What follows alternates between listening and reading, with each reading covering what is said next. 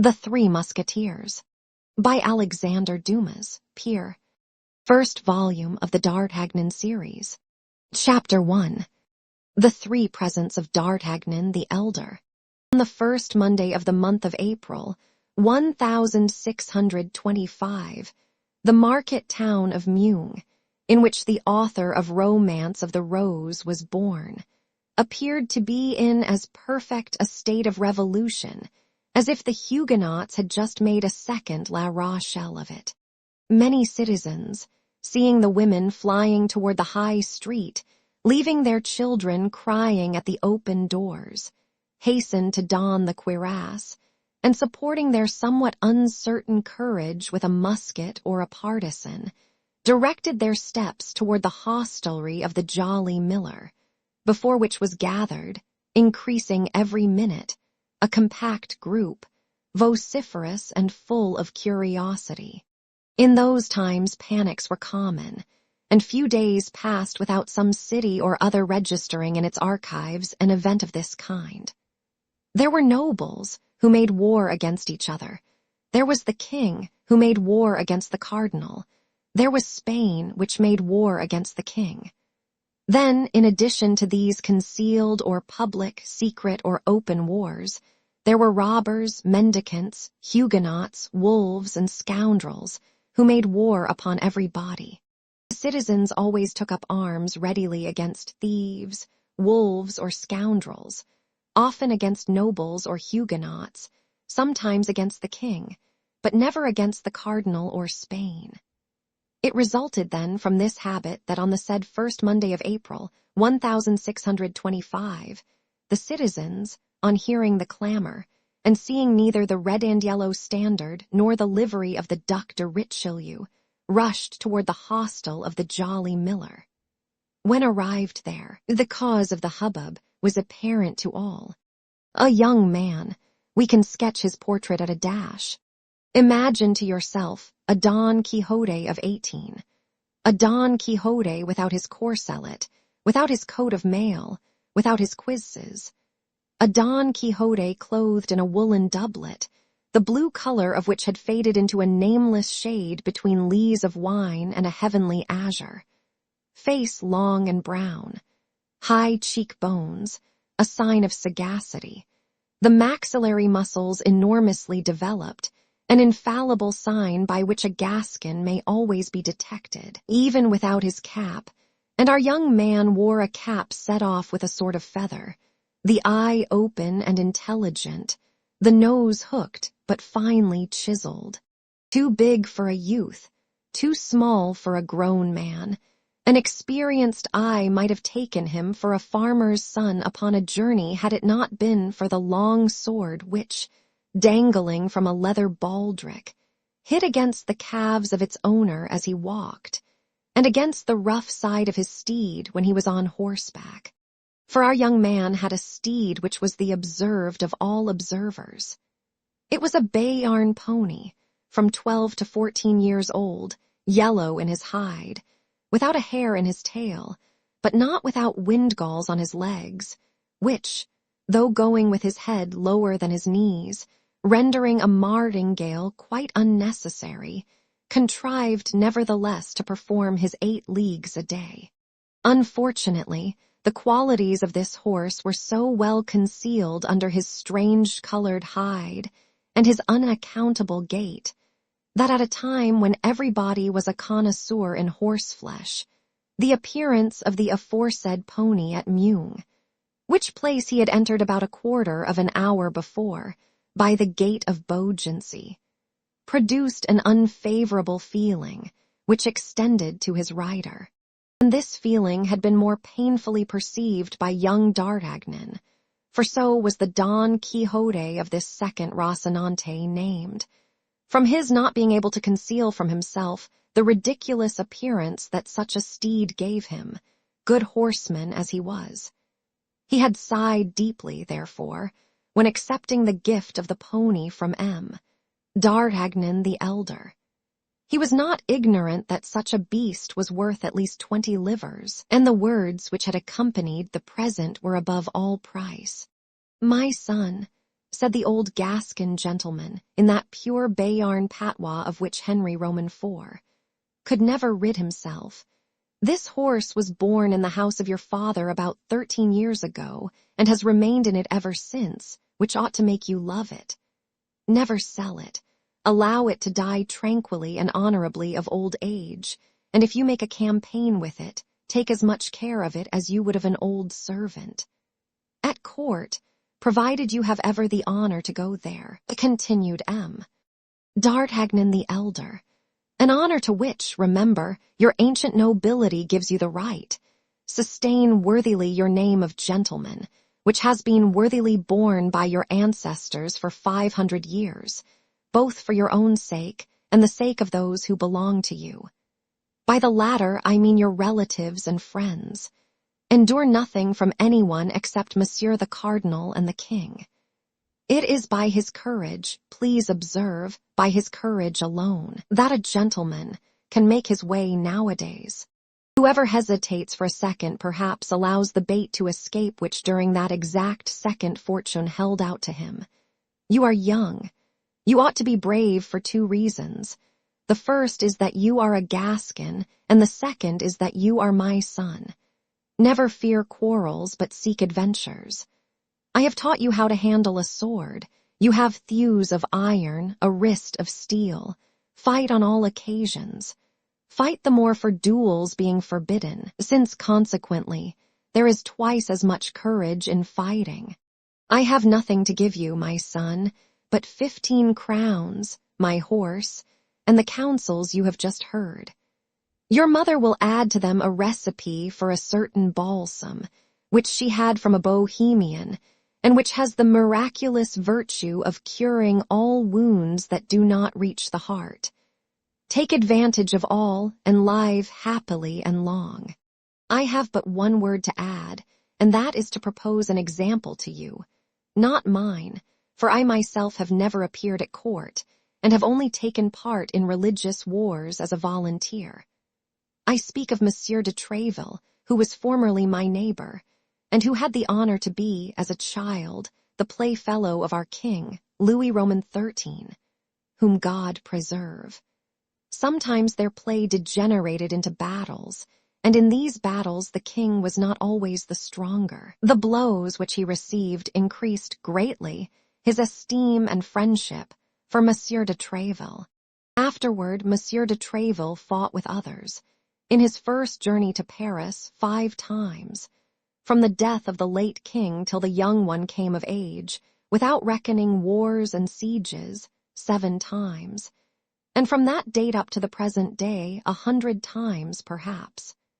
So that in spite of edicts, ordinances, and decrees, there he is, captain of the musketeers, that is to say, chief of a legion of Caesars, whom the king holds in great esteem and whom the cardinal dreads. He who dreads nothing, as it is said. Still further, Monsieur de Tréville gains 10,000 crowns a year. He is therefore a great noble. He began as you begin. Go to him with this letter, and make him your model in order that you may do as he has done. Upon which M. D'Artagnan the elder girded his own sword round his son, kissed him tenderly on both cheeks, and gave him his benediction. On leaving the paternal chamber, the young man found his mother, who was waiting for him with the famous recipe of which the counsels we have just repeated would necessitate frequent employment. The adieus were on this side longer and more tender than they had been on the other. Not that M. D'Artagnan did not love his son, who was his only offspring, but M. D'Artagnan was a man, and he would have considered it unworthy of a man to give way to his feelings, whereas Mme. D'Artagnan was a woman, and still more a mother. She wept abundantly, and let us speak it to the praise of M. D'Artagnan the younger, notwithstanding the efforts he made to remain firm, as a future musketeer ought, nature prevailed, and he shed many tears, of which he succeeded with great difficulty in concealing the half. The same day the young man set forward on his journey, furnished with the 3 paternal gifts, which consisted, as we have said, of 15 crowns, the horse, and the letter for M. De Treville, the counsels being thrown into the bargain. With such a vade-mecum, D'Artagnan was morally and physically an exact copy of the hero of Cervantes, to whom we so happily compared him when our duty of an historian placed us under the necessity of sketching his portrait. Don Quixote took windmills for giants, and sheep for armies. D'Artagnan took every smile for an insult, and every look as a provocation, whence it resulted that from Tarbes to Meung his fist was constantly doubled, or his hand on the hilt of his sword, and yet the fist did not descend upon any jaw, nor did the sword issue from its scabbard. It was not that the sight of the wretched pony did not excite numerous smiles on the countenances of passers-by, but as against the side of this pony rattled a sword of respectable length, and as over this sword gleamed an eye rather ferocious than haughty, these passers-by repressed their hilarity, or if hilarity prevailed over prudence, they endeavored to laugh only on one side, like the masks of the ancients. D'Artagnan, then, remained majestic and intact in his susceptibility till he came to this unlucky city of Meung. But there, as he was alighting from his horse at the gate of the Jolly Miller, without anyone, host, waiter, or hostler, coming to hold his stirrup or take his horse, D'Artagnan spied, though an open window on the ground floor, a gentleman, well-made and of good carriage, although of rather a stern countenance, talking with two persons who appeared to listen to him with respect. D'Artagnan fancied quite naturally, according to his custom, that he must be the object of their conversation, and listened. This time D'Artagnan was only in part mistaken. He himself was not in question, but his horse was. The gentleman appeared to be enumerating all his qualities to his auditors, and, as I have said, the auditors seeming to have great deference for the narrator, they every moment burst into fits of laughter. Now, as a half-smile was sufficient to awaken the irascibility of the young man, the effect produced upon him by this vociferous mirth may be easily imagined. Nevertheless, D'Artagnan was desirous of examining the appearance of this impertinent personage who ridiculed him. He fixed his haughty eye upon the stranger, and perceived a man of from 40 to 45 years of age, with black and piercing eyes, pale complexion, a strongly marked nose, and a black and well-shaped mustache. He was dressed in a doublet and hose of a violet color, with aiguillettes of the same color, without any other ornaments than the customary slashes through which the shirt appeared. This doublet and hose, though new, were creased, like traveling clothes for a long time packed in a portmanteau. D'Artagnan made all these remarks with the rapidity of a most minute observer, and doubtless from an instinctive feeling that this stranger was destined to have a great influence over his future life. Now, as at the moment in which D'Artagnan fixed his eyes upon the gentleman in the violet doublet, the gentleman made one of his most knowing and profound remarks respecting the Béarnese pony. His two auditors laughed even louder than before, and he himself, though contrary to his custom, allowed a pale smile, if I may be allowed to use such an expression, to stray over his countenance. This time there could be no doubt. D'Artagnan was really insulted. Full, then, of this conviction, he pulled his cap down over his eyes, and endeavoring to copy some of the court airs he had picked up in Gascony among young traveling nobles, he advanced with one hand on the hilt of his sword and the other resting on his hip. Unfortunately, as he advanced, his anger increased at every step, and instead of the proper and lofty speech he had prepared as a prelude to his challenge, he found nothing at the tip of his tongue but a gross personality, which he accompanied with a furious gesture. "I say, sir, you, sir, who are hiding yourself behind that shutter.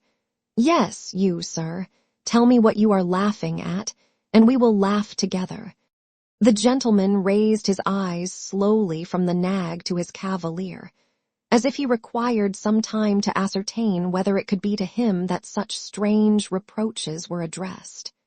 Then, when he could not possibly entertain any doubt of the matter, his eyebrows slightly bent, and with an accent of irony and insolence impossible to be described, he replied to D'Artagnan, "I was not speaking to you, sir, but I am speaking to you," replied the young man, additionally exasperated with this mixture of insolence and good manners, of politeness and scorn. The stranger looked at him again with a slight smile, and retiring from the window, came out of the hostelry with a slow step, and placed himself before the horse, within 2 paces of D'Artagnan. His quiet manner and the ironical expression of his countenance redoubled the mirth of the persons with whom he had been talking, and who still remained at the window. D'Artagnan, seeing him approach, drew his sword a foot out of the scabbard. "This horse is decidedly, or rather has been in his youth, a buttercup," resumed the stranger, continuing the remarks he had begun, and addressing himself to his auditors at the window, without paying the least attention to the exasperation of D'Artagnan, who, however, placed himself between him and them. "It is a color very well known in botany, but till the present time very rare among horses. There are people who laugh at the horse that would not dare to laugh at the master," cried the young emulator of the furious Tréville. "I do not often laugh, sir," replied the stranger, "as you may perceive by the expression of my countenance, but nevertheless I retain the privilege of laughing when I please." "And I," cried D'Artagnan, "will allow no man to laugh when it displeases me." "Indeed, sir," continued the stranger, more calm than ever. "Well, that is perfectly right," and turning on his heel, was about to re-enter the hostelry by the front gate, beneath which D'Artagnan on arriving had observed a saddled horse. But D'Artagnan was not of a character to allow a man to escape him thus who had the insolence to ridicule him. He drew his sword entirely from the scabbard, and followed him, crying, "Turn, turn, master joker, lest I strike you behind." "Strike me," said the other, turning on his heels and surveying the young man with as much astonishment as contempt. "Why, my good fellow, you must be mad." Then, in a suppressed tone, as if speaking to himself, "This is annoying," continued he. "What a godsend this would be for his Majesty, who is seeking everywhere for brave fellows to recruit for his musketeers." He had scarcely finished, when D'Artagnan made such a furious lunge at him that if he had not sprung nimbly backward, it is probable he would have jested for the last time. The stranger, then perceiving that the matter went beyond raillery, drew his sword, saluted his adversary, and seriously placed himself on guard. But at the same moment, his 2 auditors, accompanied by the host, fell upon D'Artagnan with sticks, shovels, and tongs. This caused so rapid and complete a diversion from the attack that D'Artagnan's adversary, while the latter turned round to face this shower of blows, sheathed his sword with the same precision, and instead of an actor, which he had nearly been, became a spectator of the fight, a part in which he acquitted himself with his usual impassiveness, muttering, nevertheless, "A plague upon these Gascons! Replace him on his orange horse, and let him be gone. Not before I have killed you, poltroon," cried D'Artagnan, making the best face possible, and never retreating one step before his 3 assailants, who continued to shower blows upon him. "Another Gasconade," murmured the gentleman. "By my honor, these Gascons are incorrigible. Keep up the dance, then, since he will have it so. When he is tired, he will perhaps tell us that he has had enough of it." But the stranger knew not the headstrong personage he had to do with. D'Artagnan was not the man ever to cry for quarter. The fight was therefore prolonged for some seconds, but at length D'Artagnan dropped his sword, which was broken in 2 pieces by the blow of a stick. Another blow full upon his forehead at the same moment brought him to the ground, covered with blood and almost fainting. It was at this moment that people came flocking to the scene of action from all sides. The host, fearful of consequences, with the help of his servants carried the wounded man into the kitchen, where some trifling attentions were bestowed upon him. As to the gentleman, he resumed his place at the window, and surveyed the crowd with a certain impatience, evidently annoyed by their remaining undispersed. "Well, how is it with this madman?" exclaimed he, turning round as the noise of the door announced the entrance of the host, who came in to inquire if he was unhurt. "Your Excellency is safe and sound?" asked the host. "Oh, yes, perfectly safe and sound, my good host, and I wish to know what has become of our young man." "He is better," said the host. "He fainted quite away." "Indeed," said the gentleman. "But before he fainted, he collected all his strength to challenge you, and to defy you while challenging you." "Why, this fellow must be the devil in person," cried the stranger. "Oh, no, your Excellency, he is not the devil," replied the host, with a grin of contempt.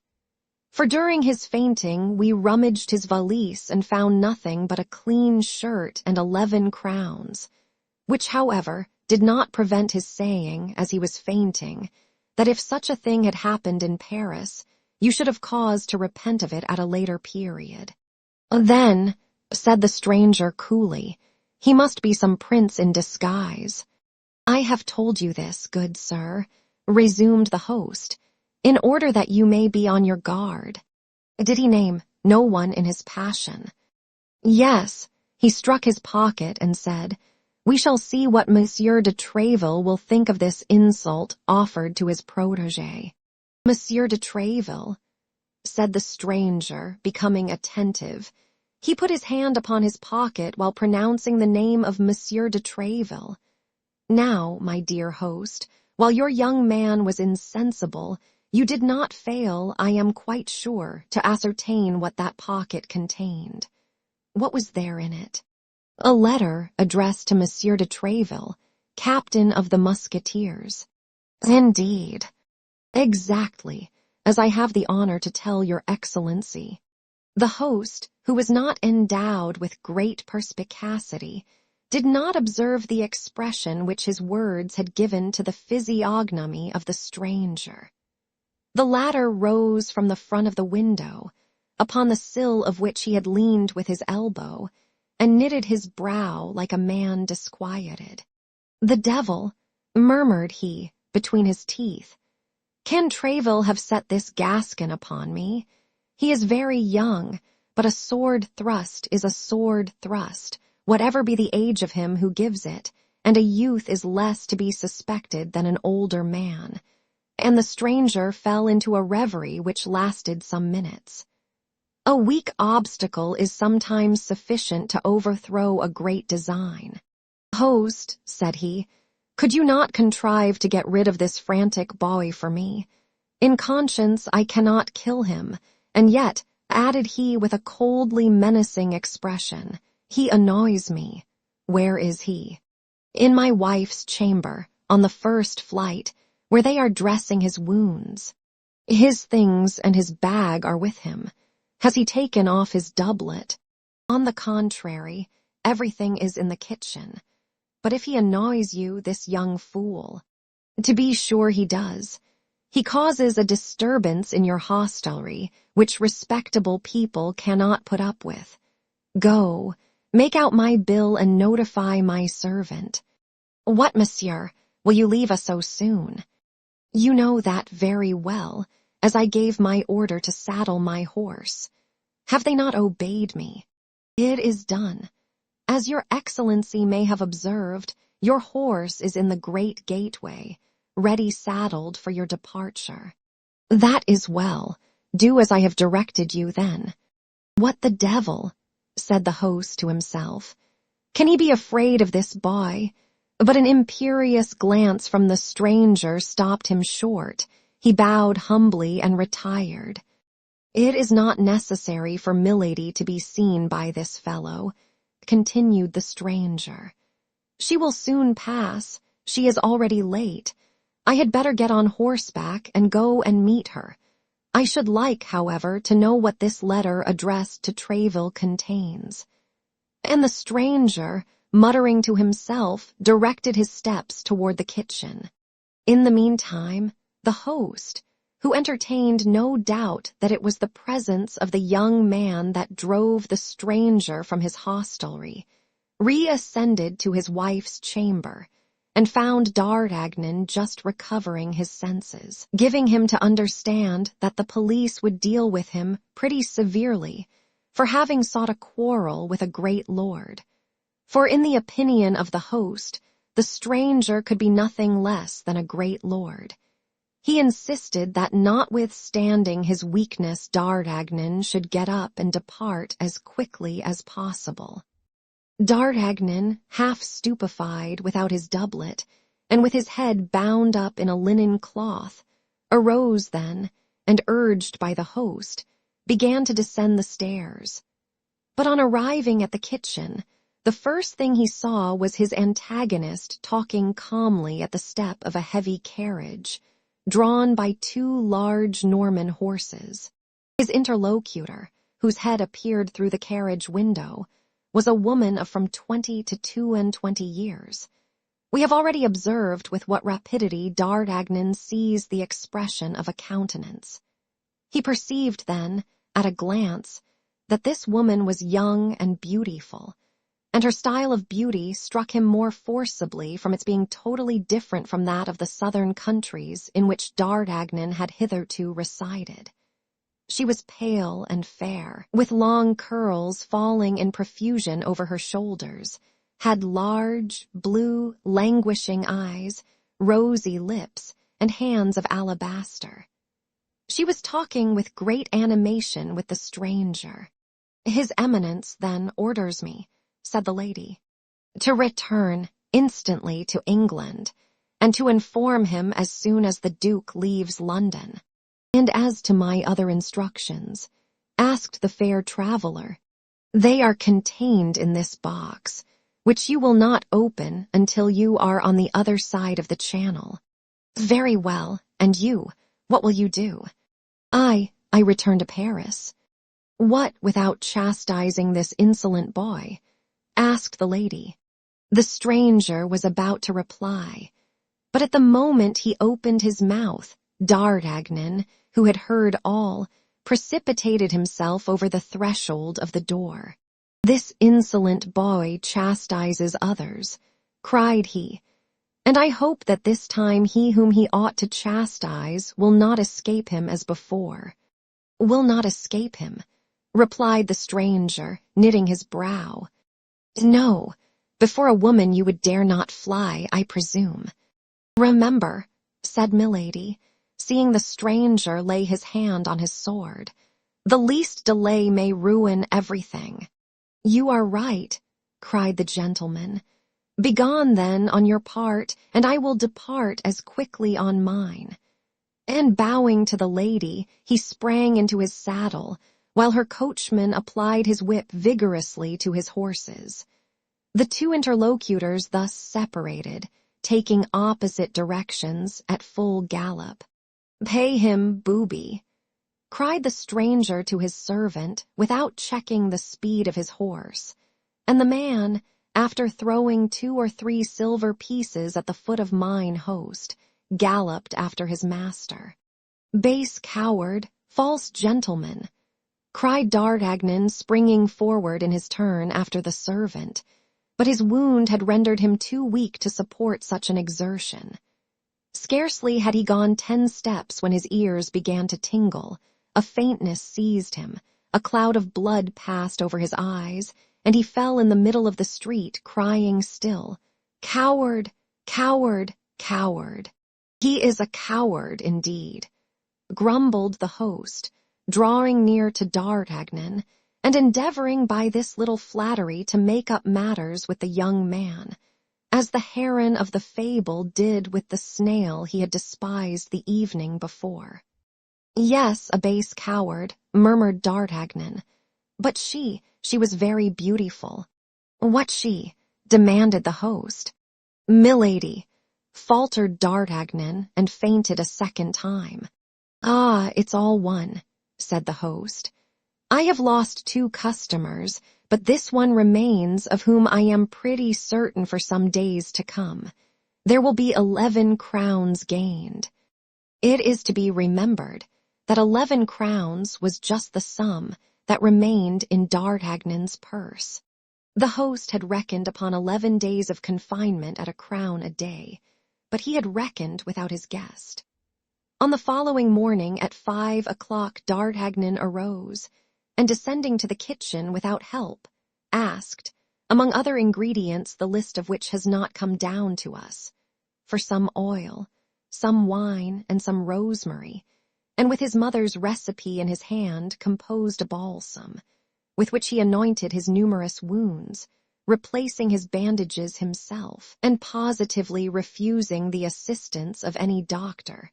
D'Artagnan walked about that same evening, and was almost cured by the morrow.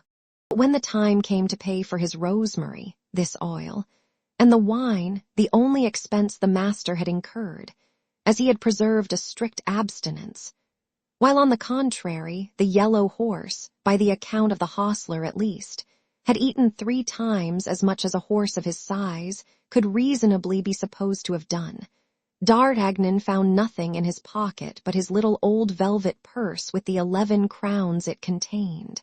For as to the letter addressed to M. de Treville, it had disappeared. The young man commenced his search for the letter with the greatest patience, turning out his pockets of all kinds over and over again, rummaging and re-rummaging in his valise, and opening and reopening his purse. But when he found that he had come to the conviction that the letter was not to be found, he flew, for the 3rd time, into such a rage as was near costing him a fresh consumption of wine, oil, and rosemary, for upon seeing this hot-headed youth become exasperated and threaten to destroy everything in the establishment if his letter were not found, the host seized a spit, his wife a broom handle, and the servants the same sticks they had used the day before. "My letter of recommendation," cried D'Artagnan, "my letter of recommendation, or the holy blood I will spit you all like ortolans." Unfortunately, there was one circumstance which created a powerful obstacle to the accomplishment of this threat, which was, as we have related, that his sword had been in his first conflict broken in 2, and which he had entirely forgotten.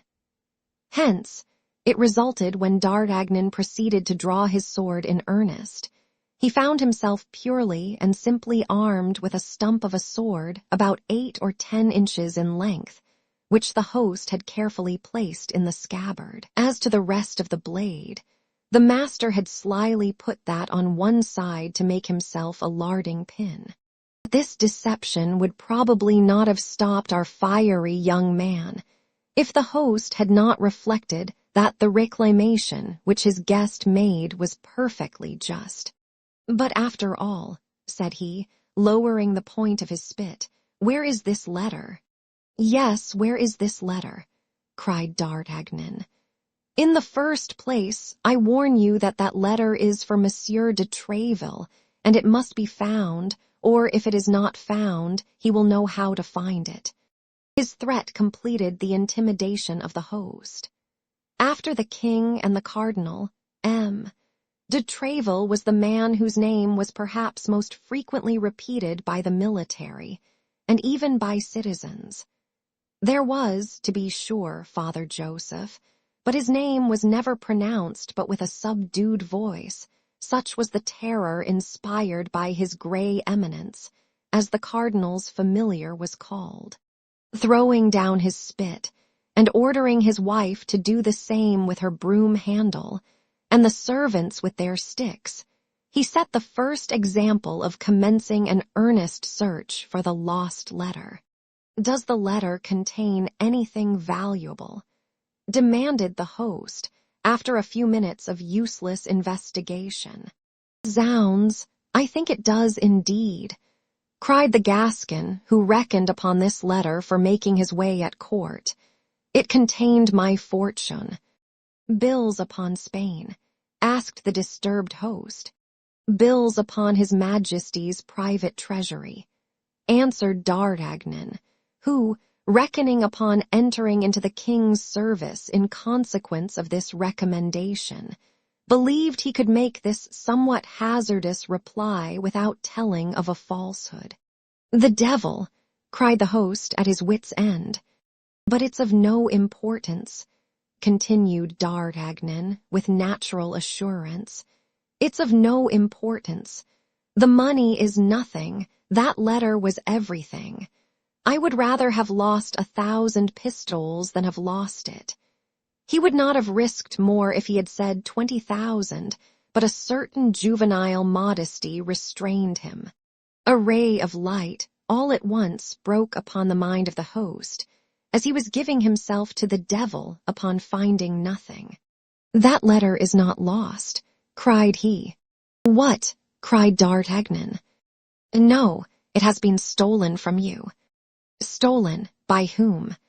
"By the gentleman who was here yesterday. He came down into the kitchen where your doublet was. He remained there some time alone. I would lay a wager he has stolen it." "Do you think so?"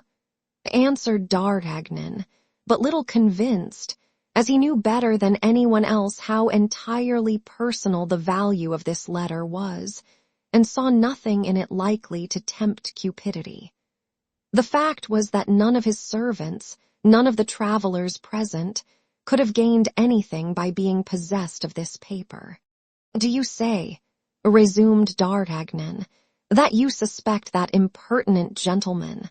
"I tell you I am sure of it," continued the host.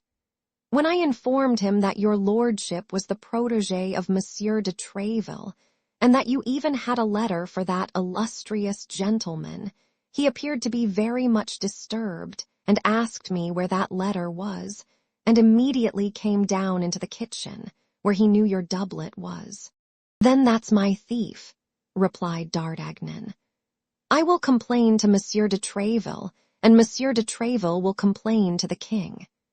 He then drew 2 crowns majestically from his purse and gave them to the host, who accompanied him, cap in hand, to the gate, and remounted his yellow horse, which bore him without any further accident to the gate of Saint Antoine at Paris, where his owner sold him for 3 crowns, which was a very good price, considering that D'Artagnan had ridden him hard during the last stage.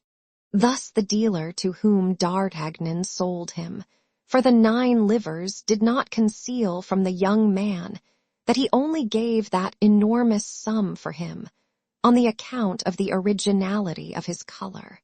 Thus D'Artagnan entered Paris on foot, carrying his little packet under his arm, and walked about till he found an apartment to be let on terms suited to the scantiness of his means.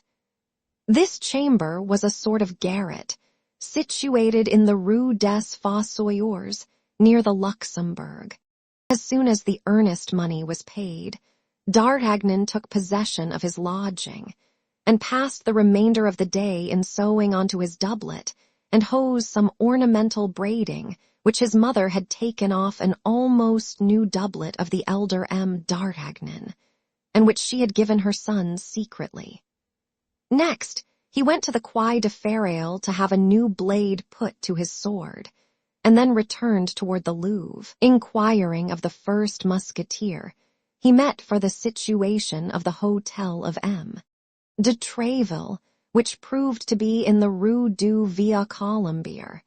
That is to say, in the immediate vicinity of the chamber hired by D'Artagnan, a circumstance which appeared to furnish a happy augury for the success of his journey.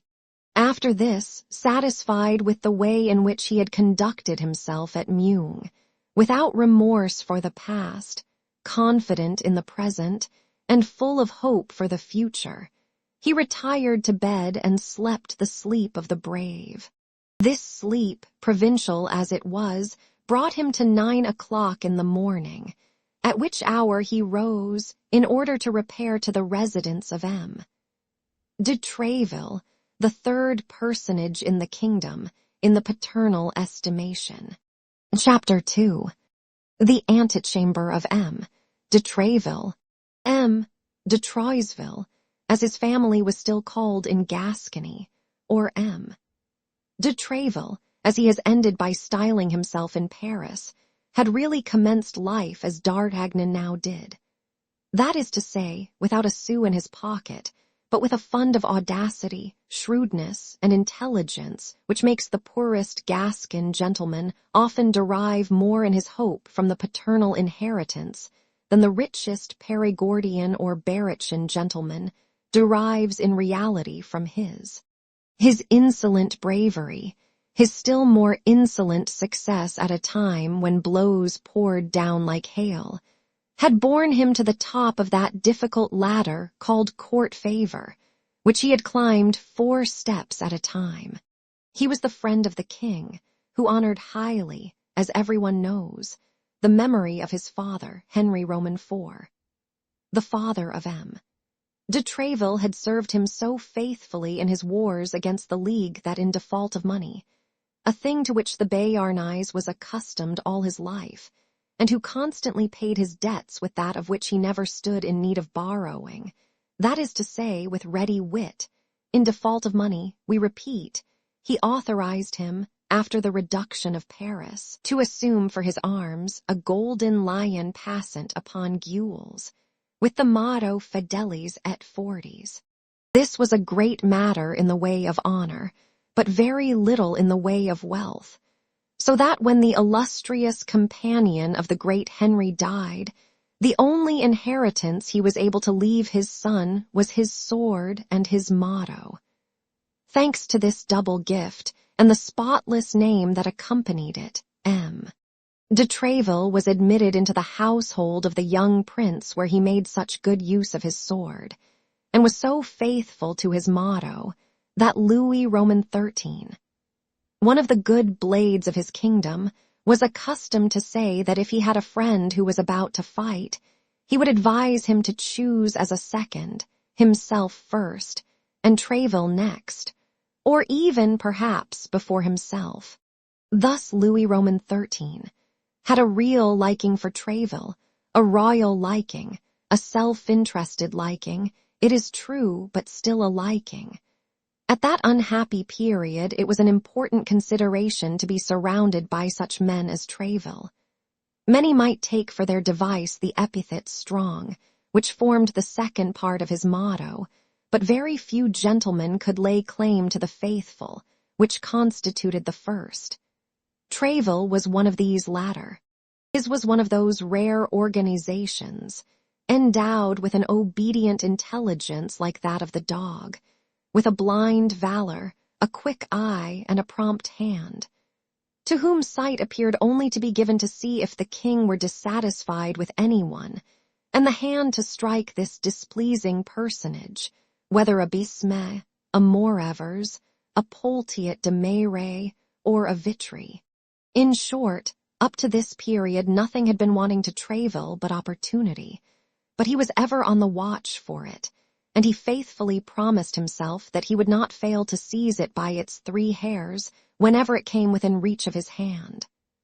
At last Louis Roman XIII made Tréville the captain of his musketeers, who were to Louis Roman XIII, in devotedness, or rather in fanaticism, what his ordinaries had been to Henry Roman III, and his Scotch Guard to Louis Roman XI.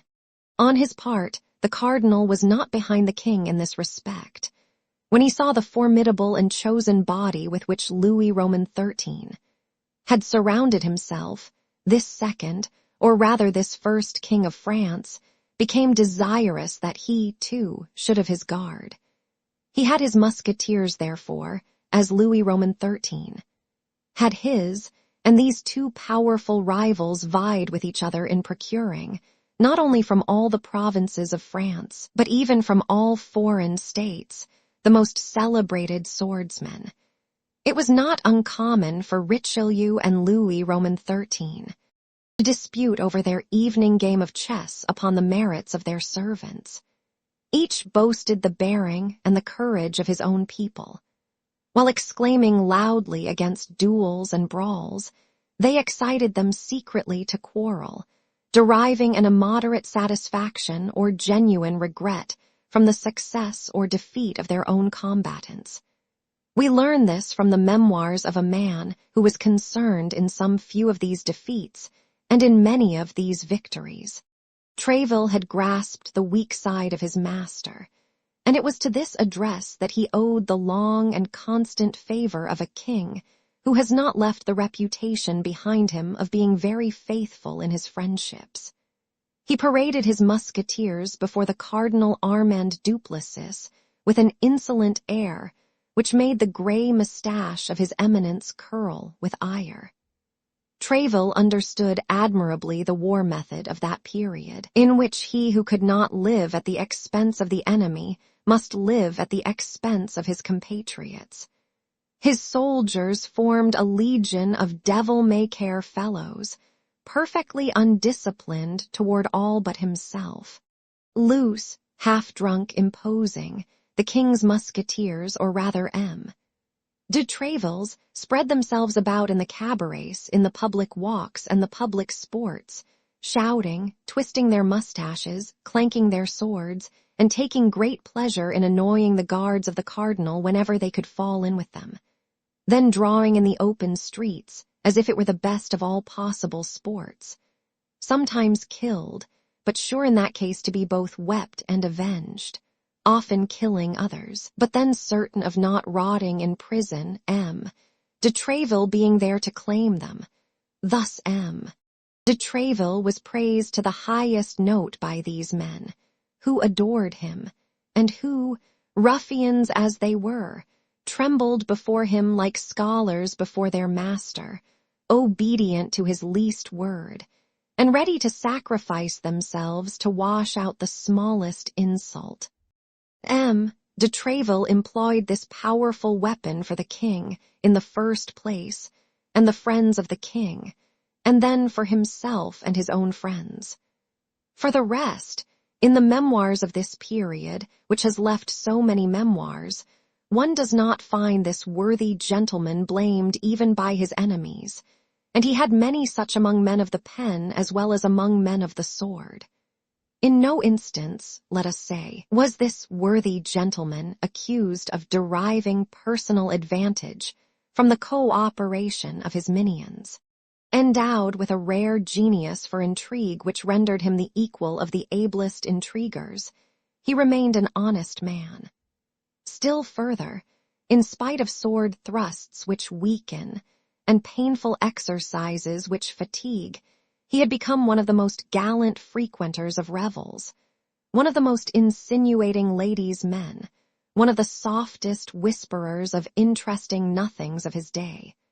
The bons fortunes of de Tréville were talked of as those of de Bassompierre had been talked of 20 years before, and that was not saying a little. The captain of the musketeers was therefore admired, feared, and loved, and this constitutes the zenith of human fortune. Louis Roman XIV absorbed all the smaller stars of his court in his own vast radiance, but his father, a son pluribus impar, left his personal splendor to each of his favorites, his individual value to each of his courtiers. In addition to the levees of the king and the cardinal, there might be reckoned in Paris at that time more than 200 smaller but still noteworthy levees. Among these 200 levees, that of Tréville was one of the most sought. The court of his hotel, situated in the Rue du Vieux Colombier, resembled a camp from by 6 o'clock in the morning in summer and 8 o'clock in winter. From 50 to 60 musketeers, who appeared to replace one another in order always to present an imposing number, paraded constantly, armed to the teeth and ready for anything. On one of those immense staircases, upon whose space modern civilization would build a whole house, ascended and descended the office-seekers of Paris, who ran after any sort of favor, gentlemen from the provinces anxious to be enrolled, and servants in all sorts of liveries, bringing and carrying messages between their masters and de Treville.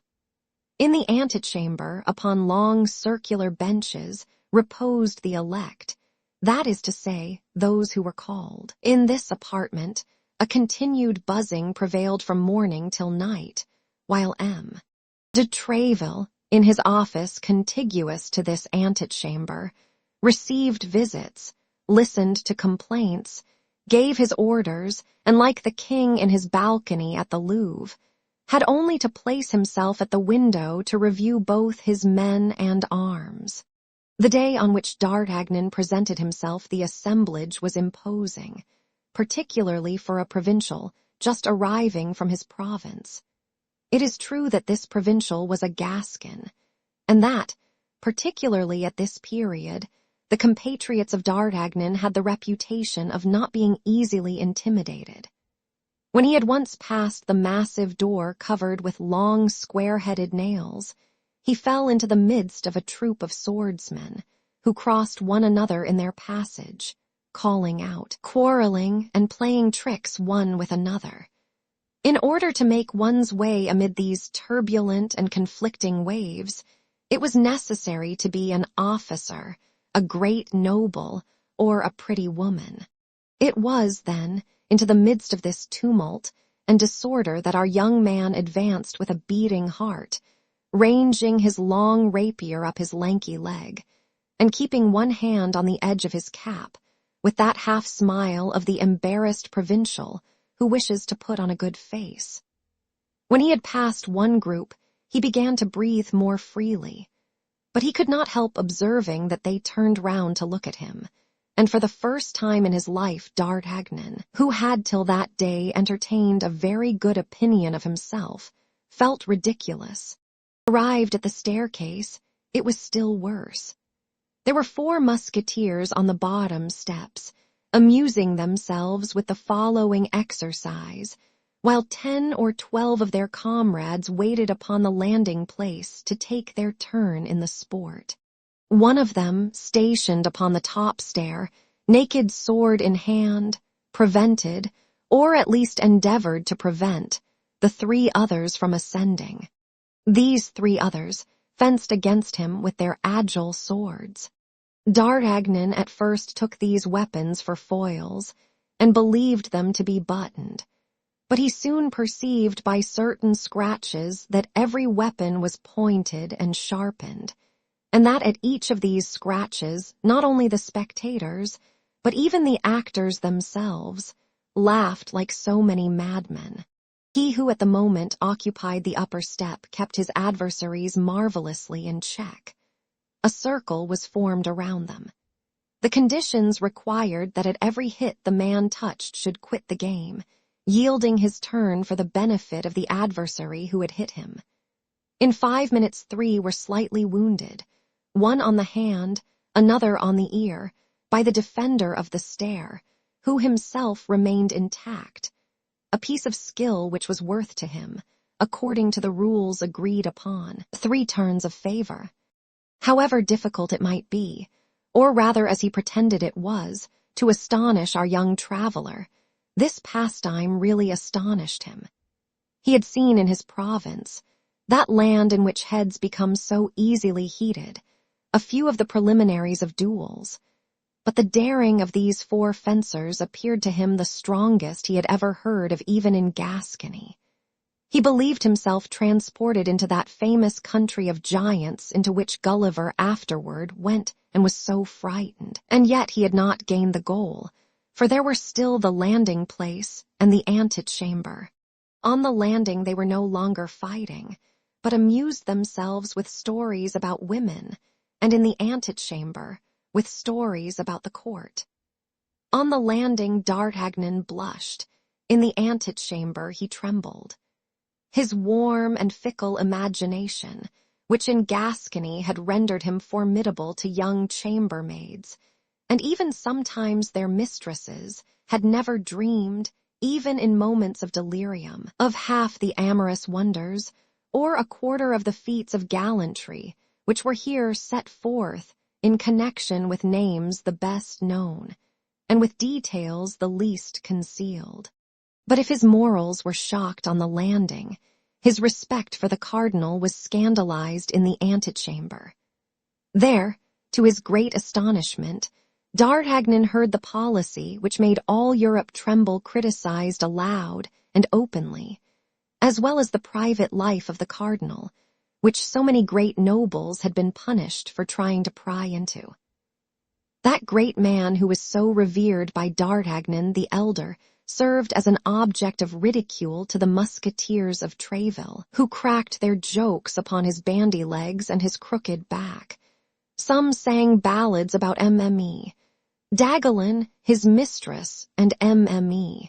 Cambalet, his niece, while others formed parties and plans to annoy the pages and guards of the Cardinal Duke, all things which appeared to D'Artagnan monstrous impossibilities. Nevertheless, when the name of the king was now and then uttered unthinkingly amid all these cardinal jests, a sort of gag seemed to close for a moment on all these jeering mouths. They looked hesitatingly around them, and appeared to doubt the thickness of the partition between them and the office of M. de Tréville, but a fresh allusion soon brought back the conversation to his eminence, and then the laughter recovered its loudness, and the light was not withheld from any of his actions. Certes, these fellows will all either be imprisoned or hanged, thought the terrified D'Artagnan, and I, no doubt, with them, for from the moment I have either listened to or heard them, I shall be held as an accomplice. What would my good father say, who so strongly pointed out to me the respect due to the cardinal, if he knew I was in the society of such pagans? We have no need, therefore, to say that D'Artagnan dared not join in the conversation, only he looked with all his eyes and listened with all his ears, stretching his 5 senses so as to lose nothing. And despite his confidence on the paternal admonitions, he felt himself carried by his tastes, and led by his instincts to praise rather than to blame the unheard-of things which were taking place, although he was a perfect stranger in the court of M. de Tréville's courtiers, and this his first appearance in that place, he was at length noticed, and somebody came and asked him what he wanted. At this demand D'Artagnan gave his name very modestly, emphasized the title of compatriot, and begged the servant who had put the question to him to request a moment's audience of M. de Tréville, a request which the other, with an air of protection, promised to transmit in due season. D'Artagnan, a little recovered from his first surprise, had now leisure to study costumes and physiognomy. The center of the most animated group was a musketeer of great height and haughty countenance, dressed in a costume so peculiar as to attract general attention. He did not wear the uniform cloak, which was not obligatory at that epoch of less liberty but more independence, but a cerulean blue doublet, a little faded and worn, and over this a magnificent baldric worked in gold, which shone like water ripples in the sun. A long cloak of crimson velvet fell in graceful folds from his shoulders, disclosing in front the splendid baldric, from which was suspended a gigantic rapier. This musketeer had just come off guard, complained of having a cold, and coughed from time to time affectedly. It was for this reason, as he said to those around him, that he had put on his cloak, and while he spoke with a lofty air and twisted his mustache disdainfully, All admired his embroidered baldric, and D'Artagnan more than anyone. "What would you have?" said the musketeer. "This fashion is coming in. It is a folly, I admit, but still it is the fashion.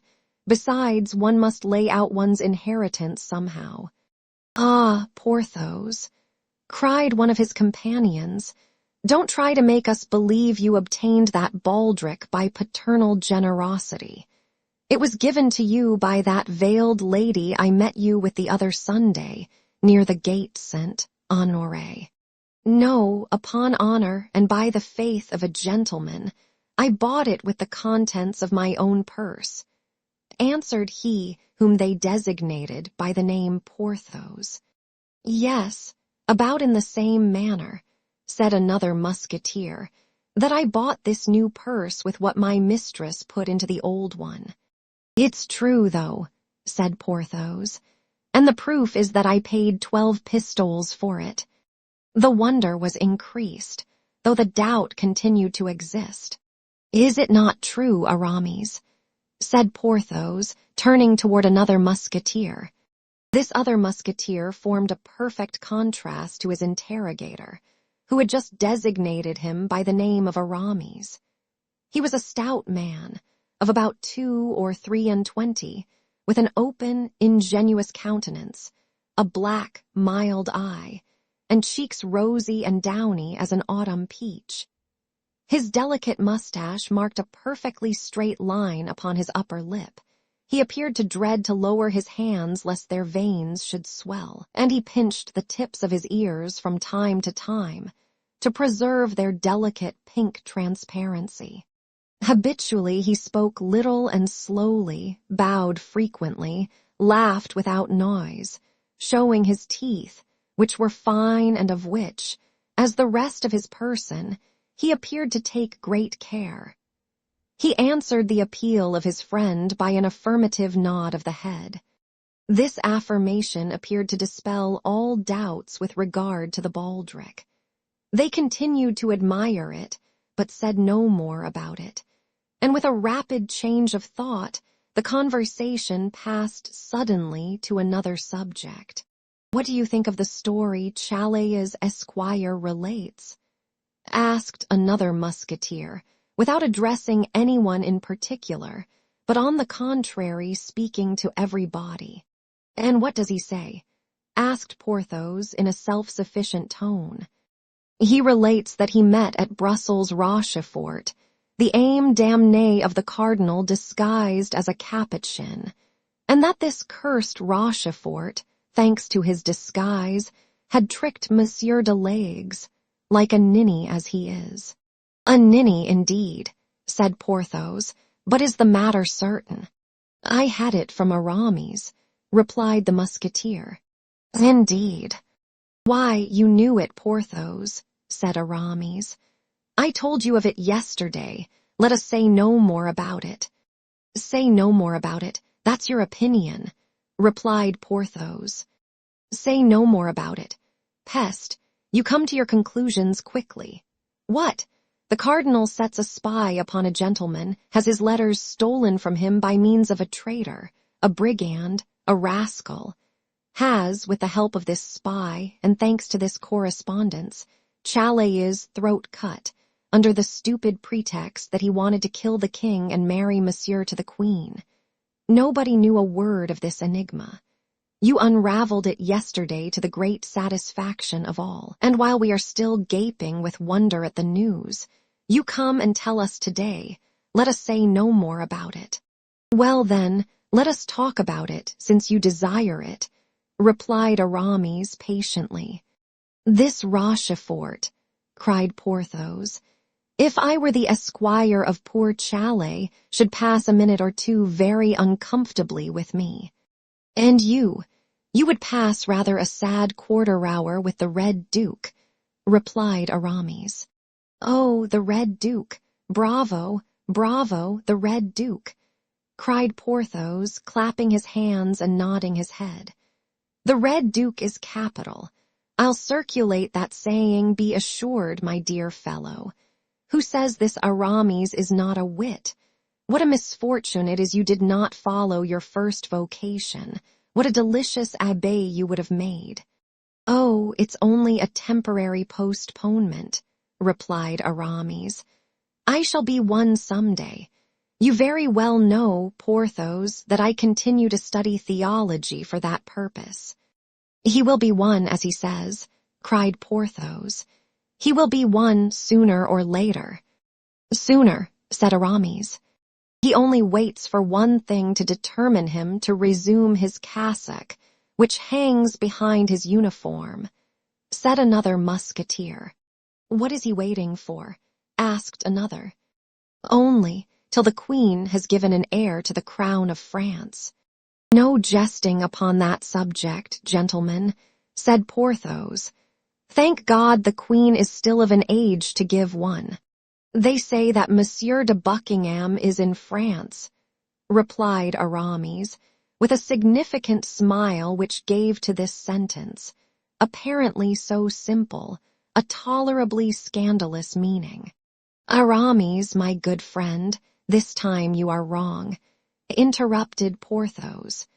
"Your wit is always leading you beyond bounds. If Monsieur de Tréville heard you, you would repent of speaking thus."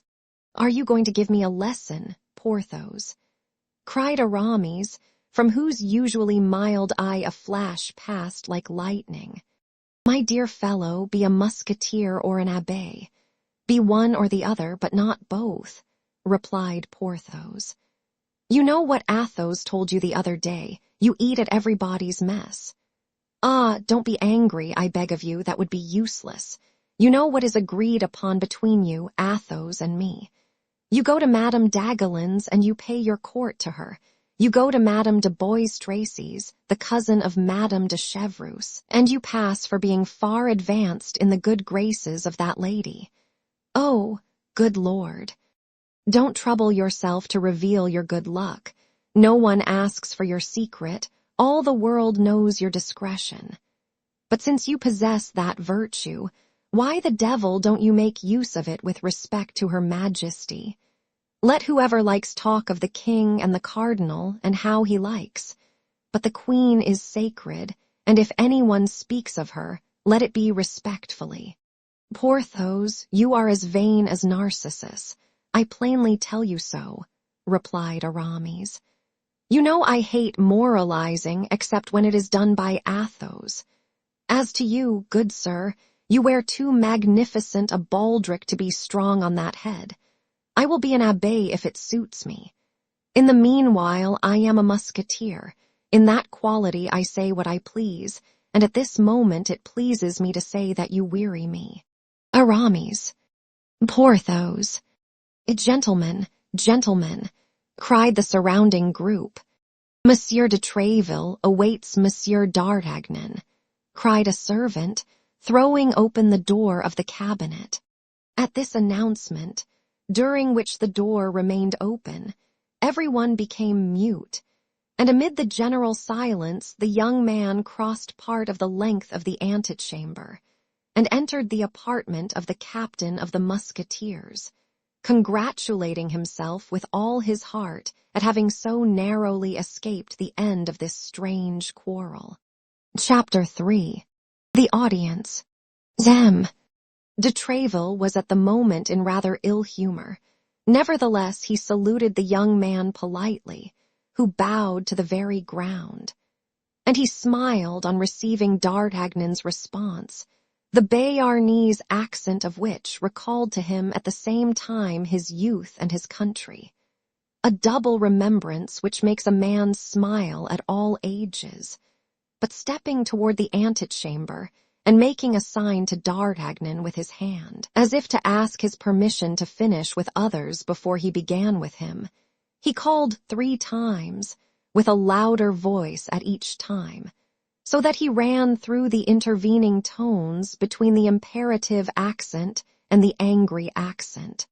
Athos, Porthos, Aramis, the 2 musketeers with whom we have already made acquaintance, and who answered to the last of these 3 names, immediately quitted the group of which they had formed a part, and advanced toward the cabinet, the door of which closed after them as soon as they had entered.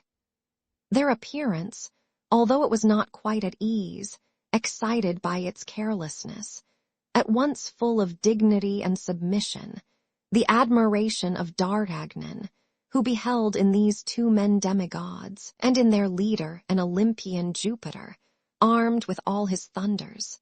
When the two musketeers had entered, when the door was closed behind them, when the buzzing murmur of the antechamber, to which the summons which had been made had doubtless furnished fresh food, had recommenced, when de Treville had 3 or 4 times paced in silence, and with a frowning brow, the whole length of his cabinet, passing each time before Porthos and Aramis, who were as upright and silent as if on parade. He stopped all at once full in front of them, and covering them from head to foot with an angry look. "Do you know what the king said to me?" cried he, "and that no longer ago than yesterday evening? Do you know, gentlemen?" "No," replied the two musketeers, after a moment's silence. "No, sir, we do not. But I hope that you will do us the honor to tell us," added Aramis, in his politest tone and with his most graceful bow. "He told me that he should henceforth recruit his musketeers from among the guards of Monsieur the Cardinal." "The guards of the Cardinal, and why so?" asked Porthos warmly. "Because he plainly perceives that his Paquet stands in need of being enlivened by a mixture of good wine." The two musketeers reddened to the whites of their eyes. D'Artagnan did not know where he was, and wished himself 100 feet underground. "Yes, yes," continued de Treville, growing warmer as he spoke, "and his Majesty was right, for upon my honor it is true that the musketeers make but a miserable figure at court. The cardinal related yesterday while playing with the king, with an air of condolence very displeasing to me, that the day before yesterday those damned musketeers, those daredevils—" He dwelt upon those words with an ironical tone still more displeasing to me. "Those braggarts," added he, glancing at me with his tiger-cat's eye, "had made a riot in the Rue Férou in a cabaret, and that a party of his guards, I thought he was going to laugh in my face, had been forced to arrest the rioters. Morbleu, you must know something about it. Arrest musketeers. You were among them, you were. Don't deny it. You were recognized, and the cardinal named you. But it's all my fault. Yes, it's all my fault, because it is myself who selects my men. You, Aramis, why the devil did you ask me for a uniform when you would have been so much better in a cassock? And you, Porthos, do you only wear such a fine golden baldric to suspend a sword of straw from it?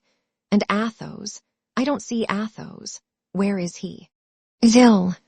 "Very ill, say you, and of what malady?" "It is feared that it may be the smallpox, sir," replied Porthos, desirous of taking his turn in the conversation. "And what is serious is that it will certainly spoil his face." "The smallpox. That's a great story to tell me, Porthos. Sick of the smallpox at his age. No, no, but wounded without doubt, killed, perhaps. Ah, if I knew. Blood.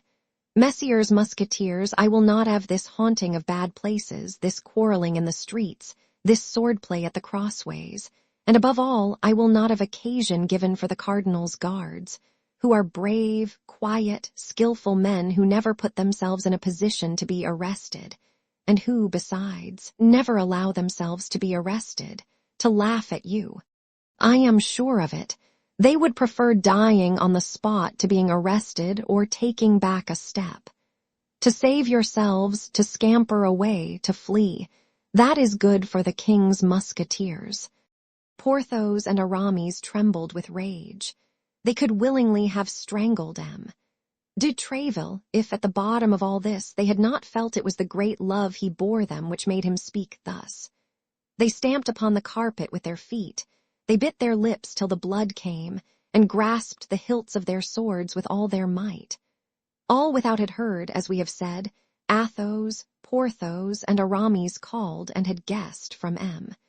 de Tréville's tone of voice that he was very angry about something. 10 curious heads were glued to the tapestry and became pale with fury, for their ears, closely applied to the door, did not lose a syllable of what he said, while their mouths repeated as he went on the insulting expressions of the captain to all the people in the antechamber. In an instant, from the door of the cabinet to the street gate, the whole hotel was boiling. Ah, the king's musketeers are arrested by the guards of the cardinal, are they? Continued M. de Tréville, as furious at heart as his soldiers, but emphasizing his words and plunging them, one by one, so to say, like so many blows of a stiletto into the bosoms of his auditors. What? 6 of his Eminence's guards arrest 6 of his Majesty's musketeers. Morbleu, my part is taken. I will go straight to the Louvre. I will give in my resignation as captain of the king's musketeers to take a lieutenancy in the cardinal's guards. And if he refuses me, morbleu, I will turn abbé. At these words, the murmur without became an explosion. Nothing was to be heard but oaths and blasphemies. The morbleues, the sang dies, the morts touts les diables, crossed one another in the air.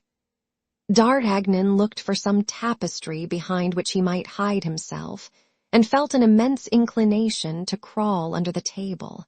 "Well, my captain," said Porthos, quite beside himself, "the truth is that we were 6 against 6, but we were not captured by fair means, and before we had time to draw our swords, 2 of our party were dead, and Athos, grievously wounded, was very little better. For you know Athos. Well, captain, he endeavored twice to get up and fell again twice. And we did not surrender, no, they dragged us away by force. On the way we escaped. As for Athos, they believed him to be dead, and left him very quiet on the field of battle, not thinking it worth the trouble to carry him away. That's the whole story. What the devil, captain, one cannot win all one's battles. The great Pompey lost that of Pharsalia, and Francis I, who was, as I have heard say, as good as other folks, nevertheless lost the battle of Pavia. And I have the honor of assuring you that I killed one of them with his own sword, said Aramis, for mine was broken at the first parry. Killed him or poniarded him, sir, as is most agreeable to you. I did not know that, replied M. de Tréville in a somewhat softened tone. The cardinal exaggerated, as I perceive. But pray, sir, continued Aramis, who, seeing his captain become appeased, ventured to risk a prayer, do not say that Athos is wounded. He would be in despair if that should come to the ears of the king, and as the wound is very serious, seeing that after crossing the shoulder it penetrates into the chest, it is to be feared. At this instant the tapestry was raised, and a noble and handsome head, but frightfully pale, appeared under the fringe. "Athos!" cried the 2 musketeers. "Athos!" repeated M. de Tréville himself. "You have sent for me, sir," said Athos to M. de Tréville in a feeble yet perfectly calm voice. "You have sent for me as my comrades inform me, and I have hastened to receive your orders. I am here. What do you want with me?" And at these words, the musketeer in irreproachable costume, belted as usual, with a tolerably firm step, entered the cabinet. M. de Tréville, moved to the bottom of his heart by this proof of courage, sprang toward him. "I was about to say to these gentlemen," added he, "that I forbid my musketeers to expose their lives needlessly, for brave men are very dear to the king, and the king knows that his musketeers are the bravest on the earth. Your hand, Athos." and without waiting for the answer of the newcomer to this proof of affection, M. de Treville seized his right hand and pressed it with all his might, without perceiving that Athos, whatever might be his self-command, allowed a slight murmur of pain to escape him, and if possible, grew paler than he was before. The door had remained open, so strong was the excitement produced by the arrival of Athos, whose wound, though kept as a secret, was known to all. A burst of satisfaction hailed the last words of the captain, and 2 or 3 heads, carried away by the enthusiasm of the moment, appeared through the openings of the tapestry. M. de Treville was about to reprehend this breach of the rules of etiquette when he felt the hand of Athos, who had rallied all his energies to contend against pain, at length overcome by it, fell upon the floor as if he were dead. "A surgeon," cried M. de Treville, "mine the king's the best, a surgeon, or S'blood my brave Athos will die." At the cries of M. de Treville, the whole assemblage rushed into the cabinet, he not thinking to shut the door against anyone, and all crowded round the wounded man. But all this eager attention might have been useless if the doctor so loudly called for had not chanced to be in the hotel. He pushed through the crowd, approached Athos, still insensible, and as all this noise and commotion inconvenienced him greatly, he required, as the first and most urgent thing, that the musketeer should be carried into an adjoining chamber. Immediately M. de Treville opened and pointed the way to Porthos and Aramis, who bore their comrade in their arms. Behind this group walked the surgeon, and behind the surgeon the door closed. The cabinet of M. de Treville, generally held so sacred, became in an instant the annex of the antechamber. Everyone spoke, harangued, and vociferated, swearing, cursing, and consigning the cardinal and his guards to all the devils. An instant after, Porthos and Aramis re-entered, the surgeon and M. de Treville alone remaining with the wounded. At length M. de Treville himself returned. The injured man had recovered his senses. The surgeon declared that the situation of the musketeer had nothing in it to render his friends uneasy, his weakness having been purely and simply caused by loss of blood. Then M. de Treville made a sign with his hand, and all retired except D'Artagnan, who did not forget that he had an audience, and with the tenacity of a Gascon remained in his place. When all had gone out and the door was closed, M. de Treville, on turning round, found himself alone with the young man. The event which had occurred had in some degree broken the thread of his ideas. He inquired what was the will of his persevering visitor. D'Artagnan then repeated his name, and in an instant recovering all his remembrances of the present and the past, M. de Treville grasped the situation. "Pardon me," said he, smiling. "Pardon me, my dear compatriot, but I had wholly forgotten you. But what help is there for it? A captain is nothing but a father of a family, charged with even a greater responsibility than the father of an ordinary family. Soldiers are big children, but as I maintain that the orders of the king, and more particularly the orders of the cardinal, should be executed." D'Artagnan could not restrain a smile. By this smile M. de Treville judged that he had not to deal with a fool, and changing the conversation, came straight to the point. "I respected your father very much," said he. "What can I do for the son? Tell me quickly, my time is not my own." "Monsieur," said D'Artagnan, "on quitting Tarbes and coming hither, it was my intention to request of you, in remembrance of the friendship which you have not forgotten, the uniform of a musketeer. But after all that I have seen during the last 2 hours, I comprehend that such a favor is enormous, and tremble lest I should not merit it. It is indeed a favor, young man, replied M. De Treville, but it may not be so far beyond your hopes as you believe, or rather as you appear to believe. But His Majesty's decision is always necessary, and I inform you with regret that no one becomes a musketeer without the preliminary ordeal of several campaigns, certain brilliant actions, or a service of 2 years in some other regiment less favored than ours. D'Artagnan bowed without replying, feeling his desire to don the musketeer's uniform vastly increased by the great difficulties which preceded the attainment of it. But, continued M. de Treville, fixing upon his compatriot a look so piercing that it might be said he wished to read the thoughts of his heart, on account of my old companion, your father, as I have said, I will do something for you, young man. Our recruits from Bayarn are not generally very rich, and I have no reason to think matters have much changed in this respect since I left the province. I dare say you have not brought too large a stock of money with you. D'Artagnan drew himself up with a proud air which plainly said, I ask alms of no man.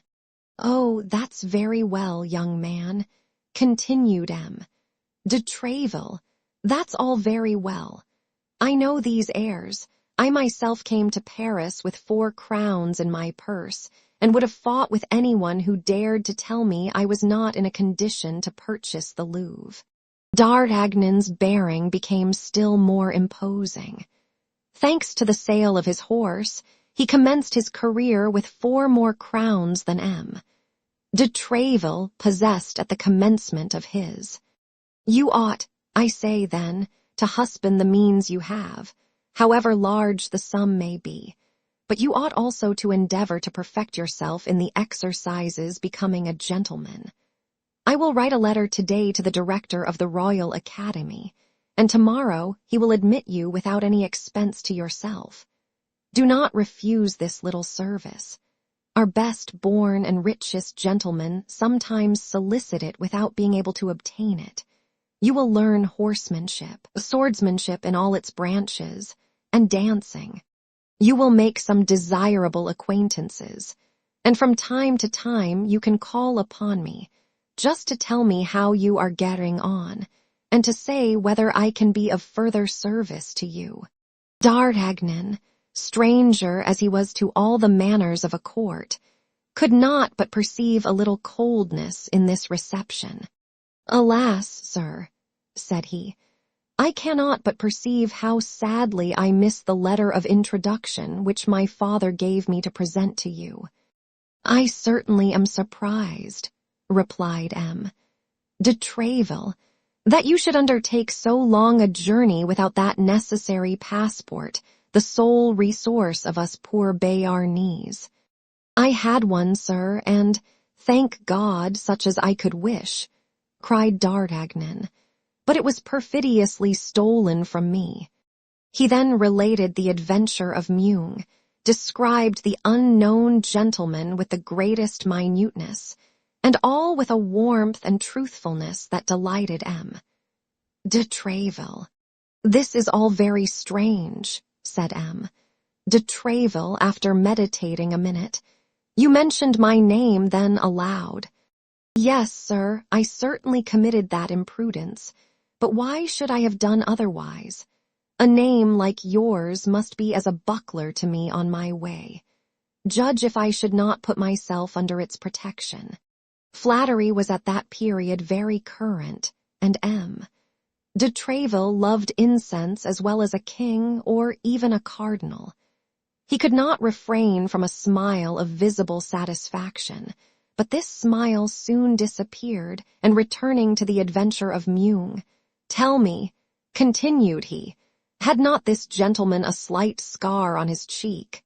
Yes, such a one as would be made by the grazing of a ball. Was he not a fine-looking man? Yes. Of lofty stature? Yes. Of pale complexion and brown hair? Yes, yes, that is he. How is it, sir, that you are acquainted with this man? if I ever find him again, and I will find him, I swear, were it in hell. He was waiting for a woman, continued Tréville. He departed immediately after having conversed for a minute with her, whom he awaited. You know not the subject of their conversation. He gave her a box, told her not to open it except in London. Was this woman English? He called her Milady. It is he, it must be he, murmured Tréville. I believed him still at Brussels. Oh, sir, if you know who this man is, cried D'Artagnan, tell me who he is and whence he is. I will then release you from all your promises, even that of procuring my admission into the musketeers, for before everything I wish to avenge myself. Beware, young man, cried Tréville. If you see him coming on one side of the street, pass by on the other. Do not cast yourself against such a rock, he would break you like glass.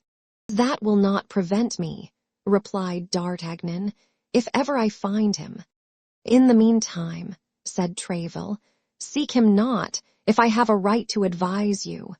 All at once the captain stopped, as if struck by a sudden suspicion. This great hatred which the young traveller manifested so loudly for this man, who, a rather improbable thing, had stolen his father's letter from him, was there not some perfidy concealed under this hatred? Might not this young man be sent by his eminence? Might he not have come for the purpose of laying a snare for him? This pretended D'Artagnan, was he not an emissary of the cardinal, whom the cardinal sought to introduce into Tréville's house, to place near him, to win his confidence, and afterward to ruin him as had been done in 1,000 other instances? He fixed his eyes upon D'Artagnan even more earnestly than before. He was moderately reassured, however, by the aspect of that countenance, full of astute intelligence and affected humility. I know he is a Gascon, reflected he, but he may be one for the cardinal as well as for me. Let us try him. My friend, said he slowly, I wish, as the son of an ancient friend, for I consider this story of the lost letter perfectly true. I wish, I say, in order to repair the coldness you may have remarked in my reception of you, to discover to you the secrets of our policy. The king and the cardinal are the best of friends. Their apparent bickerings are only feints to deceive fools. I am not willing that a compatriot, a handsome cavalier, a brave youth, quite fit to make his way, should become the dupe of all these artifices and fall into the snare after the example of so many others who have been ruined by it. Be assured that I am devoted to both these all-powerful masters, and that my earnest endeavors have no other aim than the service of the king, and also the cardinal, one of the most illustrious geniuses that France has ever produced. Now, young man, regulate your conduct accordingly, and if you entertain, whether from your family, your relations, or even from your instincts, any of these enmities which we see constantly breaking out against the cardinal, bid me adieu and let us separate. I will aid you in many ways, but without attaching you to my person. I hope that my frankness at least will make you my friend, for you are the only young man to whom I have hitherto spoken as I have done to you. Tréville said to himself, if the cardinal has set this young fox upon me, he will certainly not have failed. He, who knows how bitterly I execrate him, to tell his spy that the best means of making his court to me is to rail at him. Therefore, in spite of all my protestations, if it be as I suspect, my cunning gossip will assure me that he holds his eminence in horror. It, however, proved otherwise. D'Artagnan answered, with the greatest simplicity, I came to Paris with exactly such intentions. My father advised me to stoop to nobody but the king, the cardinal, and yourself, whom he considered the first 3 personages in France. D'Artagnan added de Tréville to the others, as may be perceived, but he thought this addition would do no harm. "I have the greatest veneration for the cardinal," continued he, "and the most profound respect for his actions. So much the better for me, sir, if you speak to me, as you say, with frankness, for then you will do me the honor to esteem the resemblance of our opinions. But if you have entertained any doubt, as naturally you may, I feel that I am ruining myself by speaking the truth. But I still trust you will not esteem me the less for it, and that is my object beyond all others." De Treville was surprised to the greatest degree.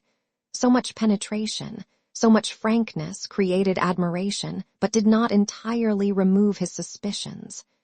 The more this young man was superior to others, the more he was to be dreaded if he meant to deceive him. Nevertheless, he pressed D'Artagnan's hand and said to him, "You are an honest youth, but at the present moment I can only do for you that which I just now offered. My hotel will be always open to you. Hereafter, being able to ask for me at all hours, and consequently to take advantage of all opportunities, you will probably obtain that which you desire." "That is to say," replied D'Artagnan, "that you will wait until I have proved myself worthy of it. Well, be assured," added he with the familiarity of a Gascon, "you shall not wait long." And he bowed in order to retire, and as if he considered the future in his own hands. "But wait a minute," said De Treville, stopping him. "I promised you a letter for the director of the Academy. Are you too proud to accept it, young gentleman?" "No, sir," said D'Artagnan, "and I will guard it so carefully that I will be sworn it shall arrive at its address, and woe be to him who shall attempt to take it from me." De Treville smiled at this flourish, and leaving his young man compatriot in the embrasure of the window, where they had talked together, he seated himself at a table in order to write the promised letter of recommendation. While he was doing this, D'Artagnan, having no better employment, amused himself with beating a march upon the window, and with looking at the musketeers, who went away, one after another, following them with his eyes until they disappeared. De Treville, after having written the letter, sealed it, and rising, approached the young man in order to give it to him. But at the very moment when D'Artagnan stretched out his hand to receive it, De Treville was highly astonished to see his protégé make a sudden spring, become crimson with passion, and rush from the cabinet crying, "S'blood, he shall not escape me this time." "And who?" asked De Treville. "He, my thief," replied D'Artagnan. "Ah, the traitor," and he disappeared. "The devil take the madman," murmured De Treville, "unless," added he, "this is a cunning mode of escaping, seeing that he had failed in his purpose." Chapter 4. The shoulder of Athos, the baldric of Porthos, and the handkerchief of Aramis. D'Artagnan, in a state of fury, crossed the antechamber at 3 bounds, and was darting toward the stairs, which he reckoned upon descending 4 at a time, when, in his heedless course, he ran head foremost against a musketeer who was coming out of one of De Treville's private rooms, and striking his shoulder violently, made him utter a cry, or rather a howl. "Excuse me," said D'Artagnan, endeavoring to resume his course. "Excuse me, but I am in a hurry." Scarcely had he descended the first stair, when a hand of iron seized him by the belt and stopped him.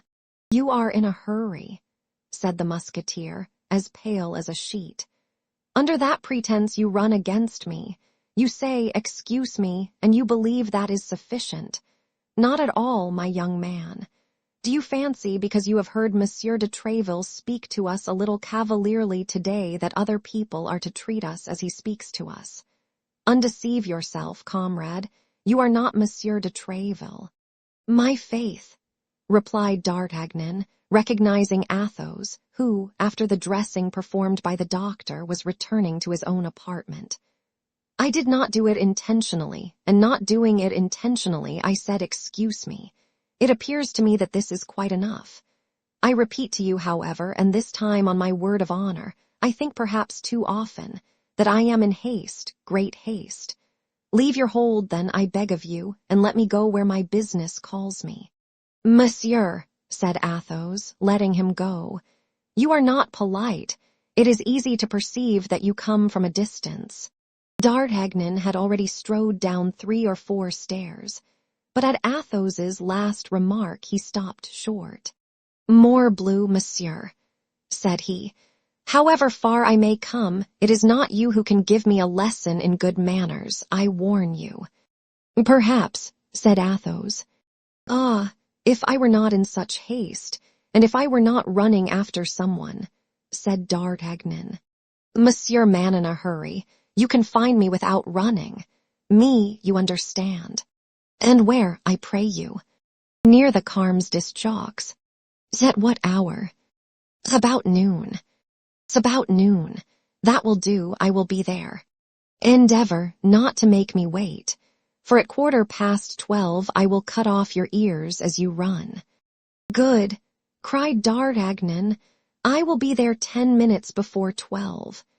And he set off running as if the devil possessed him, hoping that he might yet find the stranger, whose slow pace could not have carried him far. But at the street gate, Porthos was talking with the soldier on guard. Between the two talkers there was just enough room for a man to pass. D'Artagnan thought it would suffice for him, and he sprang forward like a dart between them. But D'Artagnan had reckoned without the wind. As he was about to pass, the wind blew out Porthos's long cloak, and D'Artagnan rushed straight into the middle of it. Without doubt, Porthos had reasons for not abandoning this part of his vestments, for instead of quitting his hold on the flap in his hand, he pulled it toward him, so that D'Artagnan rolled himself up in the velvet by a movement of rotation explained by the persistency of Porthos. D'Artagnan, hearing the musketeer swear, wished to escape from the cloak, which blinded him, and sought to find his way from under the folds of it. He was particularly anxious to avoid marring the freshness of the magnificent baldric we are acquainted with, but on timidly opening his eyes, he found himself with his nose fixed between the 2 shoulders of Porthos, that is to say, exactly upon the baldric. Alas, like most things in this world which have nothing in their favor but appearances, the baldric was glittering with gold in the front, but was nothing but simple buff behind. Vainglorious as he was, Porthos could not afford to have a baldric wholly of gold, but had at least half. One could comprehend the necessity of the cold and the urgency of the cloak. "Bless me," cried Porthos, making strong efforts to disembarrass himself of D'Artagnan, who was wriggling about his back. "You must be mad to run against people in this manner." "Excuse me," said D'Artagnan, reappearing under the shoulder of the giant, "but I am in such haste. I was running after someone and—" "And do you always forget your eyes when you run?" asked Porthos. "No," replied D'Artagnan, piqued, "and thanks to my eyes, I can see what other people cannot see." Whether Porthos understood him or did not understand him, giving way to his anger, "Monsieur," said he, "you stand a chance of getting chastised if you rub musketeers in this fashion." "Chastised, monsieur," said D'Artagnan, "the expression is strong. It is one that becomes a man, accustomed to look his enemies in the face." "Ah, pardieu, I know full well that you don't turn your back to yours." And the young man, delighted with his joke, went away laughing loudly. Porthos foamed with rage, and made a movement to rush after D'Artagnan. Presently, cried the latter, "when you haven't your cloak on." "At 1 o'clock, then, behind the Luxembourg." "Very well, at 1 o'clock, then," replied D'Artagnan, turning the angle of the street. But neither in the street he had passed through, nor in the one which his eager glance pervaded, could he see anyone. However slowly the stranger had walked, he was gone on his way, or perhaps had entered some house. D'Artagnan inquired of everyone he met with, went down to the ferry, came up again by the Rue de Seine and the Red Cross, but nothing, absolutely nothing. This chase was, however, advantageous to him in one sense, for in proportion as the perspiration broke from his forehead, his heart began to cool. He began to reflect upon the events that had passed. They were numerous and inauspicious. It was scarcely 11 o'clock in the morning, and yet this morning had already brought him into disgrace with M. de Tréville, who could not fail to think the manner in which D'Artagnan had left him a little cavalier. Besides this, he had drawn upon himself 2 good duels with 2 men, each capable of killing 3 D'Artagnans, with 2 musketeers, in short, with 2 of those beings whom he esteemed so greatly that he placed them in his mind and heart above all other men. The outlook was sad. Sure of being killed by Athos, it may easily be understood that the young man was not very uneasy about Porthos.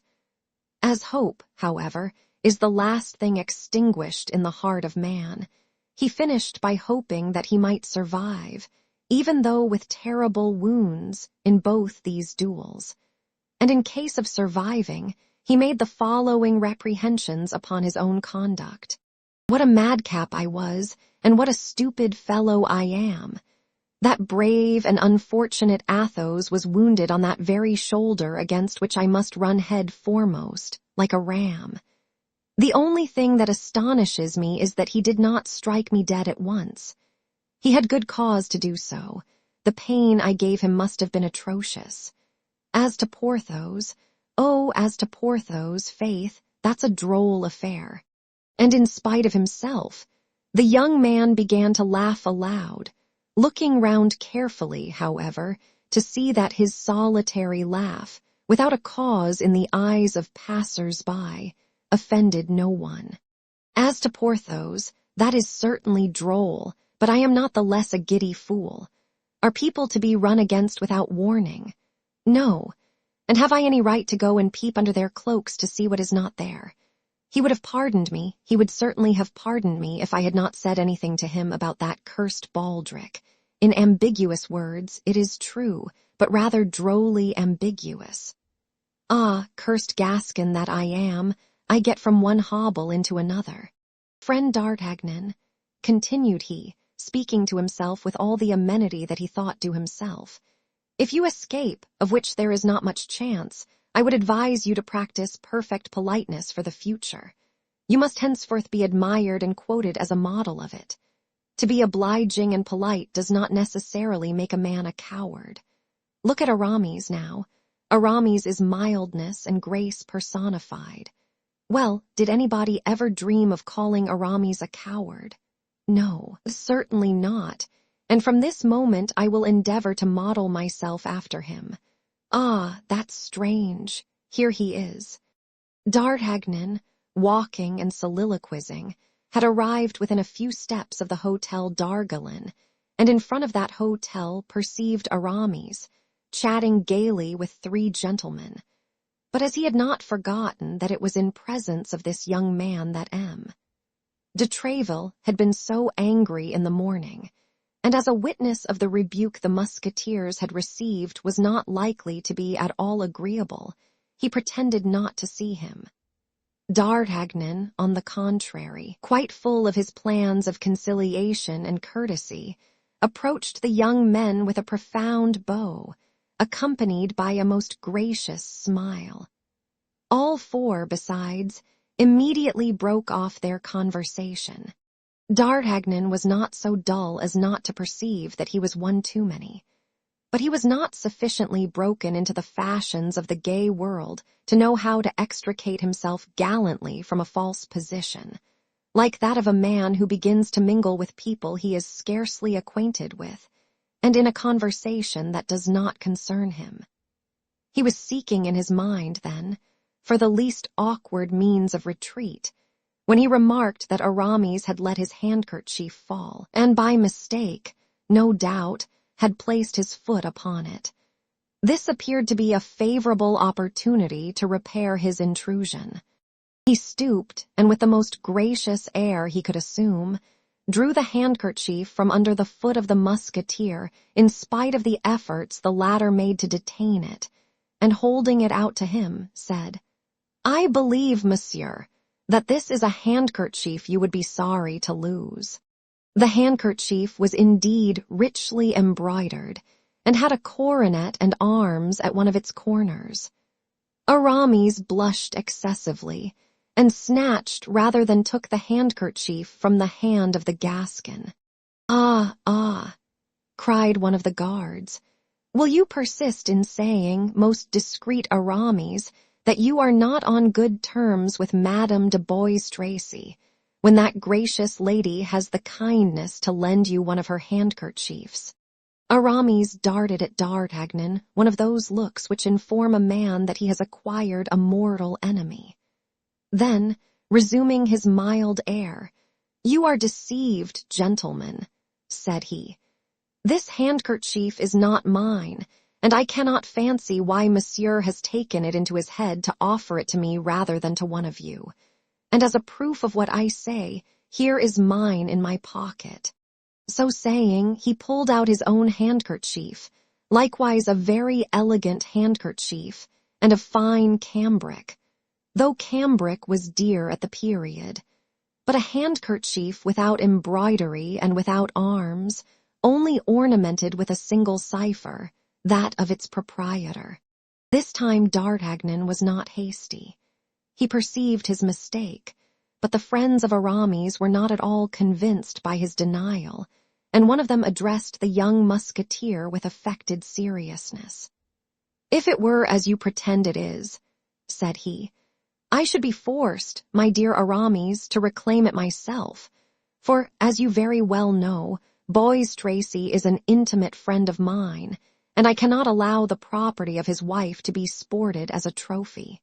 "You make the demand badly," replied Aramis, "and while acknowledging the justice of your reclamation, I refuse it on account of the form."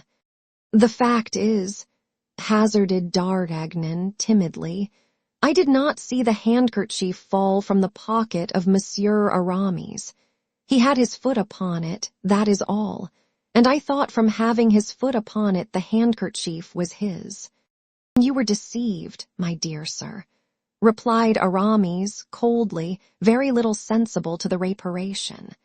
Then turning toward that one of the guards who had declared himself the friend of Bois-Tracy, "Besides," continued he, "I have reflected, my dear intimate of Bois-Tracy, that I am not less tenderly his friend than you can possibly be, so that decidedly this handkerchief is as likely to have fallen from your pocket as mine." "No, upon my honor," cried his Majesty's guardsman. "You are about to swear upon your honor and I upon my word, and then it will be pretty evident that one of us will have lied. Now, here, Montaran, we will do better than that. Let each take a half." "Of the handkerchief?" "Yes." "Perfectly just," cried the other two guardsmen. "The judgment of King Solomon. Aramis, you certainly are full of wisdom." The young men burst into a laugh, and as may be supposed, the affair had no other sequel. In a moment or two the conversation ceased, and the three guardsmen and the musketeer, after having cordially shaken hands, separated, the guardsmen going one way and Aramis another. "Now is my time to make peace with this gallant man," said D'Artagnan to himself, having stood on one side during the whole of the latter part of the conversation, and with this good feeling drawing near to Aramis, who was departing without paying any attention to him. "Monsieur," said he, "you will excuse me, I hope." "Ah, monsieur," interrupted Aramis, permit me to observe to you that you have not acted in this affair as a gallant man ought." "What, monsieur?" cried D'Artagnan, "and do you suppose?" "I suppose, monsieur, that you are not a fool, and that you knew very well, although coming from Gascony, that people do not tread upon handkerchiefs without a reason. What the devil? Paris is not paved with cambric. Monsieur, you act wrongly in endeavoring to mortify me," said D'Artagnan, in whom the natural quarrelsome spirit began to speak more loudly than his pacific resolutions. "I am from Gascony, it is true, and since you know it, there is no occasion to tell you that Gascons are not very patient, so that when they have begged to be excused once, were it even for a folly, they are convinced that they have done already at least as much again as they ought to have done." "Monsieur, what I say to you about the matter," said Aramis, "is not for the sake of seeking a quarrel. Thank God, I am not a bravo, and being a musketeer but for a time, I only fight when I am forced to do so, and always with great repugnance. But this time the affair is serious, for here is a lady compromised by you." "By us, you mean," cried D'Artagnan. "Why did you so maladroitly restore me the handkerchief? Why did you so awkwardly let it fall? I have said, monsieur, and I repeat, that the handkerchief did not fall from my pocket, and thereby you have lied twice, monsieur, for I saw it fall." "Ah, you take it with that tone, do you, Master Gascon? Well, I will teach you how to behave yourself, and I will send you back to your mass book, Master Abbé. Draw, if you please, and instantly. Not so, if you please, my good friend, not here at least. Do you not perceive that we are opposite the Hotel d'Argelon, which is full of the cardinal's creatures? How do I know that this is not his eminence who has honored you with the commission to procure my head? Now, I entertain a ridiculous partiality for my head. It seems to suit my shoulders so correctly. I wish to kill you, be at rest as to that, but to kill you quietly in a snug, remote place, where you will not be able to boast of your death to anybody. I agree, monsieur, but do not be too confident. Take your handkerchief. Whether it belongs to you or another, you may perhaps stand in need of it." "Monsieur is a Gascon?" asked Aramis. "Yes, monsieur does not postpone an interview through prudence. Prudence, monsieur, is a virtue sufficiently useless to musketeers, I know, but indispensable to churchmen. And as I am only a musketeer provisionally, I hold it good to be prudent. At 2 o'clock, I shall have the honor of expecting you at the hotel of Monsieur de Tréville. There I will indicate to you the best place and time."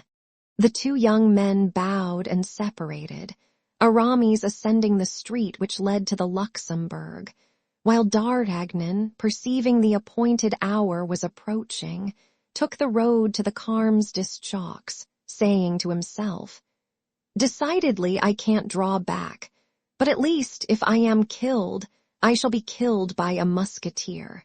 Chapter 5. The King's Musketeers and the Cardinal's Guards. D'Artagnan was acquainted with nobody in Paris. He went therefore to his appointment with Athos without a second, determined to be satisfied with those his adversary should choose. Besides, his intention was formed to make the brave musketeer all suitable apologies, but without meanness or weakness, fearing that might result from this duel which generally results from an affair of this kind, when a young and vigorous man fights with an adversary who is wounded and weakened. If conquered, he doubles the triumph of his antagonist. If a conqueror, he is accused of foul play and want of courage. Now, we must have badly painted the character of our adventure-seeker, or our readers must have already perceived that D'Artagnan was not an ordinary man. Therefore, while repeating to himself that his death was inevitable, he did not make up his mind to die quietly, as one less courageous and less restrained might have done in his place. He reflected upon the different characters of those with whom he was going to fight, and began to view his situation more clearly. He hoped, by means of loyal excuses, to make a friend of Athos, whose lordly air and austere bearing pleased him much. He flattered himself he should be able to frighten Porthos with the adventure of the baldric, which he might, if not killed upon the spot, relate to everybody a recital which, well managed, would cover Porthos with ridicule. As to the astute Aramis, he did not entertain much dread of him, and supposing he should be able to get so far, he determined to dispatch him in good style, or at least by hitting him in the face, as Caesar recommended his soldiers do to those of Pompey, to damage forever the beauty of which he was so proud. In addition to this, D'Artagnan possessed that invincible stock of resolution which the counsels of his father had implanted in his heart. Endure nothing from anyone but the king, the cardinal, and Monsieur de Tréville. He flew, then, rather than walked, toward the convent of the Carmes d'Etchessés, or rather Deschaux, as it was called at that period, a sort of building without a window, surrounded by barren fields, an accessory to the Preux clerks, and which was generally employed as the place for the duels of men who had no time to lose. When D'Artagnan arrived in sight of the bare spot of ground which extended along the foot of the monastery, Athos had been waiting about 5 minutes, and 12 o'clock was striking. He was, then, as punctual as the Samaritan woman, and the most rigorous casuist with regard to duels could have nothing to say. Athos, who still suffered grievously from his wound, though it had been dressed anew by M. De Tréville's surgeon was seated on a post and waiting for his adversary with hat in hand, his feather even touching the ground. "Monsieur," said Athos, "I have engaged 2 of my friends as seconds, but these 2 friends are not yet come, at which I am astonished, as it is not at all their custom." "I have no seconds on my part, monsieur," said D'Artagnan. "For having only arrived yesterday in Paris, I as yet know no one but Monsieur de Tréville, to whom I was recommended by my father, who has the honor to be, in some degree, one of his friends." Athos reflected for an instant. "You know no one but Monsieur de Tréville?" he asked. "Yes, monsieur, I know only him." "Well, but then," continued Athos, speaking half to himself, "if I kill you, I shall have the air of a boy-slayer."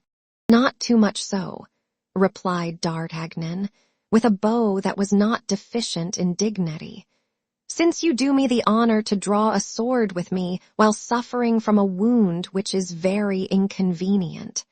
"Very inconvenient, upon my word, and you hurt me devilishly, I can tell you. But I will take the left hand. It is my custom in such circumstances. Do not fancy that I do you a favor. I use either hand easily. And it will be even a disadvantage to you. A left-handed man is very troublesome to people who are not prepared for it. I regret I did not inform you sooner of this circumstance." "You have truly, monsieur," said D'Artagnan, bowing again, "a courtesy for which I assure you I am very grateful." "You confuse me," replied Athos with his gentlemanly air. "Let us talk of something else, if you please. Ah, S-blood, how you have hurt me. My shoulder quite burns." "If you would permit me," said D'Artagnan with timidity. "What, monsieur?" "I have a miraculous balsam for wounds. A balsam given to me by my mother, and of which I have made a trial upon myself. Well, I am sure that in less than 3 days this balsam would cure you, and at the end of 3 days, when you would be cured, well, sir, it would still do me a great honor to be your man." D'Artagnan spoke these words with a simplicity that did honor to his courtesy, without throwing the least doubt upon his courage. "Pardieu, monsieur," said Athos, That's a proposition that pleases me, not that I can accept it, but a league off it savours of the gentleman. Thus spoke and acted the gallant knights of the time of Charlemagne, in whom every cavalier ought to seek his model. Unfortunately, we do not live in the times of the great emperor. We live in the times of the cardinal, and 3 days hence, however well the secret might be guarded, it would be known, I say, that we were to fight, and our combat would be prevented. I think these fellows will never come. If you are in haste, monsieur, said D'Artagnan, with the same simplicity with which a moment before he had proposed to him to put off the duel for 3 days. And if it be your will to dispatch me at once, do not inconvenience yourself, I pray you. There is another word which pleases me, cried Athos with a gracious nod to D'Artagnan. That did not come from a man without a heart. Monsieur, I love men of your kidney, and I foresee plainly that if we don't kill each other, I shall hereafter have much pleasure in your conversation. We will wait for these gentlemen, so please you. I have plenty of time, and it will be more correct. Ah, here is one of them, I believe. In fact, at the end of the rue, Vaugirard the gigantic Porthos appeared. What? Cried D'Artagnan, is your first witness Monsieur Porthos? Yes, that disturbs you. By no means. And here is the second. D'Artagnan turned in the direction pointed to by Athos, and perceived Aramis. What? Cried he, in an accent of greater astonishment than before. Your second witness is Monsieur Aramis. Doubtless. Are you not aware that we are never seen one without the others, and that we are called among the musketeers and the guards, at court and in the city, Athos, Porthos, and Aramis, or the 3 inseparables? And yet, as you come from Dax or Pau, from Tarbes, said D'Artagnan, it is probable you are ignorant of this little fact, said Athos. My faith, replied D'Artagnan, you are well named, gentlemen, and my adventure, if it should make any noise, will prove at least that your union is not founded upon contrasts. In the meantime, Porthos had come up, waved his hand to Athos, and then turning toward D'Artagnan, stood quite astonished. Let us say in passing that he had changed his baldric, and relinquished his cloak. Ah, said he, what does this mean? This is the gentleman I am going to fight with, said Athos, pointing to D'Artagnan with his hand, and saluting him with the same gesture. Why, it is with him I am also going to fight, said Porthos. But not before 1 o'clock, replied D'Artagnan. And I also am to fight with this gentleman, said Aramis, coming in his turn onto the place. But not until 2 o'clock, said D'Artagnan with the same calmness. But what are you going to fight about, Athos? Asked Aramis. Faith, I don't very well know. He hurt my shoulder. And you, Porthos? Faith, I am going to fight, because I am going to fight, answered Porthos, reddening. Athos, whose keen eye lost nothing, perceived a faintly sly smile pass over the lips of the young Gascon as he replied, We had a short discussion upon dress. And you, Aramis? Asked Athos. Oh, ours is a theological quarrel, replied Aramis, making a sign to D'Artagnan to keep secret the cause of their duel. Athos, indeed, saw a second smile on the lips of D'Artagnan. Indeed, said Athos. Yes, a passage of St. Augustine upon which we could not agree, said the Gascon.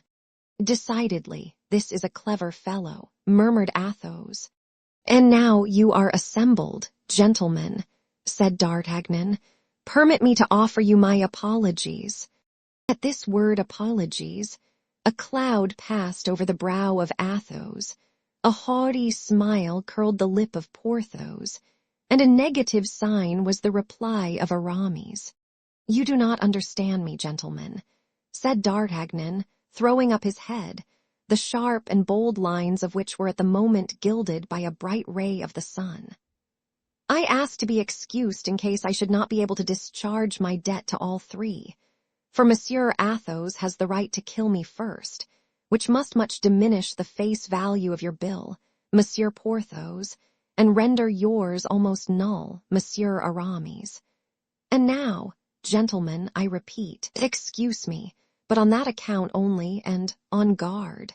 At these words, with the most gallant air possible, D'Artagnan drew his sword.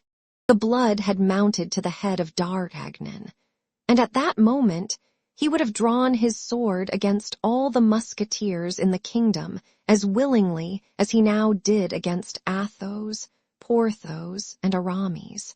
It was 1/4 midday. The sun was in its zenith, and the spot chosen for the scene of the duel was exposed to its full ardor. "It is very hot," said Athos, drawing his sword in its turn, "and yet I cannot take off my doublet, for I just now felt my wound begin to bleed again, and I should not like to annoy Monsieur with the sight of blood which he has not drawn from me himself."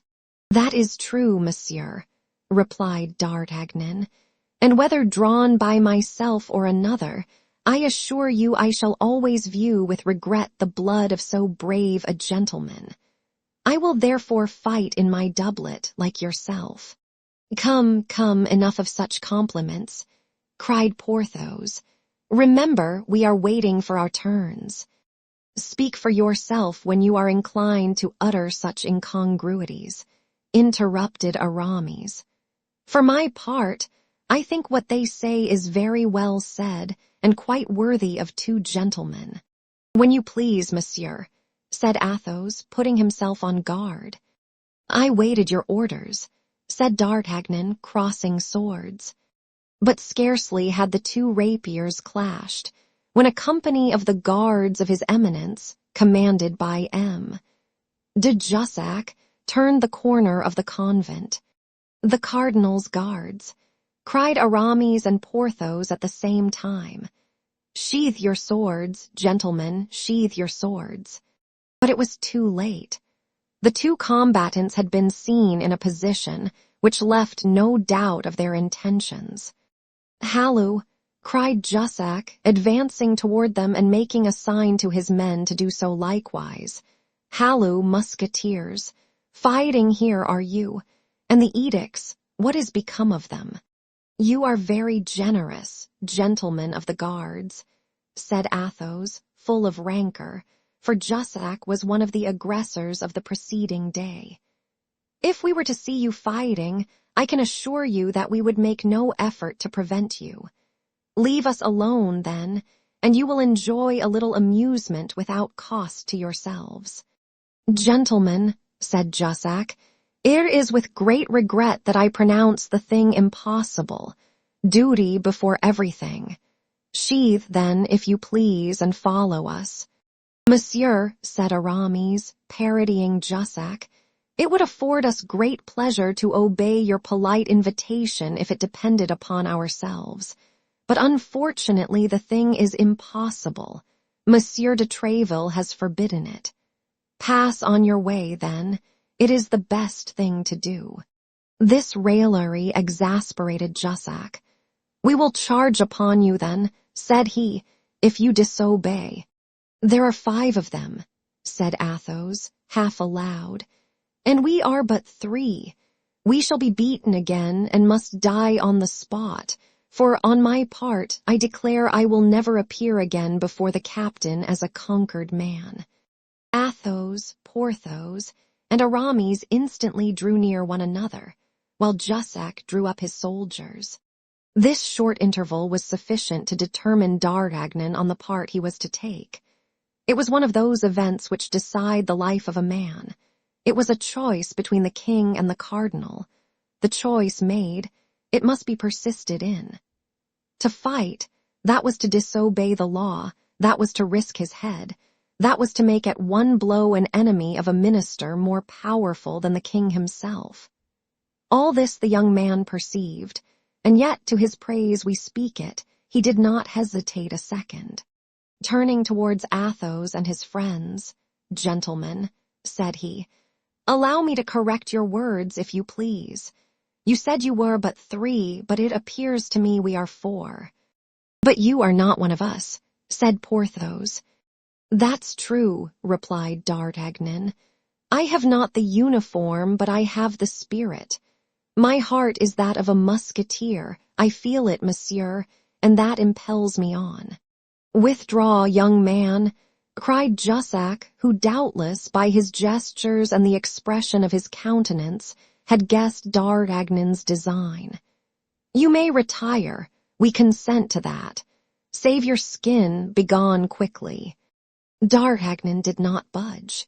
"Decidedly, you are a brave fellow," said Athos, pressing the young man's hand. "Come, come, choose your part," replied Jussac. "Well," said Porthos to Aramis, "we must do something." "Monsieur is full of generosity," said Athos.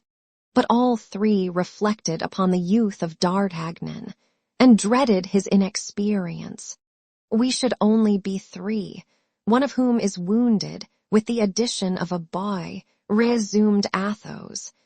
"And yet it will not be the less said we were 4 men." "Yes, but to yield," said Porthos. "That is difficult," replied Athos. D'Artagnan comprehended their irresolution. "Try me, gentlemen," said he, "and I swear to you by my honor that I will not go hence if we are conquered." "What is your name, my brave fellow?" said Athos. "D'Artagnan, monsieur." "Well then, Athos, Porthos, Aramis, and D'Artagnan forward," cried Athos. "Come, gentlemen, have you decided?" cried Jussac for the 3rd time. "It is done, gentlemen," said Athos. "And what is your choice?" asked Jussac. "We are about to have the honor of charging you," replied Aramis, lifting his hat with one hand and drawing his sword with the other. "Ah, you resist, do you?" cried Jussac. "'S-blood, does that astonish you?" The 9 combatants rushed upon each other, with a fury which however did not exclude a certain degree of method. Athos fixed upon a certain Cahusac, a favorite of the cardinal's. Porthos had Bicarat, and Aramis found himself opposed to 2 adversaries. As to D'Artagnan, he sprang toward Jussac himself. The heart of the young Gascon beat as if it would burst through his side. Not from fear, God be thanked, he had not the shade of it, but with emulation. He fought like a furious tiger, turning 10 times round his adversary, and changing his ground and his guard 20 times. Jussac was, as was then said, a fine blade, and had had much practice. Nevertheless, it required all his skill to defend himself against an adversary who, active and energetic, departed every instant from received rules, attacking him on all sides at once, and yet parrying like a man who had the greatest respect for his own epidermis. This contest at length exhausted Jussac's patience. Furious at being held in check by one whom he had considered a boy, he became warm and began to make mistakes. D'Artagnan, who though wanting in practice had a sound theory, redoubled his agility. Jussac, anxious to put an end to this, springing forward, aimed a terrible thrust at his adversary, but the latter parried it, and while Jussac was recovering himself, glided like a serpent beneath his blade, and passed his sword through his body. Jussac fell like a dead mass. D'Artagnan then cast an anxious and rapid glance over the field of battle. Aramis had killed one of his adversaries, but the other pressed him warmly. Nevertheless, Aramis was in a good situation and able to defend himself. Bicarat and Porthos had just made counter-hits. Porthos had received a thrust through his arm, and Bicarat one through his thigh. But neither of these 2 wounds was serious, and they only fought more earnestly.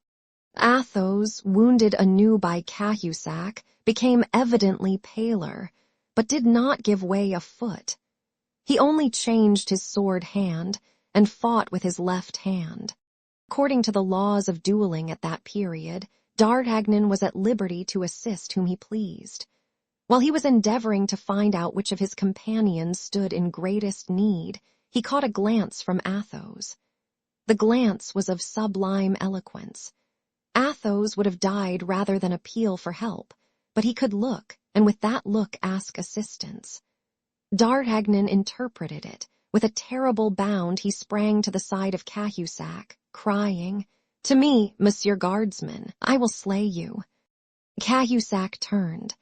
It was time, for Athos, whose great courage alone supported him, sank upon his knee.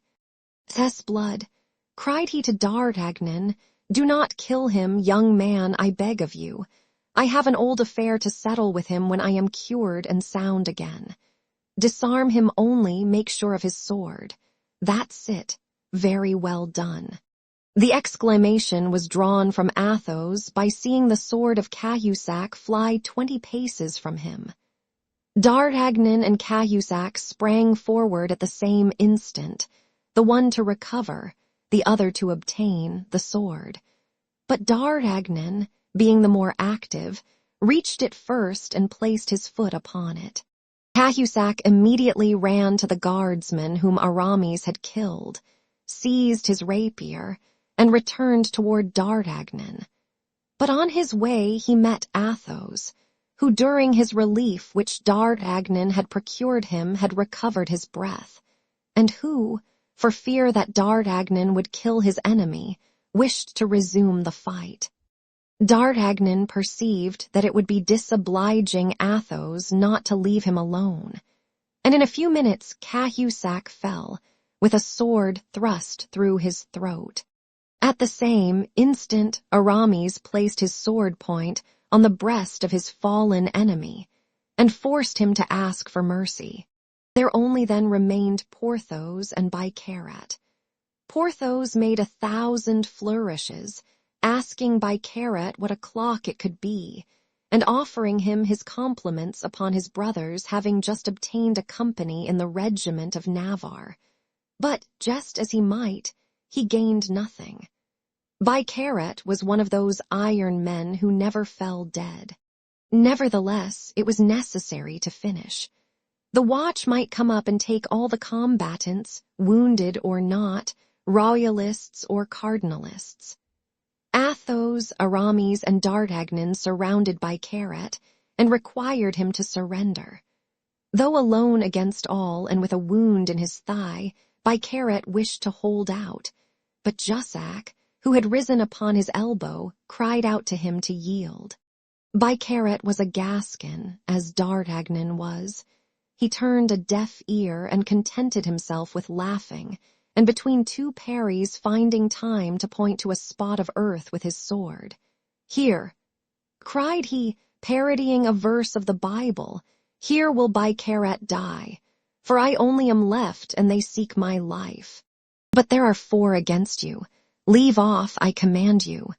"Ah, if you command me, that's another thing," said Bicarat. "As you are my commander, it is my duty to obey." And springing backward, he broke his sword across his knee to avoid the necessity of surrendering it, threw the pieces over the convent wall, and crossed his arms, whistling a cardinalist air. Bravery is always respected, even in an enemy. The musketeers saluted Bicarat with their swords and returned them to their sheaths. D'Artagnan did the same. Then, assisted by Bicarat, the only one left standing, they bore Jussac, Cahusac, and one of Aramis's adversaries who was only wounded, under the porch of the convent. The 4th, as we have said, was dead. They then rang the bell, and carrying away 4 swords out of 5, they took their road, intoxicated with joy, toward the hotel of M. de Tréville. They walked arm in arm, occupying the whole width of the street and taking in every musketeer they met, so that in the end it became a triumphal march. The heart of D'Artagnan swam in delirium. He marched between Athos and Porthos, pressing them tenderly. "If I am not yet a musketeer," said he to his new friends, as he passed through the gateway of de Tréville's hotel, "at least I have entered upon my apprenticeship, haven't I?" Chapter 6. His Majesty, King Louis Roman XIII. This affair made a great noise.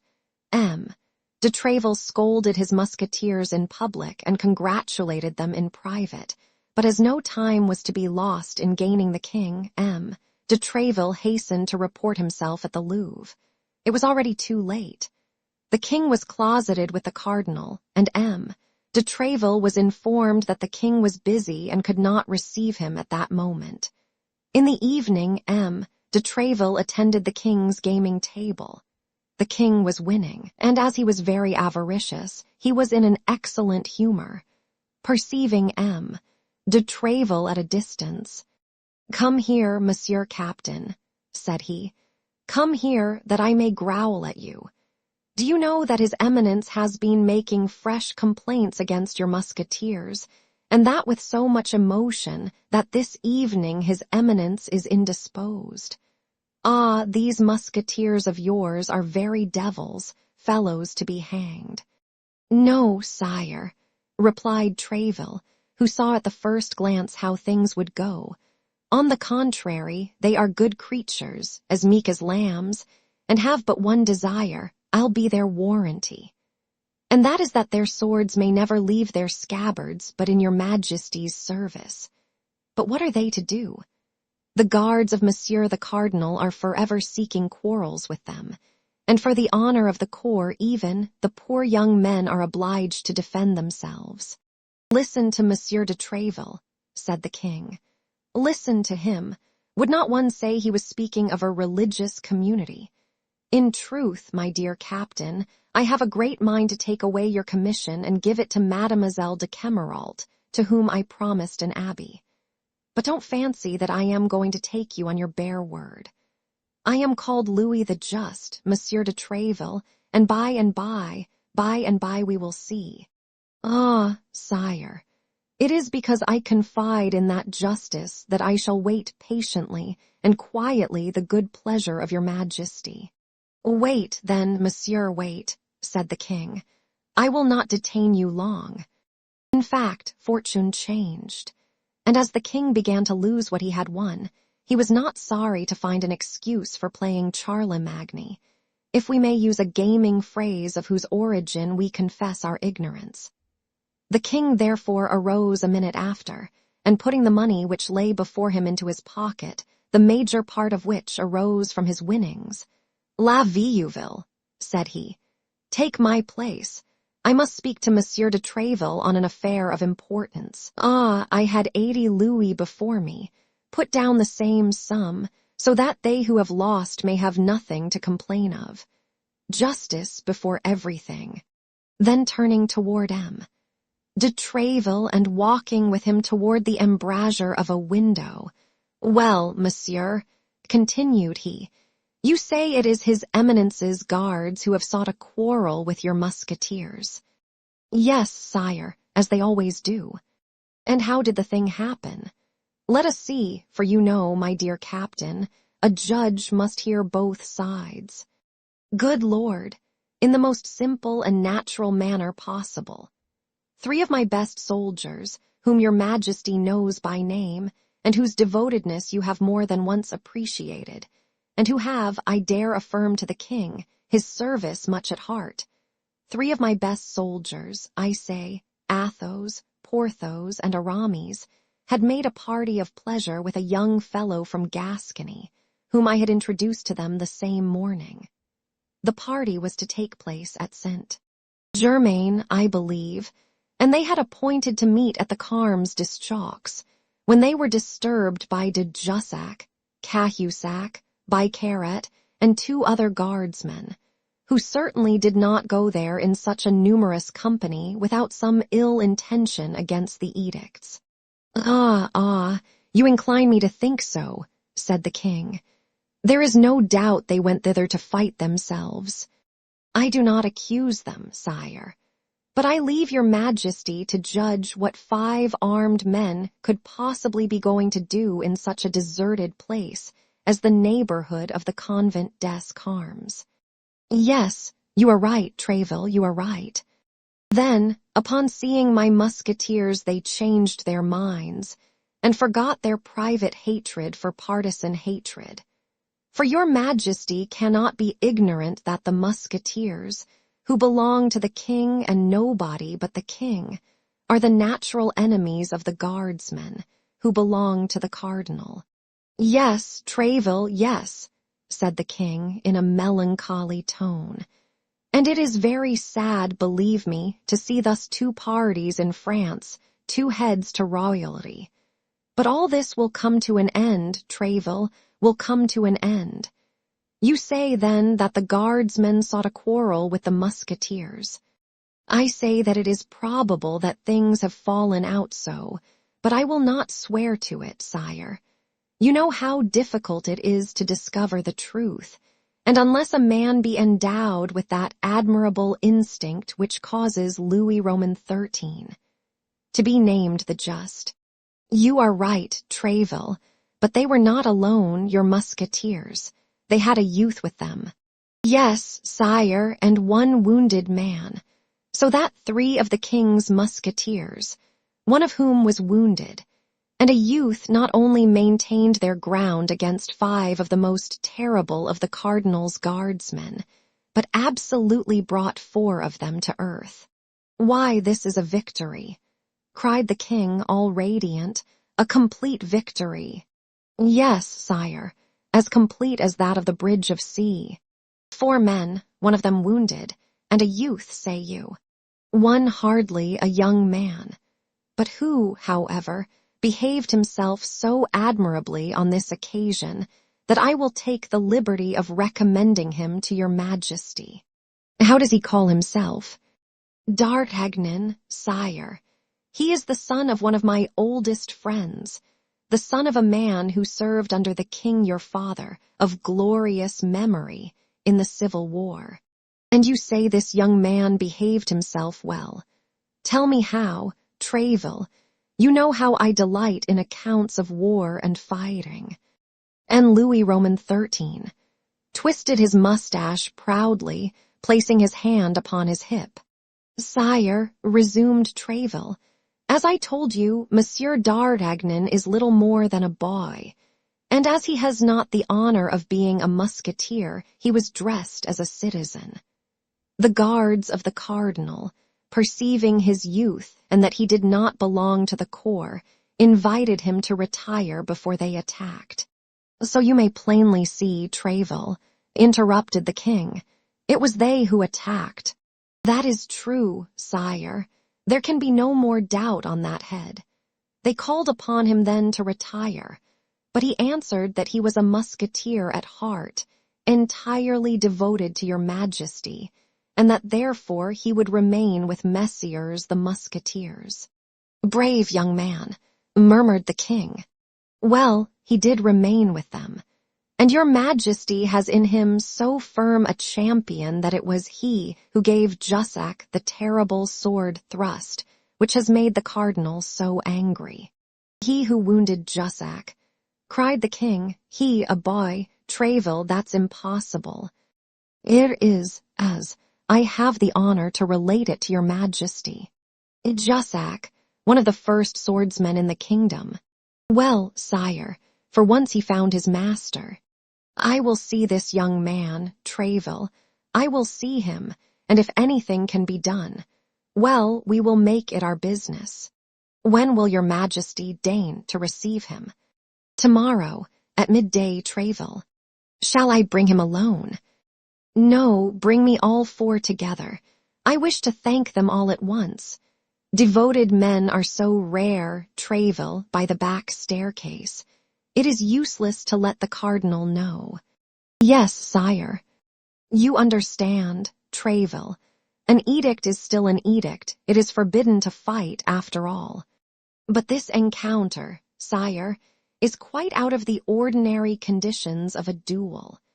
It is a brawl, and the proof is that there were 5 of the cardinal's guardsmen against my 3 musketeers and Monsieur d'Artagnan." "That is true," said the king, "but never mind, Tréville comes still by the back staircase." Tréville smiled, but as it was indeed something to have prevailed upon this child to rebel against his master, he saluted the king respectfully, and with this agreement took leave of him. That evening the 3 musketeers were informed of the honor accorded them. As they had long been acquainted with the king, they were not much excited, but d'Artagnan, with his Gascon imagination, saw in it his future fortune, and passed the night in golden dreams. By 8 o'clock in the morning he was at the apartment of Athos. D'Artagnan found the musketeer dressed and ready to go out. As the hour to wait upon the king was not till 12, he had made a party with Porthos and Aramis to play a game at tennis in a tennis court situated near the stables of the Luxembourg.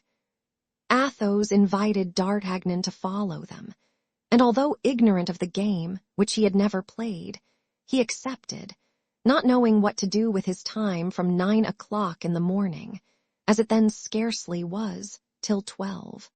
The 2 musketeers were already there, and were playing together. Athos, who was very expert in all bodily exercises, passed with d'Artagnan to the opposite side and challenged them. But at the first effort he made, although he played with his left hand, he found that his wound was yet too recent to allow of such exertion. D'Artagnan remained, therefore, alone, and as he declared, he was too ignorant of the game to play it regularly. They only continued giving balls to one another without counting. But one of these balls, launched by Porthos' Herculean hand, passed so close to d'Artagnan's face that he thought that if, instead of passing near, it had hit him, his audience would have been probably lost, as it would have been impossible for him to present himself before the king. Now, as upon this audience, in his Gascon imagination, depended his future life, he saluted Aramis and Porthos politely, declaring that he would not resume the game until he should be prepared to play with them on more equal terms, and went and took his place near the cord and in the gallery. Unfortunately for d'Artagnan, among the spectators was one of his Eminence's guardsmen, who, still irritated by the defeat of his companions, which had happened only the day before, had promised himself to seize the first opportunity of avenging it. He believed this opportunity was now come and addressed his neighbor. "It is not astonishing that young man should be afraid of a ball, for he is doubtless a musketeer apprentice." D'Artagnan turned round as if a serpent had stung him, and fixed his eyes intensely upon the guardsman who had just made this insolent speech. "Pardieu," resumed the latter, twisting his mustache, "look at me as long as you like, my little gentleman. I have said what I have said, and as since that which you have said is too clear to require any explanation," replied d'Artagnan in a low voice, "I beg you to follow me." "And when?" asked the guardsman with the same jeering air. "At once, if you please. And you know who I am, without doubt." I am completely ignorant, nor does it much disquiet me." "You're in the wrong there, for if you knew my name, perhaps you would not be so pressing." "What is your name?" "Bernajoux, at your service." "Well then, Monsieur Bernajoux," said d'Artagnan tranquilly, "I will wait for you at the door. Go, monsieur, I will follow you. Do not hurry yourself, monsieur, lest it be observed that we go out together. You must be aware that for our undertaking, company would be in the way." "That's true," said the guardsman, astonished that his name had not produced more effect upon the young man. Indeed, the name of Bernajoux was known to all the world, d'Artagnan alone excepted, perhaps, for it was one of those which figured most frequently in the daily brawls which all the edicts of the cardinal could not repress. Porthos and Aramis were so engaged with their game, and Athos was watching them with so much attention that they did not even perceive their young companion go out, who, as he had told the guardsman of his eminence, stopped outside the door. An instant after, the guardsman descended in his turn. As D'Artagnan had no time to lose, on account of the audience of the king which was fixed for midday, he cast his eyes around, and seeing that the street was empty, said to his adversary, "Oh, my faith! It is fortunate for you, although your name is Bernajoux, to have only to deal with an apprentice musketeer. Never mind, be content, I will do my best. On guard." "But," said he whom D'Artagnan thus provoked, "it appears to me that this place is badly chosen, and that we should be better behind the abbey scent, Germain, or in the Preux clerks." "What you say is full of sense," replied D'Artagnan, "but unfortunately I have very little time to spare, having an appointment at 12 precisely. On guard, then, monsieur, on guard." Bernajoux was not a man to have such a compliment paid to him twice. In an instant his sword glittered in his hand, and he sprang upon his adversary, whom, thanks to his great youthfulness, he hoped to intimidate. But D'Artagnan had on the preceding day served his apprenticeship. Fresh sharpened by his victory, full of hopes of future favor, he was resolved not to recoil a step. So the two swords were crossed close to the hilts, and as D'Artagnan stood firm, it was his adversary who made the retreating step. But D'Artagnan seized the moment at which, in this movement, the sword of Bernajoux deviated from the line. He freed his weapon, made a lunge, and touched his adversary on the shoulder. D'Artagnan immediately made a step backward and raised his sword, but Bernajoux cried out that it was nothing, and rushing blindly upon him, absolutely spitted himself upon D'Artagnan's sword. As, however, he did not fall, as he did not declare himself conquered, but only broke away toward the Hotel of M. de la Trémouille, in whose service he had a relative, D'Artagnan was ignorant of the seriousness of the last wound his adversary had received, and pressing him warmly, without doubt would soon have completed his work with a third blow, when the noise which arose from the street being heard in the tennis court, two of the friends of the guardsmen, who had seen him go out after exchanging some words with D'Artagnan, rushed, sword in hand, from the court, and fell upon the conqueror. But Athos, Porthos, and Aramis quickly appeared in their turn, and the moment the two guardsmen attacked their young companion, drove them back. Bernajoux now fell, and as the guardsmen were only 2 against 4, they began to cry, "To the rescue! The Hotel de la Trémouille!" At these cries, all who were in the hotel rushed out and fell upon the 4 companions, who on their side cried aloud, "To the rescue, musketeers!" This cry was generally heeded, for the musketeers were known to be enemies of the cardinal, and were beloved on account of the hatred they bore to his eminence. Thus the soldiers of other companies than those which belonged to the Red Duke, as Aramis had called him, often took part with the king's musketeers in these quarrels. Of 3 guardsmen of the company of M. de Cessart who were passing, 2 came to the assistance of the 4 companions, while the other ran toward the Hotel of M. de Tréville, crying, "To the rescue, musketeers! To the rescue!" As usual, this hotel was full of soldiers of this company, who hastened to the succor of their comrades. The mêlée became general, but strength was on the side of the musketeers. The cardinal's guards and M. de la Trémouille's people retreated into the hotel, the doors of which they closed just in time to prevent their enemies from entering with them. As to the wounded man, he had been taken in at once, and, as we have said, in a very bad state. Excitement was at its height among the musketeers and their allies, and they even began to deliberate whether they should not set fire to the hotel to punish the insolence of M. De la Trémouille's domestics in daring to make a sortie upon the king's musketeers. The proposition had been made and received with enthusiasm when fortunately 11 o'clock struck. D'Artagnan and his companions remembered their audience, and as they would very much have regretted that such an opportunity should be lost, they succeeded in calming their friends, who contented themselves with hurling some paving stones against the gates. But the gates were too strong. They soon tired of the sport. Besides, those who must be considered the leaders of the enterprise had quit the group and were making their way toward the hotel of M. De Tréville, who was waiting for them, already informed of this fresh disturbance.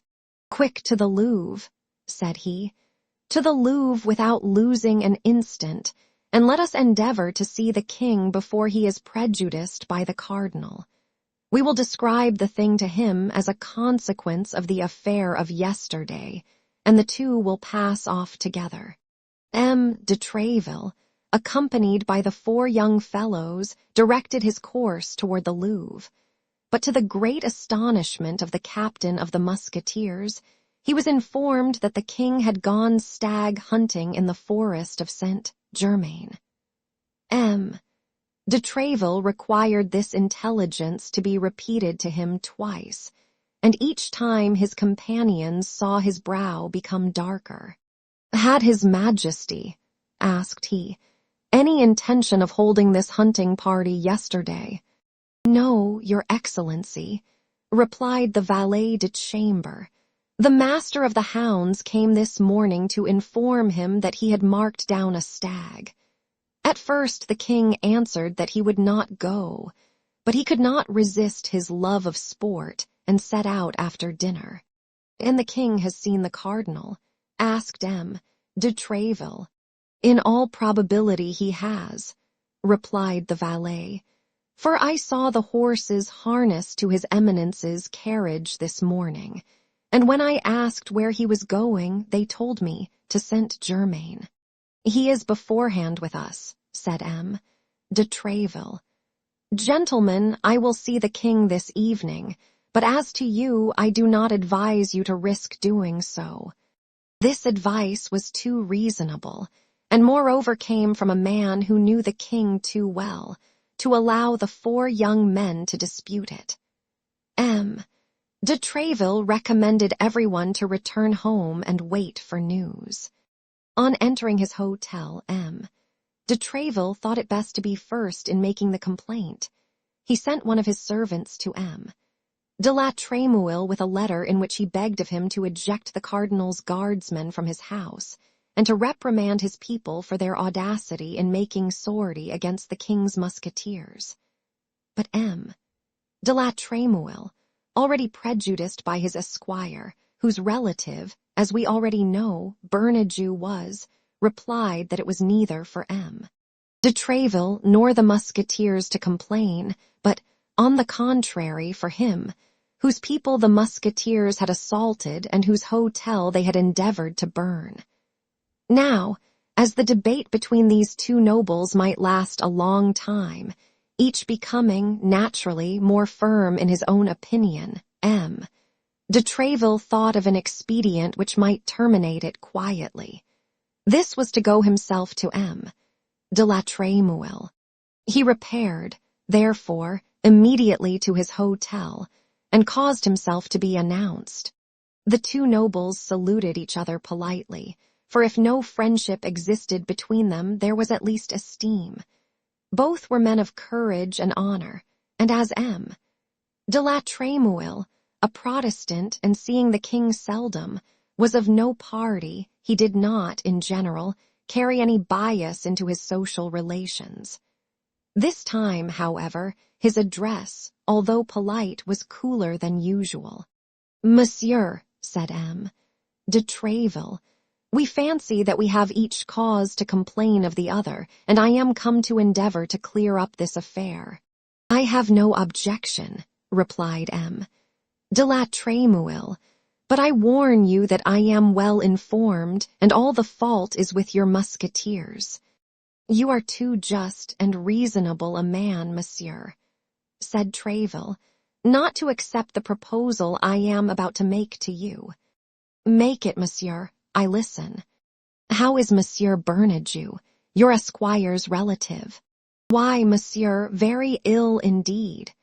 In addition to the sword thrust in his arm, which is not dangerous, he has received another right through his lungs, of which the doctor says bad things. But has the wounded man retained his senses? Perfectly. Does he talk? With difficulty, but he can speak. Well, monsieur, let us go to him. Let us adjure him, in the name of the God before whom he must perhaps appear, to speak the truth. I will take him for judge in his own cause, monsieur, and will believe what he will say. De la Trémouille reflected for an instant. Then, as it was difficult to suggest a more reasonable proposal, he agreed to it. Both descended to the chamber in which the wounded man lay. The latter, on seeing these two noble lords who came to visit him, endeavored to raise himself up in his bed.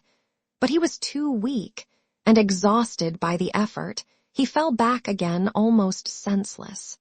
De la Trémouille approached him, and made him inhale some salts which recalled him to life.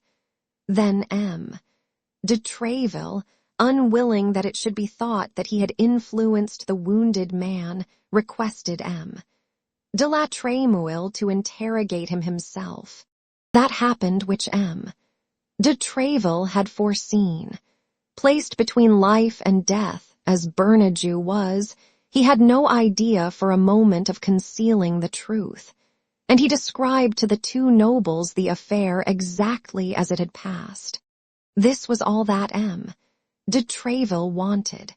He wished Bernajoux a speedy convalescence, took leave of de la Trémouille, returned to his hotel, and immediately sent word to the four friends that he awaited their company at dinner. De Tréville entertained good company, wholly anti-cardinalist, though. It may easily be understood, therefore, that the conversation during the whole of dinner turned upon the two checks that his Eminence's guardsmen had received.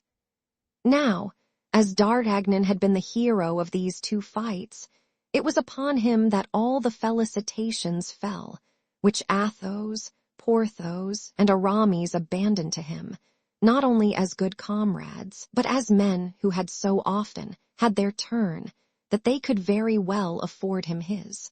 Toward 6 o'clock de Tréville announced that it was time to go to the Louvre, but as the hour of audience granted by His Majesty was past, instead of claiming the entrée by the back stairs, he placed himself with the four young men in the antechamber. The king had not yet returned from hunting. Our young men had been waiting about half an hour amid a crowd of courtiers when all the doors were thrown open and His Majesty was announced. At his announcement, D'Artagnan felt himself tremble to the very marrow of his bones. The coming instant would in all probability decide the rest of his life. His eyes, therefore, were fixed in a sort of agony upon the door through which the king must enter. Louis Roman XIII appeared, walking fast. He was in hunting costume covered with dust, wearing large boots and holding a whip in his hand. At the first glance, D'Artagnan judged that the mind of the king was stormy. This disposition, visible as it was in His Majesty, did not prevent the courtiers from ranging themselves along his pathway. In royal antechambers, it is worth more to be viewed with an angry eye than not to be seen at all. The three musketeers therefore did not hesitate to make a step forward. D'Artagnan, on the contrary, remained concealed behind them, but although the king knew Athos, Porthos, and Aramis personally, he passed before them without speaking or looking, indeed, as if he had never seen them before. As for de Tréville, when the eyes of the king fell upon him, He sustained the look with so much firmness that it was the king who dropped his eyes. After which his majesty, grumbling, entered his apartment. "Matters go but badly," said Athos, smiling, "and we shall not be made chevaliers of the order this time." "Wait here 10 minutes," said M. de Treville, "and if at the expiration of 10 minutes you do not see me come out, return to my hotel, for it will be useless for you to wait for me longer." The 4 young men waited 10 minutes, a quarter of an hour, 20 minutes, and seeing that M. de Treville did not return, went away very uneasy as to what was going to happen. M. de Treville entered the king's cabinet boldly, and found his majesty in a very ill humor, seated on an armchair, beating his boot with the handle of his whip. This, however, did not prevent his asking, with the greatest coolness, after his majesty's health. "Bad, monsieur, bad," replied the king, "I am bored." This was, in fact, the worst complaint of Louis Roman XIII, who would sometimes take one of his courtiers to a window and say, "Monsieur so-and-so, let us weary ourselves together." "How? Your majesty is bored. Have you not enjoyed the pleasures of the chase today?" "A fine pleasure, indeed, monsieur. Upon my soul, everything degenerates, and I don't know whether it is the game which leaves no scent or the dogs that have no noses. We started a stag of 10 branches. We chased him for 6 hours, and when he was near being taken, when St. Simon was already putting his horn to his mouth to sound the hallali, crack, all the pack takes the wrong scent and sets off after a 2-year-older. I shall be obliged to give up hunting, as I have given up hawking. Ah, I am an unfortunate king, Monsieur de Treville. I had but 1 gerfalcon, and he died day before yesterday." "Indeed, sire, I wholly comprehend your disappointment. The misfortune is great, but I think you have still a good number of falcons, sparrow-hawks, and tiercels. And not a man to instruct them. Falconers are declining. I know no one but myself who is acquainted with the noble art of venery. After me it will all be over, and people will hunt with gins, snares, and traps, if I had but the time to train pupils. But there is the cardinal always at hand, who does not leave me a moment's repose, who talks to me about Spain, who talks to me about Austria, who talks to me about England.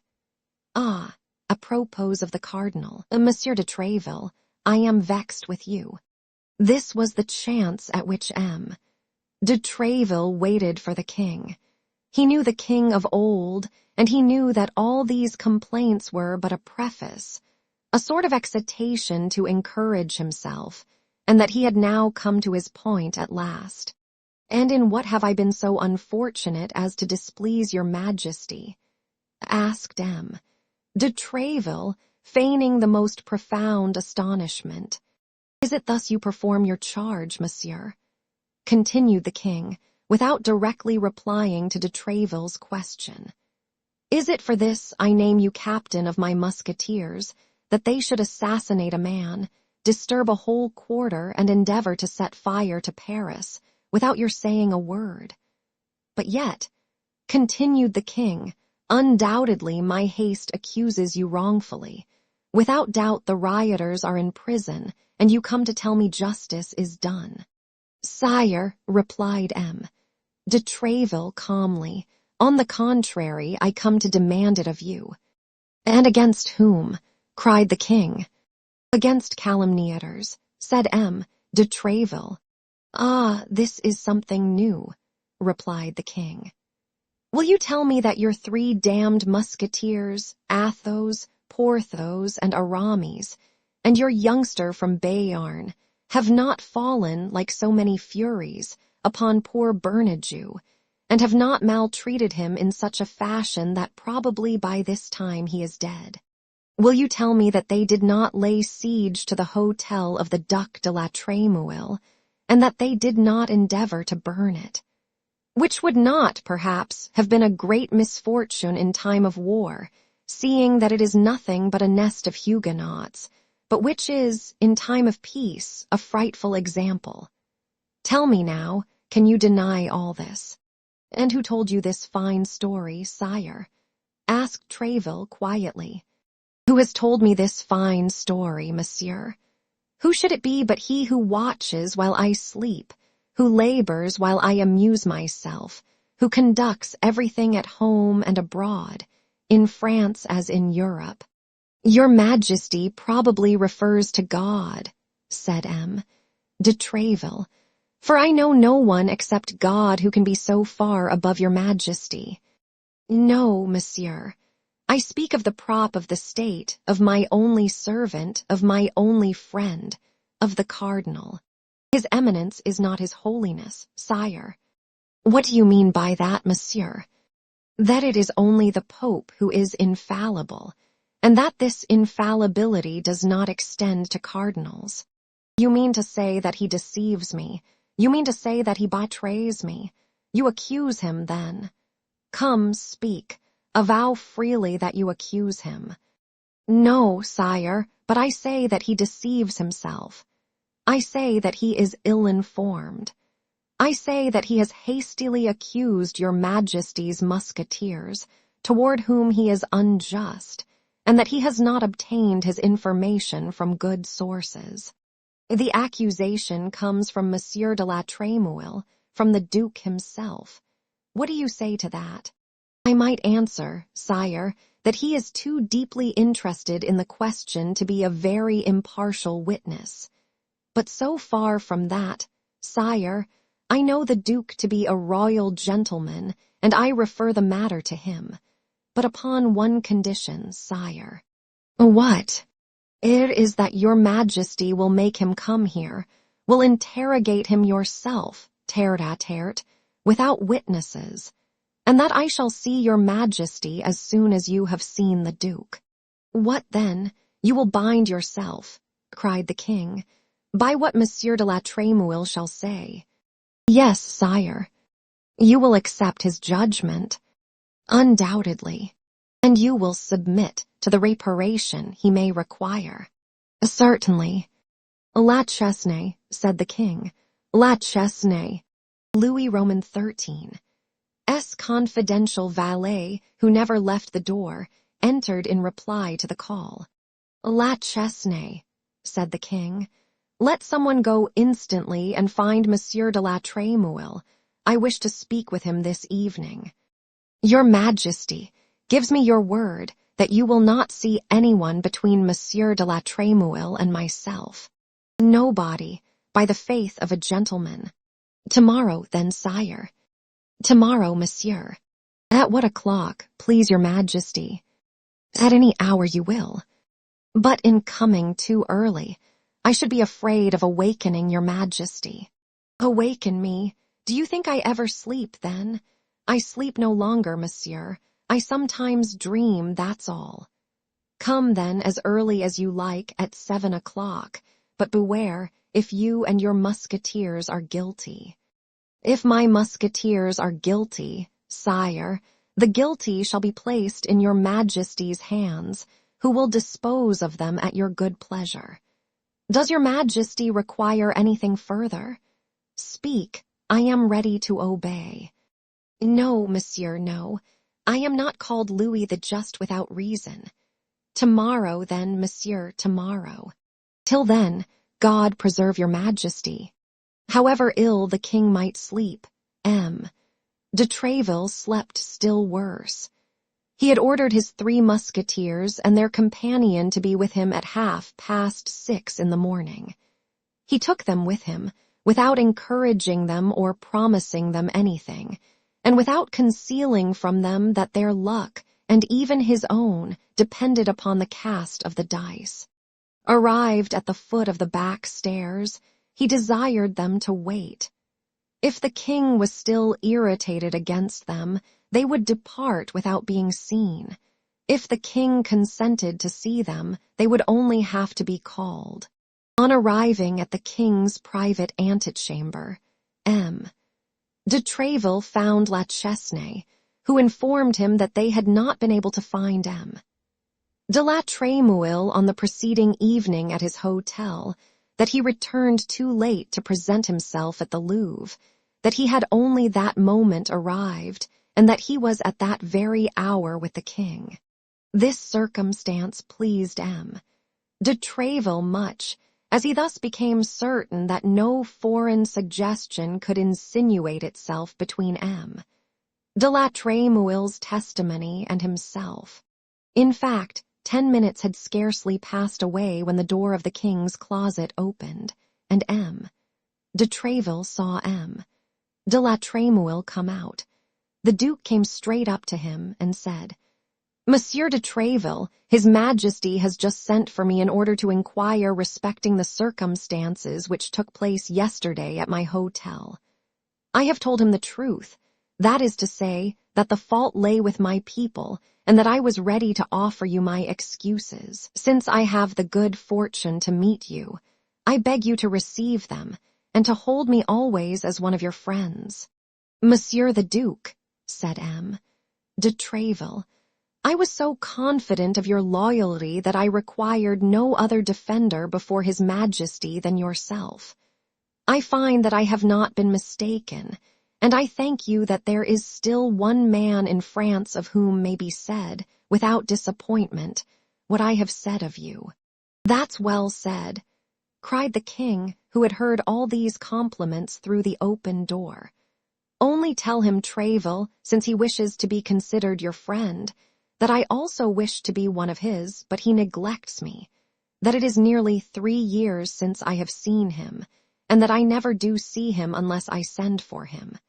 Tell him all this for me, for these are things which a king cannot say for himself." "Thanks, sire, thanks," said the Duke. "But your Majesty may be assured that it is not those. I do not speak of Monsieur de Tréville, whom your Majesty sees at all hours of the day that are most devoted to you." "Ah, you have heard what I said. So much the better, Duke, so much the better," said the king, advancing toward the door. "Ah, it is you, Tréville. Where are your musketeers? I told you the day before yesterday to bring them with you. Why have you not done so?" "They are below, sire, and with your permission La Chesnay will bid them come up." Yes, let them come up immediately. It is nearly 8 o'clock, and at 9 I expect a visit. Go, Monsieur Duke, and return often. Come in, Tréville." The Duke saluted and retired. At the moment he opened the door, the 3 musketeers and D'Artagnan, conducted by La Chesnay, appeared at the top of the staircase. "Come in, my braves," said the king. "Come in, I am going to scold you." The musketeers advanced, bowing, D'Artagnan following closely behind them.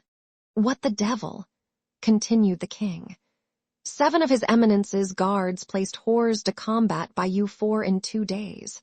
That's too many, gentlemen, too many. If you go on so, His Eminence will be forced to renew his company in 3 weeks, and I to put the edicts in force in all their rigor.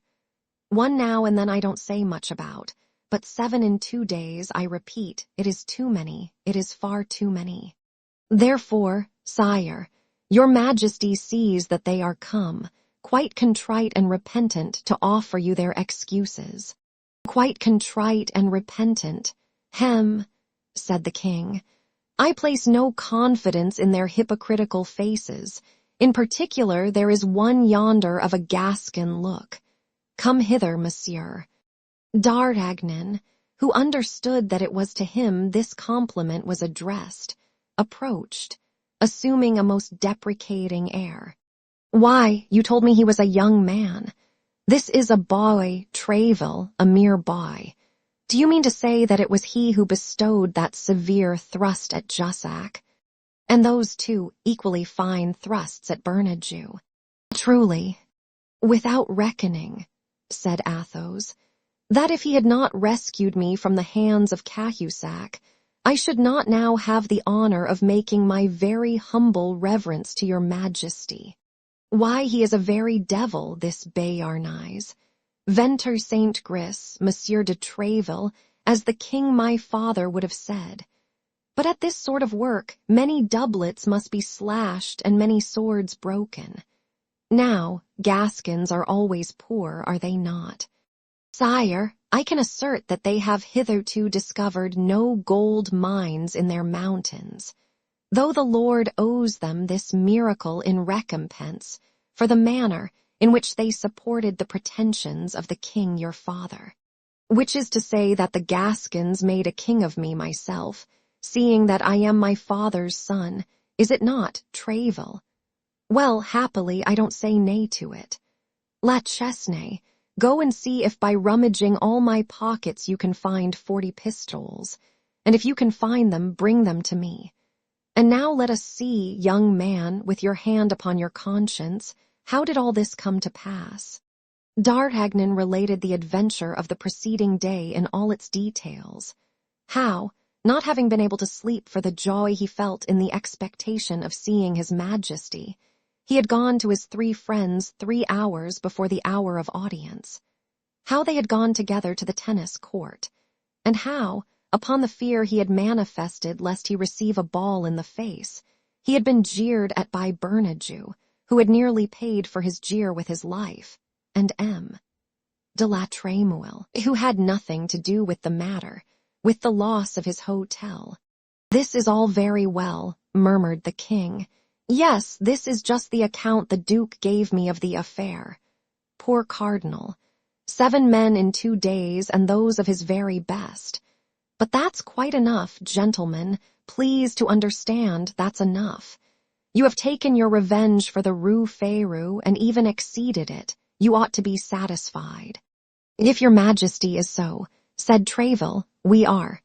"Oh, yes, I am," added the king, taking a handful of gold from La Chesnay and putting it into the hand of D'Artagnan. "Here," said he, "is a proof of my satisfaction." At this epoch, the ideas of pride which are in fashion in our days did not prevail. A gentleman received, from hand to hand, money from the king, and was not the least in the world humiliated. D'Artagnan put his 40 pistoles into his pocket without any scruple, on the contrary, thanking his Majesty greatly. "There," said the king, looking at a clock, "there now, as it is 8:30, you may retire, for as I told you, I expect someone at 9. Thanks for your devotedness, gentlemen. I may continue to rely upon it, may I not?" "Oh, sire," cried the 4 companions with one voice, "we would allow ourselves to be cut to pieces in your Majesty's service." "Well, well, but keep whole. That will be better, and you will be more useful to me. Tréville," added the king in a low voice as the others were retiring, "as you have no room in the musketeers, and as we have besides decided that a novitiate is necessary before entering that corps, place this young man in the company of the guards of Monsieur de Cessart, your brother-in-law. Ah, pardieu, Tréville, I enjoy beforehand the face the cardinal will make. He will be furious, but I don't care. I am doing what is right." The king waved his hand to Tréville, who left him and rejoined the musketeers, whom he found sharing the 40 pistoles with D'Artagnan. The cardinal, as his Majesty had said, was really furious, so furious that during 8 days he absented himself from the king's gaming table. This did not prevent the king from being as complacent to him as possible whenever he met him, or from asking in the kindest tone, "Well, Monsieur Cardinal, how fares it with that poor Jussac and that poor Bernajoux of yours?" Chapter 7.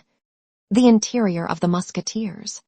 When D'Artagnan was out of the Louvre, and consulted his friends upon the use he had best make of his share of the 40 pistoles, Athos advised him to order a good repast at the Pomme de Pin, Porthos to engage a lackey, and Aramis to provide himself with a suitable mistress.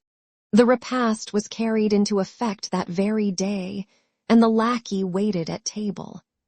The repast had been ordered by Athos, and the lackey furnished by Porthos. He was a Picard, whom the glorious musketeer had picked up on the bridge Tournelle, making rings and plashing in the water. Porthos pretended that this occupation was proof of a reflective and contemplative organization, and he had brought him away without any other recommendation. The noble carriage of this gentleman, for whom he believed himself to be engaged, had one planchet. That was the name of the Picard.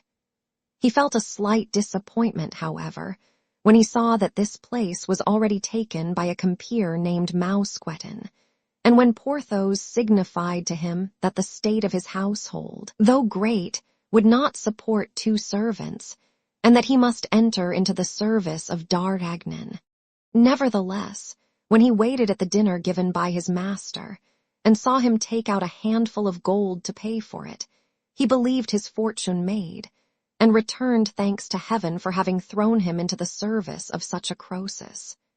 He preserved this opinion even after the feast, with the remnants of which he repaired his own long abstinence. But when in the evening he made his master's bed, the chimeras of Planchet faded away. The bed was the only one in the apartment, which consisted of an antechamber and a bedroom. Planchet slept in the antechamber upon a coverlet taken from the bed of D'Artagnan, and which D'Artagnan from that time made shift to do without. Athos, on his part, had a valet whom he had trained in his service in a thoroughly peculiar fashion, and who was named Grimaud. He was very taciturn, this worthy seigneur. Be it understood we are speaking of Athos. During the 5 or 6 years that he had lived in the strictest intimacy with his companions, Porthos and Aramis, they could remember having often seen him smile, but had never heard him laugh. His words were brief and expressive, conveying all that was meant, and no more. No embellishments, no embroidery, no arabesques. His conversation was a matter of fact, without a single romance. Although Athos was scarcely 30 years old, and was of great personal beauty and intelligence of mind, no one knew whether he had ever had a mistress. He never spoke of women. He certainly did not prevent others from speaking of them before him, although it was easy to perceive that this kind of conversation, in which he only mingled by bitter words and misanthropic remarks, was very disagreeable to him. His reserve, his roughness, and his silence made almost an old man of him. He had, then, in order not to disturb his habits, accustomed Grimaud to obey him upon a simple gesture or upon a simple movement of his lips.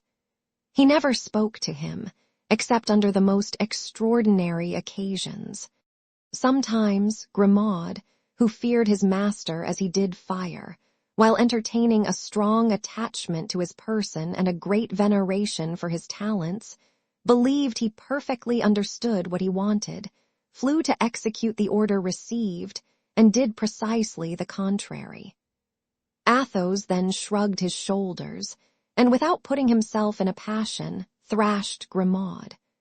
On these days he spoke a little. Porthos, as we have seen, had a character exactly opposite to that of Athos. He not only talked much, but he talked loudly, little caring. We must render him that justice, whether anybody listened to him or not. He talked for the pleasure of talking, and for the pleasure of hearing himself talk. He spoke upon all subjects except the sciences, alleging in this respect the inveterate hatred he had borne to scholars from his childhood. He had not so noble an air as Athos, and the commencement of their intimacy often rendered him unjust toward that gentleman, whom he endeavored to eclipse by his splendid dress. But with his simple musketeer's uniform and nothing but the manner in which he threw back his head and advanced his foot, Athos instantly took the place which was his due, and consigned the ostentatious Porthos to the second rank. Porthos consoled himself by filling the antechamber of M. de Tréville and the guardroom of the Louvre with the accounts of his love scrapes, after having passed from professional ladies to military ladies, from the lawyer's dame to the baroness, There was question of nothing less with Porthos than a foreign princess, who was enormously fond of him. An old proverb says, "Like master, like man." Let us pass, then, from the valet of Athos to the valet of Porthos, from Grimaud to Mousqueton. Mousqueton was a Norman, whose pacific name of Boniface his master had changed into the infinitely more sonorous name of Mousqueton. He had entered the service of Porthos upon condition that he should only be clothed and lodged, though in a handsome manner. But he claimed 2 hours a day to himself, consecrated to an employment which would provide for his other wants. Porthos agreed to the bargain. The thing suited him wonderfully well. He had doublets cut out of his old clothes and cast-off cloaks for Mousqueton, and thanks to a very intelligent tailor, who made his clothes look as good as new by turning them, and whose wife was suspected of wishing to make Porthos descend from his aristocratic habits, Mousqueton made a very good figure when attending on his master. As for Aramis, of whom we believe we have sufficiently explained the character, a character which, like that of his companions, we shall be able to follow in its development, his lackey was called Bazin. Thanks to the hopes which his master entertained of someday entering into orders, he was always clothed in black, as became the servant of a churchman. He was a Baratshin, 35 or 40 years old, mild, peaceable, sleek. Employing the leisure his master left him in the perusal of pious works, providing rigorously for 2 a dinner of few dishes, but excellent. For the rest, he was dumb, blind, and deaf, and of unimpeachable fidelity. And now that we are acquainted, superficially at least, with the masters and the valets, let us pass on to the dwellings occupied by each of them. Athos dwelt in the Rue Férou, within 2 steps of the Luxembourg. His apartment consisted of 2 small chambers, very nicely fitted up, in a furnished house, the hostess of which, still young and still really handsome, cast tender glances uselessly at him. Some fragments of past splendor appeared here and there upon the walls of this modest lodging. A sword, for example, richly embossed, which belonged by its make to the times of Francis I, the hilt of which alone, encrusted with precious stones, might be worth 200 pistoles, and which, nevertheless, in his moments of greatest distress Athos had never pledged or offered for sale. It had long been an object of ambition for Porthos. Porthos would have given 10 years of his life to possess this sword. One day, when he had an appointment with a duchess, he endeavored even to borrow it of Athos. Athos, without saying anything, emptied his pockets, got together all his jewels, purses, aiguillettes, and gold chains, and offered them all to Porthos. But as to the sword, he said it was sealed to its place, and should never quit it until its master should himself quit his lodgings. In addition to the sword, there was a portrait representing a nobleman of the time of Henry Roman III, dressed with the greatest elegance, and who wore the Order of the Holy Ghost. And this portrait had certain resemblances of lines with Athos, certain family likenesses, which indicated that this great noble, a knight of the Order of the King, was his ancestor. Besides these, a casket of magnificent gold work, with the same arms as the sword and the portrait, formed a middle ornament to the mantelpiece, and assorted badly with the rest of the furniture. Athos always carried the key of this coffer about him, but he one day opened it before Porthos, and Porthos was convinced that this coffer contained nothing but letters and papers, love letters and family papers, no doubt. Porthos lived in an apartment, large in size and of very sumptuous appearance, in the Rue du Via Colombier. Every time he passed with a friend before his windows, at one of which Mousqueton was sure to be placed in full livery, Porthos raised his head in his hand and said, "That is my abode." But he was never to be found at home. He never invited anybody to go up with him, and no one could form an idea of what his sumptuous apartment contained in the shape of real riches.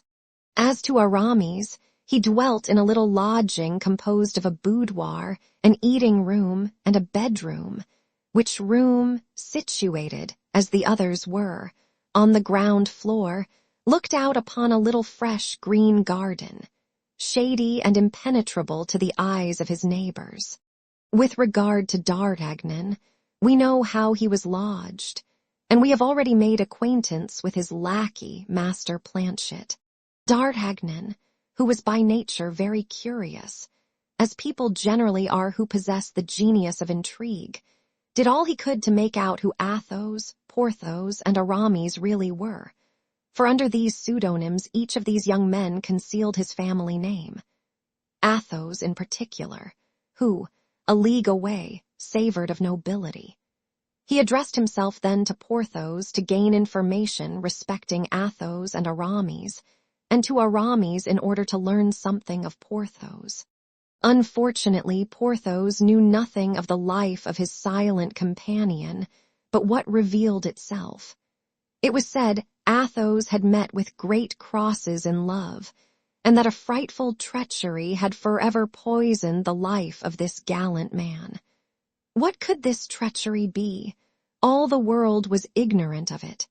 As to Porthos, except his real name, as was the case with those of his two comrades, his life was very easily known. Vain and indiscreet, it was as easy to see through him as through a crystal. The only thing to mislead the investigator would have been belief in all the good things he said of himself. With respect to Aramis, though having the air of having nothing secret about him, he was a young fellow made up of mysteries, answering little to questions put to him about others, and having learned from him the report which prevailed concerning the success of the musketeer with a princess, wished to gain a little insight into the amorous adventures of his interlocutor. "And you, my dear companion," said he, "you speak of the baronesses, countesses, and princesses of others.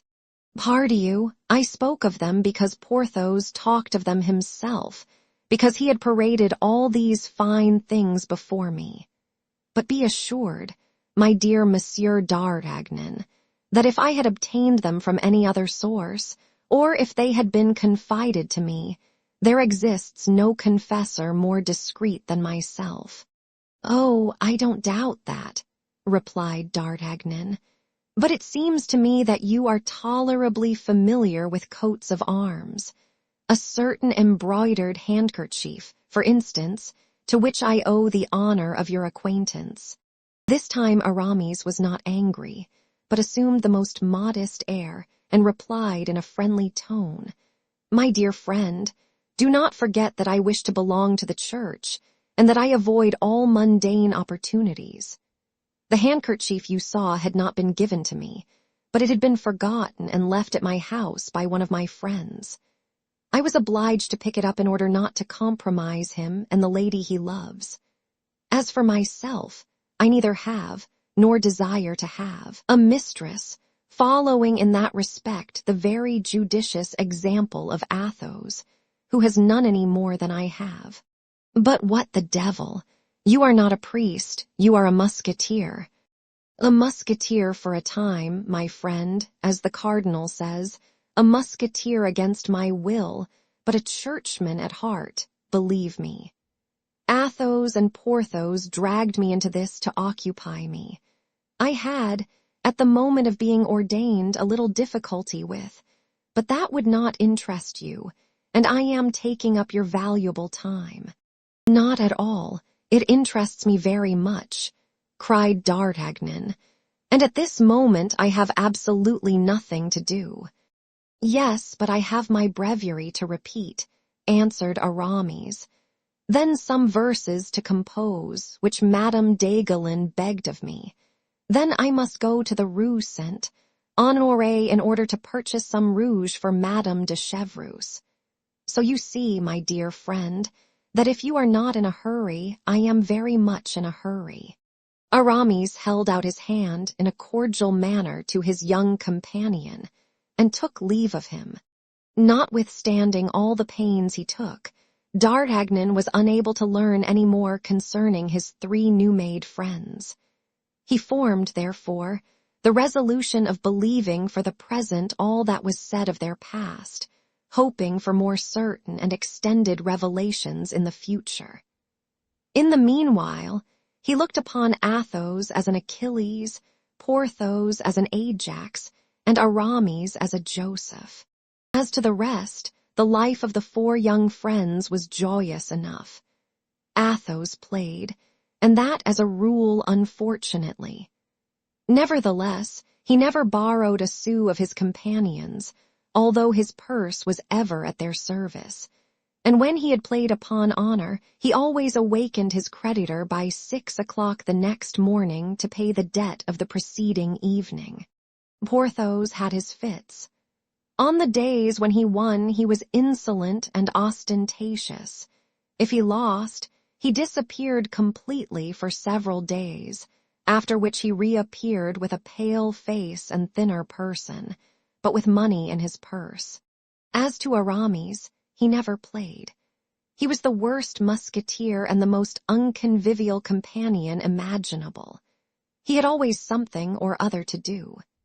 Sometimes in the midst of dinner, when everyone, under the attraction of wine and in the warmth of conversation, believed they had 2 or 3 hours longer to enjoy themselves at table, Aramis looked at his watch, arose with a bland smile, and took leave of the company to go, as he said, to consult a casuist with whom he had an appointment.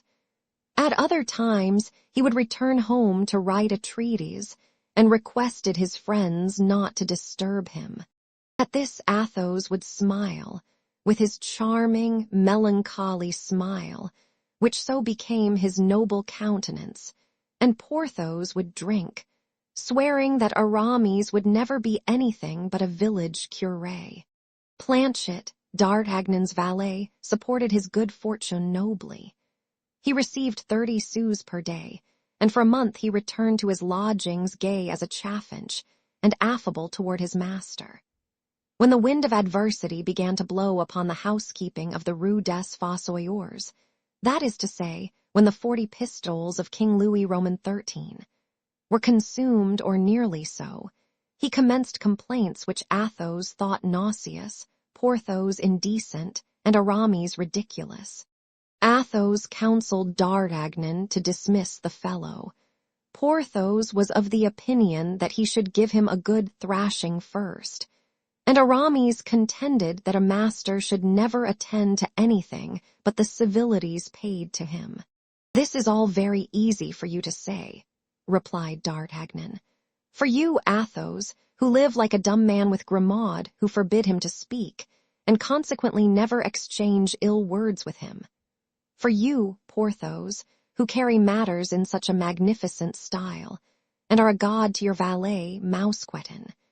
And for you, Aramis, who, always abstracted by your theological studies, inspire your servant, Bazin, a mild, religious man with a profound respect. But for me, who am without any settled means and without resources, for me, who am neither a musketeer nor even a guardsman, what am I to do to inspire either the affection, the terror, or the respect in Planchet?"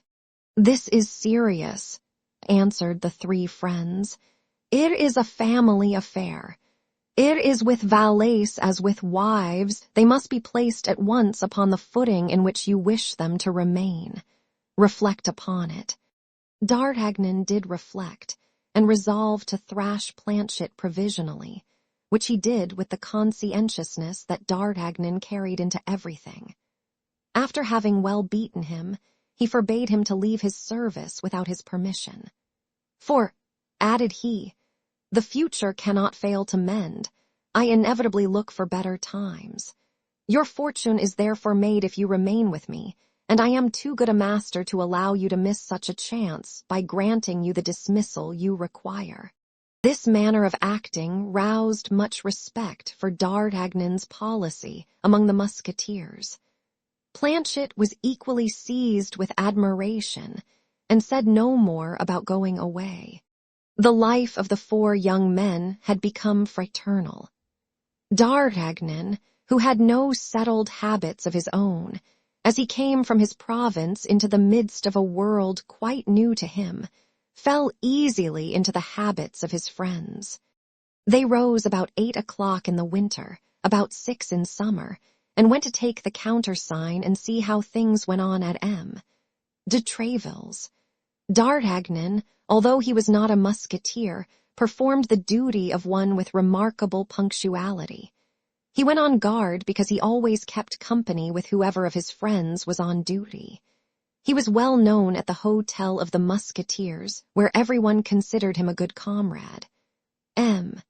de Tréville, who had appreciated him at the first glance, and who bore him a real affection, never ceased recommending him to the king.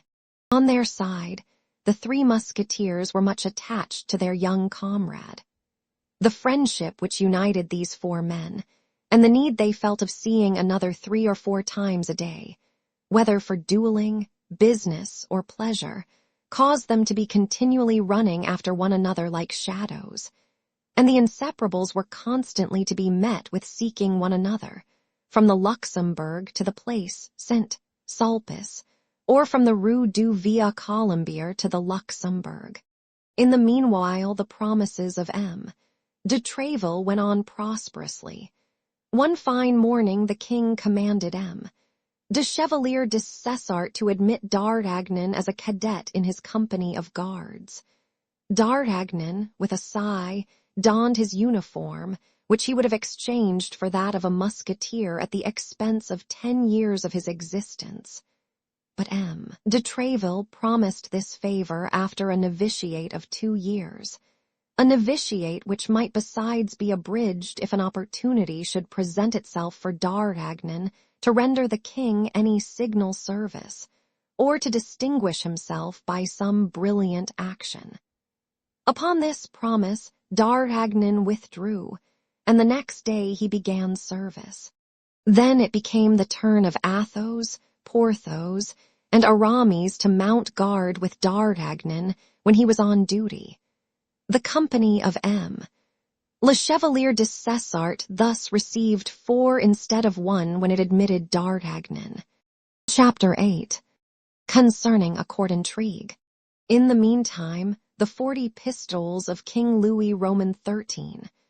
Like all other things of this world, after having had a beginning had an end, and after this end our 4 companions began to be somewhat embarrassed. At first, Athos supported the association for a time with his own means. Porthos succeeded him, and thanks to one of those disappearances to which he was accustomed, he was able to provide for the wants of all for a fortnight. At last it became Aramis's turn, who performed it with a good grace and who succeeded, as he said, by selling some theological books, in procuring a few pistols. Then, as they had been accustomed to do, they had recourse to M.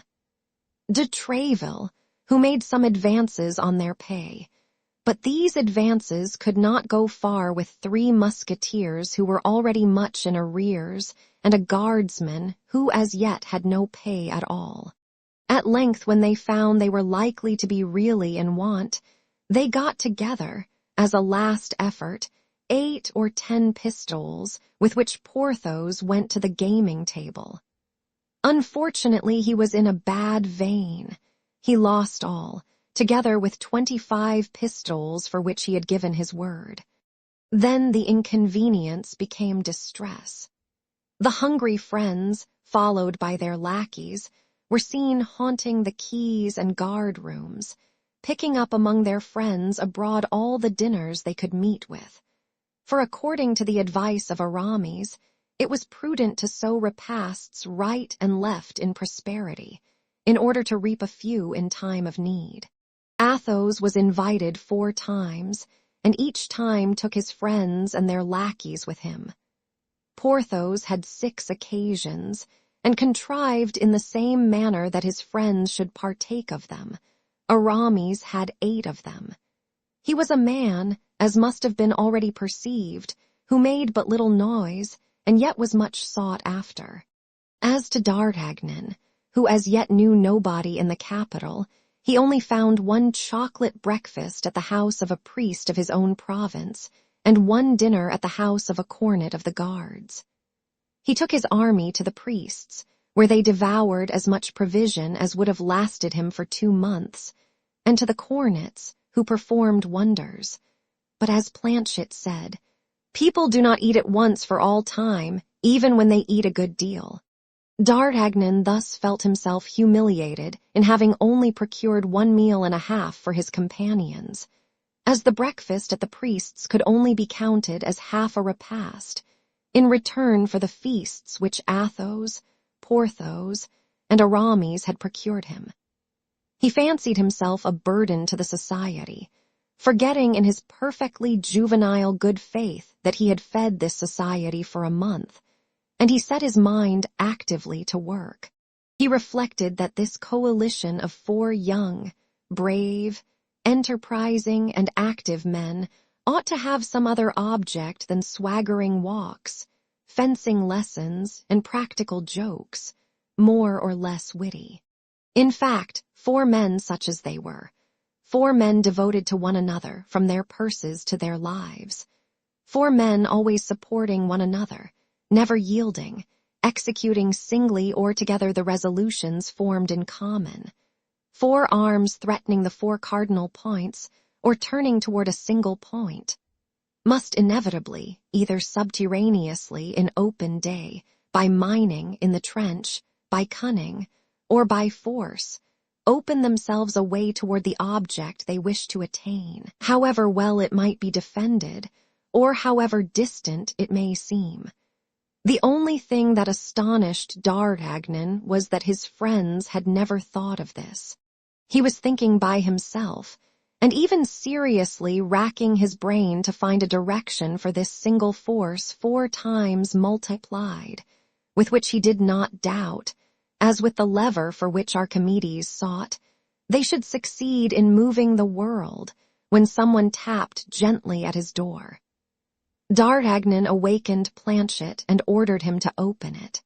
From this phrase, D'Artagnan awakened Planchet, the reader must not suppose it was night, or that day was hardly come. No, it had just struck 4. Planchet, 2 hours before, had asked his master for some dinner, and he had answered him with the proverb, "He who sleeps dines," and Planchet dined by sleeping. A man was introduced of simple mien, who had the appearance of a tradesman.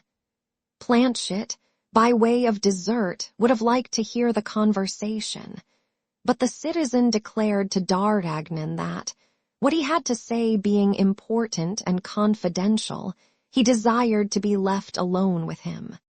D'Artagnan dismissed Planchet and requested his visitor to be seated. There was a moment of silence, during which the 2 men looked at each other, as if to make a preliminary acquaintance, after which D'Artagnan bowed, as a sign that he listened. I have heard Monsieur D'Artagnan spoken of as a very brave young man, said the citizen, and this reputation which he justly enjoys had decided me to confide a secret to him. "Speak, monsieur, speak," said D'Artagnan, who instinctively scented something advantageous. The citizen made a fresh pause and continued, "I have a wife who is seamstress to the Queen, monsieur, and who is not deficient in either virtue or beauty. I was induced to marry her about 3 years ago, although she had but very little dowry, because Monsieur Laporte, the Queen's cloak-bearer, is her godfather and befriends her." "Well, monsieur?" asked D'Artagnan. "Well," resumed the citizen, "well, monsieur, my wife was abducted yesterday morning, as she was coming out of her workroom. And by whom was your wife abducted? I know nothing surely, monsieur, but I suspect someone. And who is the person whom you suspect? A man who has pursued her a long time. The devil. But allow me to tell you, monsieur, continued the citizen, that I am convinced that there is less love than politics in all this. Less love than politics, replied D'Artagnan with a reflective air. And what do you suspect? I do not know whether I ought to tell you what I suspect. Monsieur, I beg you to observe that I ask you absolutely nothing. It is you who have come to me. It is you who have told me that you had a secret to confide in me. Act, then, as you think proper. There is still time to withdraw. No, monsieur, no. You appear to be an honest young man, and I will have confidence in you. I believe, then, that it is not on account of any intrigues of her own that my wife has been arrested, but because of those of a lady much greater than herself. Ah, can it be on account of the amours of Madame de Bois-Tracy? Said D'Artagnan, wishing to have the air, in the eyes of the citizen, of being posted as to court affairs. Higher, monsieur, higher. Of Madame d'Aiguillon. Still higher. Of Madame de Chevreuse. Higher, much higher. Of the... D'Artagnan checked himself. Yes, monsieur, replied the terrified citizen, in a tone so low that he was scarcely audible. And with whom? With whom can it be, if not the Duke of? The Duke of?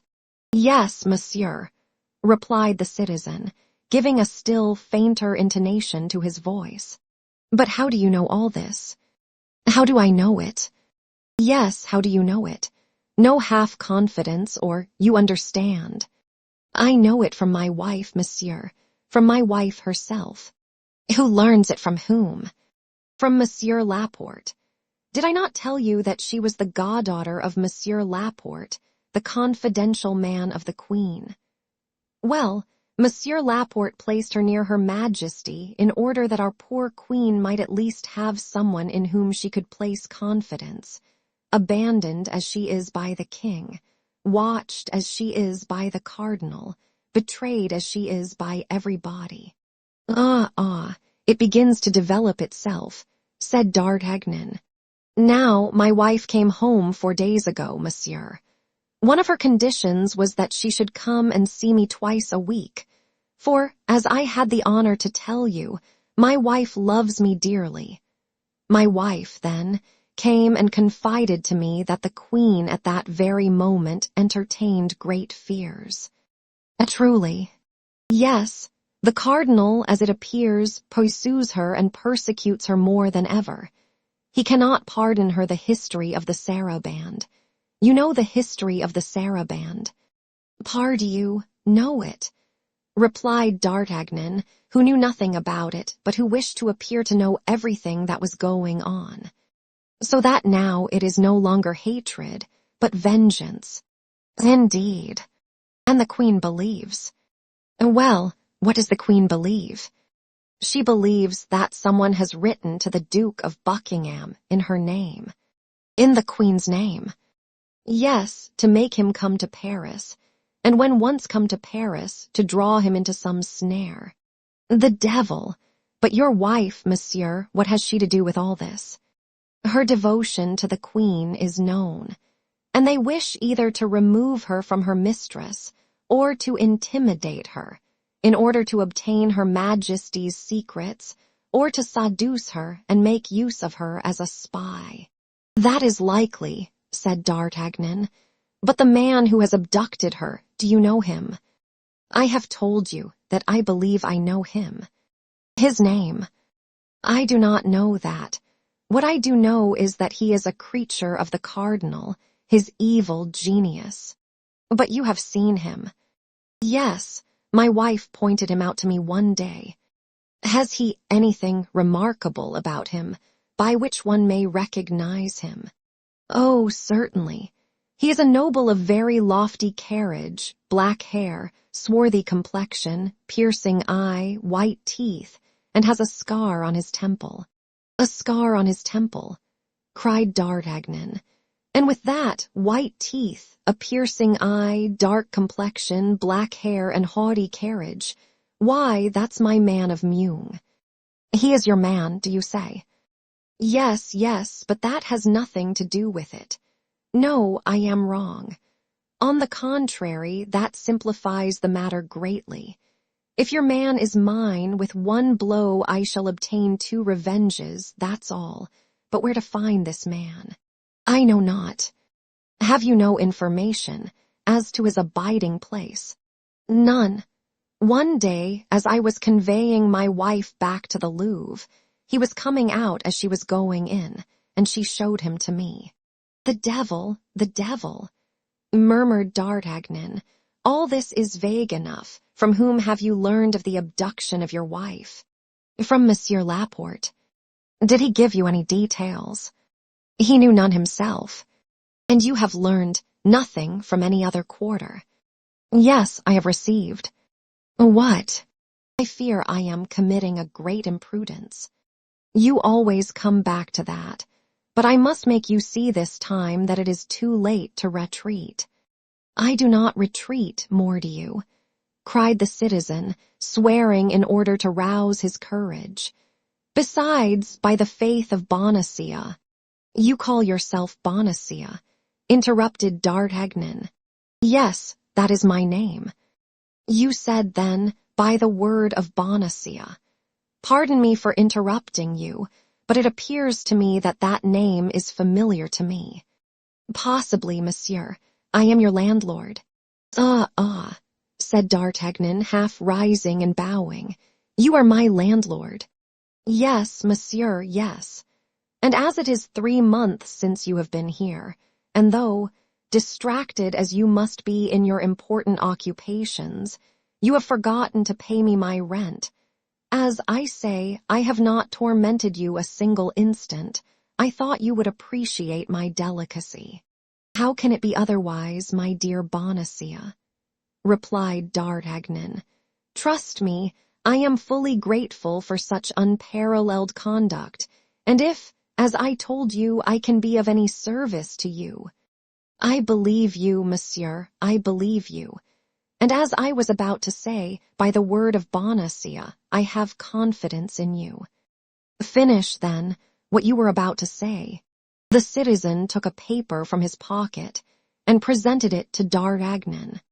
A letter, said the young man, which I received this morning. D'Artagnan opened it, and as the day was beginning to decline, he approached the window to read it. The citizen followed him.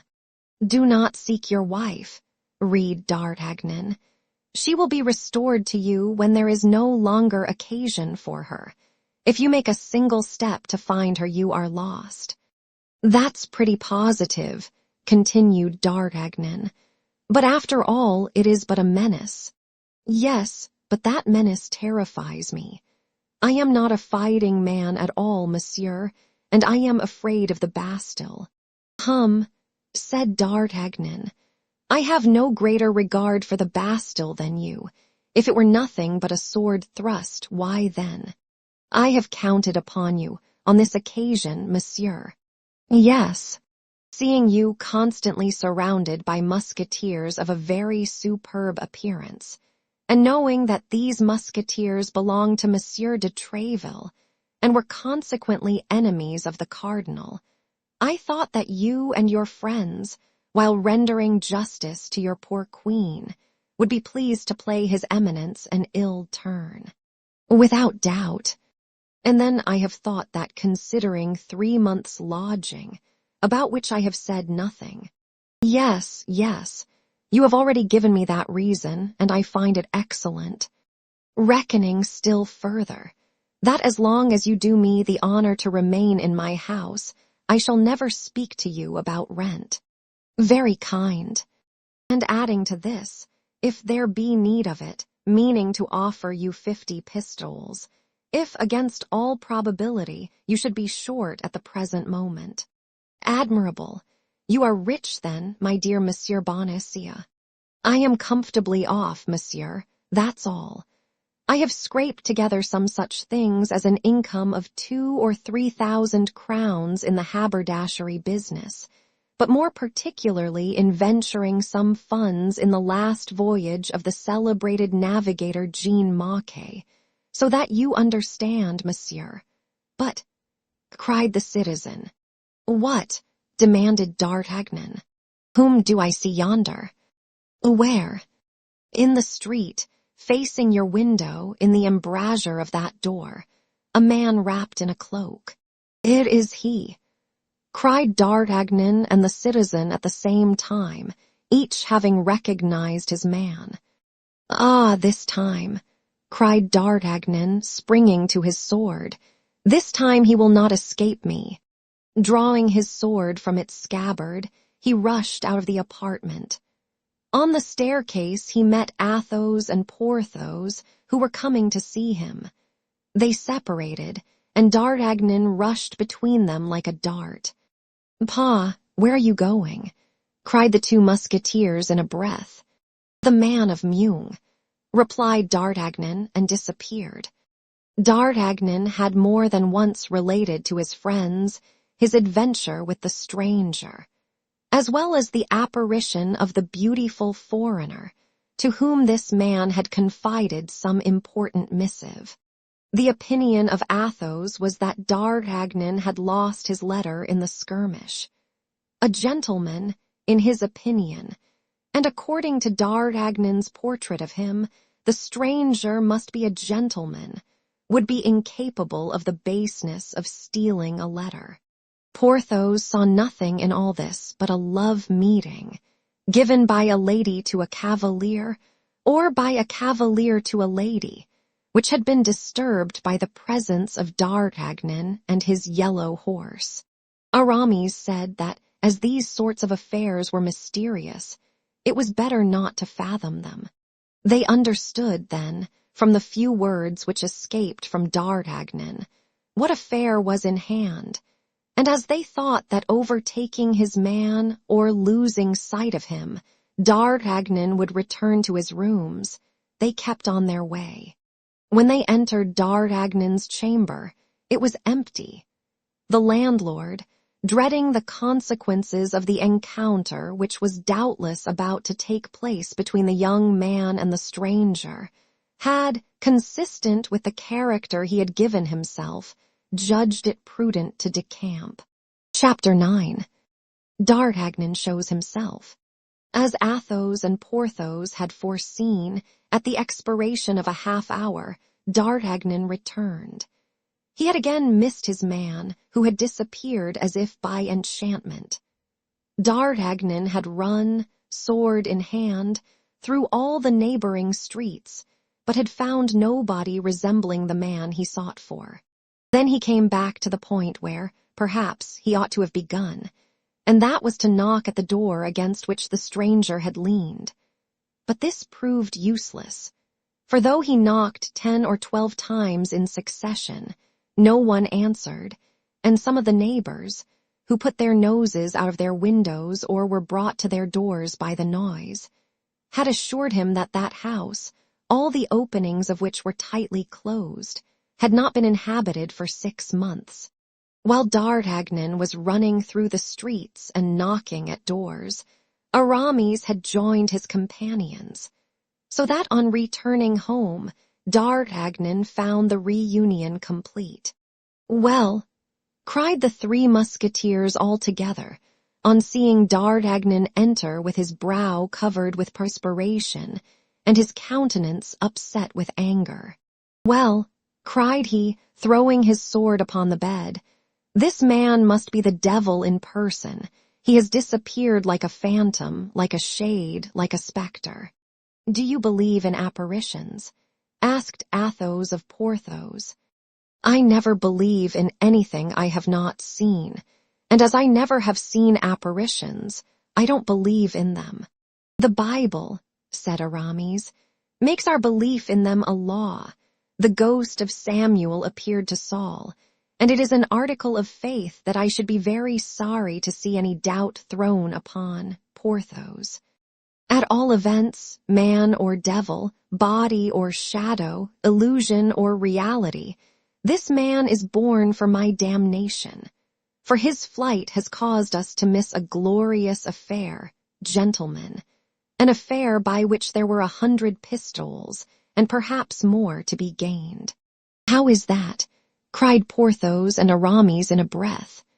As to Athos, faithful to his system of reticence, he contented himself with interrogating D'Artagnan by a look.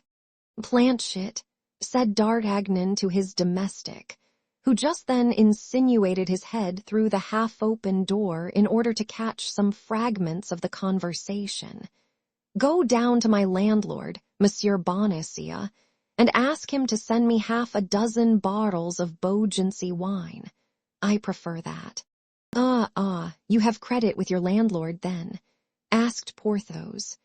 Yes, replied D'Artagnan, from this very day. And mind, if the wine is bad, we will send him to find better. We must use and not abuse, said Aramis sententiously.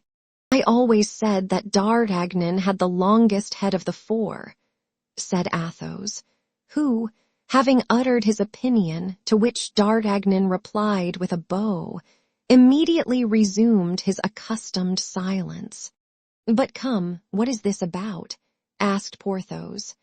Yes, said Aramis, impart it to us, my dear friend, unless the honor of any lady be hazarded by this confidence. In that case you would do better to keep it to yourself. Be satisfied, replied D'Artagnan. The honor of no one will have cause to complain of what I have to tell. He then related to his friends, word for word, all that had passed between him and his host, and how the man who had abducted the wife of his worthy landlord was the same with whom he had had the difference at the hostelry of the Jolly Miller. Your affair is not bad, said Athos, after having tasted like a connoisseur and indicated by a nod of his head that he thought the wine good. And one may draw 50 or 60 pistoles from this good man. Then there only remains to ascertain whether these 50 or 60 pistoles are worth the risk of 4 heads.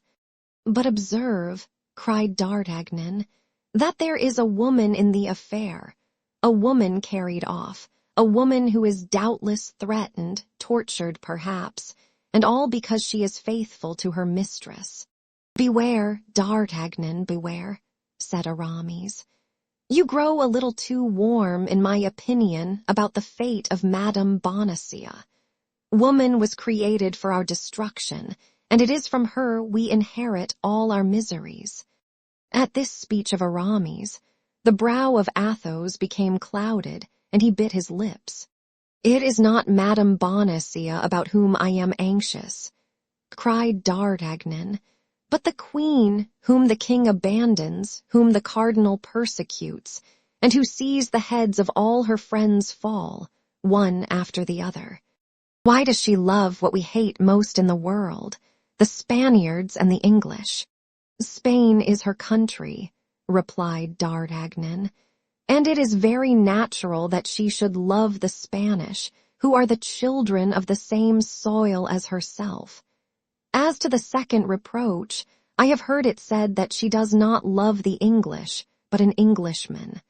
Well, and by my faith, said Athos, it must be acknowledged that this Englishman is worthy of being loved. I never saw a man with a nobler air than his. Without reckoning that he dresses as nobody else can, said Porthos. I was at the Louvre on the day when he scattered his pearls, and pardieu, I picked up 2 that I sold for 10 pistoles each. Do you know him, Aramis?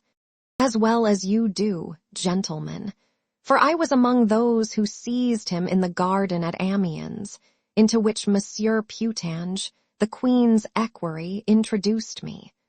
I was at school at the time, and the adventure appeared to me to be cruel for the king.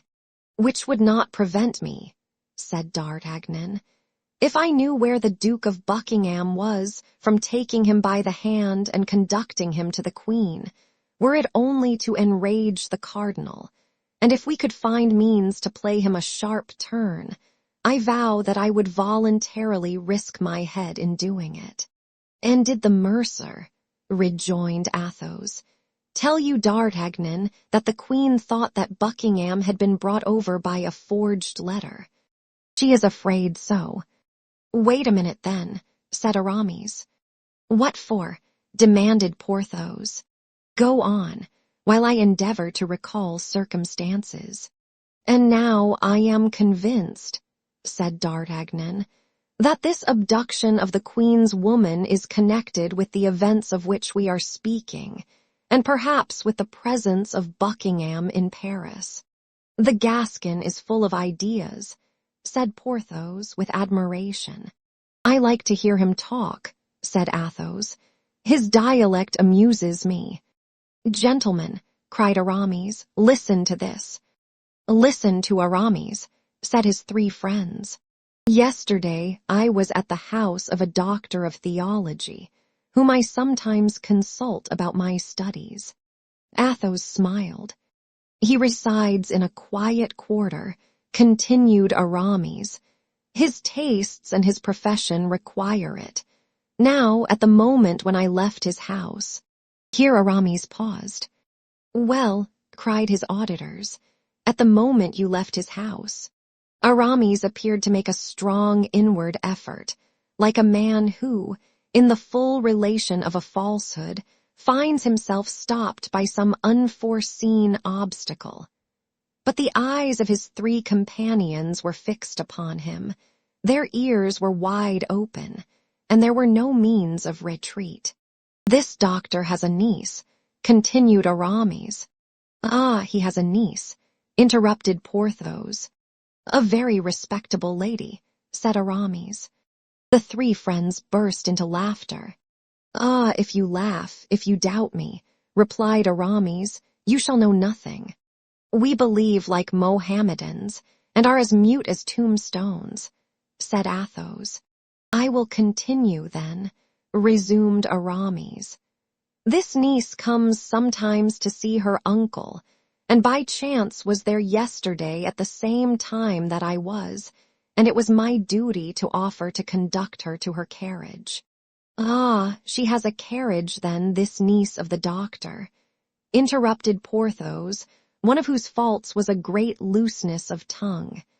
"A nice acquaintance, my friend." "Porthos," replied Aramis, "I have had the occasion to observe to you more than once that you are very indiscreet, and that is injurious to you among the women." "Gentlemen, gentlemen," cried D'Artagnan, who began to get a glimpse of the result of the adventure, "the thing is serious. Let us try not to jest if we can. Go on, Aramis, go on." All at once, a tall, dark gentleman, just like yours, D'Artagnan. "The same, perhaps," said he. "Possibly," continued Aramis, "came toward me, accompanied by 5 or 6 men who followed about 10 paces behind him, and in the politest tone, Monsieur Duke, said he to me, and you, madam, continued he, addressing the lady on my arm, the doctor's niece." "Hold your tongue, Porthos," said Athos. "You are insupportable. Will you enter this carriage, and that without offering the least resistance, without making the least noise?" "He took you for Buckingham," cried D'Artagnan. "I believe so," replied Aramis. "But the lady?" asked Porthos. "He took her for the Queen," said D'Artagnan. "Just so," replied Aramis. "The Gascon is the devil," cried Athos. "Nothing escapes him." "The fact is," said Porthos, "Aramis is of the same height and something of the shape of the Duke, but it nevertheless appears to me that the dress of a musketeer—" "I wore an enormous cloak," said Aramis. "In the month of July, the devil," said Porthos. Is the doctor afraid that you may be recognized? I can comprehend that the spy may have been deceived by the person, but the face— I had a large hat, said Aramis. Oh, good Lord, cried Porthos. What precautions for the study of theology! Gentlemen, gentlemen, said D'Artagnan, do not let us lose our time in jesting. Let us separate, and let us seek the mercer's wife. That is the key of the intrigue. A woman of such inferior condition. Can you believe so? Said Porthos, protruding his lips with contempt. She is goddaughter to Laporte, the confidential valet of the Queen. Have I not told you so, gentlemen? Besides, it has perhaps been Her Majesty's calculation to seek on this occasion for support so lowly. High heads expose themselves from afar, and the cardinal is long-sighted. Well, said Porthos, in the first place make a bargain with the mercer, and a good bargain. That's useless, said D'Artagnan, for I believe if he does not pay us, we shall be well enough paid by another party. At this moment, a sudden noise of footsteps was heard upon the stairs. The door was thrown violently open, and the unfortunate mercer rushed into the chamber in which the council was held. "Save me, gentlemen, for the love of heaven, save me," cried he. "There are 4 men come to arrest me. Save me, save me." Porthos and Aramis arose. "A moment," cried D'Artagnan, making them a sign to replace in the scabbard their half-drawn swords. "It is not courage that is needed, it is prudence." "And yet," cried Porthos, "we will not leave." "You will leave D'Artagnan to act as he thinks proper," said Athos. "He has, I repeat, the longest head of the 4, and for my part one declare that I will obey him. Do as you think best, D'Artagnan." At this moment the 4 guards appeared at the door of the antechamber, but seeing 4 musketeers standing, and their swords by their sides, they hesitated about going farther.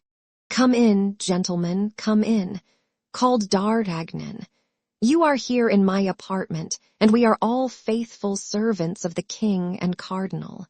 Then, gentlemen, you will not oppose our executing the orders we have received," asked one who appeared to be the leader of the party. "On the contrary, gentlemen, we would assist you if it were necessary." "What does he say?" grumbled Porthos. "You are a simpleton," said Athos. "Silence." "But you promised me," whispered the poor mercer. "We can only save you by being free ourselves," replied D'Artagnan in a rapid, low tone. "And if we appear inclined to defend you, they will arrest us with you. It seems, nevertheless." "Come, gentlemen, come," said D'Artagnan aloud. "I have no motive for defending monsieur. I saw him today for the first time, and he can tell you on what occasion he came to demand the rent of my lodging. Is that not true, Monsieur Bonacieux? Answer." "That is the very truth," cried the mercer. "But monsieur does not tell you.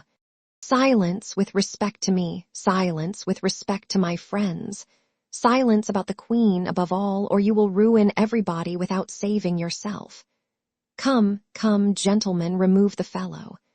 And D'Artagnan pushed the half-stupefied mercer among the guards, saying to him, "You are a shabby old fellow, my dear. You come to demand money of me, of a musketeer. To prison with him. Gentlemen, once more, take him to prison and keep him under key as long as possible. That will give me time to pay him." The officers were full of thanks, and took away their prey. As they were going down, D'Artagnan laid his hand on the shoulder of their leader. "May I not drink to your health, and you to mine?"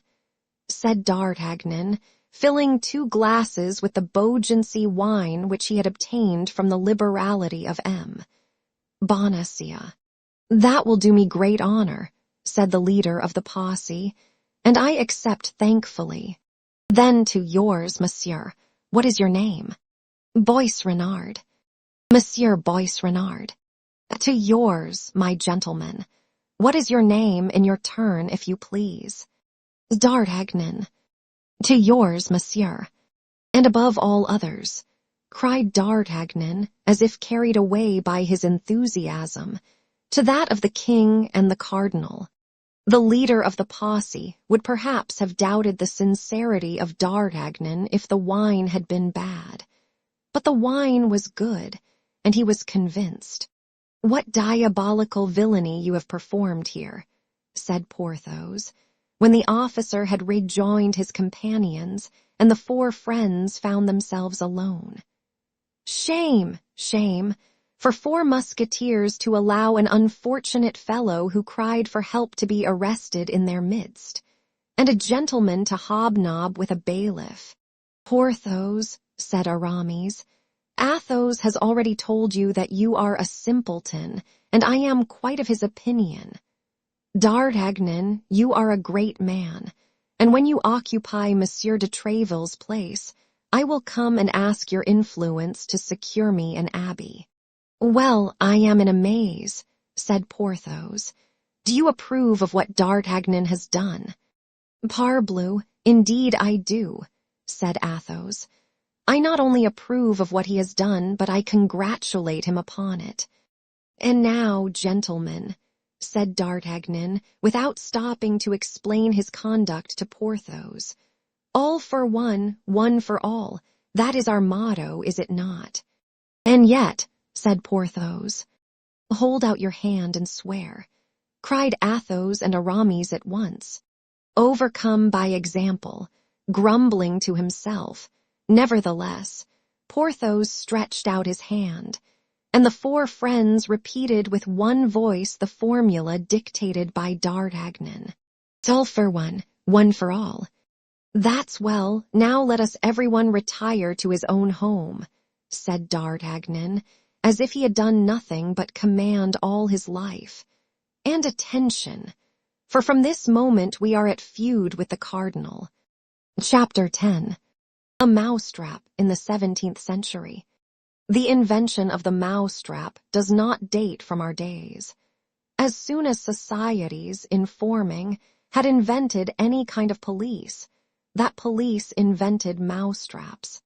As perhaps our readers are not familiar with the slang of the Rue de Jerusalem, and as it is 15 years since we applied this word for the first time to this thing, allow us to explain to them what is a mousetrap.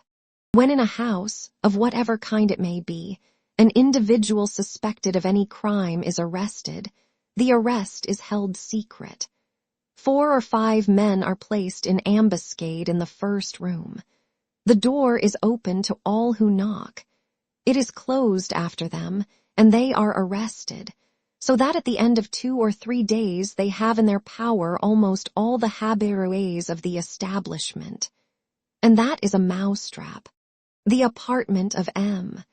Bonacia, then, became a mousetrap, and whoever appeared there was taken and interrogated by the cardinal's people. It must be observed that as a separate passage led to the first floor, in which D'Artagnan lodged, those who called on him were exempted from this detention. Besides, nobody came thither but the 3 musketeers. They had all been engaged in earnest search and inquiries, but had discovered nothing. Athos had even gone so far as to question M. de Tréville, a thing which, considering the habitual reticence of the worthy musketeer, had very much astonished his captain. But M. de Tréville knew nothing, except that the last time he had seen the cardinal, the king, and the queen, the cardinal looked very thoughtful, the king uneasy, and the redness of the queen's eyes donated that she had been sleepless or tearful.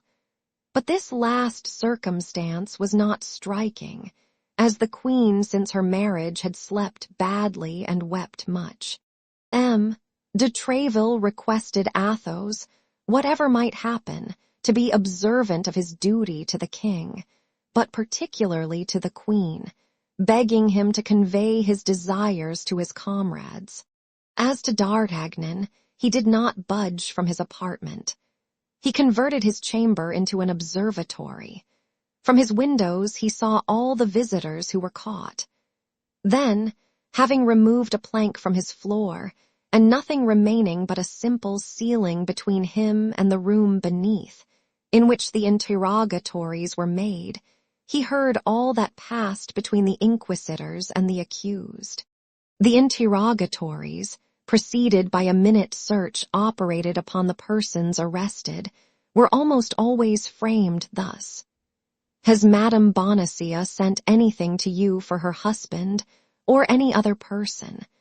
Has Monsieur Bonacieux sent anything to you for his wife, or for any other person?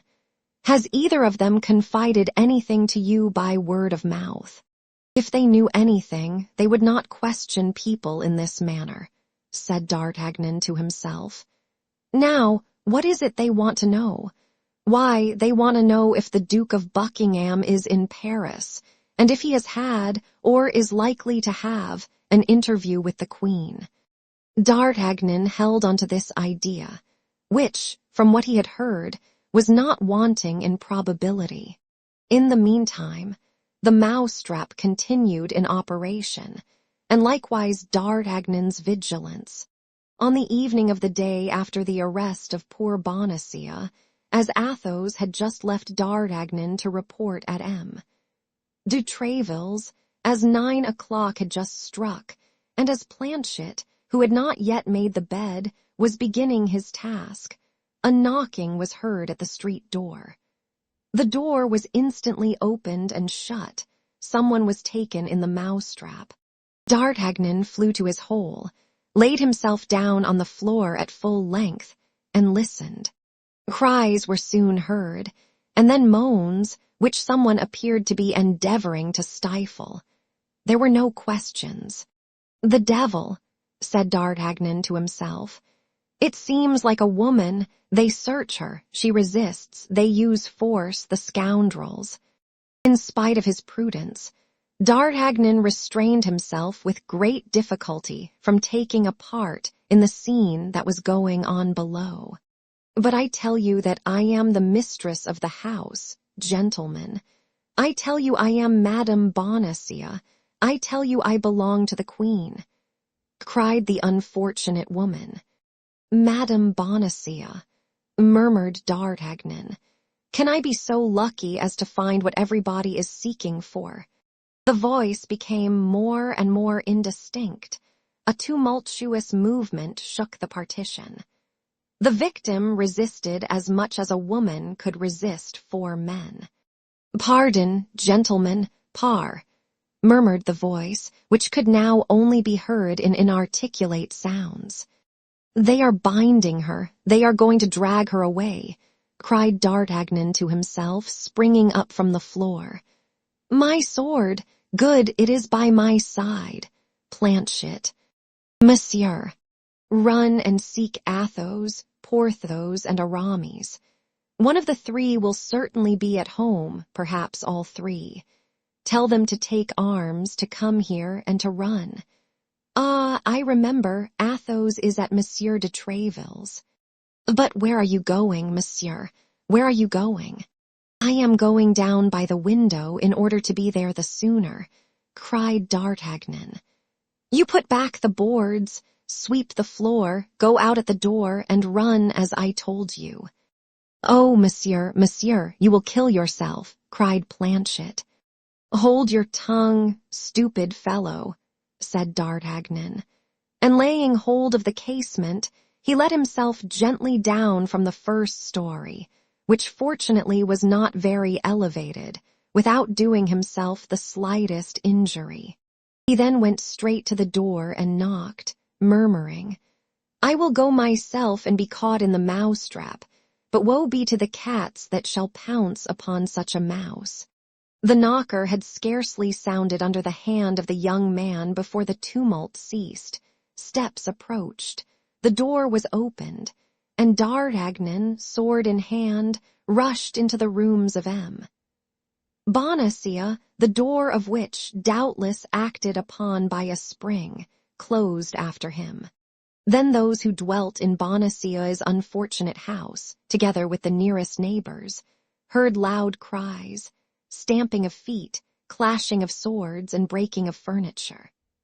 A moment after, those who, surprised by this tumult, had gone to their windows to learn the cause of it, saw the door open and 4 men, clothed in black, not come out of it, but fly like so many frightened crows, leaving on the ground and on the corners of the furniture feathers from their wings, that is to say, patches of their clothes and fragments of their cloaks. D'Artagnan was conqueror. Without much effort, it must be confessed, for only one of the officers was armed, and even he defended himself for form's sake. It is true that the 3 others had endeavored to knock the young man down with chairs, stools, and crockery, but 2 or 3 scratches made by the Gascon's blade terrified them. 10 minutes sufficed for their defeat, and D'Artagnan remained master of the field of battle.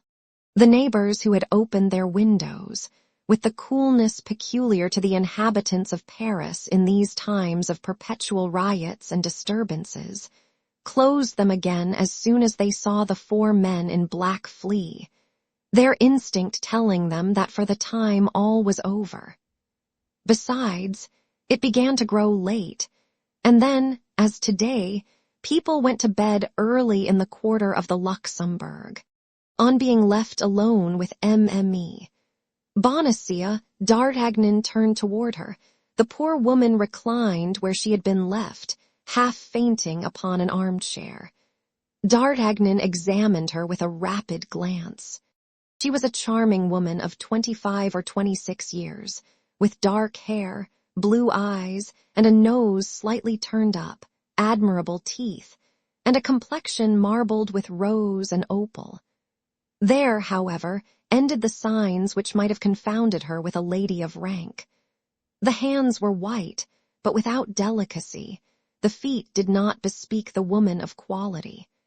Happily, D'Artagnan was not yet acquainted with such niceties. While D'Artagnan was examining Mme. Bonacieux, and was, as we have said, close to her, he saw on the ground a fine cambric handkerchief, which he picked up, as was his habit, and at the corner of which he recognized the same cipher he had seen on the handkerchief which had nearly caused him and Aramis to cut each other's throat. From that time, D'Artagnan had been cautious with respect to handkerchiefs with arms on them, and he therefore placed in the pocket of Mme. Bonacieux the one he had just picked up. At that moment, Mme. Bonacieux recovered her senses. She opened her eyes, looked around her with terror, saw that the apartment was empty and that she was alone with her liberator. She extended her hands to him with a smile. Mme. Bonacieux had the sweetest smile in the world. "Ah, monsieur," said she, "you have saved me, permit me to thank you." "Madam," said D'Artagnan, "I have only done what every gentleman would have done in my place. You owe me no thanks." "Oh, yes, monsieur, oh, yes. And I hope to prove to you that you have not served an ingrate. But what could these men, whom I at first took for robbers, want with me, and why is Monsieur Bonacieux not here?" "Madam, those men were more dangerous than any robbers could have been, for they are the agents of the cardinal. And as to your husband, Monsieur Bonacieux, he is not here because he was yesterday evening conducted to the Bastille." "My husband in the Bastille," cried Mme. Bonacieux. "Oh, my God, what has he done? Poor dear man, he is innocence itself."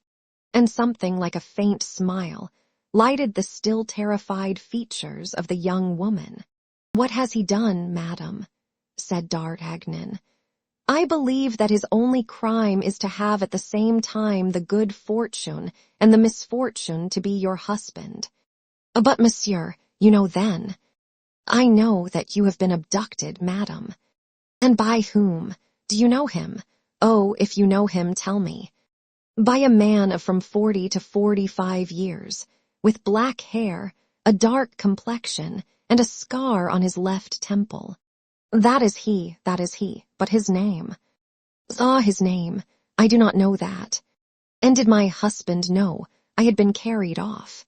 He was informed of it by a letter, written to him by the abductor himself. And does he suspect, said Mme. Bonacieux with some embarrassment, the cause of this event? He attributed it, I believe, to a political cause. I doubted from the first, and now I think entirely as he does. Then my dear Monsieur Bonacieux has not suspected me a single instant. So far from it, madam, he was too proud of your prudence, and above all of your love. A second smile, almost imperceptible, stole over the rosy lips of the pretty young woman.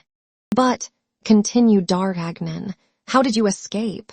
I took advantage of a moment when they left me alone, and as I had known since morning the reason of my abduction, with the help of the sheets I let myself down from the window.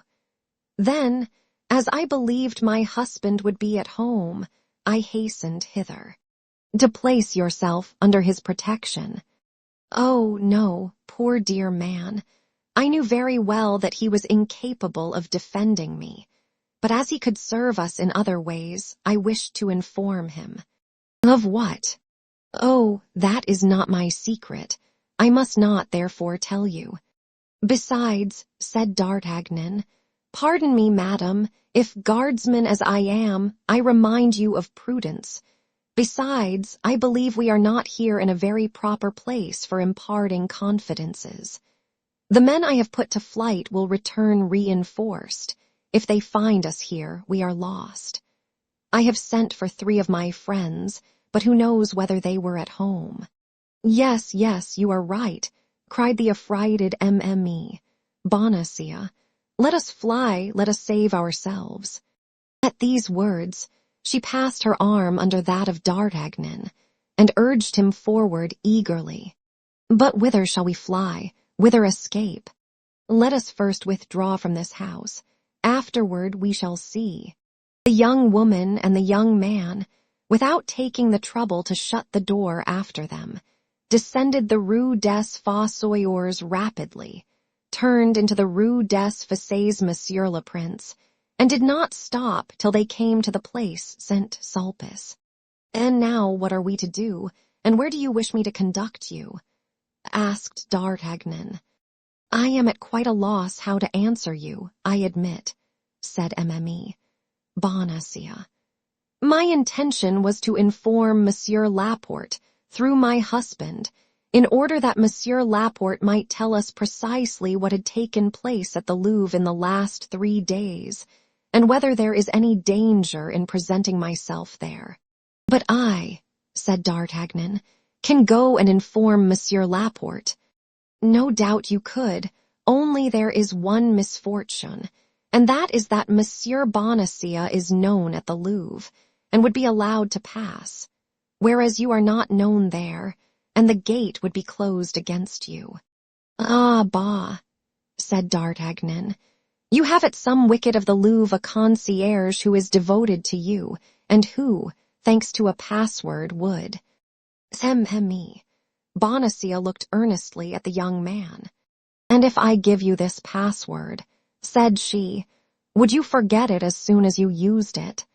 By my honor, by the faith of a gentleman, said D'Artagnan, with an accent so truthful that no one could mistake it. Then I believe you. You appear to be a brave young man. Besides, your fortune may perhaps be the result of your devotedness. I will do, without a promise and voluntarily, all that I can do to serve the king and be agreeable to the queen. Dispose of me, then, as a friend. But where shall I go meanwhile? Is there nobody from whose house Monsieur Laporte can come and fetch you? No, I can trust nobody. Stop, said D'Artagnan. We are near Athos's door. Yes, here it is. Who is this Athos? One of my friends. But if he should be at home and see me? He is not at home, and I will carry away the key after having placed you in his apartment. But if he should return, oh, he won't return. And if he should, he will be told that I have brought a woman with me, and that woman is in his apartment. But that will compromise me sadly, you know. Of what consequence? Nobody knows you. Besides, we are in a situation to overlook ceremony. Come, then, let us go to your friend's house. Where does he live? Rue Feyroux, 2 steps from here. And let us go. Both resumed their way. As D'Artagnan had foreseen, Athos was not within. He took the key, which was customarily given him as one of the family, ascended the stairs, and introduced Mme. Bonacieux into the little apartment of which we have given a description. "You are at home," said he. "Remain here, fasten the door inside, and open it to nobody unless you hear 3 taps like this." And he tapped thrice, 2 taps close together and pretty hard, the other after an interval and lighter. "That is well," said Mme. Bonacieux. "Now, in my turn, let me give you my instructions." "I am all attention." "Present yourself at the wicket of the Louvre, on the side of the Rue de l'Echelle, and ask for Germain." "Well, and then?" "He will ask you what you want, and you will answer by these 2 words, Tours and Bruxelles. He will at once put himself at your orders." "And what shall I command him?" "To go and fetch Monsieur Laporte, the Queen's valet de chambre. And when he shall have informed him, and Monsieur Laporte is come, you will send him to me." "That is well, but where and how shall I see you again?" "Do you wish to see me again?" "Certainly." "Well, let that care be mine, and be at ease." "I depend upon your word." "You may." D'Artagnan bowed to Mme. Bonacieux, darting at her the most loving glance that he could possibly concentrate upon her charming little person, and while he descended the stairs, he heard the door closed and double-locked. In 2 bounds he was at the Louvre. As he entered the wicket of l'Echelle, 10 o'clock struck. All the events we have described had taken place within a half-hour. Everything fell out as Mme. Bonacieux prophesied. On hearing the password, Germain bowed. In a few minutes, Laporte was at the lodge. In 2 words, D'Artagnan informed him where Mme. Bonacieux was. Laporte assured himself, by having it twice repeated, of the accurate address, and set off at a run. Hardly, however, had he taken 10 steps before he returned. "Young man," said he to D'Artagnan, "a suggestion." "What?" "You may get into trouble by what has taken place." "You believe so?" "Yes. Have you any friend whose clock is too slow?" "Well, go and call upon him, in order that he may give evidence of your having been with him at 9:30. In a court of justice that is called an alibi." D'Artagnan found his advice prudent. He took to his heels and was soon at de Tréville's, but instead of going into the saloon with the rest of the crowd, he asked to be introduced to de Tréville's office.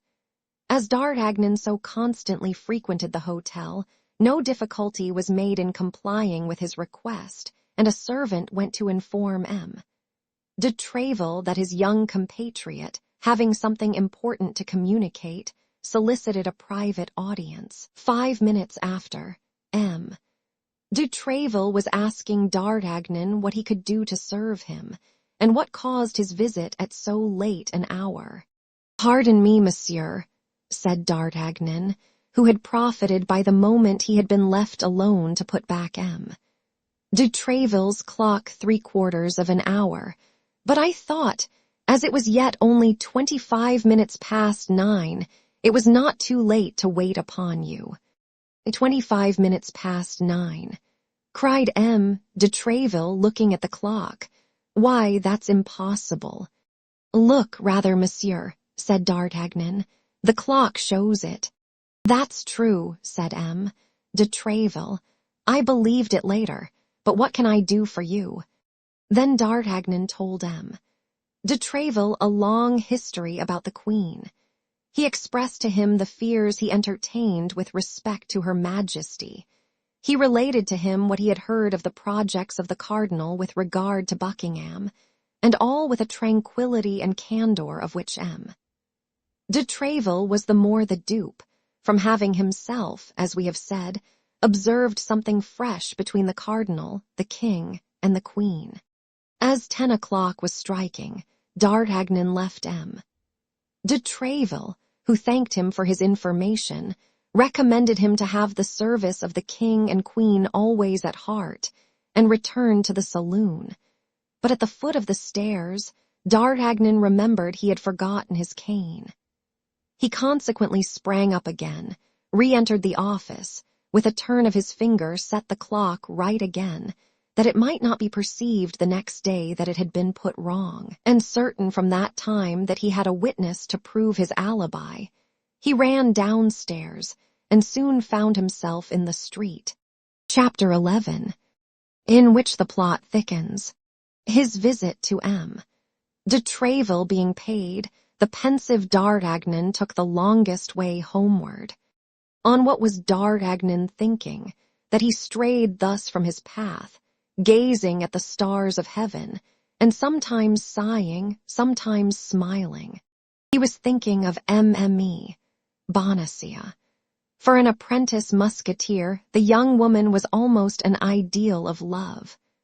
Pretty, mysterious, initiated in almost all the secrets of the court, which reflected such a charming gravity over her pleasing features, it might be surmised that she was not wholly unmoved, and this is an irresistible charm to novices in love. Moreover, D'Artagnan had delivered her from the hands of the demons, who wished to search and ill-treat her. And this important service had established between them one of those sentiments of gratitude which so easily assume a more tender character. D'Artagnan already fancied himself, so rapid is the flight of our dreams upon the wings of imagination, accosted by a messenger from the young woman, who brought him some billet appointing a meeting, a gold chain, or a diamond. We have observed that young cavaliers received presents from their king without shame. Let us add that in these times of lax morality, they had no more delicacy with respect to the mistresses, and that the latter almost always left them valuable and durable remembrances, as if they essayed to conquer the fragility of their sentiments by the solidity of their gifts. Without a blush, men made their way in the world by the means of women blushing. Such as were only beautiful gave their beauty, whence, without doubt, comes the proverb, "The most beautiful girl in the world can only give what she has." Such as were rich gave in addition a part of their money, and a vast number of heroes of that gallant period may be cited who would neither have won their spurs in the first place, nor their battles afterward, without the purse, more or less furnished, which their mistress fastened to the saddle bow. D'Artagnan owned nothing. Provincial diffidence, that slight varnish, the ephemeral flower, that down of the peach, had evaporated to the winds through the little orthodox counsels which the 3 musketeers gave their friend. D'Artagnan, following the strange custom of the times, considered himself at Paris as on a campaign, neither more nor less than if he had been in Flanders. Spain yonder, woman here.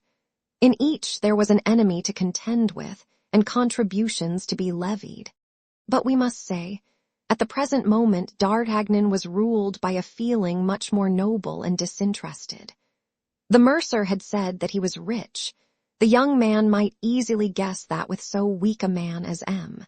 Bonacieux, and interest was almost foreign to this commencement of love, which had been the consequence of it. We say almost, for the idea that a young, handsome, kind, and witty woman is at the same time rich takes nothing from the beginning of love, but on the contrary strengthens it. There are in affluence a crowd of aristocratic cares and caprices which are highly becoming to beauty. A fine and white stocking, a silken robe, a lace kerchief, a pretty slipper on the foot, a tasty ribbon on the head do not make an ugly woman pretty, but they make a pretty woman beautiful, without reckoning the hands, which gain by all this. The hands, among women particularly, to be beautiful must be idle. Then D'Artagnan, as the reader, from whom we have not concealed the state of his fortune, very well knows, D'Artagnan was not a millionaire. He hoped to become one some day, but the time which in his own mind he fixed upon for this happy change was still far distant. In the meanwhile, how disheartening to see the woman one loves long for those thousands of nothings which constitute a woman's happiness, and be unable to give her those thousands of nothings. At least, when the woman is rich and the lover is not, that which he cannot offer she offers to herself. And although it is generally with her husband's money that she procures herself this indulgence, the gratitude for it seldom reverts to him. Then D'Artagnan, disposed to become the most tender of lovers, was at the same time a very devoted friend. In the midst of his amorous projects for the mercer's wife, he did not forget his friends. The pretty Mme. Bonacieux was just the woman to walk with in the plain Saint Denis or in the fair of Saint Germain, in company with Athos, Porthos, and Aramis, to whom D'Artagnan had often remarked this. Then one could enjoy charming little dinners, where one touches on one side the hand of a friend, and on the other the foot of a mistress. Besides, on pressing occasions, in extreme difficulties, D'Artagnan would become the preserver of his friends. And Bonacieux, whom D'Artagnan had pushed into the hands of the officers, denying him aloud, although he had promised in a whisper to save him. We are compelled to admit to our readers that D'Artagnan thought nothing about him in any way, or that if he did think of him, it was only to say to himself that he was very well where he was, wherever it might be. Love is the most selfish of all the passions.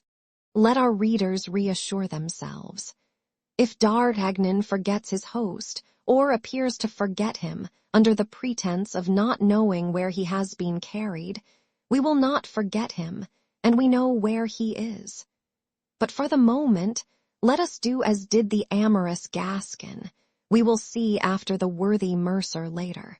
D'Artagnan, reflecting on his future amours, addressing himself to the beautiful night, and smiling at the stars, ascended the Rue Cherish Midi, or Chase Midi, as it was then called. As he found himself in the quarter in which Aramis lived, he took it into his head to pay his friend a visit in order to explain the motives which had led him to send Planchet with a request that he would come instantly to the Mousetrap. Now, if Aramis had been at home when Planchet came to his abode, he had doubtless hastened to the Rue des Fossoyeurs, and finding nobody there but his other two companions perhaps, they would not be able to conceive what all this meant. This mystery required an explanation, at least, so D'Artagnan declared to himself. He likewise thought this was an opportunity for talking about pretty little Mme. Bonacieux, of whom his head, if not his heart, was already full. We must never look for discretion in first love. First love is accompanied by such excessive joy that unless the joy be allowed to overflow, it will stifle you. Paris for 2 hours past had been dark, and seemed a desert. 11 o'clock sounded from all the clocks of the Faubourg Saint-Germain. It was delightful weather. D'Artagnan was passing along a lane on the spot where the Rue d'Asses is now situated, breathing the balmy emanations which were borne upon the wind from the Rue de Vaugirard, and which arose from the gardens refreshed by the dews of evening and the breeze of night. From a distance resounded, deadened, however, by good shutters, the songs of the tipplers, enjoying themselves in the cabarets scattered along the plain. Arrived at the end of the lane, D'Artagnan turned to the left. The house in which Aramis dwelt was situated between the Rue Cassette and the Rue Servandoni. D'Artagnan had just passed the Rue Cassette and already perceived the door of his friend's house, shaded by a mass of sycamores and clematis which formed a vast arch opposite the front of it, when he perceived something like a shadow issuing from the Rue Servandoni. This something was enveloped in a cloak, and D'Artagnan at first believed it was a man. But by the smallness of the form, the hesitation of the walk, and the indecision of the step, he soon discovered that it was a woman. Further, this woman, as if not certain of the house she was seeking, lifted up her eyes to look around her, stopped, went backward, and then returned again. D'Artagnan was perplexed. "Shall I go and offer her my services?" thought he. "By her step she must be young, perhaps she is pretty. Oh, yes, but a woman who wanders in the streets at this hour only ventures out to meet her lover. If I should disturb a rendezvous, that would not be the best means of commencing an acquaintance." Meantime, the young woman continued to advance, counting the houses and windows. This was neither long nor difficult. There were but 3 hotels in this part of the street, and only 2 windows looking toward the road, one of which was in a pavilion parallel to that which Aramis occupied, the other belonging to Aramis himself. "Pardieu," said D'Artagnan to himself, to whose mind the niece of the theologian reverted. "Pardieu, it would be droll if this belated dove should be in search of our friend's house. But on my soul it looks so. Ah, my dear Aramis, this time I shall find you out." And D'Artagnan, making himself as small as he could, concealed himself in the darkest side of the street near a stone bench placed at the back of a niche. The young woman continued to advance, and in addition to the lightness of her step, which had betrayed her, she emitted a little cough which denoted a sweet voice. D'Artagnan believed this cough to be a signal. Nevertheless, whether the cough had been answered by a similar signal which had fixed the irresolution of the nocturnal seeker, or whether without this aid she saw that she had arrived at the end of her journey, she resolutely drew near to Aramis's shutter, and tapped, at 3 equal intervals, with her bent finger. "This is all very fine, dear Aramis," murmured D'Artagnan. "Ah, Monsieur Hypocrite, I understand how you study theology." The 3 blows were scarcely struck, when the inside blind was opened, and a light appeared through the panes of the outside shutter. Ah, said the listener, "not through doors, but through windows. Ah, this visit was expected. We shall see the windows open and the lady enter by escalade. Very pretty." But to the great astonishment of D'Artagnan, the shutter remained closed. Still more, the light which had shone for an instant disappeared, and all was again in obscurity. D'Artagnan thought this could not last long, and continued to look with all his eyes and listen with all his ears. He was right. At the end of some seconds, 2 sharp taps were heard inside. The young woman in the street replied by a single tap, and the shutter was opened a little way. It may be judged whether D'Artagnan looked or listened with avidity. Unfortunately, the light had been removed into another chamber, but the eyes of the young man were accustomed to the night. Besides, the eyes of the Gascons have, as it is asserted, like those of cats, the faculty of seeing in the dark. D'Artagnan then saw that the young woman took from her pocket a white object, which she unfolded quickly, and which took the form of a handkerchief. She made her interlocutor observe the corner of this unfolded object. This immediately recalled to D'Artagnan's mind the handkerchief which he had found at the feet of Mme. Bonacieux, which had reminded him of that which he had dragged from under the feet of Aramis.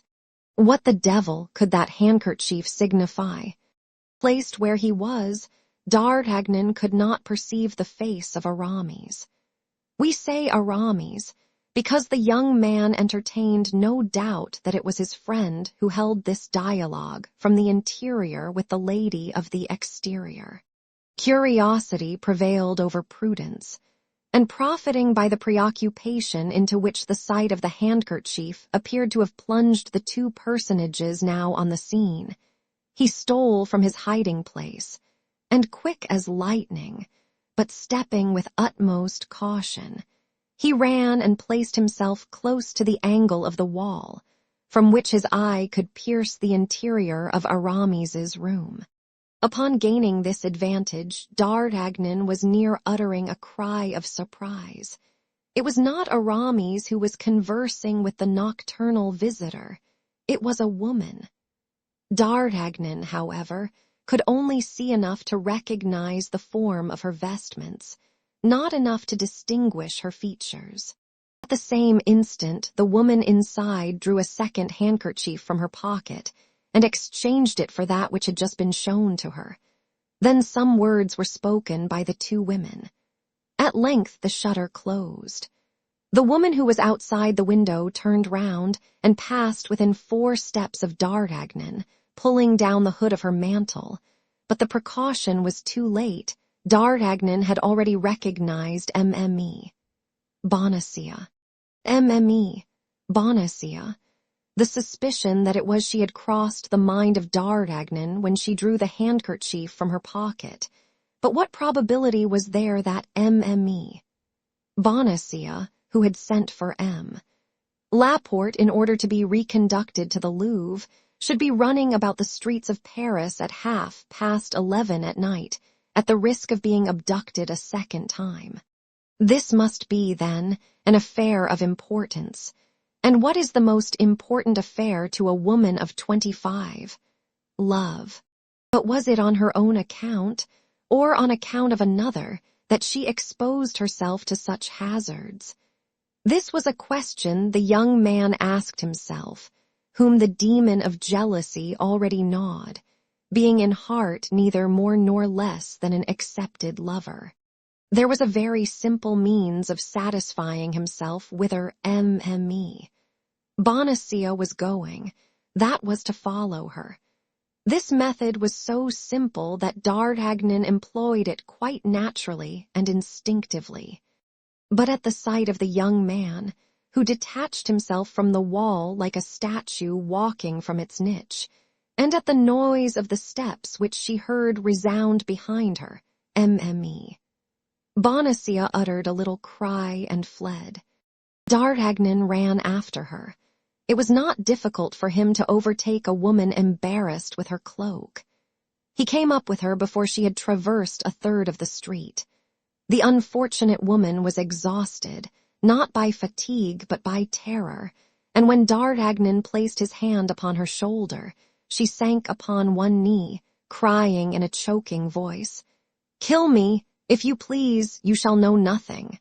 D'Artagnan raised her by passing his arm round her waist, but as he felt by her weight she was on the point of fainting, he made haste to reassure her by protestations of devotedness. These protestations were nothing for Mme. Bonacieux, for such protestations may be made with the worst intentions in the world, but the voice was all. Mme. Bonacieux thought she recognized the sound of that voice. She reopened her eyes, cast a quick glance upon the man who had terrified her so, and at once perceiving it was D'Artagnan, she uttered a cry of joy. "Oh, it is you, it is you. Thank God, thank God." "Yes, it is I," said D'Artagnan. "It is I whom God has sent to watch over you. Was it with that intention you followed me?" asked the young woman, with a coquettish smile, whose somewhat bantering character resumed its influence, and with whom all fear had disappeared from the moment in which she recognized a friend in one she had taken for an enemy. "No," said D'Artagnan. "No, I confess it. It was chance that threw me in your way. I saw a woman knocking at the window of one of my friends. One of your friends, interrupted Mme, Bonacia. Without doubt, Aramis is one of my best friends. Aramis, who is he? Come, you won't tell me you don't know Aramis. This is the first time I ever heard his name pronounced. It is the first time, then, that you ever went to that house. Undoubtedly. And you did not know that it was inhabited by a young man. And no, by a musketeer. No, indeed. It was not he, then, you came to seek. Not the least in the world. Besides, you must have seen that the person to whom I spoke was a woman. That is true, but this woman is a friend of Aramis. I know nothing of that. Since she lodges with him. That does not concern me. But who is she? Oh, that is not my secret. My dear Madame Bonacia, you are charming, but at the same time you are one of the most mysterious women. Do I lose by that? No, you are, on the contrary, adorable. Give me your arm, then. Most willingly. And now? Now escort me. Where? Where I am going. But where are you going? You will see, because you will leave me at the door. Shall I wait for you? That will be useless. You will return alone, then. Perhaps yes, perhaps no. But will the person who shall accompany you afterward be a man or a woman? I don't know yet, but I will know it. How so? I will wait until you come out. In that case, adieu. Why so? I do not want you, but you have claimed the aid of a gentleman, not the watchfulness of a spy. The word is rather hard. How are they called who follow others in spite of them? They are indiscreet. The word is too mild. Well, madam, I perceive I must do as you wish. Why did you deprive yourself of the merit of doing so at once? Is there no merit in repentance? And do you really repent? I know nothing about it myself, but what I know is that I promise to do all you wish if you allow me to accompany you where you are going. And you will leave me then? Yes. Without waiting for my coming out again? Yes. Word of honor. By the faith of a gentleman, take my arm and let us go. D'Artagnan offered his arm to Mme. Bonacia, who willingly took it, half laughing, half trembling, and both gained the top of Rue de la Harpe. Arriving there, the young woman seemed to hesitate, as she had before done in the Rue Vaugirard. She seemed, however, by certain signs, to recognize a door, and approaching that door. And now, monsieur, said she, it is here I have business. 1,000 thanks for your honorable company, which has saved me from all the dangers to which, alone, I was exposed. But the moment is come to keep your word. I have reached my destination. And you will have nothing to fear on your return. I shall have nothing to fear but robbers. And that is nothing. What could they take from me? I have not a penny about me. You forget that beautiful handkerchief with the coat of arms. Which? That which I found at your feet and replaced in your pocket. Hold your tongue, imprudent man. Do you wish to destroy me? You see very plainly that there is still danger for you, since a single word makes you tremble, and you confess that if that word were heard you would be ruined. Come, madam, cried D'Artagnan, seizing her hands and surveying her with an ardent glance. Come, be more generous. Confide in me. Have you not read in my eyes that there is nothing but devotion and sympathy in my heart? Yes, replied Mme. Bonacia. Therefore ask my own secrets, and I will reveal them to you, but those of others, that is quite another thing. Very well, said D'Artagnan. I shall discover them. As these secrets may have an influence over your life, these secrets must become mine. Beware of what you do. cried the young woman, in a manner so serious as to make D'Artagnan start in spite of himself. "Oh, meddle in nothing which concerns me. Do not seek to assist me in that which I am accomplishing. This I ask of you in the name of the interest with which I inspire you, in the name of the service you have rendered me, and which I never shall forget while I have life. Rather, place faith in what I tell you. Have no more concern about me. I exist no longer for you, any more than if you had never seen me." "Must Aramis do as much as I, madam?" said D'Artagnan, deeply piqued. "This is the second or third time, monsieur, that you have repeated that name, and yet I have told you that I do not know him. You do not know the man at whose shutter you have just knocked. Indeed, madam, you believe me too credulous. Confess that it is for the sake of making me talk that you invent this story and create this personage. I invent nothing, madam. I create nothing. I only speak that exact truth. And you say that one of your friends lives in that house. I say so, and I repeat it for the third time. That house is one inhabited by my friend, and that friend is Aramis.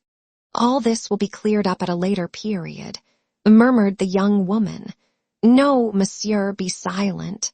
If you could see my heart," said D'Artagnan, "you would there read so much curiosity that you would pity me, and so much love that you would instantly satisfy my curiosity. We have nothing to fear from those who love us." "You speak very suddenly of love, monsieur," said the young woman, shaking her head. "That is because love has come suddenly upon me, and for the first time, and because I am only 20. The young woman looked at him furtively. "Listen, I am already upon the scent," resumed D'Artagnan. "About 3 months ago I was near having a duel with Aramis concerning a handkerchief, resembling the one you showed to the woman in his house. For a handkerchief marked in the same manner, I am sure." "Monsieur," said the young woman, "you weary me very much, I assure you, with your questions. But you, madam, prudent as you are, think, if you were to be arrested with that handkerchief, and that handkerchief were to be seized, would you not be compromised?" "In what way? The initials are only mine, C. B. Constance Bonacia. Or Camille de Bois-Tracy." "Silence, monsieur. Once again, silence. Ah, since the dangers I incur on my own account cannot stop you, think of those you may yourself run." "Me?" "Yes, there is peril of imprisonment, risk of life in knowing me." "Then I will not leave you." "Monsieur," said the young woman, supplicating him and clasping her hands together, "Monsieur, in the name of heaven, by the honor of a soldier, by the courtesy of a gentleman, depart. Their midnight sounds. That is the hour when I am expected." "Madam," said the young man, bowing, "I can refuse nothing asked of me thus. Be content, I will depart." "But you will not follow me.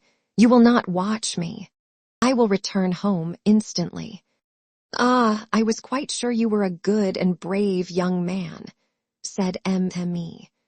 Bonacia, holding out her hand to him, and placing the other upon the knocker of a little door almost hidden in the wall.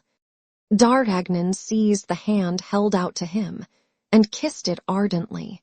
"Ah, I wish I had never seen you," cried D'Artagnan, with that ingenuous roughness which women often prefer to the affectations of politeness, because it betrays the depths of the thought and proves that feeling prevails over reason. "Well," resumed M.M.E., Bonacia, in a voice almost caressing, and pressing the hand of D'Artagnan, who had not relinquished hers, "well, I will not say as much as you do. What is lost for today may not be lost forever. Who knows when I shall be at liberty that I may not satisfy your curiosity? And will you make the same promise to my love?"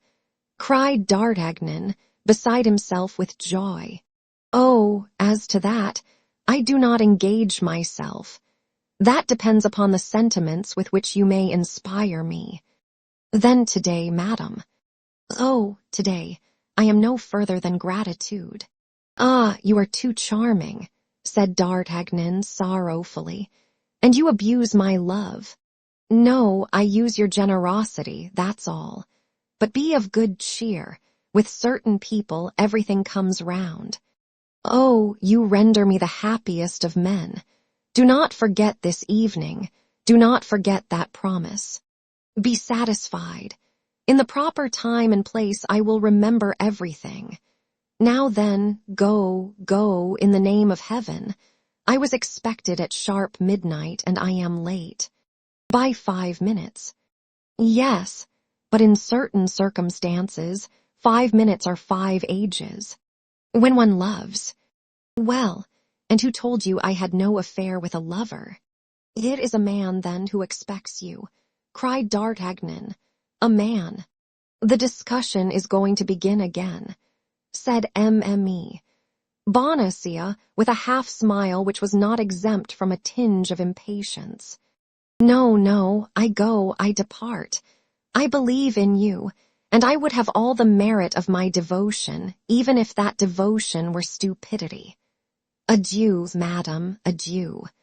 And as if he only felt strength to detach himself by a violent effort from the hand he held, he sprang away, running, while Mme. Bonacieux knocked, as at the shutter, 3 light and regular taps. When he had gained the angle of the street, he turned. The door had been opened and shut again. The mercer's pretty wife had disappeared. D'Artagnan pursued his way. He had given his word not to watch Mme. Bonacieux, and if his life had depended upon the spot to which she was going or upon the person who should accompany her, D'Artagnan would have returned home, since he had so promised. 5 minutes later he was in the Rue des Fossoyeurs.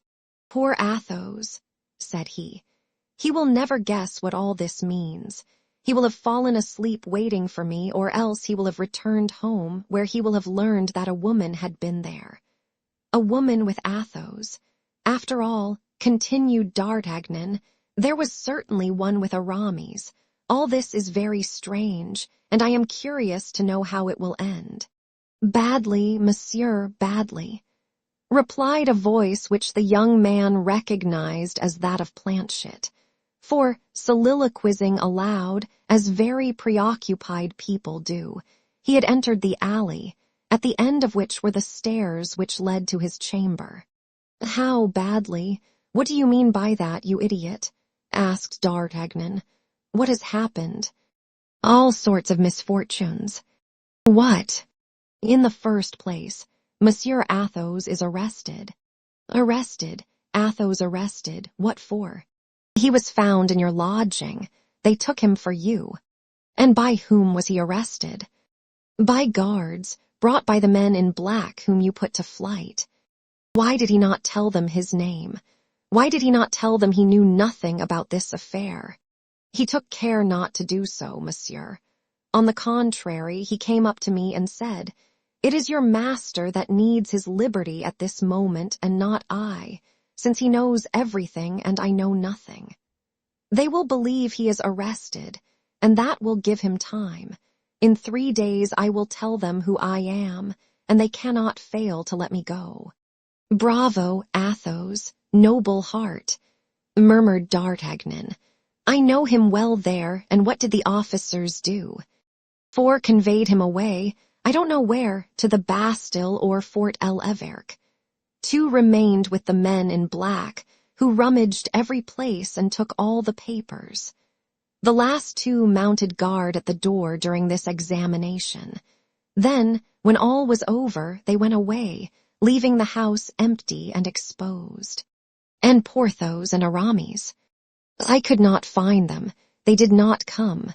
But they may come any moment, for you left word that I awaited them." "Yes, monsieur." "Well, don't budge, then. If they come, tell them what has happened. Let them wait for me at the Pomme de Pin. Here it would be dangerous. The house may be watched. I will run to Monsieur de Treville to tell them all this, and will meet them there." "Very well, monsieur," said Planchet. "But you will remain. You are not afraid," said D'Artagnan, coming back to recommend courage to his lackey. "Be easy, monsieur," said Planchet. "You do not know me yet. I am brave when I set about it. It is all in beginning. Besides, I am a Picard." "Then it is understood," said D'Artagnan. "You would rather be killed than desert your post." "Yes, monsieur, and there is nothing I would not do to prove to monsieur that I am attached to him." "Good," said D'Artagnan to himself. "It appears that the method I have adopted with this boy is decidedly the best. I shall use it again upon occasion." And with all the swiftness of his legs, already a little fatigued, however, with the perambulations of the day, D'Artagnan directed his course toward de Treville's. De Treville was not at his hotel. His company was on guard at the Louvre. He was at the Louvre with his company. It was necessary to reach de Treville. It was important that he should be informed of what was passing. D'Artagnan resolved to try and enter the Louvre. His costume of guardsman in the company of de Cessart ought to be his passport. He therefore went down the Rue des Petits Augustins and came up to the quay in order to take the new bridge. He had at first an idea of crossing by the ferry, but on gaining the riverside, he had mechanically put his hand into his pocket and perceived that he had not wherewithal to pay his passage. As he gained the top of the Rue Guénégaud, he saw two persons coming out of the Rue Dauphine whose appearance very much struck him. Of the two persons who composed this group, one was a man and the other a woman. The woman had the outline of Bonacieux. The man resembled Aramis so much as to be mistaken for him. Besides, the woman wore that black mantle which D'Artagnan could still see outlined on the shutter of the Rue de Vaugirard and on the door of the Rue de la Harpe. Still further, the man wore the uniform of a musketeer. The woman's hood was pulled down, and the man held a handkerchief to his face. Both, as this double precaution indicated, had an interest in not being recognized. They took the bridge. That was D'Artagnan's road as he was going to the Louvre. D'Artagnan followed them. He had not gone 20 steps before he became convinced that the woman was really Bonacieux, and that the man was Aramis. He felt at that instant all the suspicions of jealousy agitating his heart. He felt himself doubly betrayed by his friend and by her whom he already loved like a mistress. Bonacieux had declared to him, by all the gods, that she did not know Aramis, and a quarter of an hour after having made this assertion, he found her hanging on the arm of Aramis. D'Artagnan did not reflect that he had only known the mercer's pretty wife for 3 hours, that she owed him nothing but a little gratitude for having delivered her from the men in black, who wished to carry her off, and that she had promised him nothing. He considered himself an outraged, betrayed, and ridiculed lover. Blood and anger mounted to his face. He was resolved to unravel the mystery. The young man and young woman perceived they were watched, and redoubled their speed. D'Artagnan determined upon his course. He passed them, then returned so as to meet them exactly before the Samaritaine, which was illuminated by a lamp which threw its light over all that part of the bridge. D'Artagnan stopped before them, and they stopped before him. "What do you want, monsieur?" demanded the musketeer, recoiling a step, and with a foreign accent which proved to D'Artagnan that he was deceived in one of his conjectures.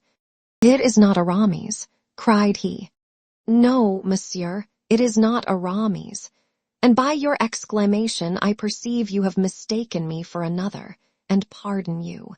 "You pardon me," cried D'Artagnan. "Yes," replied the stranger.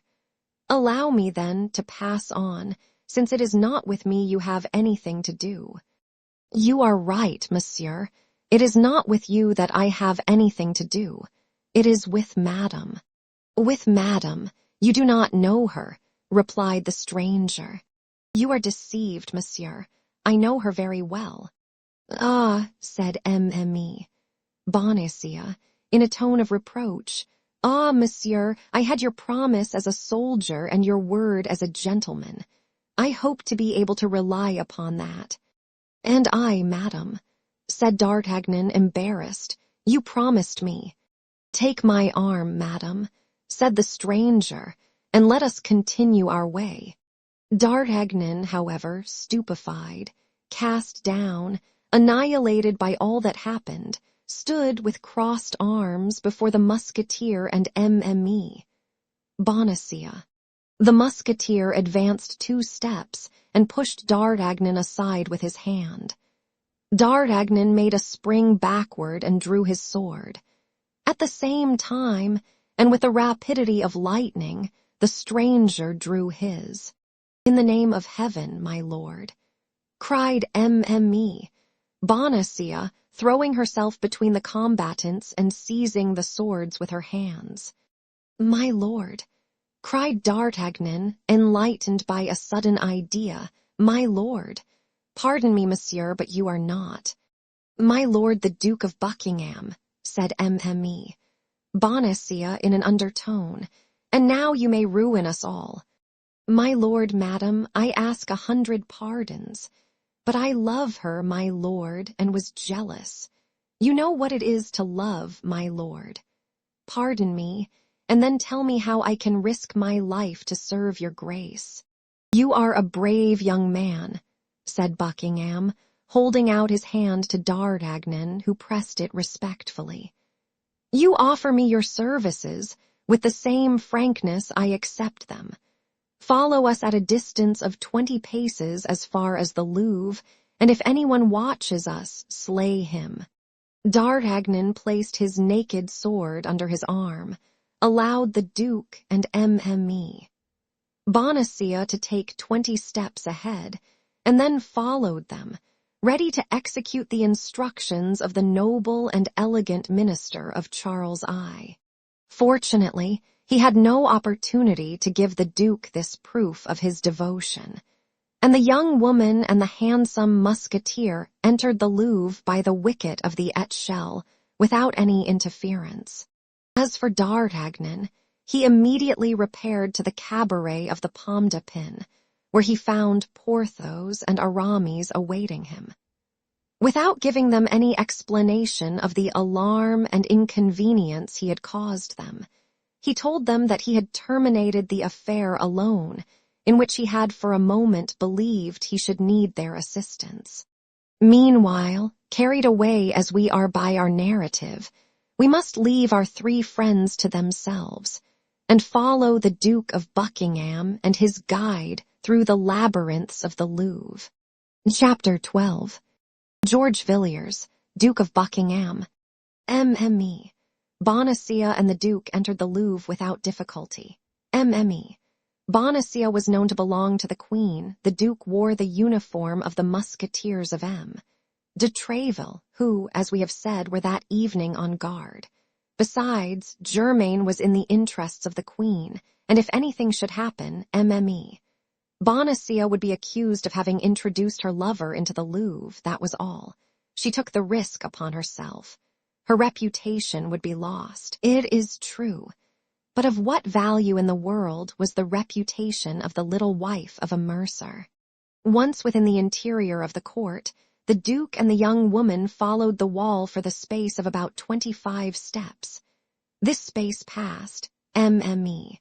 Bonacieux pushed a little servant's door, open by day but generally closed at night. The door yielded. Both entered and found themselves in darkness, but Mme. Bonacieux was acquainted with all the turnings and windings of this part of the Louvre, appropriated for the people of the household. She closed the door after her, took the Duke by the hand, and after a few experimental steps, grasped a balustrade, put her foot upon the bottom step, and began to ascend the staircase. The Duke counted 2 stories.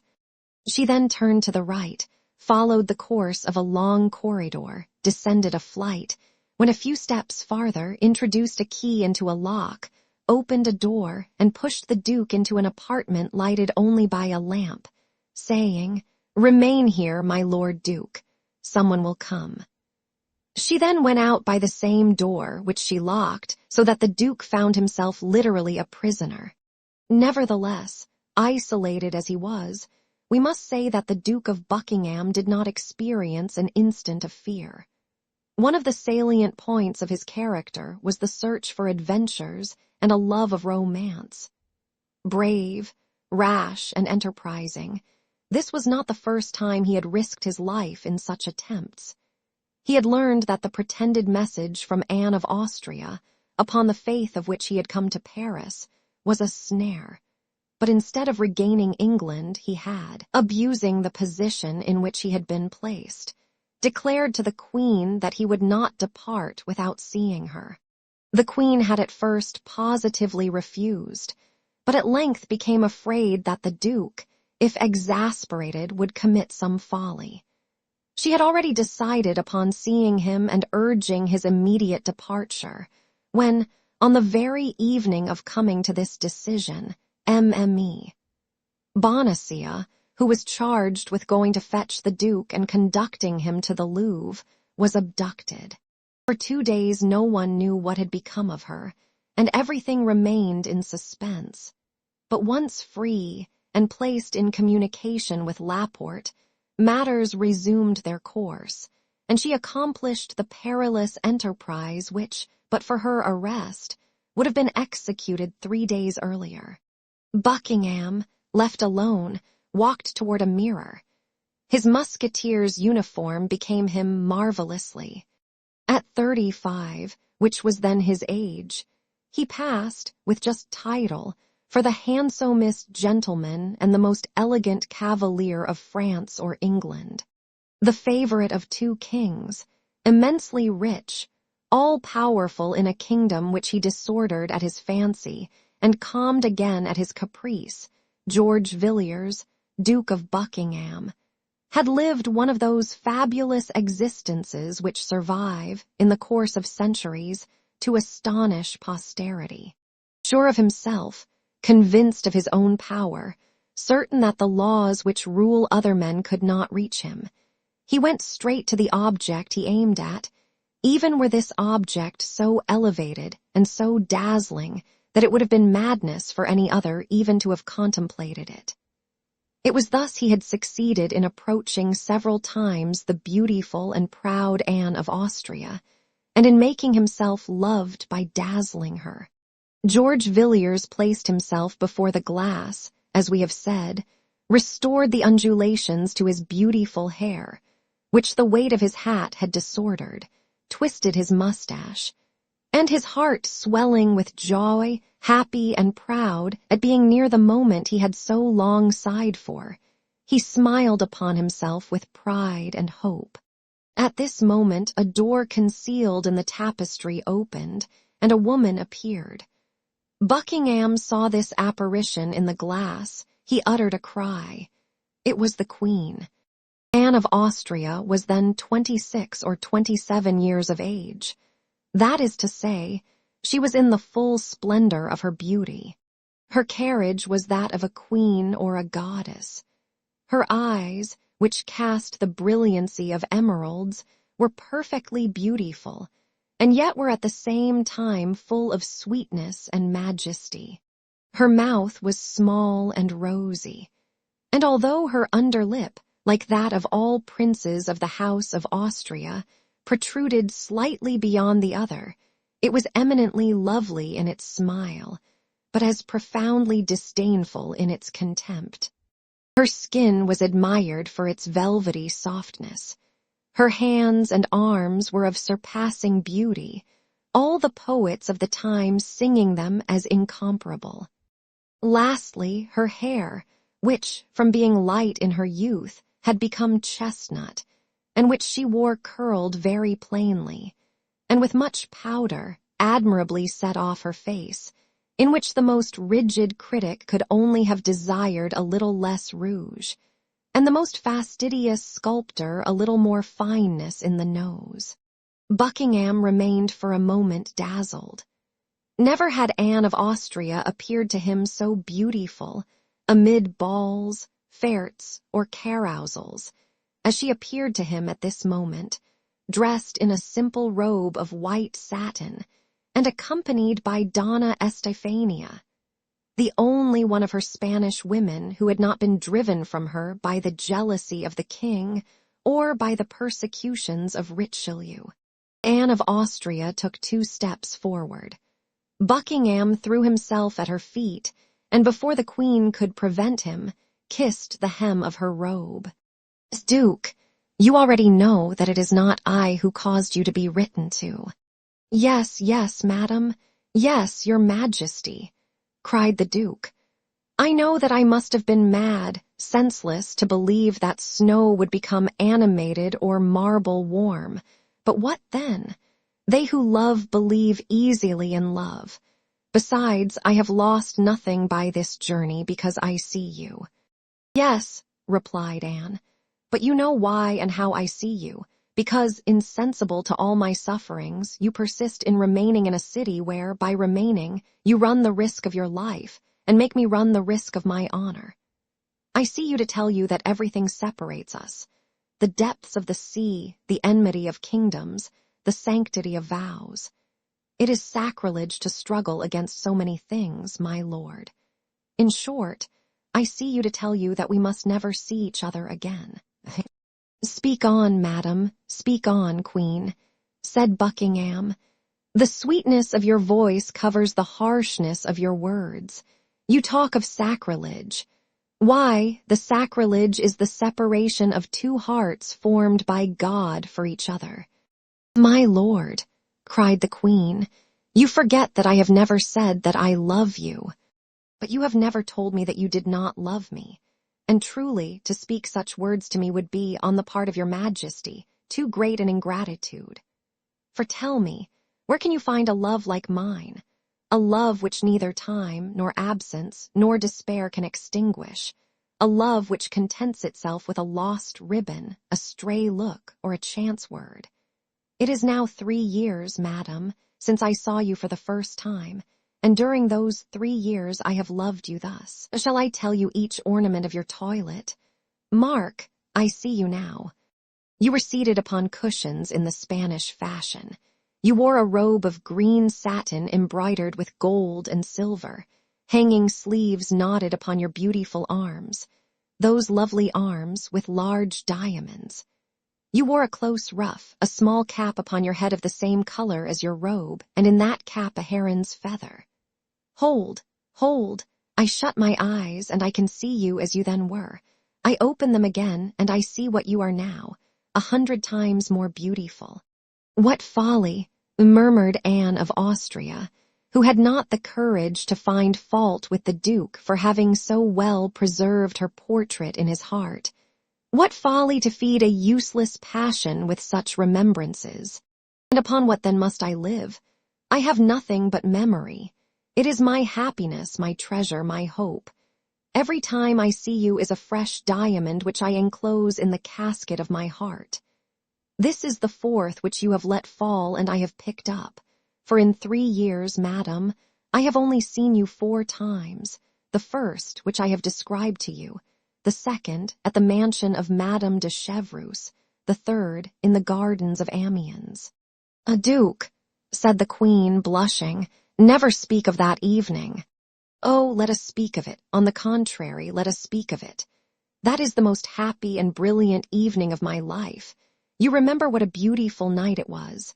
How soft and perfumed was the air, how lovely the blue heavens and star-enameled sky. Ah, then, madam, I was able for one instant to be alone with you. Then you were about to tell me all the isolation of your life, the griefs of your heart. You leaned upon my arm, upon this, madam. I felt, in bending my head toward you, your beautiful hair touch my cheek, and every time that it touched me I trembled from head to foot. Oh, Queen! Queen, you do not know what felicity from heaven, what joys from paradise are comprised in a moment like that.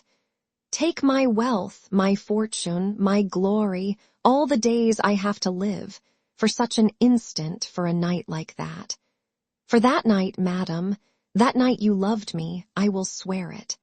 My lord, yes. It is possible that the influence of the place, the charm of the beautiful evening, the fascination of your look, the thousand circumstances, in short, which sometimes unite to destroy a woman, were grouped around me on that fatal evening. But, my lord, you saw the queen come to the aid of the woman who faltered. At the first word you dared to utter, at the first freedom to which I had to reply, I called for help. Yes, yes, that is true. And any other love but mine would have sunk beneath this ordeal, but my love came out from it more ardent and more eternal. You believed that you would fly from me by returning to Paris.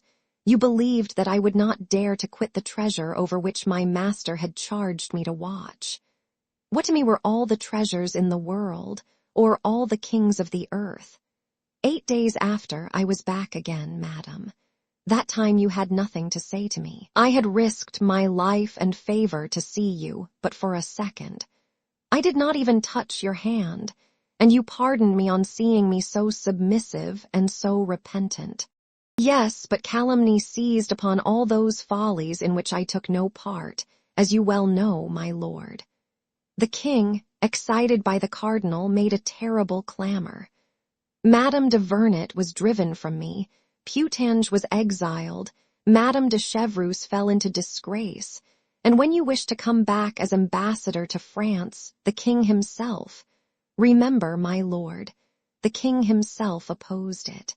Yes, and France is about to pay for her king's refusal with a war. I am not allowed to see you, madam, but you shall every day hear of me. What object, think you, have this expedition to Ray and this league with the Protestants of La Rochelle which I am projecting? The pleasure of seeing you. I have no hope of penetrating, sword in hand, to Paris, I know that well. But this war may bring round a peace. This peace will require a negotiator. That negotiator will be me. They will not dare to refuse me then. And I will return to Paris, and will see you again, and will be happy for an instant. Thousands of men, it is true, will have to pay for my happiness with their lives. But what is that to me, provided I see you again? All this is perhaps folly, perhaps insanity. But tell me what woman has a lover more truly in love? What queen a servant more ardent? My lord, you invoke in your defense things which accuse you more strongly. All these proofs of love which you would give me are almost crimes. Because you do not love me, madam. If you loved me, you would view all this otherwise. If you loved me, oh, if you loved me, that would be too great happiness, and I should run mad. Ah, Madame de Chevreuse was less cruel than you. Holland loved her, and she responded to his love. Madame de Chevreuse was not queen, murmured Anne of Austria, overcome, in spite of herself, by the expression of so profound a passion. You would love me, then, if you were not queen. Madam, say that you would love me, then. I can believe that it is the dignity of your rank alone which makes you cruel to me. I can believe that, had you been Madame de Chevreuse, poor Buckingham might have hoped. Thanks for those sweet words. Oh, my beautiful sovereign, 100 times thanks. Oh, my lord, you have ill understood, wrongly interpreted. I did not mean to say. Silence, silence, cried the Duke. If I am happy in an error, do not have the cruelty to lift me from it. You have told me yourself, madam, that I have been drawn into a snare. I, perhaps, may leave my life in it, for, although it may be strange, I have for some time had a presentiment that I should shortly die." And the Duke smiled, with a smile at once sad and charming. "Oh, my God!" cried Anne of Austria, with an accent of terror which proved how much greater an interest she took in the Duke than she ventured to tell. "I do not tell you this, madam, to terrify you. No, it is even ridiculous for me to name it to you, and believe me, I take no heed of such dreams. But the words you have just spoken, the hope you have almost given me, will have richly paid all, were it my life." "Oh, but I," said Anne, "I also, Duke, have had presentiments. I also have had dreams. I dreamed that I saw you lying bleeding, wounded. In the left side, was it not, and with a knife?" interrupted Buckingham. "Yes, it was so, my lord, it was so. In the left side, and with a knife. Who can possibly have told you I had had that dream? I have imparted it to no one but my God, and that in my prayers. I ask for no more. You love me, madam, it is enough." "I love you, Yes, yes. Would God send the same dreams to you as to me if you did not love me? Should we have the same presentiments if our existences did not touch at the heart? You love me, my beautiful queen, and you will weep for me." "Oh, my God, cried Anne of Austria, "this is more than I can bear. In the name of heaven, Duke, leave me go. I do not know whether I love you or love you not, but what I know is that I will not be perjured. Take pity on me then and go. Oh, if you are struck in France, if you die in France, if I could imagine that your love for me was the cause of your death, I could not console myself. I should run mad. Depart then, depart, I implore you." "Oh, how beautiful you are thus! Oh, how I love you!" said Buckingham. "Go, go, I implore you, and return hereafter. Come back as ambassador, come back as minister, come back surrounded with guards who will defend you, with servants who will watch over you, and then I shall no longer fear for your days, and I shall be happy in seeing you." "Oh, is this true what you say?" "Yes." "Oh, then, some pledge of your indulgence, some object which came from you, and may remind me that I have not been dreaming, something you have worn and that I may wear in my turn, a ring, a necklace, a chain. Will you depart if I give you that you demand?" "Yes." "This very instant?" "Yes." "You will leave France, you will return to England?" "I will, I swear to you." "Wait, then wait." Anne of Austria re-entered her apartment, and came out again almost immediately, holding a rosewood casket in her hand, with her cipher encrusted with gold. "Here, my lord, here," said she, "keep this in memory of me." Buckingham took the casket, and fell a second time on his knees. "You have promised me to go," said the Queen, "and I keep my word. Your hand, madam, your hand, and I depart." Anne of Austria stretched forth her hand, closing her eyes, and leaning with the other upon Estefania, for she felt that her strength was about to fail her. Buckingham pressed his lips passionately to that beautiful hand, and then rising, said, "Within 6 months, if I am not dead, I shall have seen you again, madam, even if I have to overturn the world." And faithful to the promise he had made, he rushed out of the apartment. In the corridor he met Mme. Bonacieux, who waited for him, and who, with the same precautions and the same good luck, conducted him out of the Louvre. Chapter 13. Monsieur Bonacieux. There was in all this, as may have been observed, one personage concerned, of whom, notwithstanding his precarious position, we have appeared to take but very little notice. This personage was M. Bonacieux, the respectable martyr of the political and amorous intrigues which entangled themselves so nicely together at this gallant and chivalric period. Fortunately, The reader may remember, or may not remember. Fortunately, we have promised not to lose sight of him. The officers who arrested him conducted him straight to the Bastille, where he passed trembling before a party of soldiers who were loading their muskets.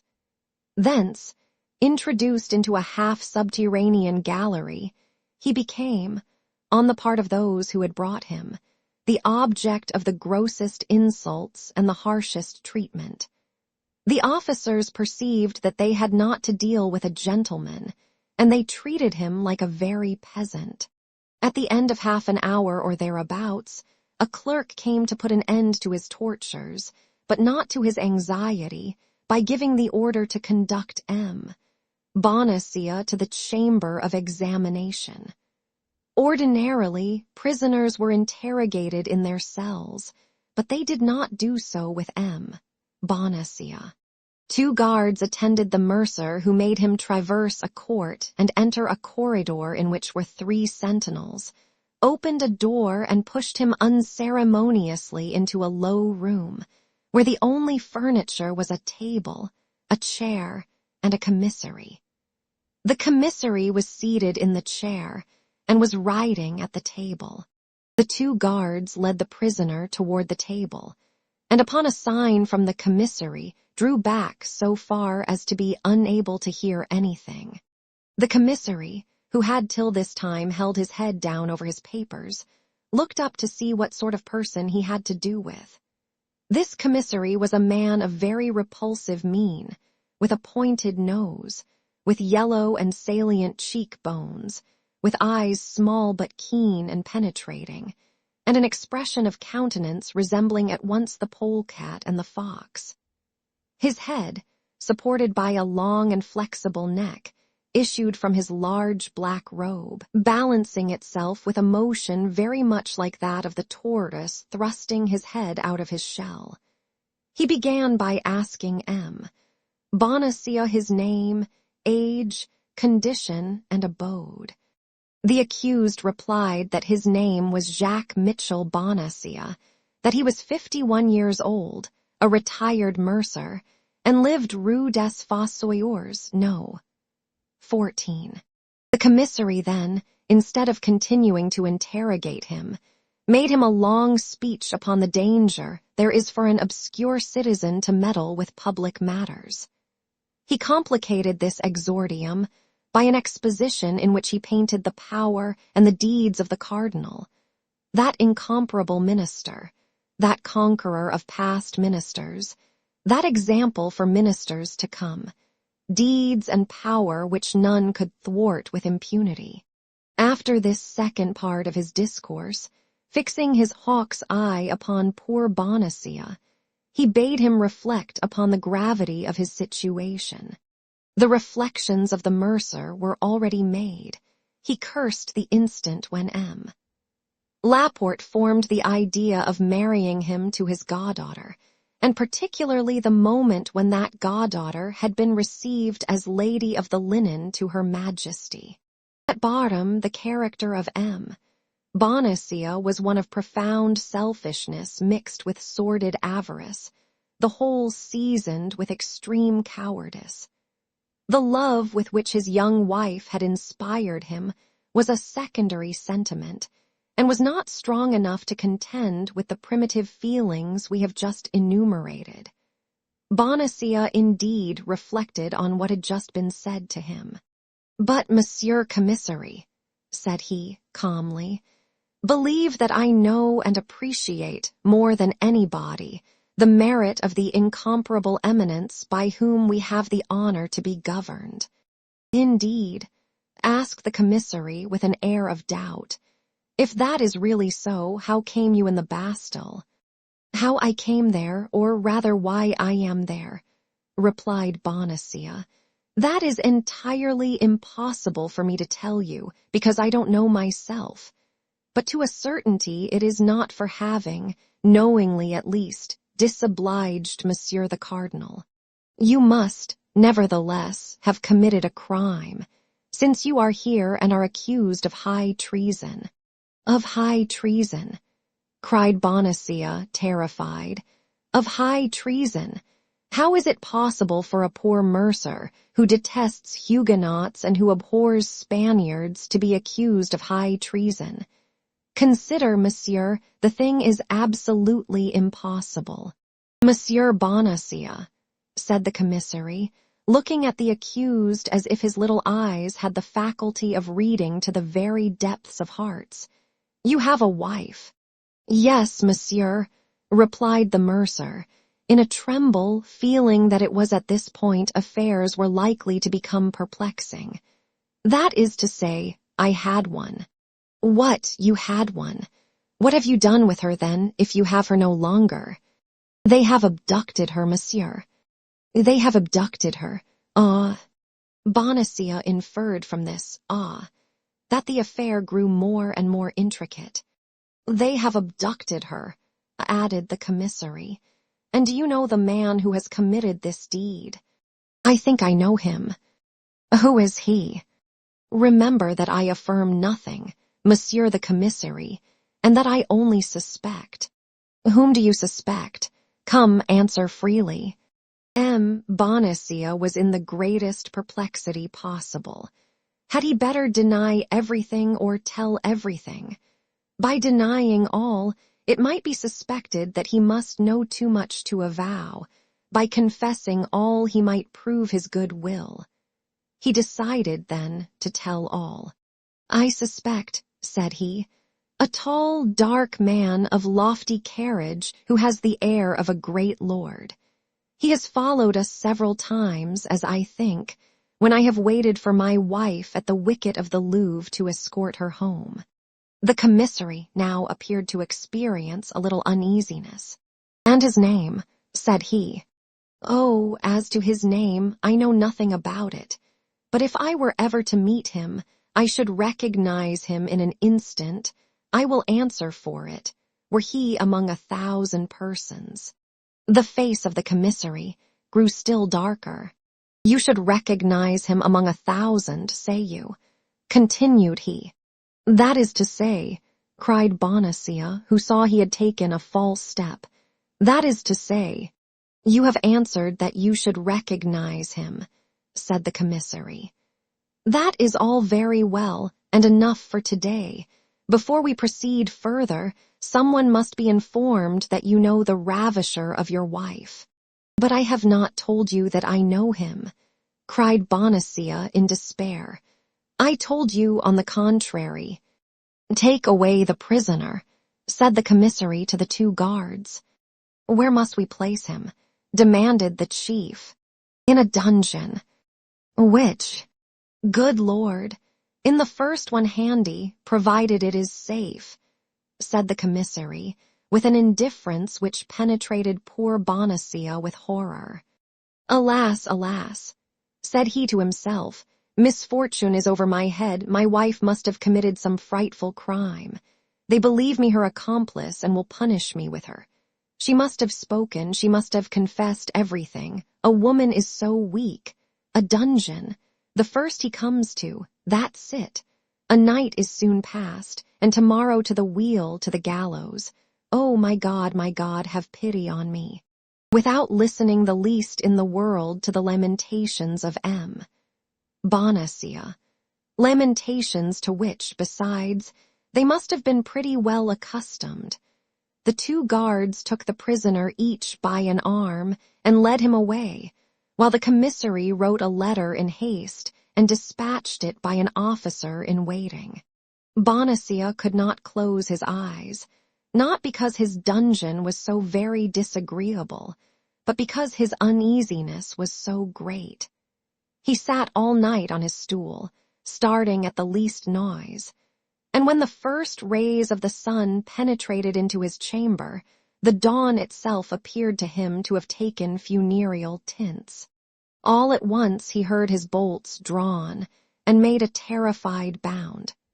He believed they were come to conduct him to the scaffold, so that when he saw merely and simply, instead of the executioner he expected, only his commissary of the preceding evening, attended by his clerk, he was ready to embrace them both. Your affair has become more complicated since yesterday evening, my good man, and I advise you to tell the whole truth, for your repentance alone can remove the anger of the cardinal." "Why, I am ready to tell everything," cried Bonacieux, "at least all that I know. Interrogate me, I entreat you. Where is your wife, in the first place?" "Why, did not I tell you she had been stolen from me?" "Yes, but yesterday at 5 o'clock in the afternoon, thanks to you, she escaped." "My wife escaped," cried Bonacieux. "Oh, unfortunate creature! Monsieur, if she has escaped, it is not my fault, I swear." "What business had you, then, to go into the chamber of Monsieur d'Artagnan, your neighbor, with whom you had a long conference during the day?" "Ah, yes, Monsieur Commissary. Yes, that is true, and I confess that I was in the wrong. I did go to Monsieur d'Artagnan's." "What was the aim of that visit?" "To beg him to assist me in finding my wife. I believed I had a right to endeavor to find her. I was deceived, as it appears, and I ask your pardon." "And what did Monsieur d'Artagnan reply?" "Monsieur d'Artagnan promised me his assistance, but I soon found out that he was betraying me." "You impose upon justice. Monsieur d'Artagnan made a compact with you, and in virtue of that compact put to flight the police who had arrested your wife and has placed her beyond reach. Sam, d'Artagnan has abducted my wife. Come now, what are you telling me? Fortunately, Monsieur d'Artagnan is in our hands, and you shall be confronted with him." "By my faith, I ask no better," cried Bonacieux. "I shall not be sorry to see the face of an acquaintance." "Bring in the Monsieur d'Artagnan," said the commissary to the guards. The 2 guards led in Athos. "Monsieur d'Artagnan," said the commissary, addressing Athos, "declare all that passed yesterday between you and Monsieur." "But," cried Bonacieux, "this is not Monsieur d'Artagnan whom you show me." "What, not Monsieur d'Artagnan?" exclaimed the commissary. "Not the least in the world," replied Bonacieux. "What is this gentleman's name?" asked the commissary. "I cannot tell you. I don't know him." "How, you don't know him?" "And no. Did you never see him?" "Yes, I have seen him, but I don't know what he calls himself." "Your name?" replied the commissary. "Athos," replied the musketeer. "But that is not a man's name. That is the name of a mountain," cried the poor questioner, who began to lose his head. "That is my name," said Athos quietly. "But you said that your name was d'Artagnan." "Who, I?" "Yes, you. Somebody said to me, 'You are Monsieur d'Artagnan.' I answered, 'You think so.' My guards exclaimed that they were sure of it. I did not wish to contradict them, besides I might be deceived." "Monsieur, you insult the majesty of justice." "Not at all," said Athos calmly. "You are Monsieur d'Artagnan." "You see, monsieur, that you say it again." "But I tell you, Monsieur Commissary," cried Bonacieux in his turn, "there is not the least doubt about the matter. Monsieur d'Artagnan is my tenant, although he does not pay me my rent, and even better on that account ought I to know him. Monsieur d'Artagnan is a young man, scarcely 19 or 20, and this gentleman must be 30 at least. Monsieur d'Artagnan is in Monsieur de Cessart's guards, and this gentleman is in the company of Monsieur de Tréville's musketeers. Look at his uniform, Monsieur Commissary, look at his uniform." "That's true," murmured the commissary. "Pardieu, that's true." At this moment the door was opened quickly, and a messenger, introduced by one of the gatekeepers of the Bastille, gave a letter to the commissary. "Oh, unhappy woman," cried the commissary. "How? What do you say? Of whom do you speak? It is not of my wife, I hope." "On the contrary, it is of her. Yours is a pretty business." "But," said the agitated mercer, Do me the pleasure, monsieur, to tell me how my own proper affair can become worse by anything my wife does while I am in prison. Because that which she does is part of a plan concerted between you, of an infernal plan. I swear to you, Monsieur Commissary, that you are in the profoundest error, that I know nothing in the world about what my wife had to do, that I am entirely a stranger to what she has done, and that if she has committed any follies, I renounce her, I abjure her, I curse her. Bah, said Athos to the commissary, if you have no more need of me, send me somewhere. Your Monsieur Bonacieux is very tiresome. The commissary designated by the same gesture Athos and Bonacieux. Let them be guarded more closely than ever. And yet, said Athos with his habitual calmness, if it be Monsieur d'Artagnan who is concerned in this matter, I do not perceive how I can take his place. Do as I bade you, cried the commissary, and preserve absolute secrecy. You understand. Athos shrugged his shoulders and followed his guards silently, while Bonacieux uttered lamentations enough to break the heart of a tiger. They locked the mercer in the same dungeon where he had passed the night, and left him to himself during the day. Bonacieux wept all day, like a true mercer, not being at all a military man, as he himself informed us. In the evening, about 9 o'clock, at the moment he had made up his mind to go to bed, he heard steps in his corridor. These steps drew near to his dungeon, the door was thrown open, and the guards appeared. "Follow me," said an officer, who came up behind the guards. "Follow you," cried Bonacieux, "follow you at this hour, where, my God, where we have orders to lead you. But that is not an answer. It is, nevertheless, the only one we can give." "Ah, my God, murmured the poor mercer, "now, indeed, I am lost." And he followed the guards who came for him, mechanically and without resistance. He passed along the same corridor as before, crossed one court, then a second side of a building. At length, at the gate of the entrance court, he found a carriage surrounded by 4 guards on horseback. They made him enter this carriage. The officer placed himself by his side, the door was locked, and they were left in a rolling prison. The carriage was put in motion as slowly as a funeral car. Through the closely fastened windows the prisoner could perceive the houses and the pavement, that was all. But true Parisian as he was, Bonacieux could recognize every street by the milestones, the signs, and the lamps. At the moment of arriving at St. Paul, the spot where such as were condemned at the Bastille were executed, he was near fainting and crossed himself twice. He thought the carriage was about to stop there. The carriage, however, passed on. Farther on, a still greater terror seized him on passing by the cemetery of St. Jean, where state criminals were buried. One thing, however, reassured him. He remembered that before they were buried their heads were generally cut off, and he felt that his head was still on his shoulders. But when he saw the carriage take the way to La Grève, when he perceived the pointed roof of the Hôtel de Ville, and the carriage passed under the arcade, he believed it was over with him.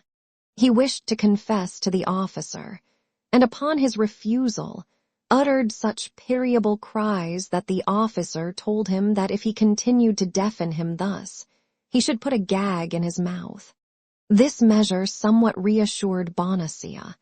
If they meant to execute him at La Grève, it could scarcely be worth while to gag him, as they had nearly reached the place of execution. Indeed, the carriage crossed the fatal spot without stopping. There remained, then, no other place to fear but the Traitor's Cross. The carriage was taking the direct road to it. This time there was no longer any doubt. It was at the Traitor's Cross that lesser criminals were executed. Bonacieux had flattered himself in believing himself worthy of St. Paul or of the place de Grève, It was at the Traitor's Cross that his journey and his destiny were about to end. He could not yet see that dreadful cross, but he felt somehow as if it were coming to meet him. When he was within 20 paces of it, he heard a noise of people and the carriage stopped. This was more than poor Bonacieux could endure, depressed as he was by the successive emotions which he had experienced. He uttered a feeble groan which might have been taken for the last sigh of a dying man, and fainted. Chapter 14. The Man of Meung. The crowd was caused, not by the expectation of a man to be hanged, but by the contemplation of a man who was hanged. The carriage, which had been stopped for a minute, resumed its way, passed through the crowd, threaded the Rue Saint Honoré, turned into the Rue des Bons Enfants, and stopped before a low door. The door opened. 2 guards received Bonacieux in their arms from the officer who supported him. They carried him through an alley, up a flight of stairs, and deposited him in an antechamber. All these movements had been effected mechanically, as far as he was concerned. He had walked as one walks in a dream. He had a glimpse of objects as through a fog. His ears had perceived sounds without comprehending them. He might have been executed at that moment without his making a single gesture in his own defense or uttering a cry to implore mercy. He remained on the bench, with his back leaning against the wall and his hands hanging down, exactly on the spot where the guards placed him. On looking around him, however, as he could perceive no threatening object, as nothing indicated that he ran any real danger, as the bench was comfortably covered with a well-stuffed cushion, as the wall was ornamented with a beautiful Cordova leather, and as large red damask curtains, fastened back by gold clasps, floated before the window, he perceived by degrees that his fear was exaggerated, and he began to turn his head to the right and the left, upward and downward. At this movement, which nobody opposed, he resumed a little courage, and ventured to draw up one leg and then the other. At length, with the help of his 2 hands, he lifted himself from the bench, and found himself on his feet. At this moment, an officer with a pleasant face opened a door, continued to exchange some words with a person in the next chamber, and then came up to the prisoner. "Is your name Bonacieux?" said he. "Yes, Monsieur Officer," stammered the mercer, more dead than alive, "at your service." "Come in," said the officer, and he moved out of the way to let the mercer pass.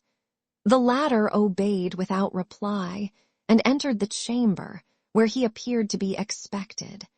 It was a large cabinet, close and stifling, with the walls furnished with arms offensive and defensive, and in which there was already a fire, although it was scarcely the end of the month of September.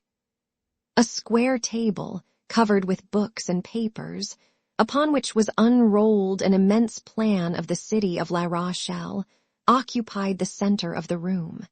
Standing before the chimney was a man of middle height, of a haughty, proud mien, with piercing eyes, a large brow, and a thin face, which was made still longer by a royal or imperial, as it is now called, surmounted by a pair of mustaches.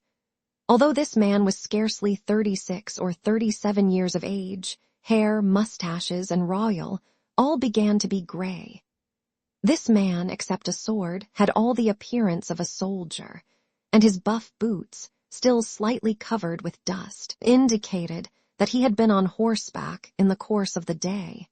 This man was Armand Jean Duplessis, Cardinal de Richelieu, not such as he is now represented, broken down like an old man, suffering like a martyr, his body bent, his voice failing, buried in a large armchair as in an anticipated tomb, no longer living but by the strength of his genius, and no longer maintaining the struggle with Europe but by the eternal application of his thoughts. But such as he really was at this period, that is to say, an active and gallant cavalier, already weak of body, but sustained by that moral power which made of him one of the most extraordinary men that ever lived, preparing, after having supported the Duc de Nevers in his duchy of Mantua, after having taken Nimes, Castors, and Uzes, to drive the English from the Isle of Ré and lay siege to La Rochelle. At first sight, nothing denoted the cardinal, and it was impossible for those who did not know his face to guess in whose presence they were. The poor mercer remained standing at the door, while the eyes of the personage we have just described were fixed upon him, and appeared to wish to penetrate even into the depths of the past. "Is this that Bonacia?" asked he, after a moment of silence. "Yes, Monseigneur," replied the officer. "That's well. Give me those papers and leave us."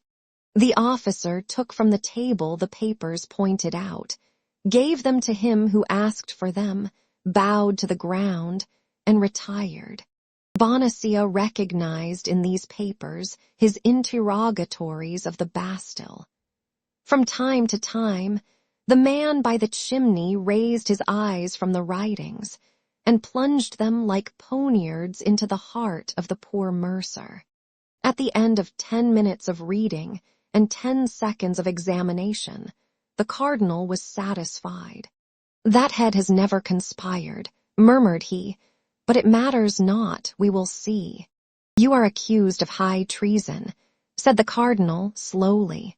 "So I have been told already, Monseigneur," cried Bonacia, giving his interrogator the title he had heard the officer give him. "But I swear to you that I know nothing about it." The cardinal repressed a smile.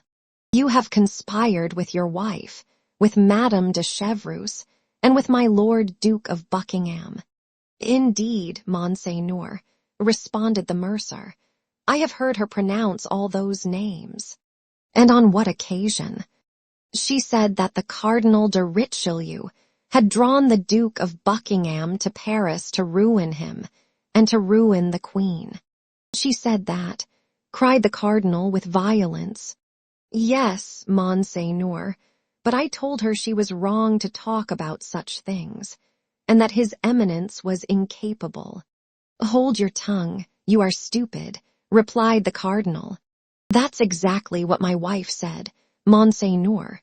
"Do you know who carried off your wife?" "No, Monseigneur." "You have suspicions, nevertheless." "Yes, Monseigneur, but these suspicions appeared to be disagreeable to Monsieur the Commissary, and I no longer have them." "Your wife has escaped. Did you know that?" "No, Monseigneur. I learned it since I have been in prison, and that from the conversation of Monsieur the Commissary, an amiable man." The cardinal repressed another smile. "Then you are ignorant of what has become of your wife since her flight?" "Absolutely, Monseigneur, but she has most likely returned to the Louvre." "At 1 o'clock this morning she had not returned." "My God, what can have become of her then?" "We shall know, be assured. Nothing is concealed from the cardinal knows everything."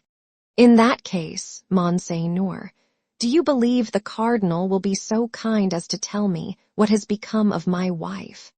"Perhaps he may. But you must, in the first place, reveal to the cardinal all you know of your wife's relations with Madame de Chevreuse." "But, Monseigneur, I know nothing about them. I have never seen her." "When you went to fetch your wife from the Louvre, did you always return directly home?" "Scarcely ever. She had business to transact with linen drapers, to whose houses I conducted her." "And how many were there of these linen drapers?" "2, Monseigneur." "And where did they live?" "One in Rue de Vaugirard, the other Rue de la Harpe." "Did you go into these houses with her?" "Never, Monseigneur. I waited at the door." "And what excuse did she give you for entering all alone?" "She gave me none. She told me to wait, and I waited." You are a very complacent husband, my dear Monsieur Bonacieux, said the cardinal. He calls me his dear monsieur, said the mercer to himself. Peste, matters are going all right. Should you know those doors again? Yes. Do you know the numbers? Yes. What are they? No. 25 in the Rue de Vaugirard, 75 in the Rue de la Harpe. That's well, said the cardinal. At these words, he took up a silver bell and rang it. The officer entered. Go, said he, in a subdued voice, and find Rochefort. Tell him to come to me immediately if he has returned. The Count is here, said the officer, and requests to speak with your eminence instantly. Let him come in then, said the cardinal quickly. The officer sprang out of the apartment with that alacrity which all the servants of the cardinal displayed in obeying him. To your eminence, murmured Bonacieux, rolling his eyes round in astonishment. 5 seconds has scarcely elapsed after the disappearance of the officer, when the door opened, and a new personage entered. It is he, cried Bonacieux. He, what he? Asked the cardinal. The man who abducted my wife. The cardinal rang a second time. The officer reappeared. Place this man in the care of his guards again, and let him wait till I send for him. No, Monseigneur, no, it is not he, cried Bonacieux. No, I was deceived. This is quite another man and does not resemble him at all. Monsieur is, I am sure, an honest man. Take away that fool, said the cardinal. The officer took Bonacieux by the arm and led him into the antechamber, where he found his 2 guards. The newly introduced personage followed Bonacieux impatiently with his eyes till he had gone out, and the moment the door closed, "They have seen each other," said he, approaching the cardinal eagerly. "Who?" asked his eminence. "He and she." "The queen and the duke," cried Richelieu.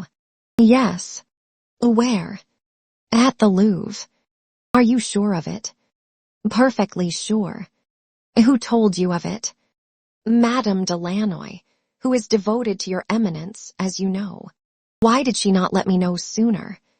Whether by chance or mistrust, the queen made Madame de Surgis sleep in her chamber, and detained her all day. "Well, we are beaten. Now let us try to take our revenge. I will assist you with all my heart, Monseigneur, be assured of that." "How did it come about?" "At 12:30, the queen was with her women." "Where?" "In her bedchamber." "Go on." "When someone came and brought her a handkerchief from her laundress." "And then?" The queen immediately exhibited strong emotion, and despite the rouge with which her face was covered, evidently turned pale. "And then. She then arose, and with altered voice, ladies, said she, 'Wait for me 10 minutes, I shall soon return.' She then opened the door of her alcove and went out. Why did not Madame de Lannoy come and inform you instantly?" "Nothing was certain. Besides, Her Majesty had said, 'Ladies, wait for me,' and she did not dare to disobey the queen." "How long did the queen remain out of the chamber?" 3/4 of an hour. "None of her women accompanied her." "Only Donna Estefania." "Did she afterward return?" "Yes, but only to take a little rosewood casket, with her cipher upon it, and went out again immediately." "And when she finally returned, did she bring that casket with her?" "No." "Does Madame de Lannoy know what was in that casket?" "Yes, the diamond studs which His Majesty gave the queen." "And she came back without this casket?" "Yes." "Madame de Lannoy, then, is of opinion that she gave them to Buckingham." "She is sure of it." "How can she be so?" "In the course of the day, Madame de Lannoy, in her quality of tire-woman of the queen, looked for this casket, appeared uneasy at not finding it, and at length asked information of the queen.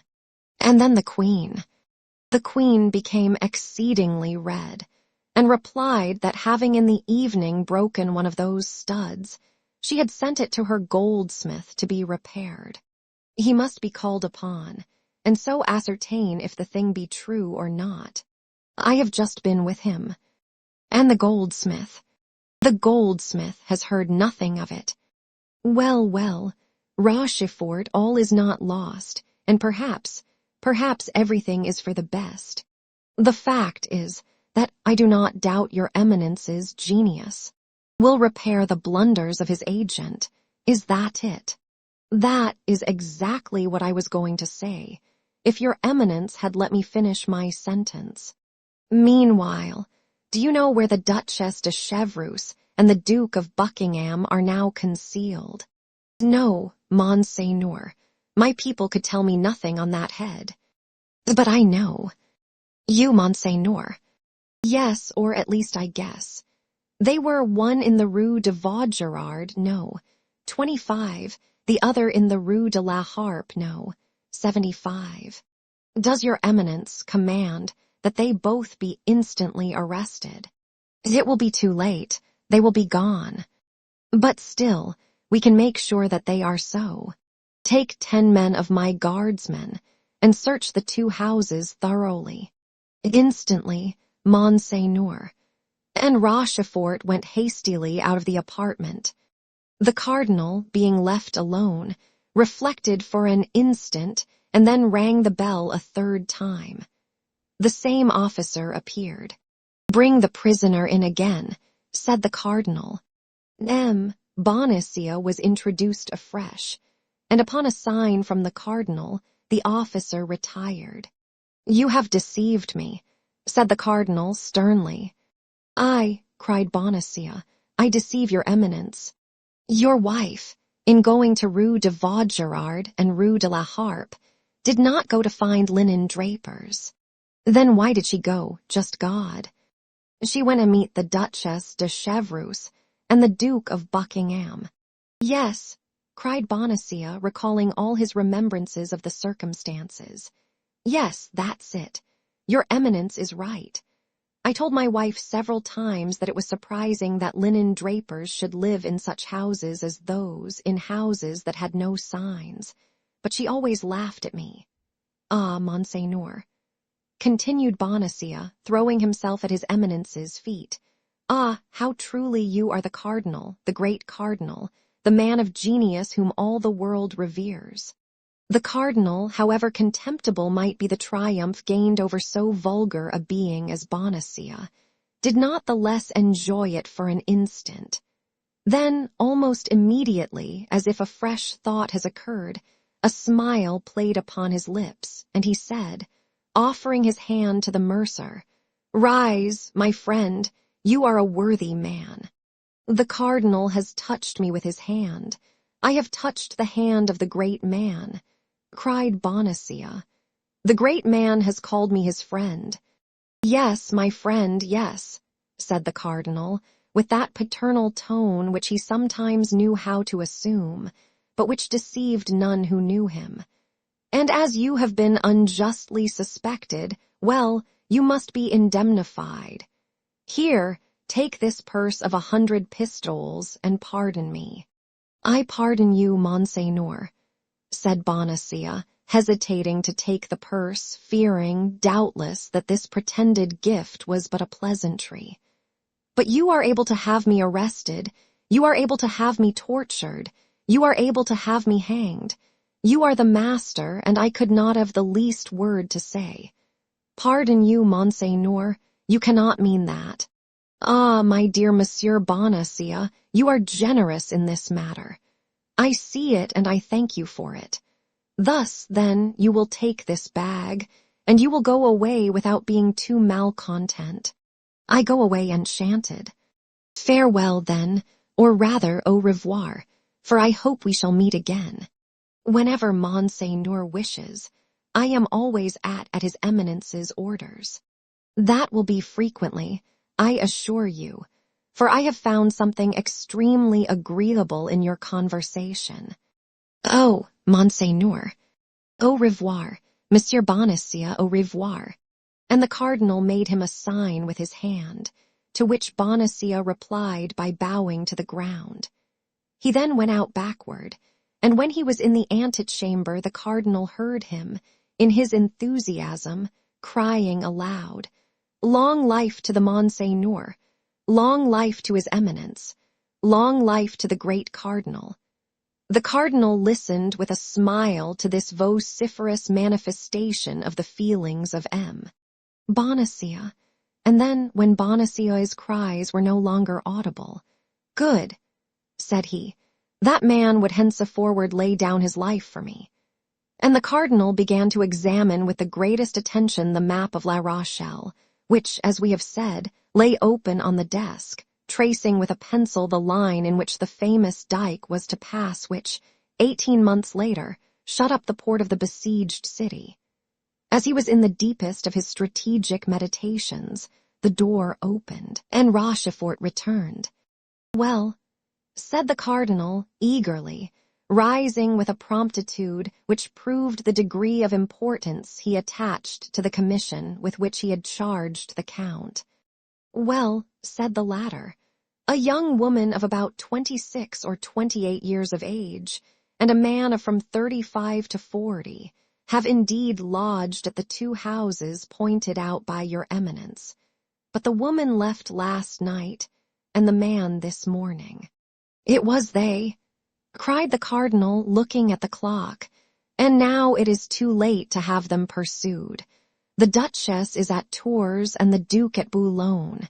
It is in London they must be found." "What are your eminence's orders?" "Not a word of what has passed. Let the Queen remain in perfect security. Let her be ignorant that we know her secret. Let her believe that we are in search of some conspiracy or other. Send me the keeper of the seals, Ségayre. And that man, what has your eminence done with him?" "What man?" asked the cardinal. "That Bonacieux. I have done with him all that could be done. I have made him a spy upon his wife."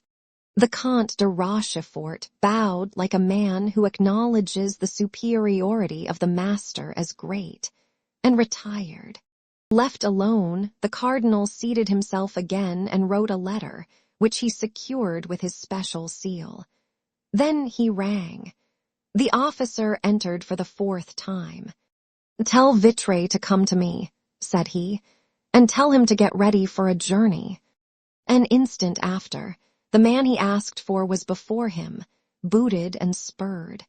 "Vitré," said he, "you will go with all speed to London.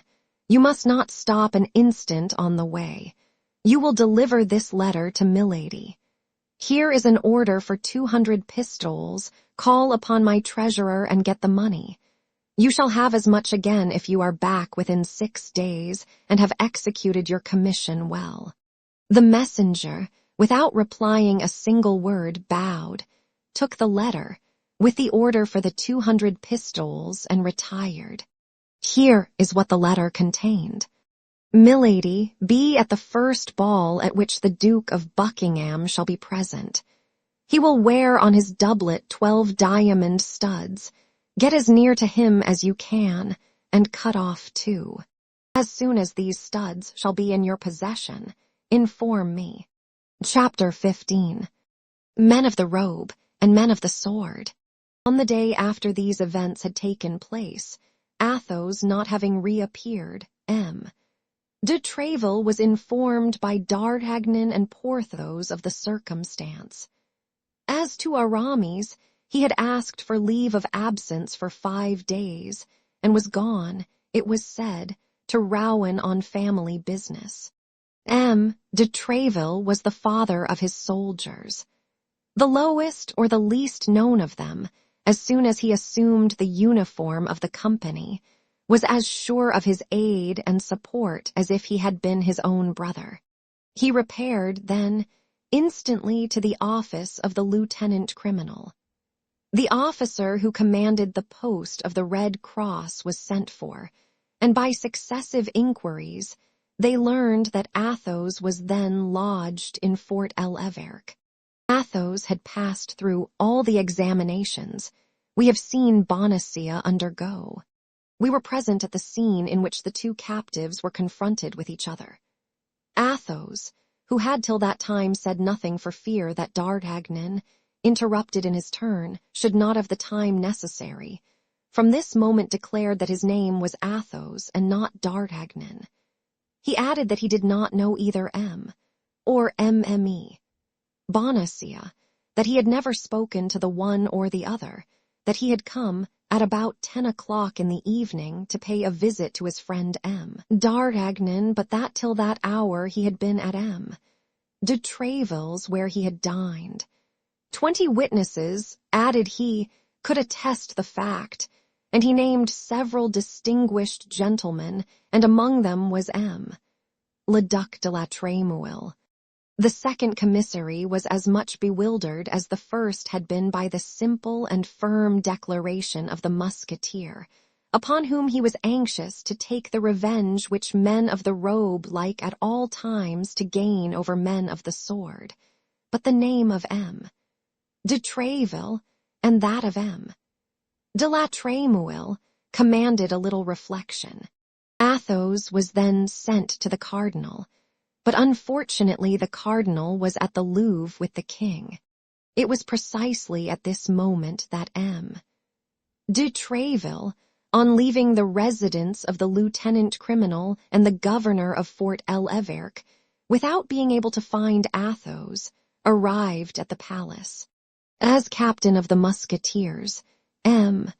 de Tréville had the right of entry at all times. It is well known how violent the king's prejudices were against the queen, and how carefully these prejudices were kept up by the cardinal, who in affairs of intrigue mistrusted women infinitely more than men. One of the grand causes of this prejudice was the friendship of Anne of Austria for MME. de Chevreuse. These two women gave him more uneasiness than the war with Spain, the quarrel with England, or the embarrassment of the finances. In his eyes and to his conviction, MME. de Chevreuse not only served the queen in her political intrigues, but, what tormented him still more, in her amorous intrigues. At the first word the cardinal spoke of MME.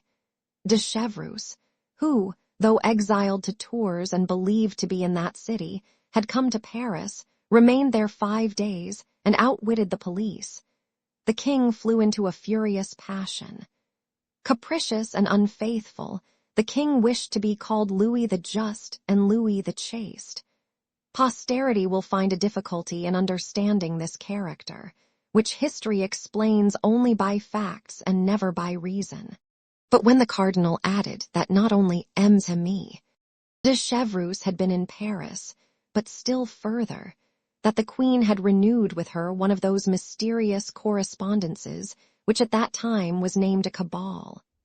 When he affirmed that he, the cardinal, was about to unravel the most closely twisted thread of this intrigue, that at the moment of arresting in the very act, with all the proofs about her, the queen's emissary to the exiled duchess, a musketeer had dared to interrupt the course of justice violently by falling sword in hand upon the honest men of the law, charged with investigating impartially the whole affair in order to place it before the eyes of the king, Louis Roman XIII, could not contain himself, and he made a step toward the queen's apartment with that pale and mute indignation which, when it broke out, led this prince to the commission of the most pitiless cruelty. And yet, in all this, the cardinal had not yet said a word about the Duke of Buckingham. At this instant M. de Tréville entered, cool, polite, and in irreproachable costume. Informed of what had passed by the presence of the cardinal and the alteration in the king's countenance, M. de Tréville felt himself something like Samson before the Philistines. Louis Roman XIII, had already placed his hand on the knob of the door at the noise of M. De Treville's entrance, he turned round. "You arrive in good time, monsieur," said the king, who, when his passions were raised to a certain point, could not dissemble. "I have learned some fine things concerning your musketeers." "And I," said Treville coldly, "I have some pretty things to tell your majesty concerning these gownsmen." "What?"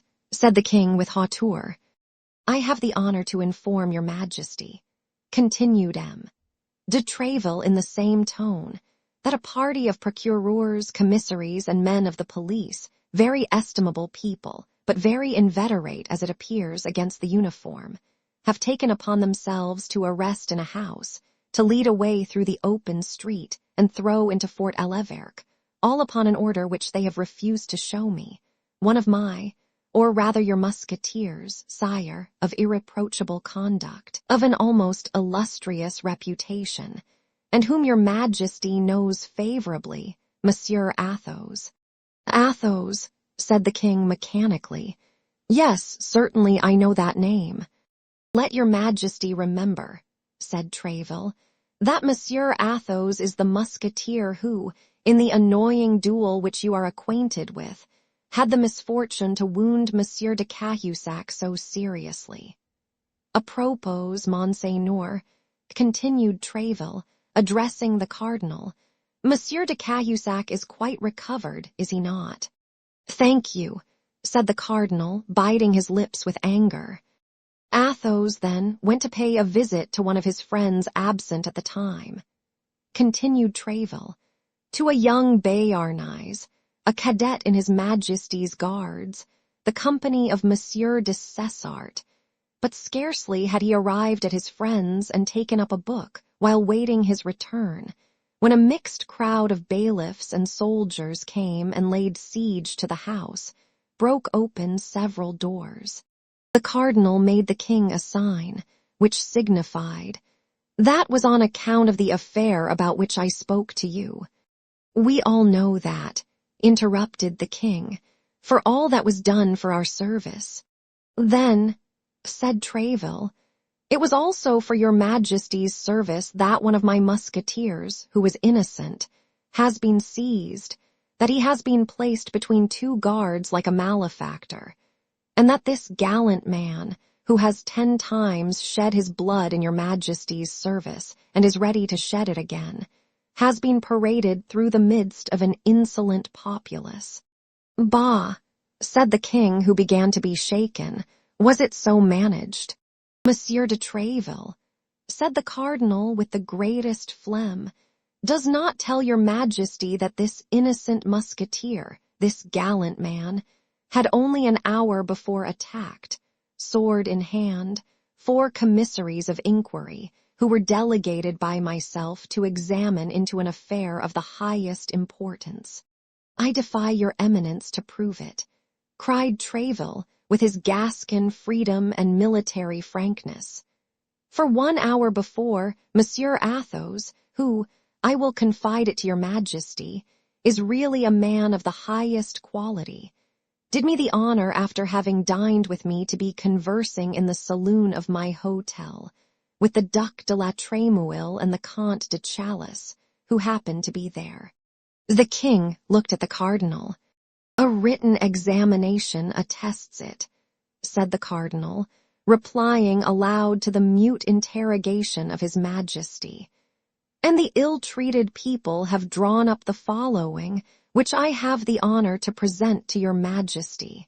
And is the written report of the gownsmen to be placed in comparison with the word of honor of a swordsman?" Replied Treville haughtily. Come, Treville, hold your tongue," said the king. "If his eminence entertains any suspicion against one of my musketeers," said Treville, "the justice of Monsieur the Cardinal is so well known that I demand an inquiry. In the house in which the judicial inquiry was made," continued the impassive cardinal, "there lodges, I believe, a young Béarnais, a friend of the musketeer." Your Eminence means Monsieur d'Artagnan.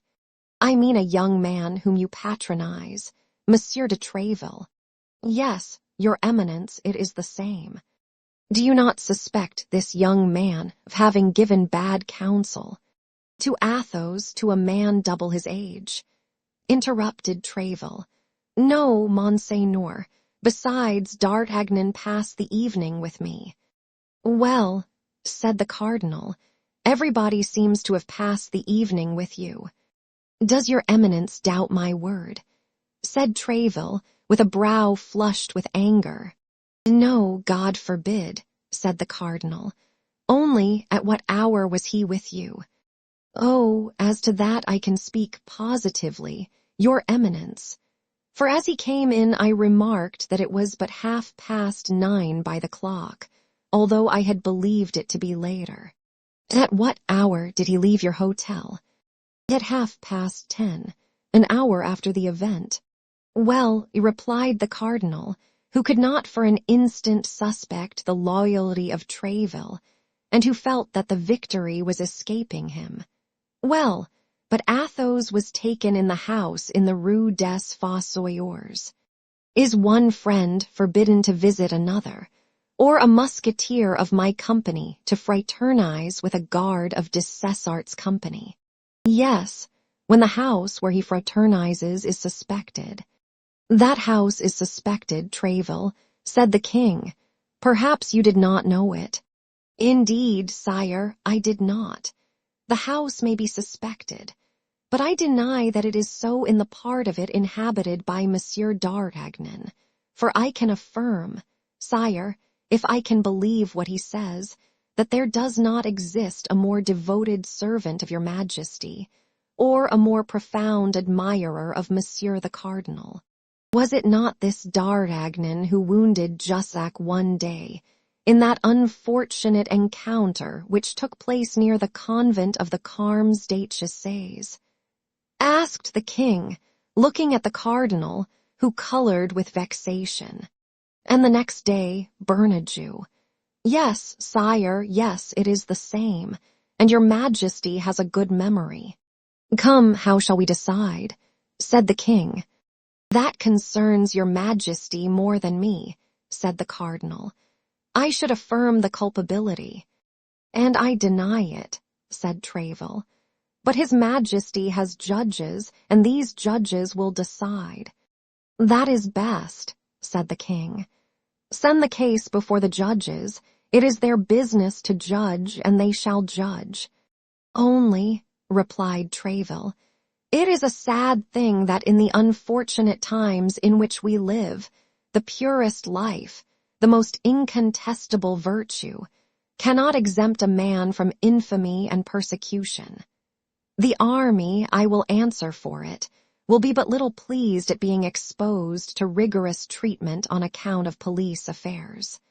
The expression was imprudent, but de Tréville launched it with knowledge of his cause.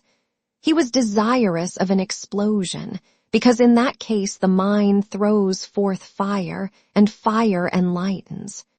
Police affairs, cried the king, taking up Tréville's words. Police affairs. And what do you know about them, monsieur? Meddle with your musketeers, and do not annoy me in this way. It appears, according to your account, that if by mischance a musketeer is arrested, France is in danger. What a noise about a musketeer! I would arrest 10 of them, ventrebleu, 100, even all the company, and I would not allow a whisper. From the moment they are suspected by your Majesty, said Tréville. The musketeers are guilty. Therefore, you see me prepared to surrender my sword. For after having accused my soldiers, there can be no doubt that Monsieur the Cardinal will end by accusing me. It is best to constitute myself at once a prisoner with Athos, who is already arrested, and with d'Artagnan, who most probably will be.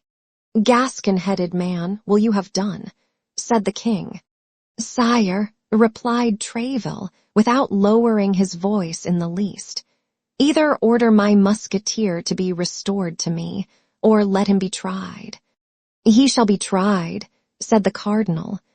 Well, so much the better, for in that case I shall demand of His Majesty permission to plead for him."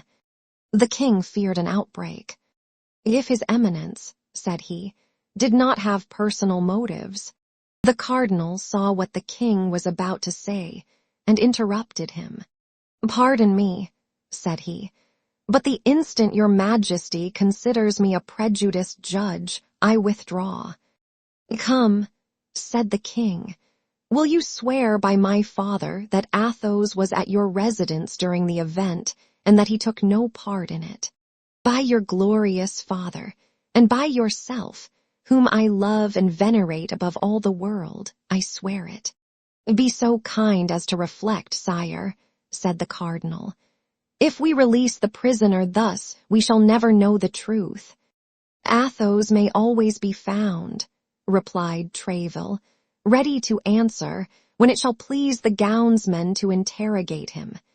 He will not desert, Monsieur the Cardinal, be assured of that. I will answer for him." "No, he will not desert," said the king. "He can always be found, as Tréville says. Besides," added he, lowering his voice and looking with a suppliant air at the cardinal, "let us give them apparent security, that is policy." This policy of Louis Roman XIII made Richelieu smile. "Order it as you please, sire. You possess the right of pardon."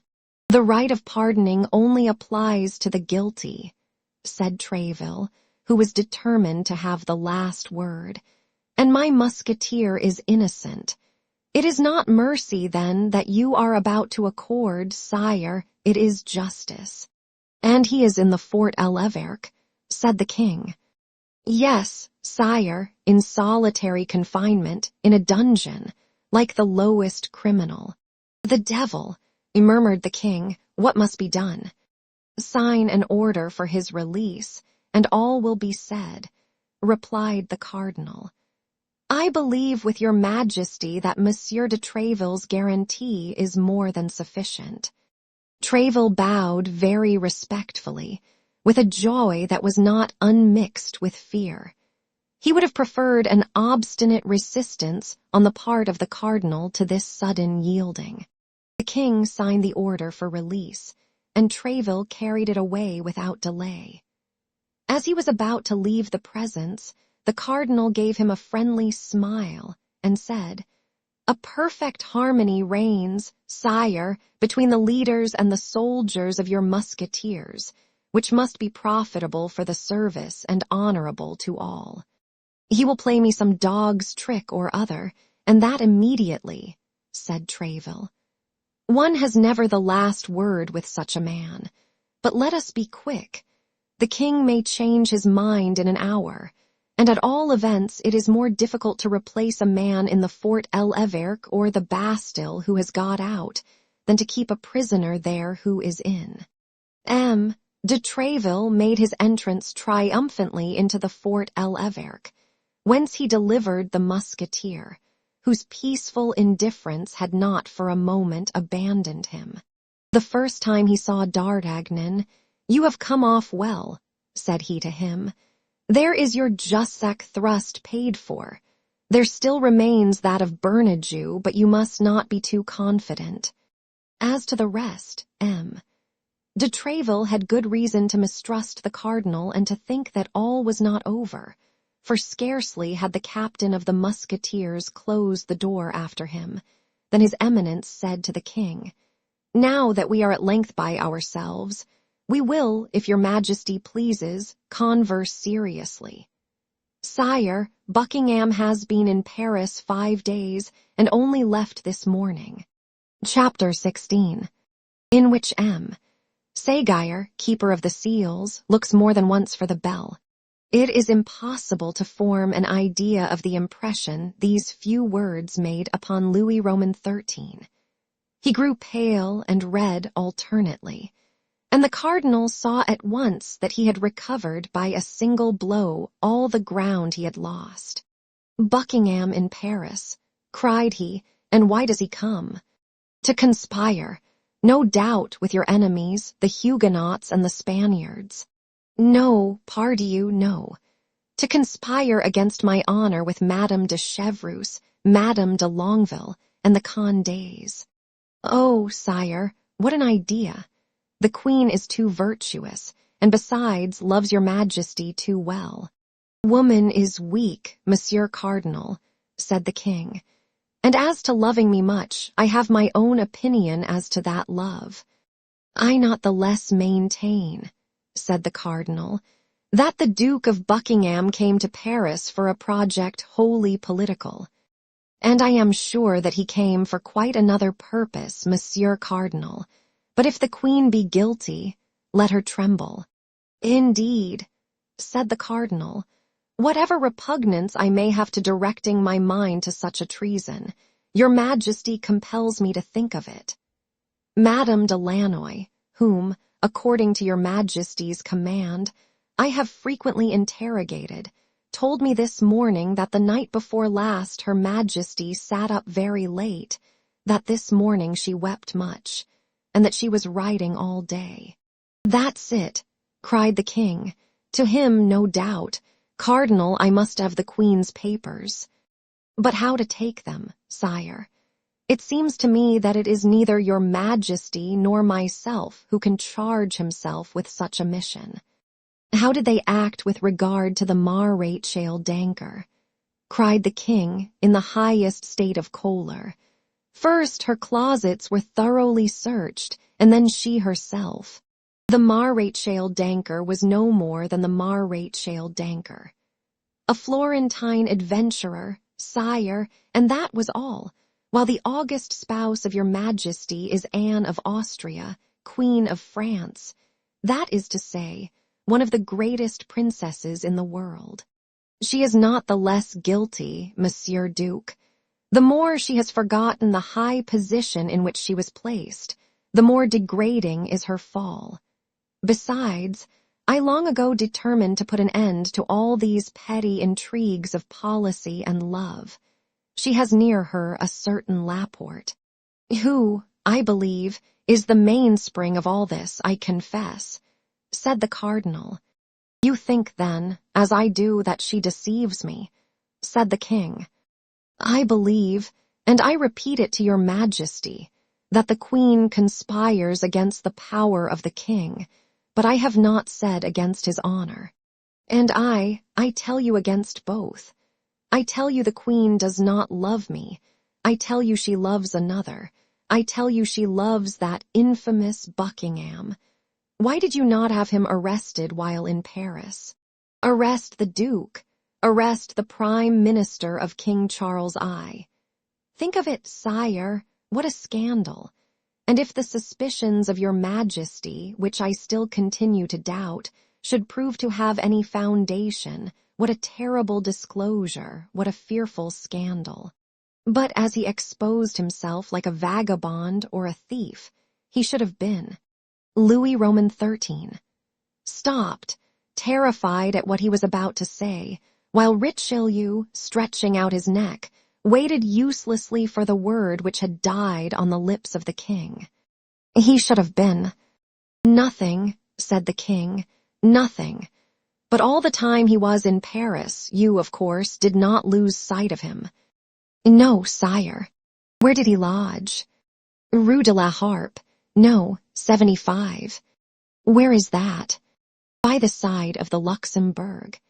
And you are certain that the Queen and he did not see each other. I believe the Queen to have too high a sense of her duty, sire. But they have corresponded. It is to him that the Queen has been writing all the day. Monsieur Duke, I must have those letters. Sire, notwithstanding. Monsieur Duke, at whatever price it may be, I will have them. I would, however, beg your Majesty to observe. Do you, then, also join in betraying me, Monsieur Cardinal, by thus always opposing my will? Are you also in accord with Spain and England, with Madame de Chevreuse and the Queen? Sire, replied the cardinal, sighing, I believed myself secure from such a suspicion. Monsieur Cardinal, you have heard me. I will have those letters. There is but one way. What is that? That would be to charge Monsieur de Séguier, the keeper of the seals, with this mission. The matter enters completely into the duties of the post. Let him be sent for instantly. He is most likely at my hotel. I requested him to call, and when I came to the Louvre I left orders if he came, to desire him to wait. Let him be sent for instantly. Your Majesty's orders shall be executed, but what? But the Queen will perhaps refuse to obey. My orders? Yes, if she is ignorant that these orders come from the King. Well, that she may have no doubt on that head, I will go and inform her myself. Your Majesty will not forget that I have done everything in my power to prevent a rupture. Yes, Duke, yes, I know you are very indulgent toward the Queen, too indulgent, perhaps. We shall have occasion, I warn you, at some future period to speak of that, whenever it shall please your Majesty. But I shall be always happy and proud, sire, to sacrifice myself to the harmony which I desire to see reign between you and the Queen of France. Very well, Cardinal, very well, but meantime send for Monsieur the Keeper of the Seals. I will go to the Queen. And Louis Roman XIII, opening the door of communication, passed into the corridor which led from his apartments to those of Anne of Austria. The Queen was in the midst of her women, MME. De Guiraut, MME. De Sable, MME. De Montbazon and MME. De Guémené. In a corner was the Spanish companion, Donna Estefania, who had followed her from Madrid. MME. Guémené was reading aloud, and everybody was listening to her with attention with the exception of the Queen, who had, on the contrary, desired this reading in order that she might be able, while feigning to listen, to pursue the thread of her own thoughts. These thoughts, gilded as they were by a last reflection of love, were not the less sad. Anne of Austria, deprived of the confidence of her husband, pursued by the hatred of the cardinal, who could not pardon her for having repulsed a more tender feeling, having before her eyes the example of the Queen-Mother whom that hatred had tormented all her life. Though Marie de Médicis, if the memoirs of the time are to be believed, had begun by according to the cardinal that sentiment which Anne of Austria always refused him, Anne of Austria had seen her most devoted servants fall around her, her most intimate confidants, her dearest favorites. Like those unfortunate persons endowed with a fatal gift, she brought misfortune upon everything she touched. Her friendship was a fatal sign which called down persecution. MME, de Chevreuse and MME, de Burnett were exiled, and Laporte did not conceal from his mistress that he expected to be arrested every instant. It was at the moment when she was plunged in the deepest and darkest of these reflections that the door of the chamber opened, and the king entered. The reader hushed herself instantly. All the ladies rose, and there was a profound silence. As to the king, he made no demonstration of politeness, only stopping before the queen. "Madam," said he, "you are about to receive a visit from the Chancellor, who will communicate certain matters to you with which I have charged him." The unfortunate queen, who was constantly threatened with divorce, exile, and trial even, turned pale under her rouge, and could not refrain from saying, "But why this visit, sire?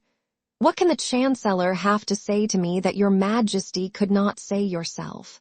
The king turned upon his heel without reply, and almost at the same instant the captain of the guards, M. de Gittant, announced the visit of the Chancellor. When the Chancellor appeared, the king had already gone out by another door. The Chancellor entered, half smiling, half blushing. As we shall probably meet with him again in the course of our history, it may be well for our readers to be made at once acquainted with him. This Chancellor was a pleasant man. He was Des Roches Le Massel, canon of Notre Dame, who had formerly been valet of a bishop, who introduced him to his eminence as a perfectly devout man. The cardinal trusted him, and therein found his advantage. There are many stories related of him, and among them this. After a wild youth, he had retired into a convent, there to expiate, at least for some time, the follies of adolescence. On entering this holy place, the poor penitent was unable to shut the door so close as to prevent the passions he fled from entering with him.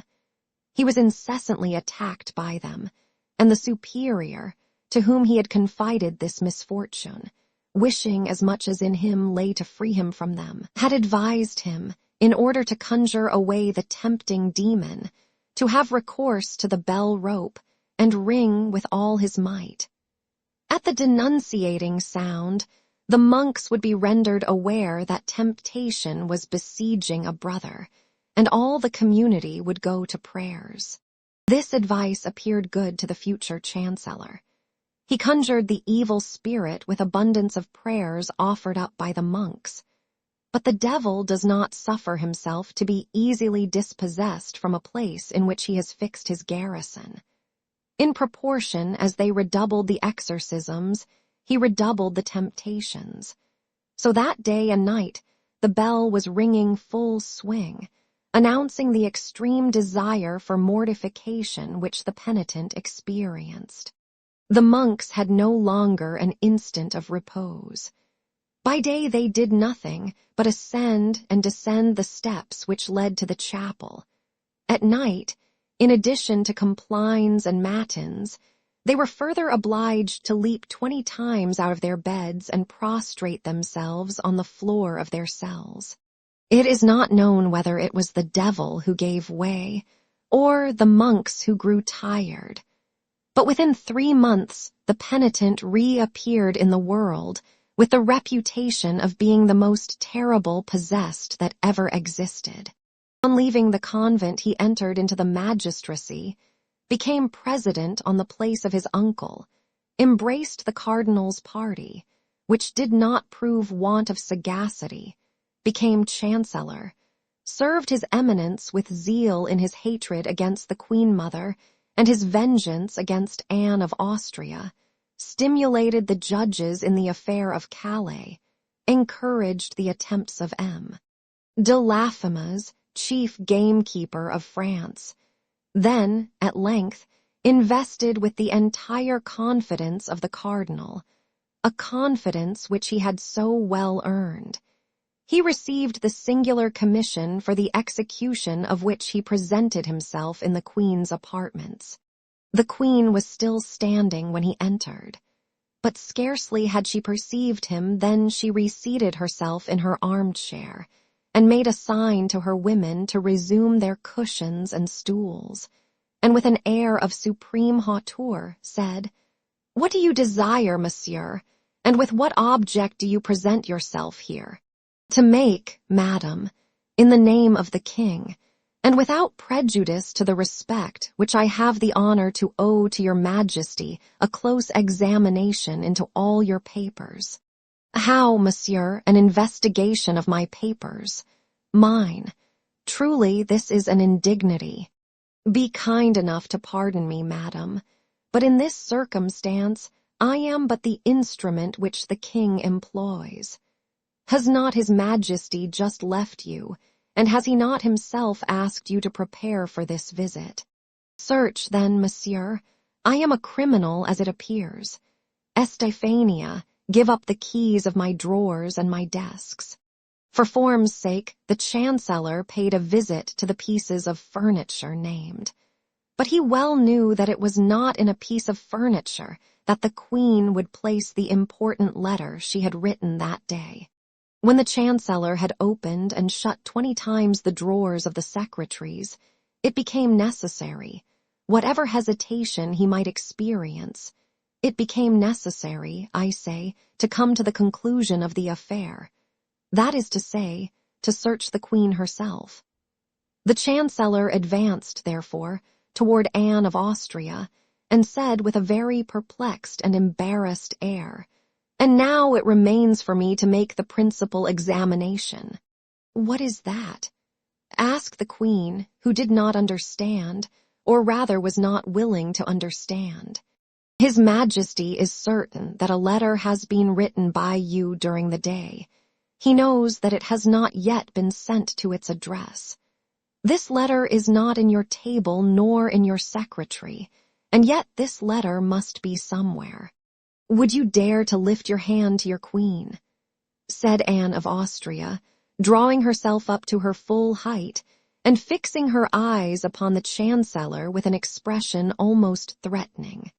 "I am a faithful subject of the King, madam, and all that His Majesty commands I shall do." "Well, it is true," said Anne of Austria, "and the spies of the Cardinal have served him faithfully.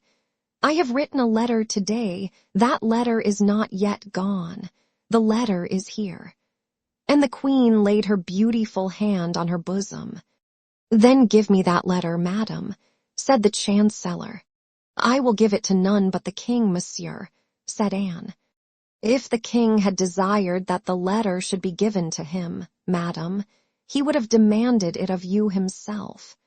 But I repeat to you, I am charged with reclaiming it, and if you do not give it up—" "Well, he has, then, charged me to take it from you." "How? What do you say?" "That my orders go far, madam, and that I am authorized to seek for the suspected paper, even on the person of your Majesty." "What horror!" cried the Queen. "Be kind enough, then, madam, to act more compliantly. The conduct is infamously violent. Do you know that, monsieur? The King commands it, madam. Excuse me. I will not suffer it. No, no, I would rather die," cried the Queen, in whom the imperious blood of Spain and Austria began to rise. The Chancellor made a profound reverence. Then, with the intention quite patent of not drawing back a foot from the accomplishment of the commission with which he was charged, and as the attendant of an executioner might have done in the chamber of torture, he approached Anne of Austria, from whose eyes at the same instant sprang tears of rage. The Queen was, as we have said, of great beauty. The commission might well be called delicate, and the King had reached, in his jealousy of Buckingham, the point of not being jealous of anyone else. Without doubt, the Chancellor Seguier looked about at that moment for the rope of the famous bell. But not finding it, he summoned his resolution, and stretched forth his hands toward the place where the Queen had acknowledged the paper was to be found. Anne of Austria took one step backward, became so pale that it might be said she was dying, and leaning with her left hand upon a table behind her to keep herself from falling, she with her right hand drew the paper from her bosom and held it out to the keeper of the seals. "There, monsieur, there is that letter," cried the Queen with a broken and trembling voice. "Take it and deliver me from your odious presence." The Chancellor, who, on his part, trembled with an emotion easily to be conceived, took the letter, bowed to the ground, and retired. The door was scarcely closed upon him when the Queen sank, half fainting, into the arms of her women. The Chancellor carried the letter to the King without having read a single word of it. The King took it with a trembling hand, looked for the address, which was wanting, became very pale, opened it slowly, then seeing by the first words that it was addressed to the King of Spain, he read it rapidly. It was nothing but a plan of attack against the Cardinal. The Queen pressed her brother and the Emperor of Austria to appear to be wounded, as they really were, by the policy of Richelieu, the eternal object of which was the abasement of the House of Austria, to declare war against France, and as a condition of peace, to insist upon the dismissal of the cardinal. But as to love, there was not a single word about it in all the letter. The king, quite delighted, inquired if the cardinal was still at the Louvre. He was told that His Eminence awaited the orders of His Majesty in the business cabinet. The king went straight to him. "There, Duke," said he, "you were right and I was wrong. The whole intrigue is political, and there is not the least question of love in this letter, but on the other hand, there is abundant question of you." The cardinal took the letter and read it with the greatest attention. Then, when he had arrived at the end of it, he read it a second time. "Well, your Majesty," said he, "you see how far my enemies go. They menace you with 2 wars if you do not dismiss me. In your place, in truth, sire, I should yield to such powerful instance, and on my part it would be a real happiness to withdraw from public affairs. What say you, Duke?" "I say, sire, that my health is sinking under these excessive struggles and these never-ending labors.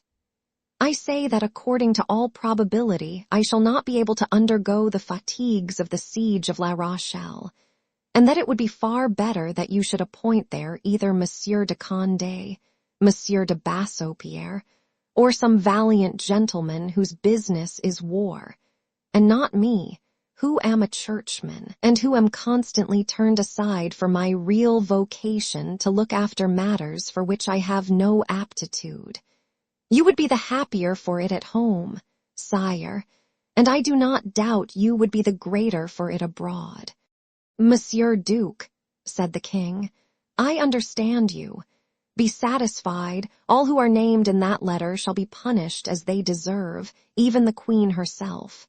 What do you say, sire? God forbid that the queen should suffer the least inconvenience or uneasiness on my account. She has always believed me, sire, to be her enemy, although your Majesty can bear witness that I have always taken her part warmly, even against you. Oh, if she betrayed your Majesty on the side of your honor, it would be quite another thing, and I should be the first to say, no grace, sire, no grace for the guilty. Happily, there is nothing of the kind, and your Majesty has just acquired a new proof of it." "That is true, Monsieur Cardinal," said the king, "and you were right, as you always are, but the queen, not the less, deserves all my anger. It is you, sire, who have now incurred hers, and even if she were to be seriously offended, I could well understand it. Your Majesty has treated her with a severity. It is thus I will always treat my enemies and yours, Duke, however high they may be placed, and whatever peril I may incur in acting severely toward them. The queen is my enemy, but is not yours, sire. On the contrary, she is a devoted, submissive, and irreproachable wife. Allow me then, sire, to intercede for her with your Majesty. Let her humble herself then, and come to me first. On the contrary, sire, set the example. You have committed the first wrong, since it was you who suspected the queen." "What, I make the first advances?" said the king. "Never. Sire, I entreat you to do so. Besides, in what manner can I make advances first? By doing a thing which you know will be agreeable to her." "What is that?" "Give a ball.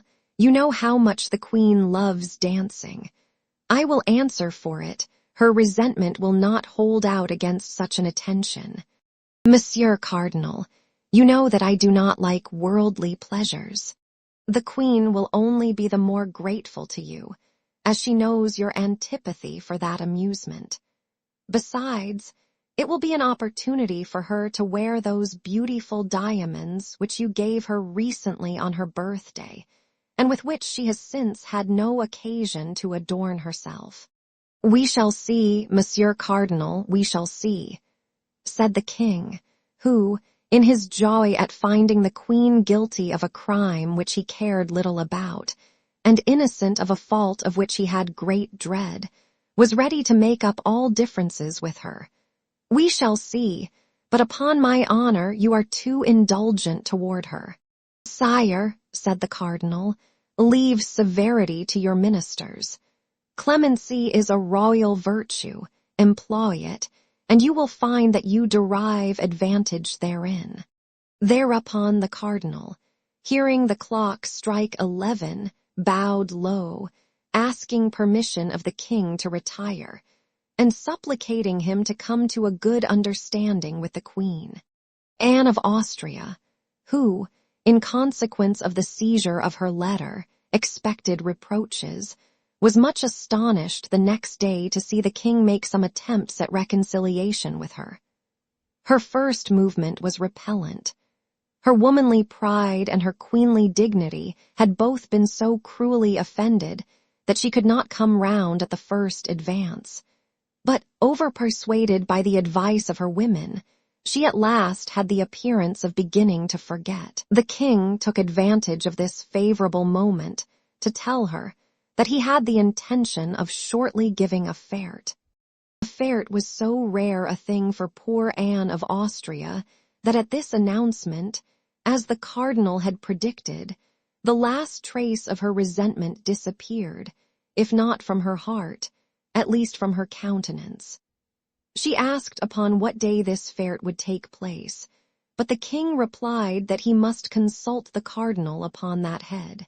Indeed, every day the king asked the cardinal when this fête should take place, and every day the cardinal, under some pretext, deferred fixing it. 10 days passed away thus.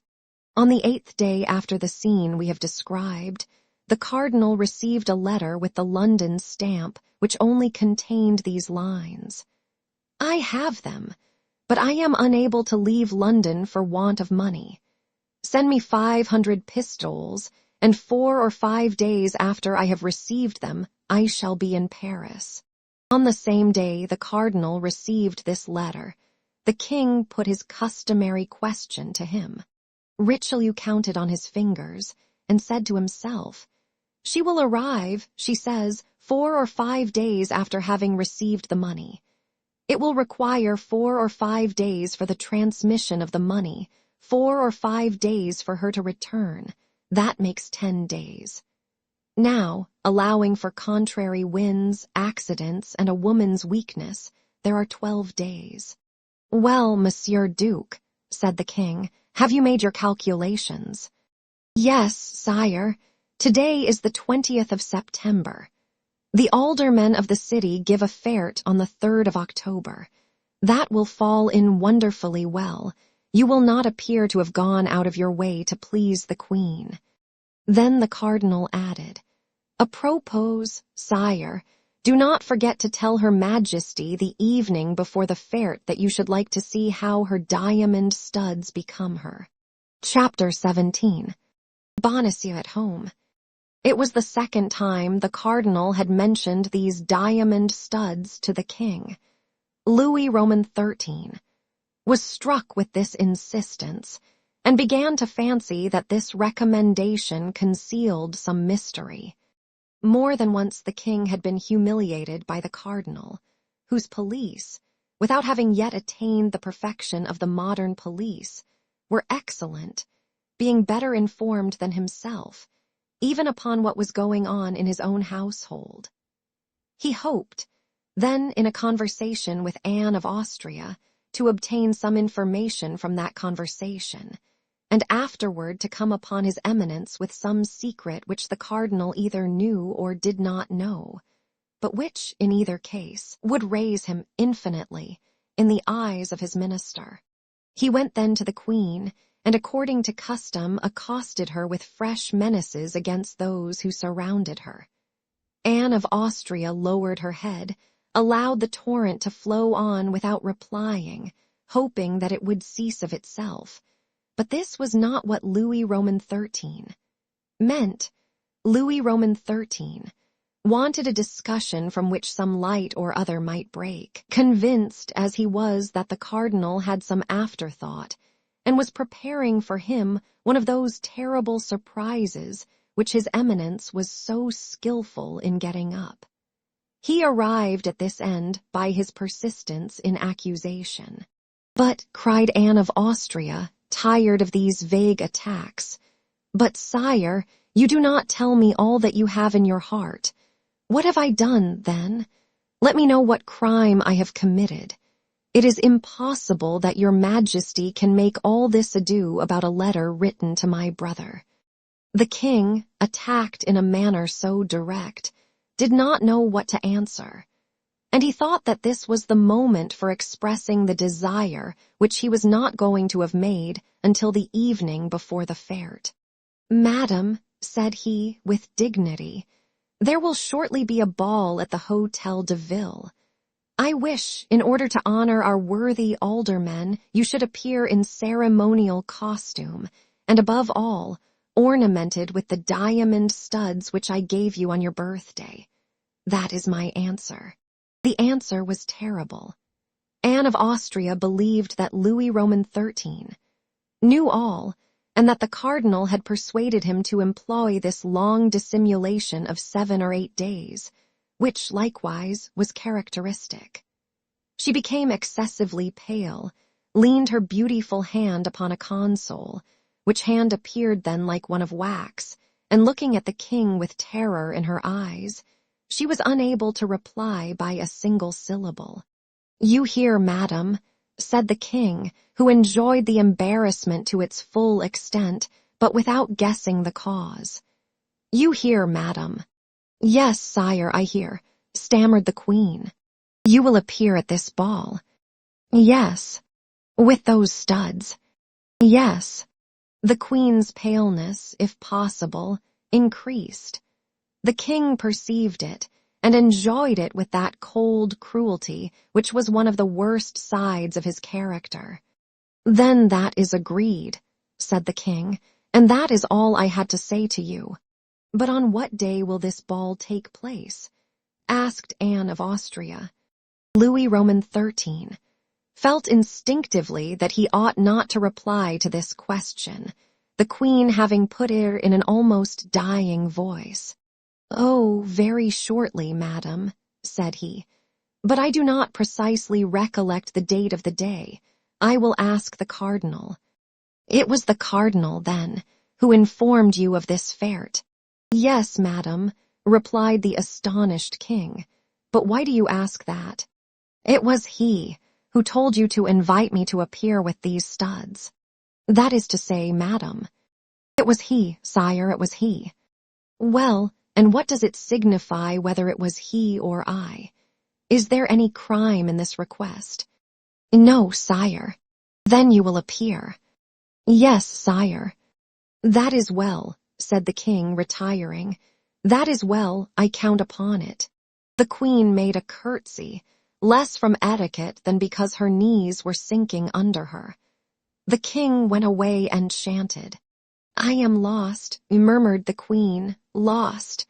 For the cardinal knows all, and it is he who urges on the king, who as yet knows nothing but will soon know everything. I am lost. My God, my God, my God." She knelt upon a cushion and prayed, with her head buried between her palpitating arms. In fact, her position was terrible. Buckingham had returned to London, MME. De Chevreuse was at Tours. More closely watched than ever, the queen felt certain, without knowing how to tell which, that one of her women had betrayed her.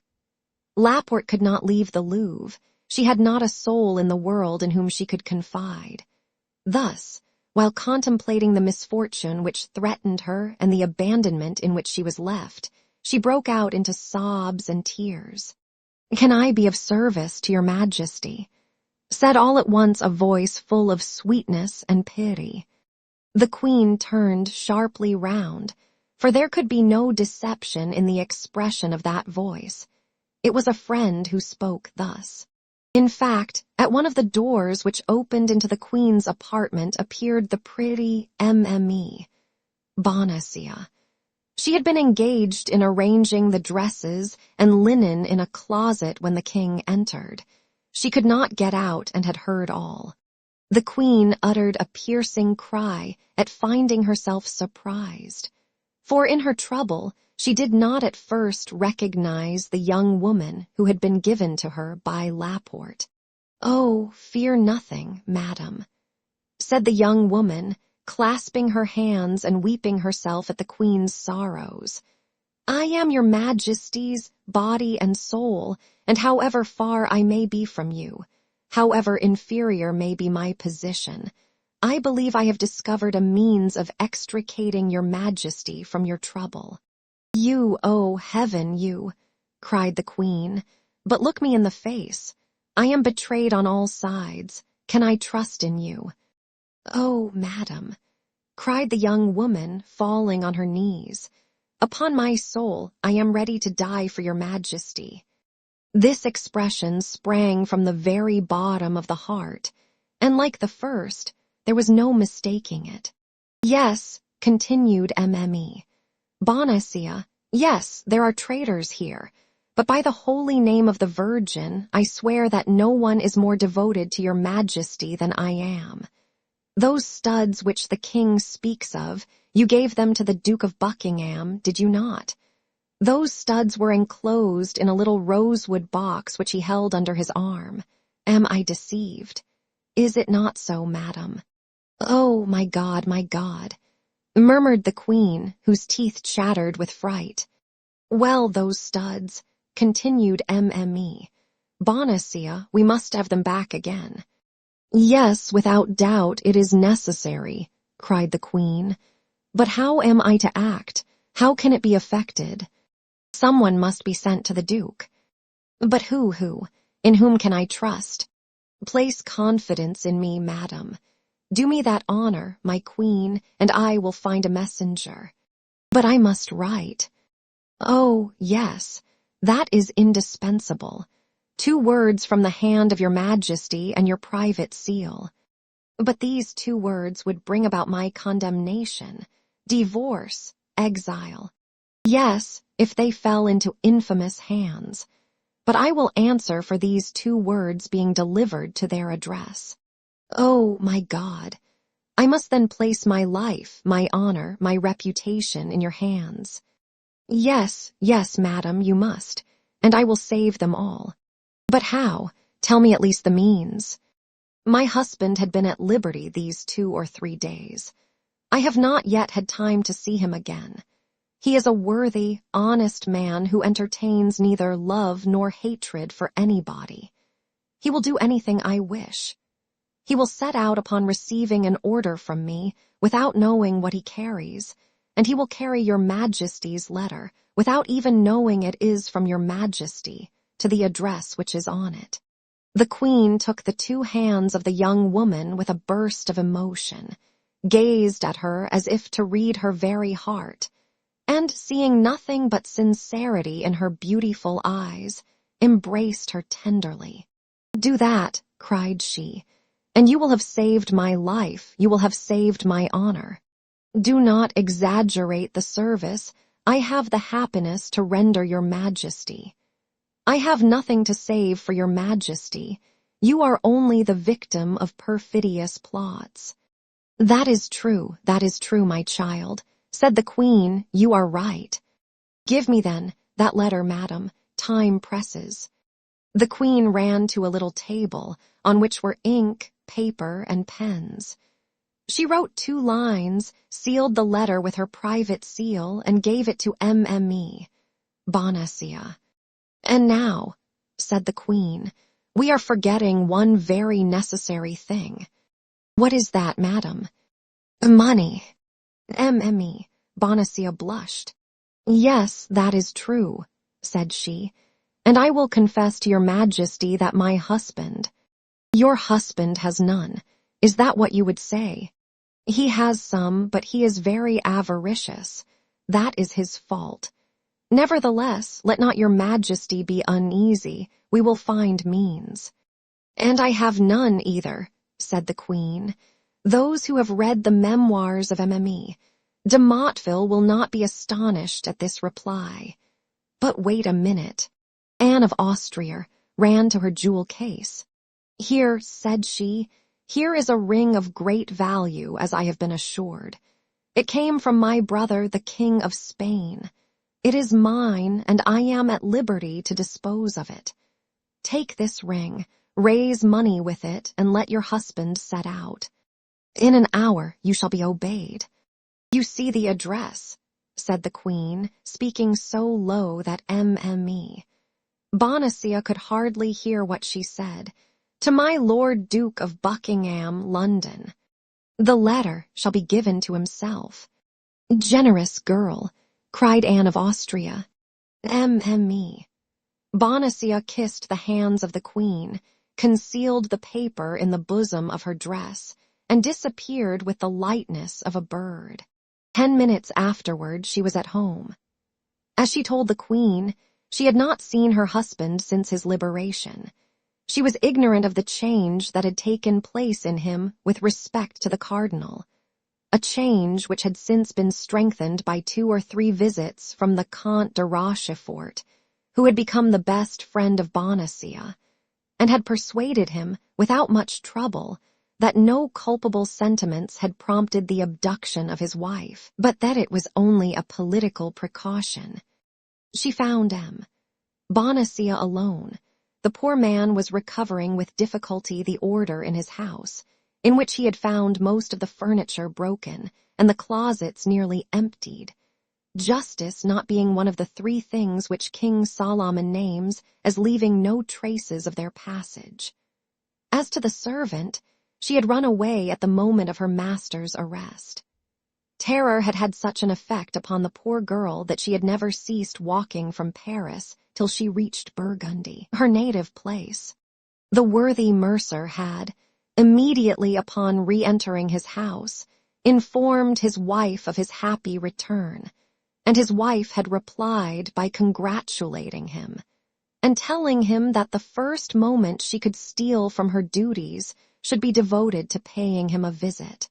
This first moment had been delayed 5 days, which, under any other circumstances, might have appeared rather long to Bonacia, but he had, in the visit he had made to the cardinal and in the visits Rochefort had made him, ample subjects for reflection, and as everybody knows, nothing makes time pass more quickly than reflection.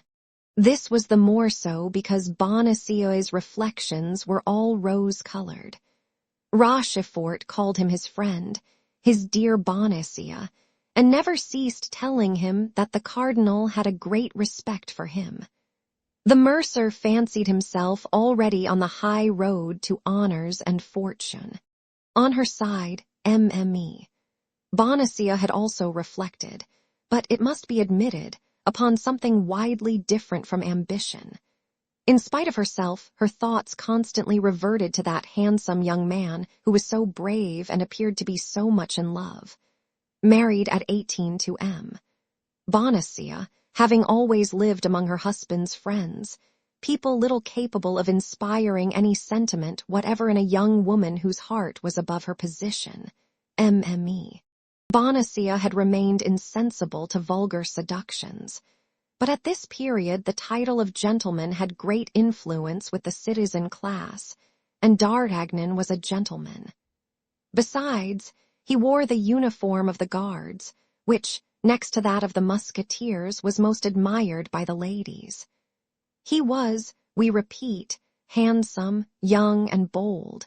He spoke of love like a man who did love and was anxious to be loved in return. There was certainly enough in all this to turn a head only 23 years old, and Mme. Bonacia had just attained that happy period of life. The couple, then, although they had not seen each other for 8 days, and during that time serious events had taken place in which both were concerned, accosted each other with a degree of preoccupation. Nevertheless, Bonacia manifested real joy, and advanced toward his wife with open arms. Madame Bonacia presented her cheek to him. "Let us talk a little," said she. "How?" said Bonacia, astonished. "Yes, I have something of the highest importance to tell you." "True," said he, "and I have some questions sufficiently serious to put to you. Describe to me your abduction, I pray you." "Oh, that's of no consequence just now," said Mme. Bonacia. "And what does it concern? Then my captivity. I heard of it the day it happened. But as you were not guilty of any crime, as you were not guilty of any intrigue, as you, in short, knew nothing that could compromise yourself or anybody else, I attached no more importance to that event than it merited." "You speak very much at your ease, madam," said Bonacia, hurt at the little interest his wife showed in him. "Do you know that I was plunged during a day and night in a dungeon of the Bastille?" "Oh, a day and night soon pass away. Let us return to the object that brings me here." "What, that which brings you home to me? Is it not the desire of seeing a husband again from whom you have been separated for a week?"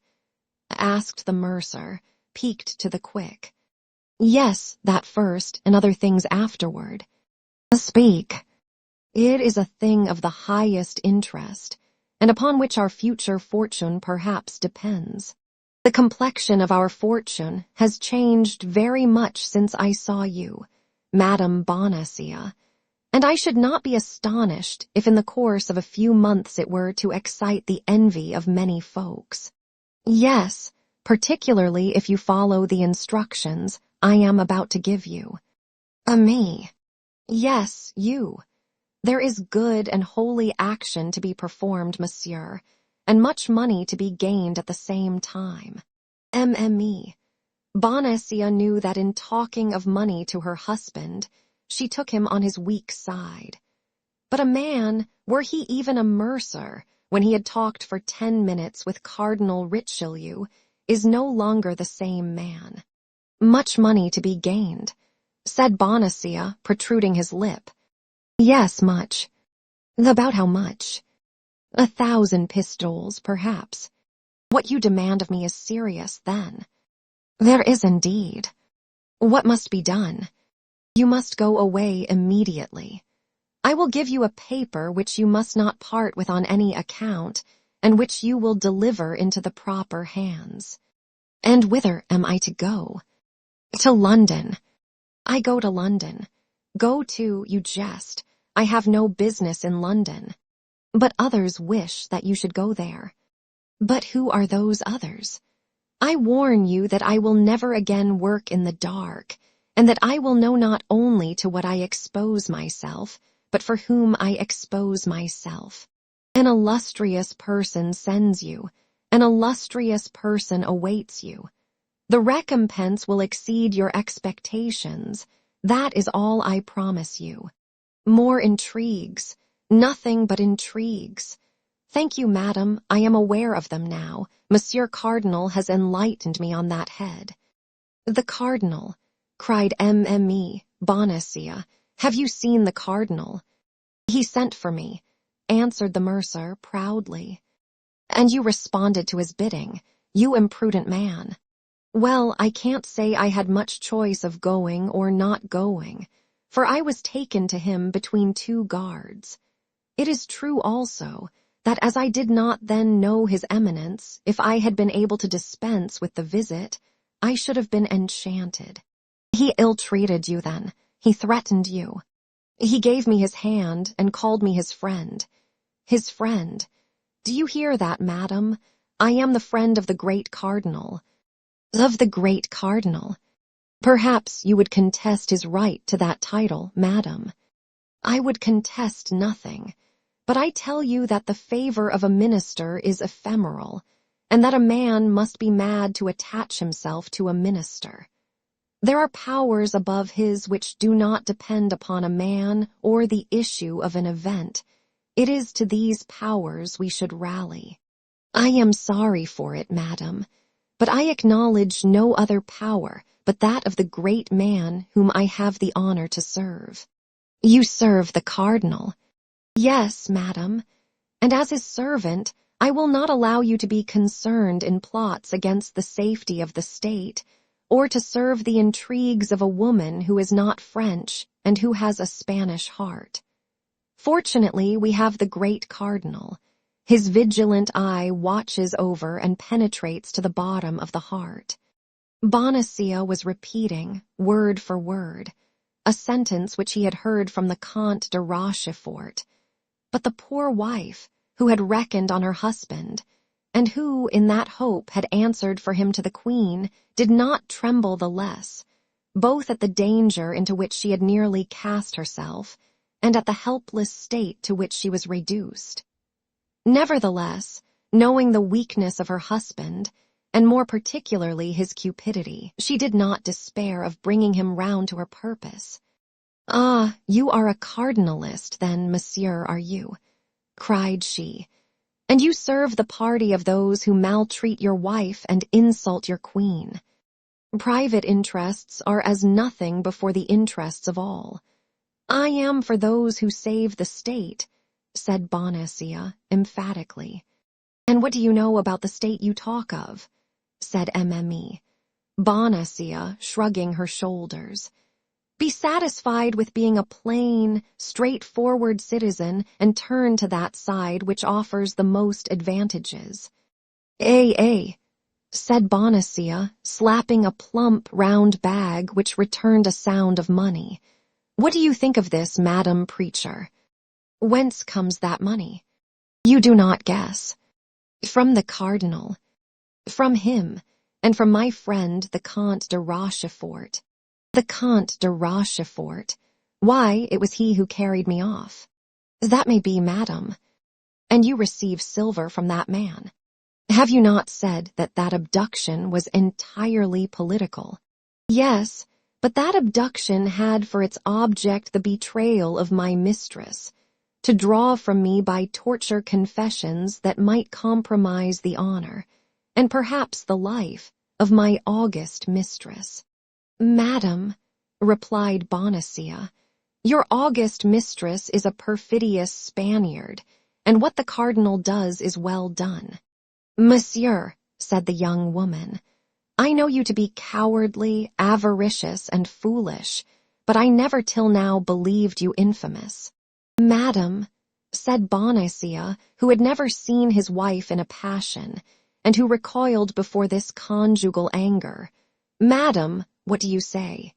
"I say you are a miserable creature," continued Mme. Bonacieux, who saw she was regaining some little influence over her husband.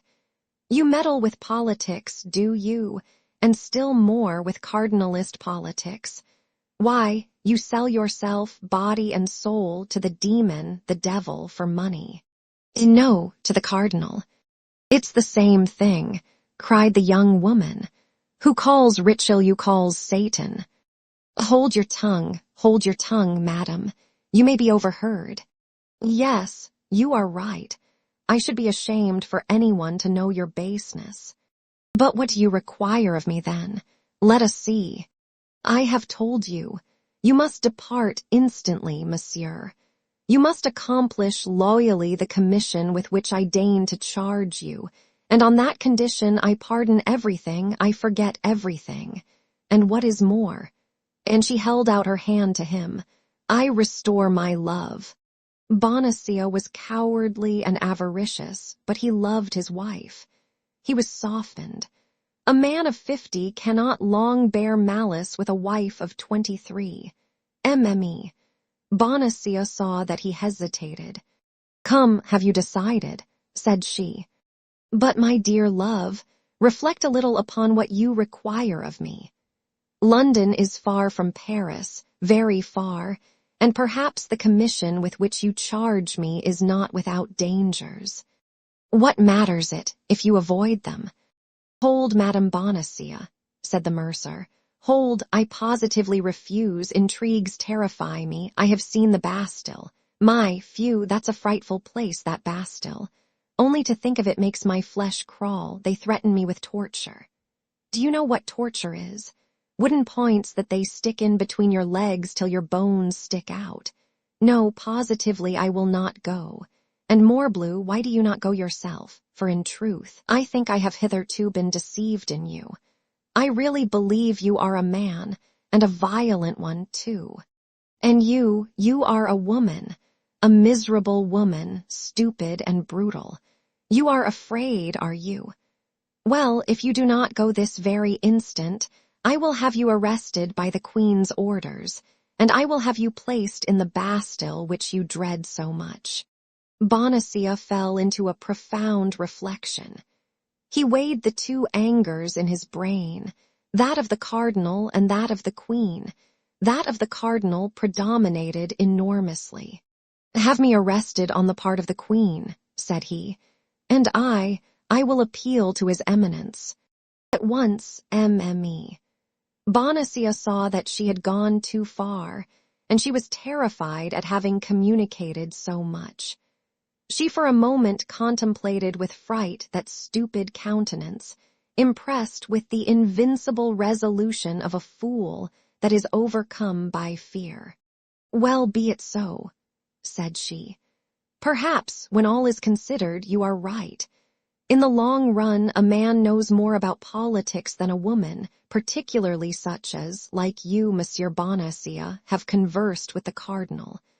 And yet it is very hard," added she, "that a man upon whose affection I thought I might depend treats me thus unkindly and will not comply with any of my fancies." "That is because your fancies go too far," replied the triumphant Bonacieux, "and I mistrust them." "Well, I will give it up then," said the young woman, sighing. "It is well as it is, say no more about it. At least you should tell me what I should have to do in London," replied Bonacieux, who remembered a little too late that Rochefort had desired him to endeavor to obtain his wife's secrets.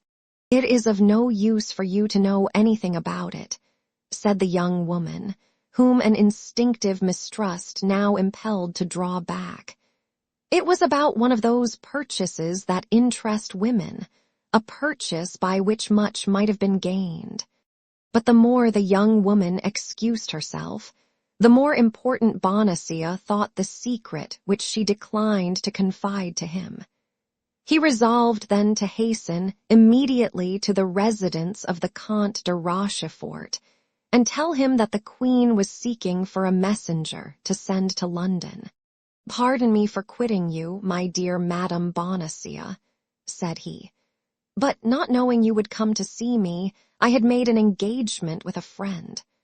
I shall soon return, and if you will wait only a few minutes for me, as soon as I have concluded my business with that friend, as it is growing late, I will come back and reconduct you to the Louvre."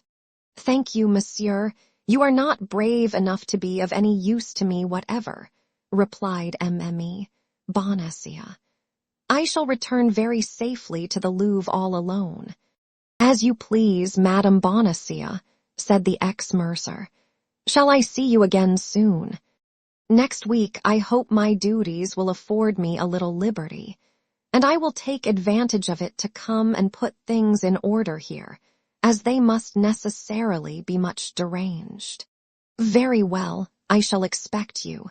You are not angry with me." "Not the least in the world." Till then. Till then." Bonacieux kissed his wife's hand, and set off at a quick pace. "Well," said MME. Bonacieux, when her husband had shut the street door and she found herself alone, "that imbecile lacked but one thing, to become a cardinalist. And I, who have answered for him to the Queen, I, who have promised my poor mistress. Ah, my God, she will take me for one of those wretches with whom the palace swarms and who are placed about her as spies. Ah, Monsieur Bonacieux, I never did love you much, but now it is worse than ever. I hate you, and on my word you shall pay for this." At the moment she spoke these words, a rap on the ceiling made her raise her head, and a voice which reached her through the ceiling cried, "Dear Madame Bonacieux, open for me the little door on the alley, and I will come down to you." Chapter 18. Lover and Husband. "Ah, madam," said D'Artagnan, entering by the door which the young woman opened for him, "allow me to tell you that you have a bad sort of a husband." "You have, then, overheard our conversation?" asked MME. Bonacieux eagerly, and looking at D'Artagnan with disquiet. "The whole. But how, my God?" "By a mode of proceeding known to myself, and by which I likewise overheard the more animated conversation which he had with the cardinal's police." "And what did you understand by what we said?" "1,000 things. In the first place, that, unfortunately, your husband is a simpleton and a fool. In the next place, you are in trouble, of which I am very glad, as it gives me an opportunity of placing myself at your service, and God knows I am ready to throw myself into the fire for you. Finally, that the Queen wants a brave, intelligent, devoted man to make a journey to London for her. I have at least 2 of the 3 qualities you stand in need of, and here I am." MME. Bonacieux made no reply, but her heart beat with joy and secret hope shone in her eyes. "And what guarantee will you give me," asked she, "if I consent to confide this message to you?" "My love for you. Speak, command what is to be done." My God," murmured the young woman, "ought I to confide such a secret to you, monsieur? You are almost a boy. I see that you require someone to answer for me. I admit that would reassure me greatly. Do you know Athos?" "And no." "Porthos?" "And no." "Aramis?" "And no. Who are these gentlemen?" "3 of the king's musketeers. Do you know Monsieur de Treville, their captain?" "Oh, yes, him. I know him, not personally, but from having heard the Queen speak of him more than once as a brave and loyal gentleman. You do not fear, lest he should betray you to the cardinal?" "Oh, no, certainly not." "Well, reveal your secret to him, and ask him whether, however important, however valuable, however terrible it may be, you may not confide it to me. But this secret is not mine, and I cannot reveal it in this manner. You were about to confide it to Monsieur Bonacieux," said D'Artagnan with chagrin, "as one confides a letter to the hollow of a tree, to the wing of a pigeon, to the collar of a dog. And yet, you see plainly that I love you. You say so. I am an honorable man. You say so. I am a gallant fellow. I believe it. I am brave. Oh, I am sure of that. Then put me to the proof." MME. Bonacieux looked at the young man, restrained for a minute by a last hesitation, but there was such an ardor in his eyes, such persuasion in his voice, that she felt herself constrained to confide in him. Besides, she found herself in circumstances where everything must be risked for the sake of everything. The Queen might be as much injured by too much reticence as by too much confidence, and, let us admit it, the involuntary sentiment which she felt for her young protector decided her to speak. "Listen," said she. "I yield to your protestations, I yield to your assurances. But I swear to you before God who hears us that if you betray me, and my enemies pardon me, I will kill myself, while accusing you of my death. And I swear to you before God, madam," said D'Artagnan, "that if I am taken while accomplishing the orders you give me, I will die sooner than do anything that may compromise anyone."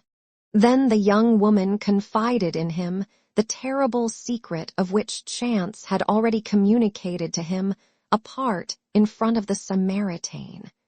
This was their mutual declaration of love. D'Artagnan was radiant with joy and pride.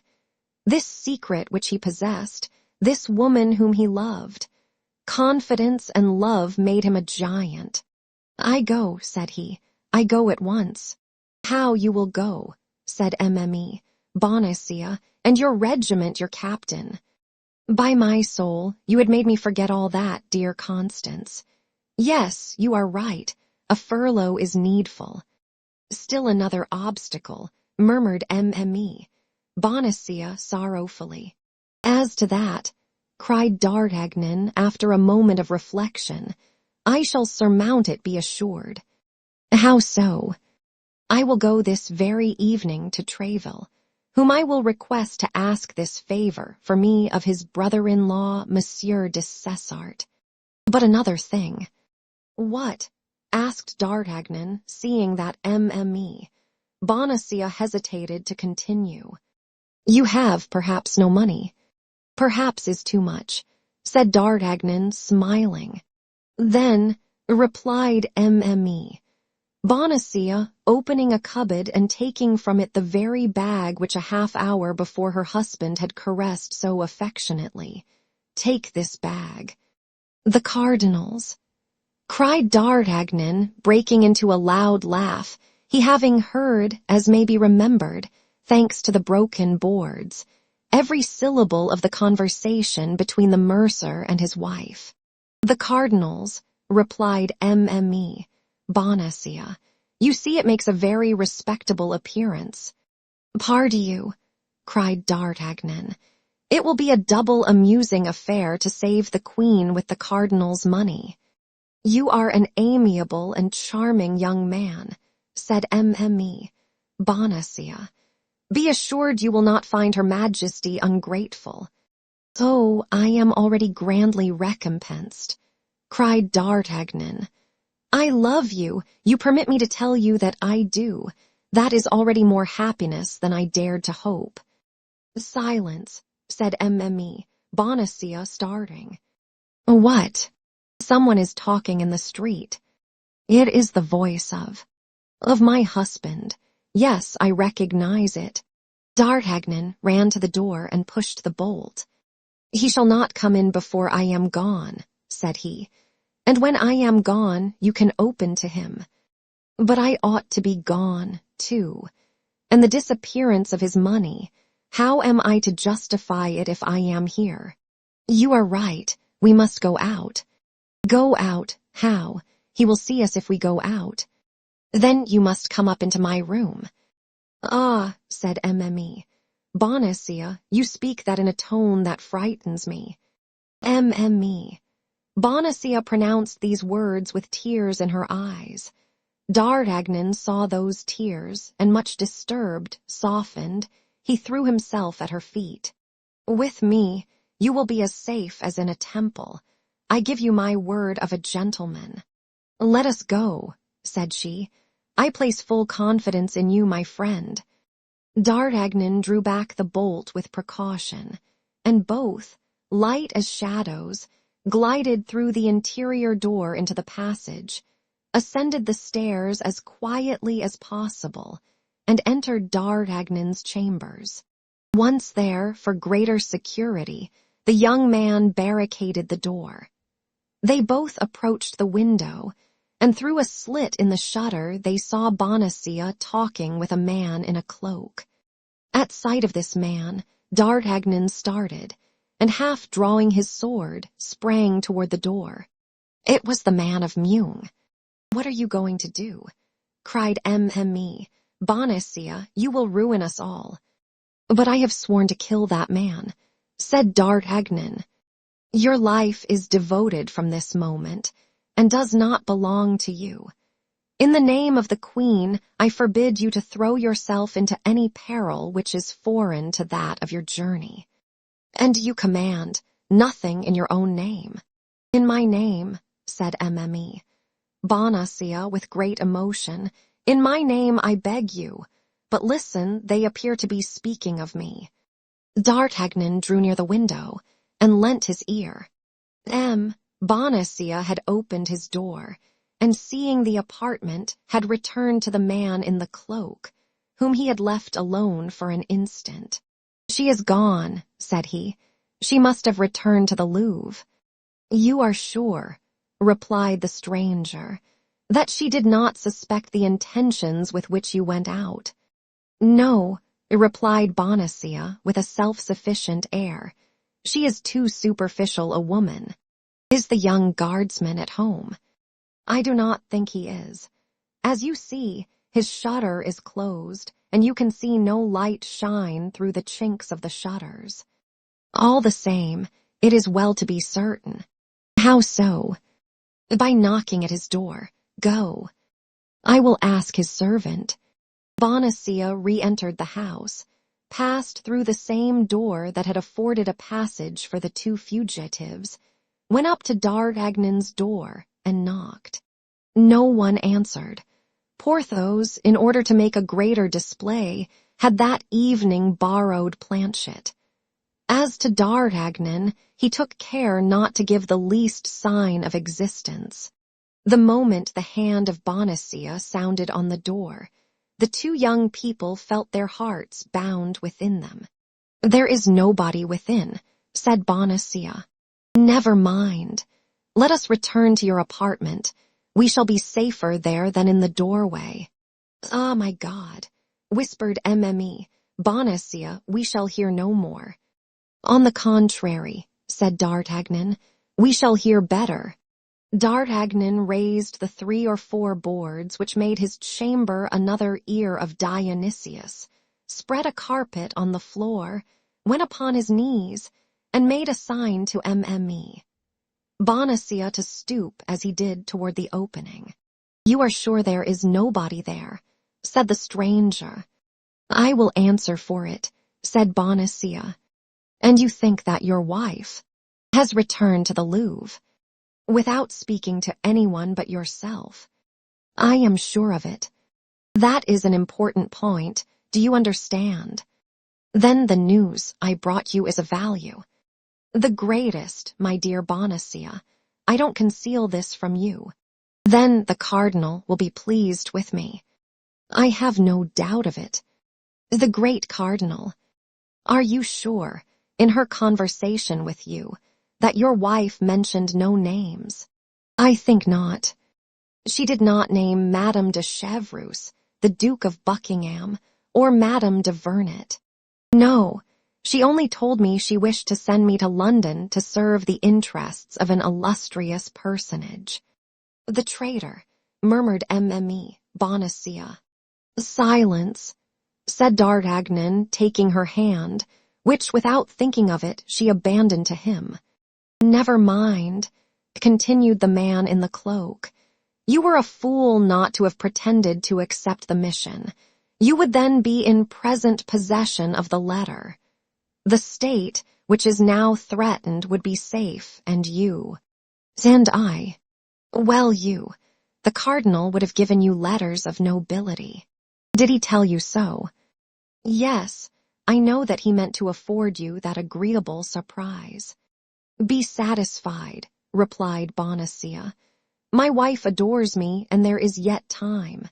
"The ninny," murmured Mme. Bonacia. "Silence," said D'Artagnan, pressing her hand more closely. "How is there still time?" asked the man in the cloak. "I go to the Louvre, I ask for Mme. Bonacia. I say that I have reflected, I renew the affair, I obtain the letter, and I run directly to the cardinal." "Well, go quickly. I will return soon to learn the result of your trip."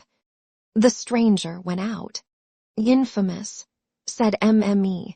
Bonacia, addressing this epithet to her husband.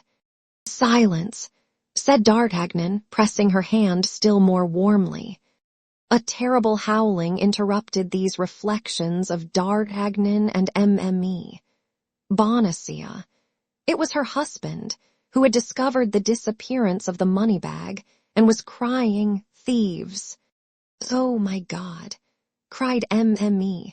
Bonacia, "he will rouse the whole quarter." Bonacia called a long time, but as such cries, on account of their frequency, brought nobody in the Rue des Fossoyeurs, and as lately the mercer's house had a bad name, finding that nobody came, he went out continuing to call, his voice being heard fainter and fainter as he went in the direction of the Rue du Bac. "Now he is gone, it is your turn to get out," said Mme. Bonacia. "Courage, my friend, but above all, prudence, and think what you owe to the queen." "To her and to you," cried D'Artagnan. "Be satisfied, beautiful Constance. I shall become worthy of her gratitude, but shall I likewise return worthy of your love?" The young woman only replied by the beautiful glow which mounted to her cheeks. A few seconds afterward, D'Artagnan also went out enveloped in a large cloak, which ill concealed the sheath of a long sword. Me. Bonacieux followed him with her eyes, with that long, fond look with which he had turned the angle of the street. She fell on her knees and clasping her hands. "Oh, my God," cried she, "protect the Queen, protect me." Chapter 19. Plan of Campaign. D'Artagnan went straight to de Tréville's. He had reflected that in a few minutes the cardinal would be warned by this cursed stranger, who appeared to be his agent, and he judged, with reason, he had not a moment to lose. The heart of the young man overflowed with joy. An opportunity presented itself to him in which there would be at the same time glory to be acquired and money to be gained, and as a far higher encouragement, it brought him into close intimacy with a woman he adored. This chance did, then, for him at once more than he would have dared to ask of Providence. De Tréville was in his saloon with his habitual court of gentlemen. D'Artagnan, who was known as a familiar of the house, went straight to his office and sent word that he wished to see him on something of importance. D'Artagnan had been there scarcely 5 minutes when de Tréville entered. At the first glance, and by the joy which was painted on his countenance, the worthy captain plainly perceived that something new was on foot. All the way along D'Artagnan had been consulting with himself whether he should place confidence in de Tréville, or whether he should only ask him to give him carte blanche for some secret affair. But de Tréville had always been so thoroughly his friend, had always been so devoted to the king and queen, and hated the cardinal so cordially, that the young man resolved to tell him everything. "Did you ask for me, my good friend?" said de Tréville. "Yes, monsieur," said D'Artagnan, lowering his voice, "and you will pardon me, I hope, for having disturbed you when you know the importance of my business." "Speak, then, I am all attention." "It concerns nothing less," said D'Artagnan, "than the honor, perhaps the life of the Queen." "What did you say?" asked de Tréville, glancing round to see if they were surely alone, and then fixing his questioning look upon D'Artagnan. "I say, monsieur, that chance has rendered me master of a secret, which you will guard, I hope, young man, as your life, but which I must impart to you, monsieur, for you alone can assist me in the mission I have just received from Her Majesty." "Is this secret your own?" "No, monsieur, it is Her Majesty's." "Are you authorized by Her Majesty to communicate it to me?" "No, monsieur, for, on the contrary, I am desired to preserve the profoundest mystery." "Why, then, are you about to betray it to me?" "Because, as I said, without you I can do nothing, and I am afraid you will refuse me the favor I come to ask if you do not know to what end I ask it. Keep your secret, young man, and tell me what you wish. I wish you to obtain for me, from Monsieur de Cessart, leave of absence for 15 days. "When?" "This very night." "You leave Paris?" "I am going on a mission." "May you tell me whither?" "To London." "Has anyone an interest in preventing your arrival there?" "The cardinal, I believe, would give the world to prevent my success." "And you are going alone?" "I am going alone." "In that case you will not get beyond Bondy. I tell you so, by the faith of de Tréville." "How so?" "You will be assassinated, and I shall die in the performance of my duty." "But your mission will not be accomplished." "That is true," replied D'Artagnan. "Believe me, continued Tréville. In enterprises of this kind, in order that one may arrive, 4 must set out. Ah, you are right, monsieur, said D'Artagnan. But you know Athos, Porthos, and Aramis, and you know if I can dispose of them, without confiding to them the secret which I am not willing to know. We are sworn, once for all, to implicit confidence and devotedness against all proof. Besides, you can tell them that you have full confidence in me, and they will not be more incredulous than you. I can send to each of them leave of absence for 15 days. That is all, to Athos, whose wound still makes him suffer, to go to the waters of Forges, to Porthos and Aramis to accompany their friend, whom they are not willing to abandon in such a painful condition. Sending their leave of absence will be proof enough that I authorize their journey. Thanks, monsieur. You are 100 times too good. Begone, then, find them instantly, and let all be done tonight. Ha! But first write your request to Dessessart.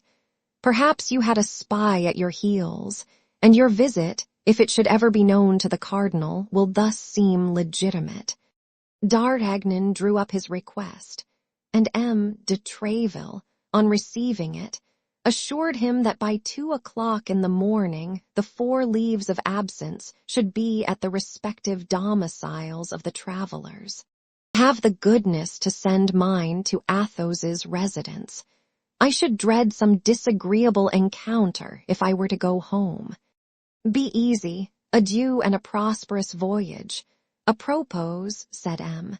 de Tréville, calling him back. D'Artagnan returned.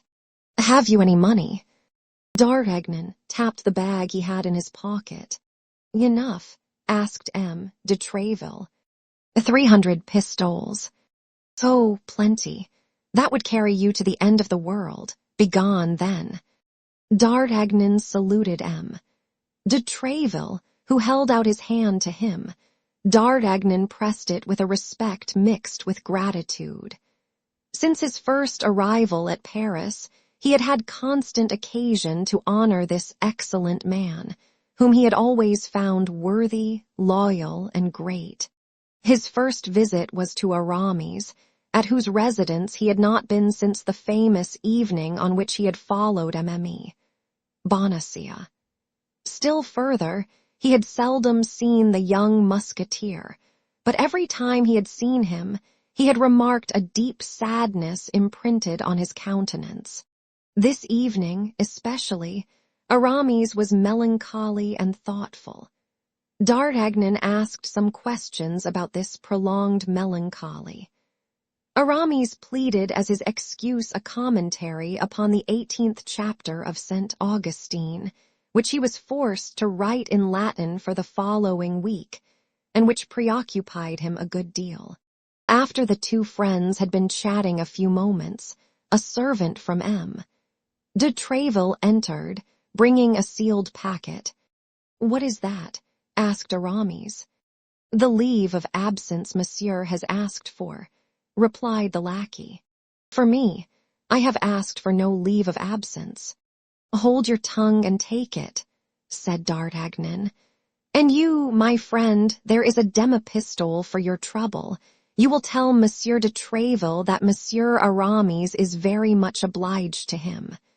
Go. The lackey bowed to the ground and departed. What does all this mean? Asked Aramis. Pack up all you want for a journey of a fortnight, and follow me. But I cannot leave Paris just now without knowing. Aramis stopped. What has become of her? I suppose you mean, continued D'Artagnan. Become of whom? Replied Aramis. The woman who was here, the woman with the embroidered handkerchief. Who told you there was a woman here? Replied Aramis, becoming as pale as death. I saw her, and you know who she is. I believe I can guess, at least. Listen, said Aramis. Since you appear to know so many things, can you tell me what is become of that woman? I presume that she has returned to Tours. To Tours, Yes, that may be. You evidently know her. But why did she return to Tours without telling me anything? Because she was in fear of being arrested. Why has she not written to me then? Because she was afraid of compromising you. D'Artagnan, you restore me to life, cried Aramis. I fancied myself despised, betrayed. I was so delighted to see her again. I could not have believed she would risk her liberty for me, and yet for what other cause could she have returned to Paris? For the cause which today takes us to England. And what is this cause? Demanded Aramis. Oh, you'll know it some day, Aramis. But at present I must imitate the discretion of the doctor's niece. Aramis smiled, as he remembered the tale he had told his friends on a certain evening. Well, then, since she has left Paris, and you are sure of it, D'Artagnan, nothing prevents me, and I am ready to follow you. You say we are going to see Athos now, and if you will come thither, I beg you to make haste, for we have lost much time already. Apropos, inform Bazin. Will Bazin go with us? Asked Aramis. Perhaps so. At all events, it is best that he should follow us to Athos's.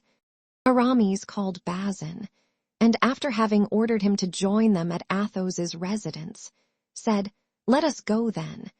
At the same time taking his cloak, sword, and 3 pistols, opening uselessly 2 or 3 drawers to see if he could not find stray coin. When well assured this search was superfluous, he followed D'Artagnan, wondering to himself how this young guardsman should know so well who the lady was to whom he had given hospitality, and that he should know better than himself what had become of her. Only as they went out, Aramis placed his hand upon the arm of D'Artagnan, and looking at him earnestly, You have not spoken of this lady, said he, to nobody in the world, not even to Athos or Porthos. I have not breathed a syllable to them. Good enough. Tranquil on this important point, Aramis continued his way with D'Artagnan, and both soon arrived at Athos's dwelling. They found him holding his leave of absence in one hand, and M. de Tréville's note in the other. Can you explain to me what signify this leave of absence and this letter, which I have just received? Said the astonished Athos. My dear Athos, I wish, as your health absolutely requires it, that you should rest for a fortnight. Go, then, and take the waters of Forges, or any that may be more agreeable to you, and recuperate yourself as quickly as possible. Yours affectionate, de Tréville. Well, this leave of absence and that letter mean that you must follow me, Athos, to the waters of Forges, there or elsewhere, in the king's service, either the king's or the queen's. Are we not their majesties' servants? At that moment Porthos entered. Pardieu, said he, here is a strange thing. Since when, I wonder, in the musketeers did they grant men leave of absence without their asking for it? Since, said D'Artagnan, they have friends who ask it for them. Ah, said Porthos, it appears there's something fresh here. Yes, we are going, said Aramis. To what country? Demanded Porthos. My faith, I don't know much about it, said Athos. Ask D'Artagnan. To London, gentlemen, said D'Artagnan. To London, cried Porthos. And what the devil are we going to do in London? That is what I am not at liberty to tell you, gentlemen. You must trust to me.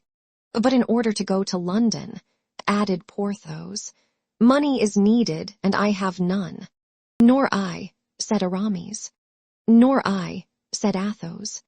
I have, replied D'Artagnan, pulling out his treasure from his pocket and placing it on the table. There are in this bag 300 pistoles.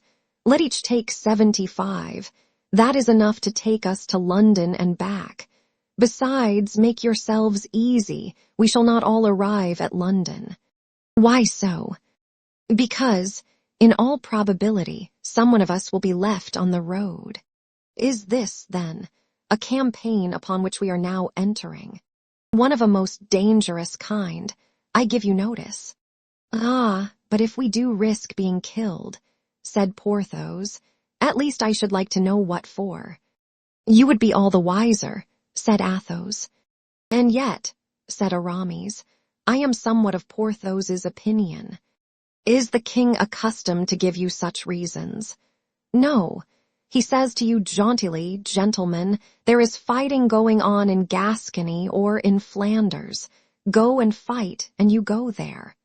Why? You need give yourselves no more uneasiness about this. D'Artagnan is right, said Athos. Here are our 3 leaves of absence which came from Monsieur de Tréville, and here are 300 pistols which came from I don't know where. So let us go and get killed where we are told to go. Is life worth the trouble of so many questions? D'Artagnan, I am ready to follow you. And I also, said Porthos. And I also, said Aramis.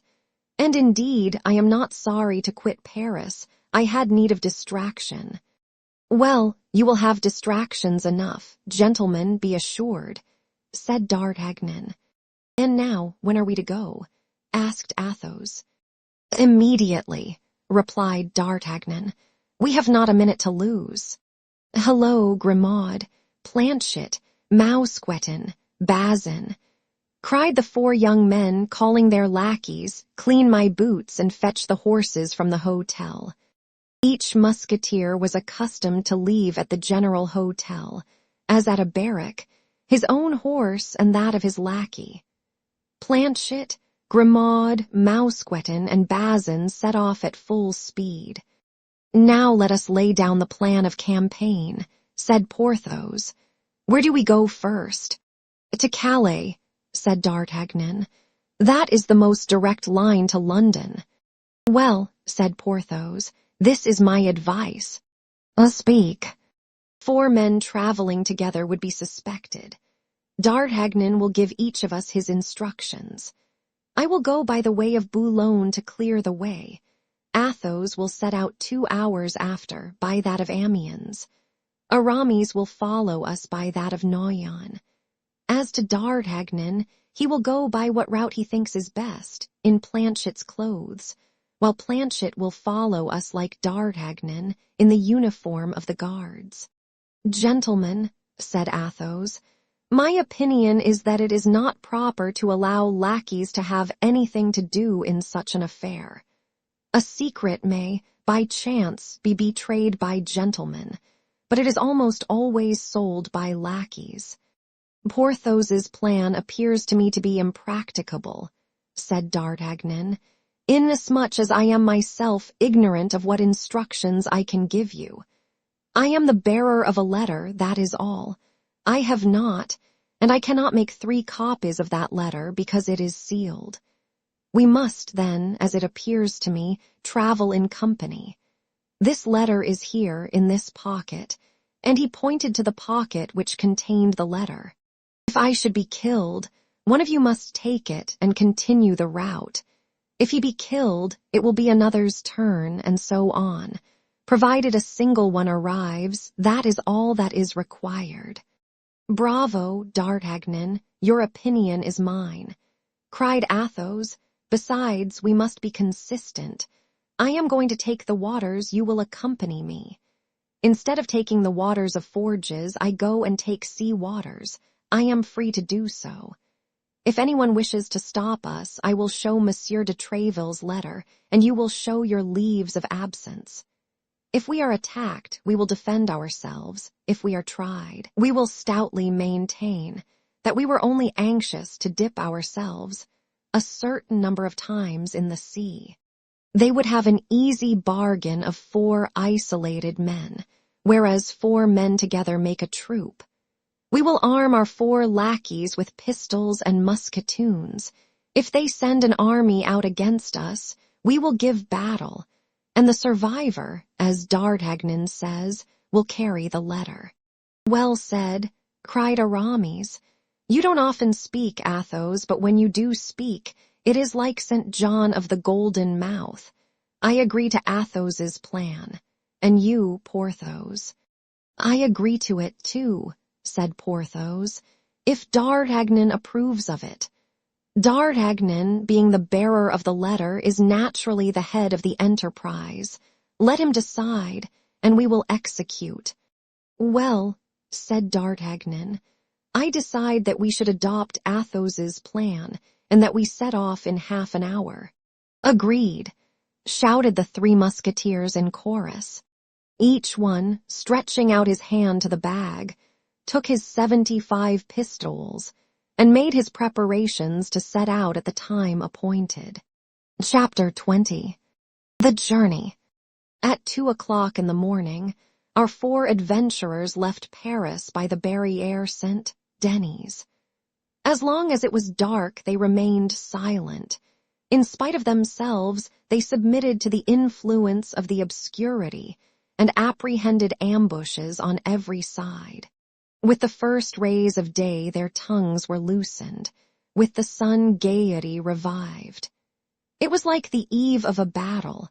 The heart beat, the eyes laughed, and they felt that the life they were perhaps going to lose was, after all, a good thing. Besides, the appearance of the caravan was formidable. The black horses of the musketeers, their martial carriage, with the regimental step of these noble companions of the soldier, would have betrayed the most strict incognito. The lackeys followed, armed to the teeth. All went well till they arrived at Chantilly, which they reached about 8 o'clock in the morning. They needed breakfast, and alighted at the door of an auberge, recommended by a sign representing St. Martin giving half his cloak to a poor man. They ordered the lackeys not to unsaddle the horses, and to hold themselves in readiness to set off again immediately. They entered the common hall and placed themselves at table. A gentleman, who had just arrived by the route of Dammartin, was seated at the same table and was breakfasting. He opened the conversation about rain and fine weather. The travelers replied. He drank to their good health, and the travelers returned his politeness. But at the moment, Mousqueton came to announce that the horses were ready, and they were arising from table. The stranger proposed to Porthos to drink the health of the cardinal. Porthos replied that he asked no better if the stranger, in his turn, would drink the health of the king. The stranger cried that he acknowledged no other king but his eminence. Porthos called him drunk, and the stranger drew his sword. "You have committed a piece of folly," said Athos, "but it can't be helped. There is no drawing back. Kill the fellow and rejoin us as soon as you can." All 3 remounted their horses, and set out at a good pace, while Porthos was promising his adversary to perforate him with all the thrusts known in the fencing schools. "There goes one," cried Athos at the end of 500 paces. "But why did that man attack Porthos rather than any other one of us?" asked Aramis. "Because, as Porthos was talking louder than the rest of us, he took him for the chief," said D'Artagnan. "I always said that this cadet from Gascony was a well of wisdom," murmured Athos, and the travelers continued their route. At Beauvais they stopped 2 hours, as well to breathe their horses a little as to wait for Porthos. At the end of 2 hours, as Porthos did not come, not any news of him, they resumed their journey. At a league from Beauvais, where the road was confined between 2 high banks, they fell in with 8 or 10 men who, taking advantage of the road being unpaved in this spot, appeared to be employed in digging holes and filling up the ruts with mud. Aramis, not liking to soil his boots with this artificial mortar, apostrophized them rather sharply. Athos wished to restrain him, but it was too late. The laborers began to jeer the travelers, and by their insolence disturbed the equanimity even of the cool Athos, who urged on his horse against one of them. Then each of these men retreated as far as the ditch, from which each took a concealed musket. The result was that our 7 travelers were outnumbered in weapons. Aramis received a ball which passed through his shoulder, and Mousqueton another ball which lodged in the fleshy part which prolongs the lower portion of the loins. Therefore Mousqueton alone fell from his horse, not because he was severely wounded, but not being able to see the wound. He judged it to be more serious than it really was. "It was an ambuscade," shouted D'Artagnan. "Don't waste a charge, forward." Aramis, wounded as he was, seized the mane of his horse, which carried him on with the others. Mousqueton's horse rejoined them, and galloped by the side of his companions. "That will serve us for a relay," said Athos. "I would rather have had a hat," said D'Artagnan. "Mine was carried away by a ball. By my faith, it is very fortunate that the letter was not in it." "They'll kill poor Porthos when he comes up," said Aramis. "If Porthos were on his legs, he would have rejoined us by this time," said Athos. "My opinion is that on the ground the drunken man was not intoxicated." They continued at their best speed for 2 hours, although the horses were so fatigued that it was to be feared they would soon refuse service. The travelers had chosen crossroads in the hope that they might meet with less interruption, but at Crèvecoeur, Aramis declared he could proceed no farther. In fact, it required all the courage which he concealed beneath his elegant form and polished manners to bear him so far. He grew more pale every minute, and they were obliged to support him on his horse. They lifted him off at the door of a cabaret, left Bazin with him, who, besides, in a skirmish, was more embarrassing than useful, and set forward again in the hope of sleeping at Amiens. "Morbleu," said Athos, as soon as they were again in motion, "reduced to 2 masters and Grimaud and Planchet. Morbleu, I won't be their dupe, I will answer for it. I will neither open my mouth nor draw my sword between this and Calais. I swear by." "Don't waste time in swearing," said D'Artagnan. "Let us gallop if our horses will consent." And the travelers buried their rowels in their horses' flanks, who thus vigorously stimulated recovered their energies. They arrived at Amiens at midnight, and alighted at the auberge of the Golden Lily. The host had the appearance of as honest a man as any on earth. He received the travelers with his candlestick in one hand and his cotton nightcap in the other. He wished to lodge the 2 travelers each in a charming chamber, but unfortunately these charming chambers were at the opposite extremities of the hotel. D'Artagnan and Athos refused them. The host replied that he had no other worthy of their excellencies, but the travelers declared they would sleep in the common chamber, each on a mattress which might be thrown upon the ground. The host insisted, but the travelers were firm, and he was obliged to do as they wished. They had just prepared their beds and barricaded their door within, when someone knocked at the yard shutter. They demanded who was there, and recognizing the voices of their lackeys, opened the shutter. It was indeed Planchet and Grimaud. "Grimaud can take care of the horses," said Planchet. "If you are willing, gentlemen, I will sleep across your doorway, and you will then be certain that nobody can reach you." "And on what will you sleep?" said D'Artagnan. "Here is my bed," replied Planchet, producing a bundle of straw. "Come then," said D'Artagnan. "You are right. Mine host's face does not please me at all, it is too gracious." "Nor me either," said Athos. Planchet mounted by the window and installed himself across the doorway. while Grimaud went and shut himself up in the stable, undertaking that by 5 o'clock in the morning he and the 4 horses should be ready. The night was quiet enough. Toward 2 o'clock in the morning, somebody endeavored to open the door, but as Planchet awoke in an instant and cried, "Who goes there?"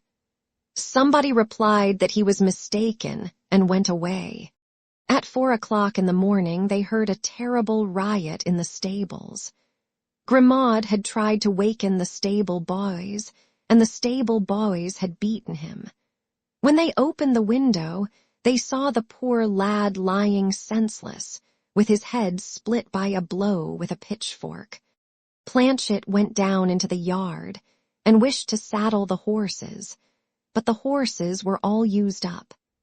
Musketeers' horse, which had traveled for 5 or 6 hours without a rider the day before, might have been able to pursue the journey, but by an inconceivable error the veterinary surgeon, who had been sent for, as it appeared, to bleed one of the host's horses, had bled Musketeers. This began to be annoying. All these successive accidents were perhaps the result of chance, but they might be the fruits of a plot. Athos and D'Artagnan went out, while Planchet was sent to inquire if there were not 3 horses for sale in the neighborhood. At the door stood 2 horses, fresh, strong, and fully equipped. These would just have suited them. He asked where their masters were, and was informed that they had passed the night in the inn, and were then settling their bill with the host.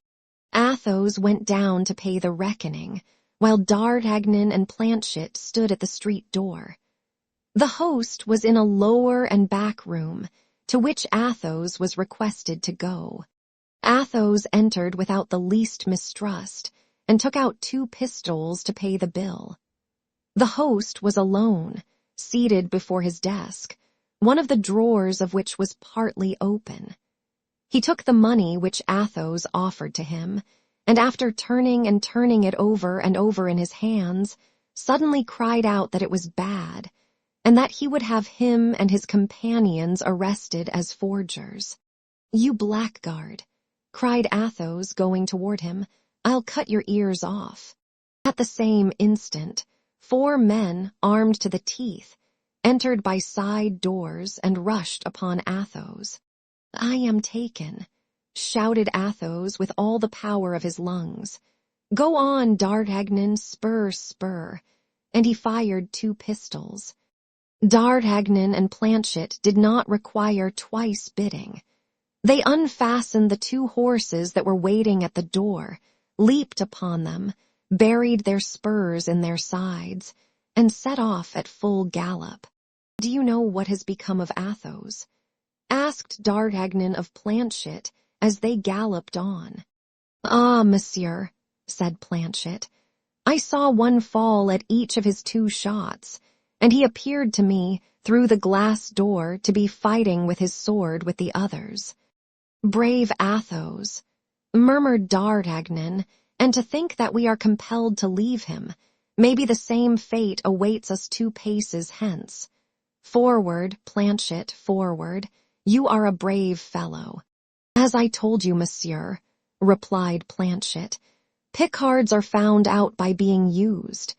Besides, I am here in my own country, and that excites me." And both, with free use of the spur, arrived at St. Omer without drawing bit. At St. Omer, they breathed their horses with the bridles passed under their arms for fear of accident, and ate a morsel from their hands on the stones of the street, after they departed again. At 100 paces from the gates of Calais, D'Artagnan's horse gave out, and could not by any means be made to get up again, the blood flowing from his eyes and his nose. There still remained Planchet's horse, but he stopped short, and could not be made to move a step. Fortunately, as we have said, they were within 100 paces of the city. They left their 2 nags upon the high road, and ran toward the quay. Planchet called his master's attention to a gentleman who had just arrived with his lackey, and only preceded them by about 50 paces. They made all speed to come up to this gentleman, who appeared to be in great haste. His boots were covered with dust, and he inquired if he could not instantly cross over to England. "Nothing would be more easy," said the captain of a vessel ready to set sail. "But this morning came an order to let no one leave without express permission from the cardinal." "I have that permission," said the gentleman, drawing the paper from his pocket. "Here it is." "Have it examined by the governor of the port," said the shipmaster, "and give me the preference." "Where shall I find the governor?" "At his country house." "And that is situated?" "At a quarter of a league from the city. Look, you may see it from here, at the foot of that little hill, that slated roof." "Very well," said the gentleman, and with his lackey he took the road to the governor's country house. D'Artagnan and Planchet followed the gentleman at a distance of 500 paces. Once outside the city, D'Artagnan overtook the gentleman as he was entering a little wood. "Monsieur, you appear to be in great haste." "No one can be more so, monsieur." "I am sorry for that," said D'Artagnan, "for as I am in great haste likewise, I wish to beg you to render me a service." "What?" "To let me sail first." "That's impossible," said the gentleman. "I have traveled 60 leagues in 40 hours, and by tomorrow at midday I must be in London. I have performed that same distance in 40 hours, and by 10 o'clock in the morning I must be in London. Very sorry, monsieur, but I was here first and will not sail second." "I am sorry, too, monsieur, but I arrived second and must sail first." "The king's service," said the gentleman. "My own service," said D'Artagnan. "But this is a needless quarrel you seek with me, as it seems to me." "Parbleu, what do you desire it to be? What do you want? Would you like to know?" "Certainly." "Well then, I wish that order of which you are bearer, seeing that I have not one of my own and must have one." "You jest, I presume." "I never jest." "Let me pass." "You shall not pass." "My brave young man, I will blow out your brains. Hola, Lubin, my pistols." "Planchet," called out D'Artagnan, "take care of the lackey, I will manage the master." Planchet, emboldened by the first exploit, sprang upon Lubin, and being strong and vigorous, he soon got him on the broad of his back and placed his knee upon his breast. "Go on with your affair, monsieur," cried Planchet. "I have finished mine." Seeing this, the gentleman drew his sword and sprang upon D'Artagnan, but he had too strong an adversary. In 3 seconds D'Artagnan had wounded him 3 times, exclaiming at each thrust, "One for Athos, one for Porthos, and one for Aramis." At the third hit the gentleman fell like a log. D'Artagnan believed him to be dead, or at least insensible, and went toward him for the purpose of taking the order. But the moment he extended his hand to search for it, the wounded man, who had not dropped his sword, plunged the point into D'Artagnan's breast, crying, "One for you." "And one for me, the best for last," cried D'Artagnan, furious, nailing him to the earth with a 4th thrust through his body. This time the gentleman closed his eyes and fainted. D'Artagnan searched his pockets and took from one of them the order for the passage. It was in the name of Comte de Wardes.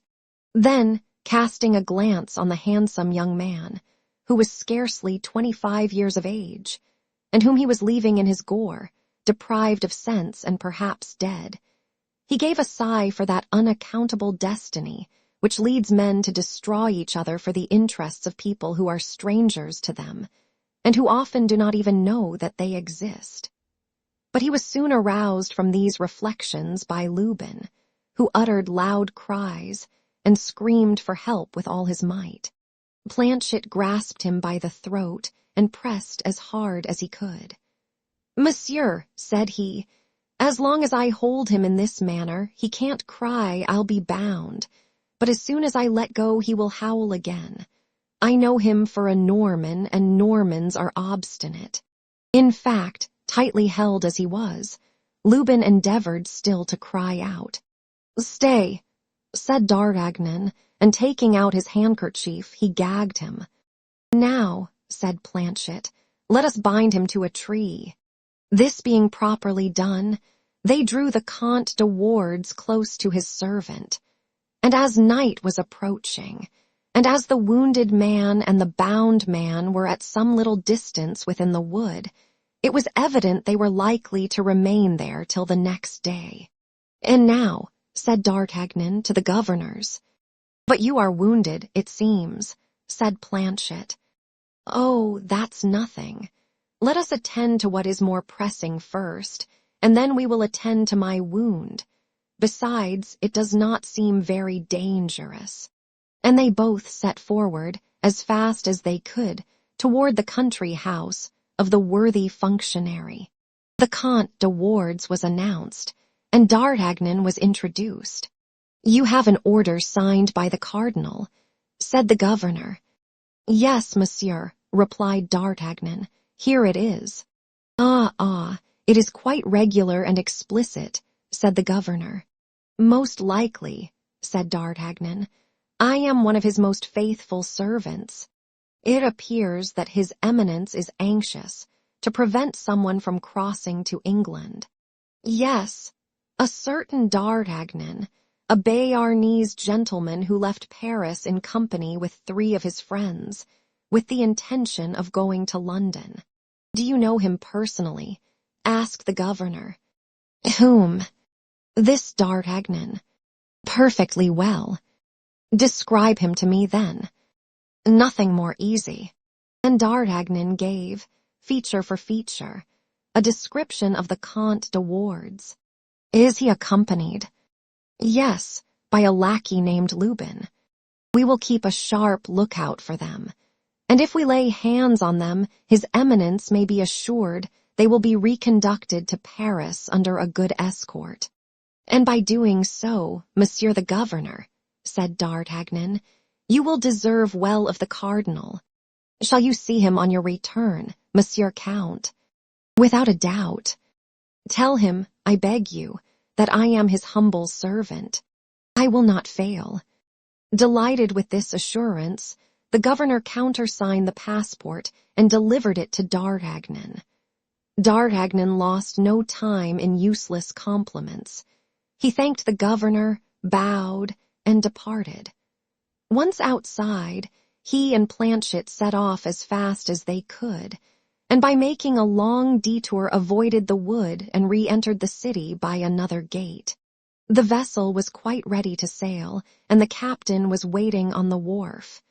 "Well," said he, on perceiving D'Artagnan. "Here is my pass countersigned," said the latter. "And that other gentleman." "He will not go today," said D'Artagnan. "But here I'll pay you for us too."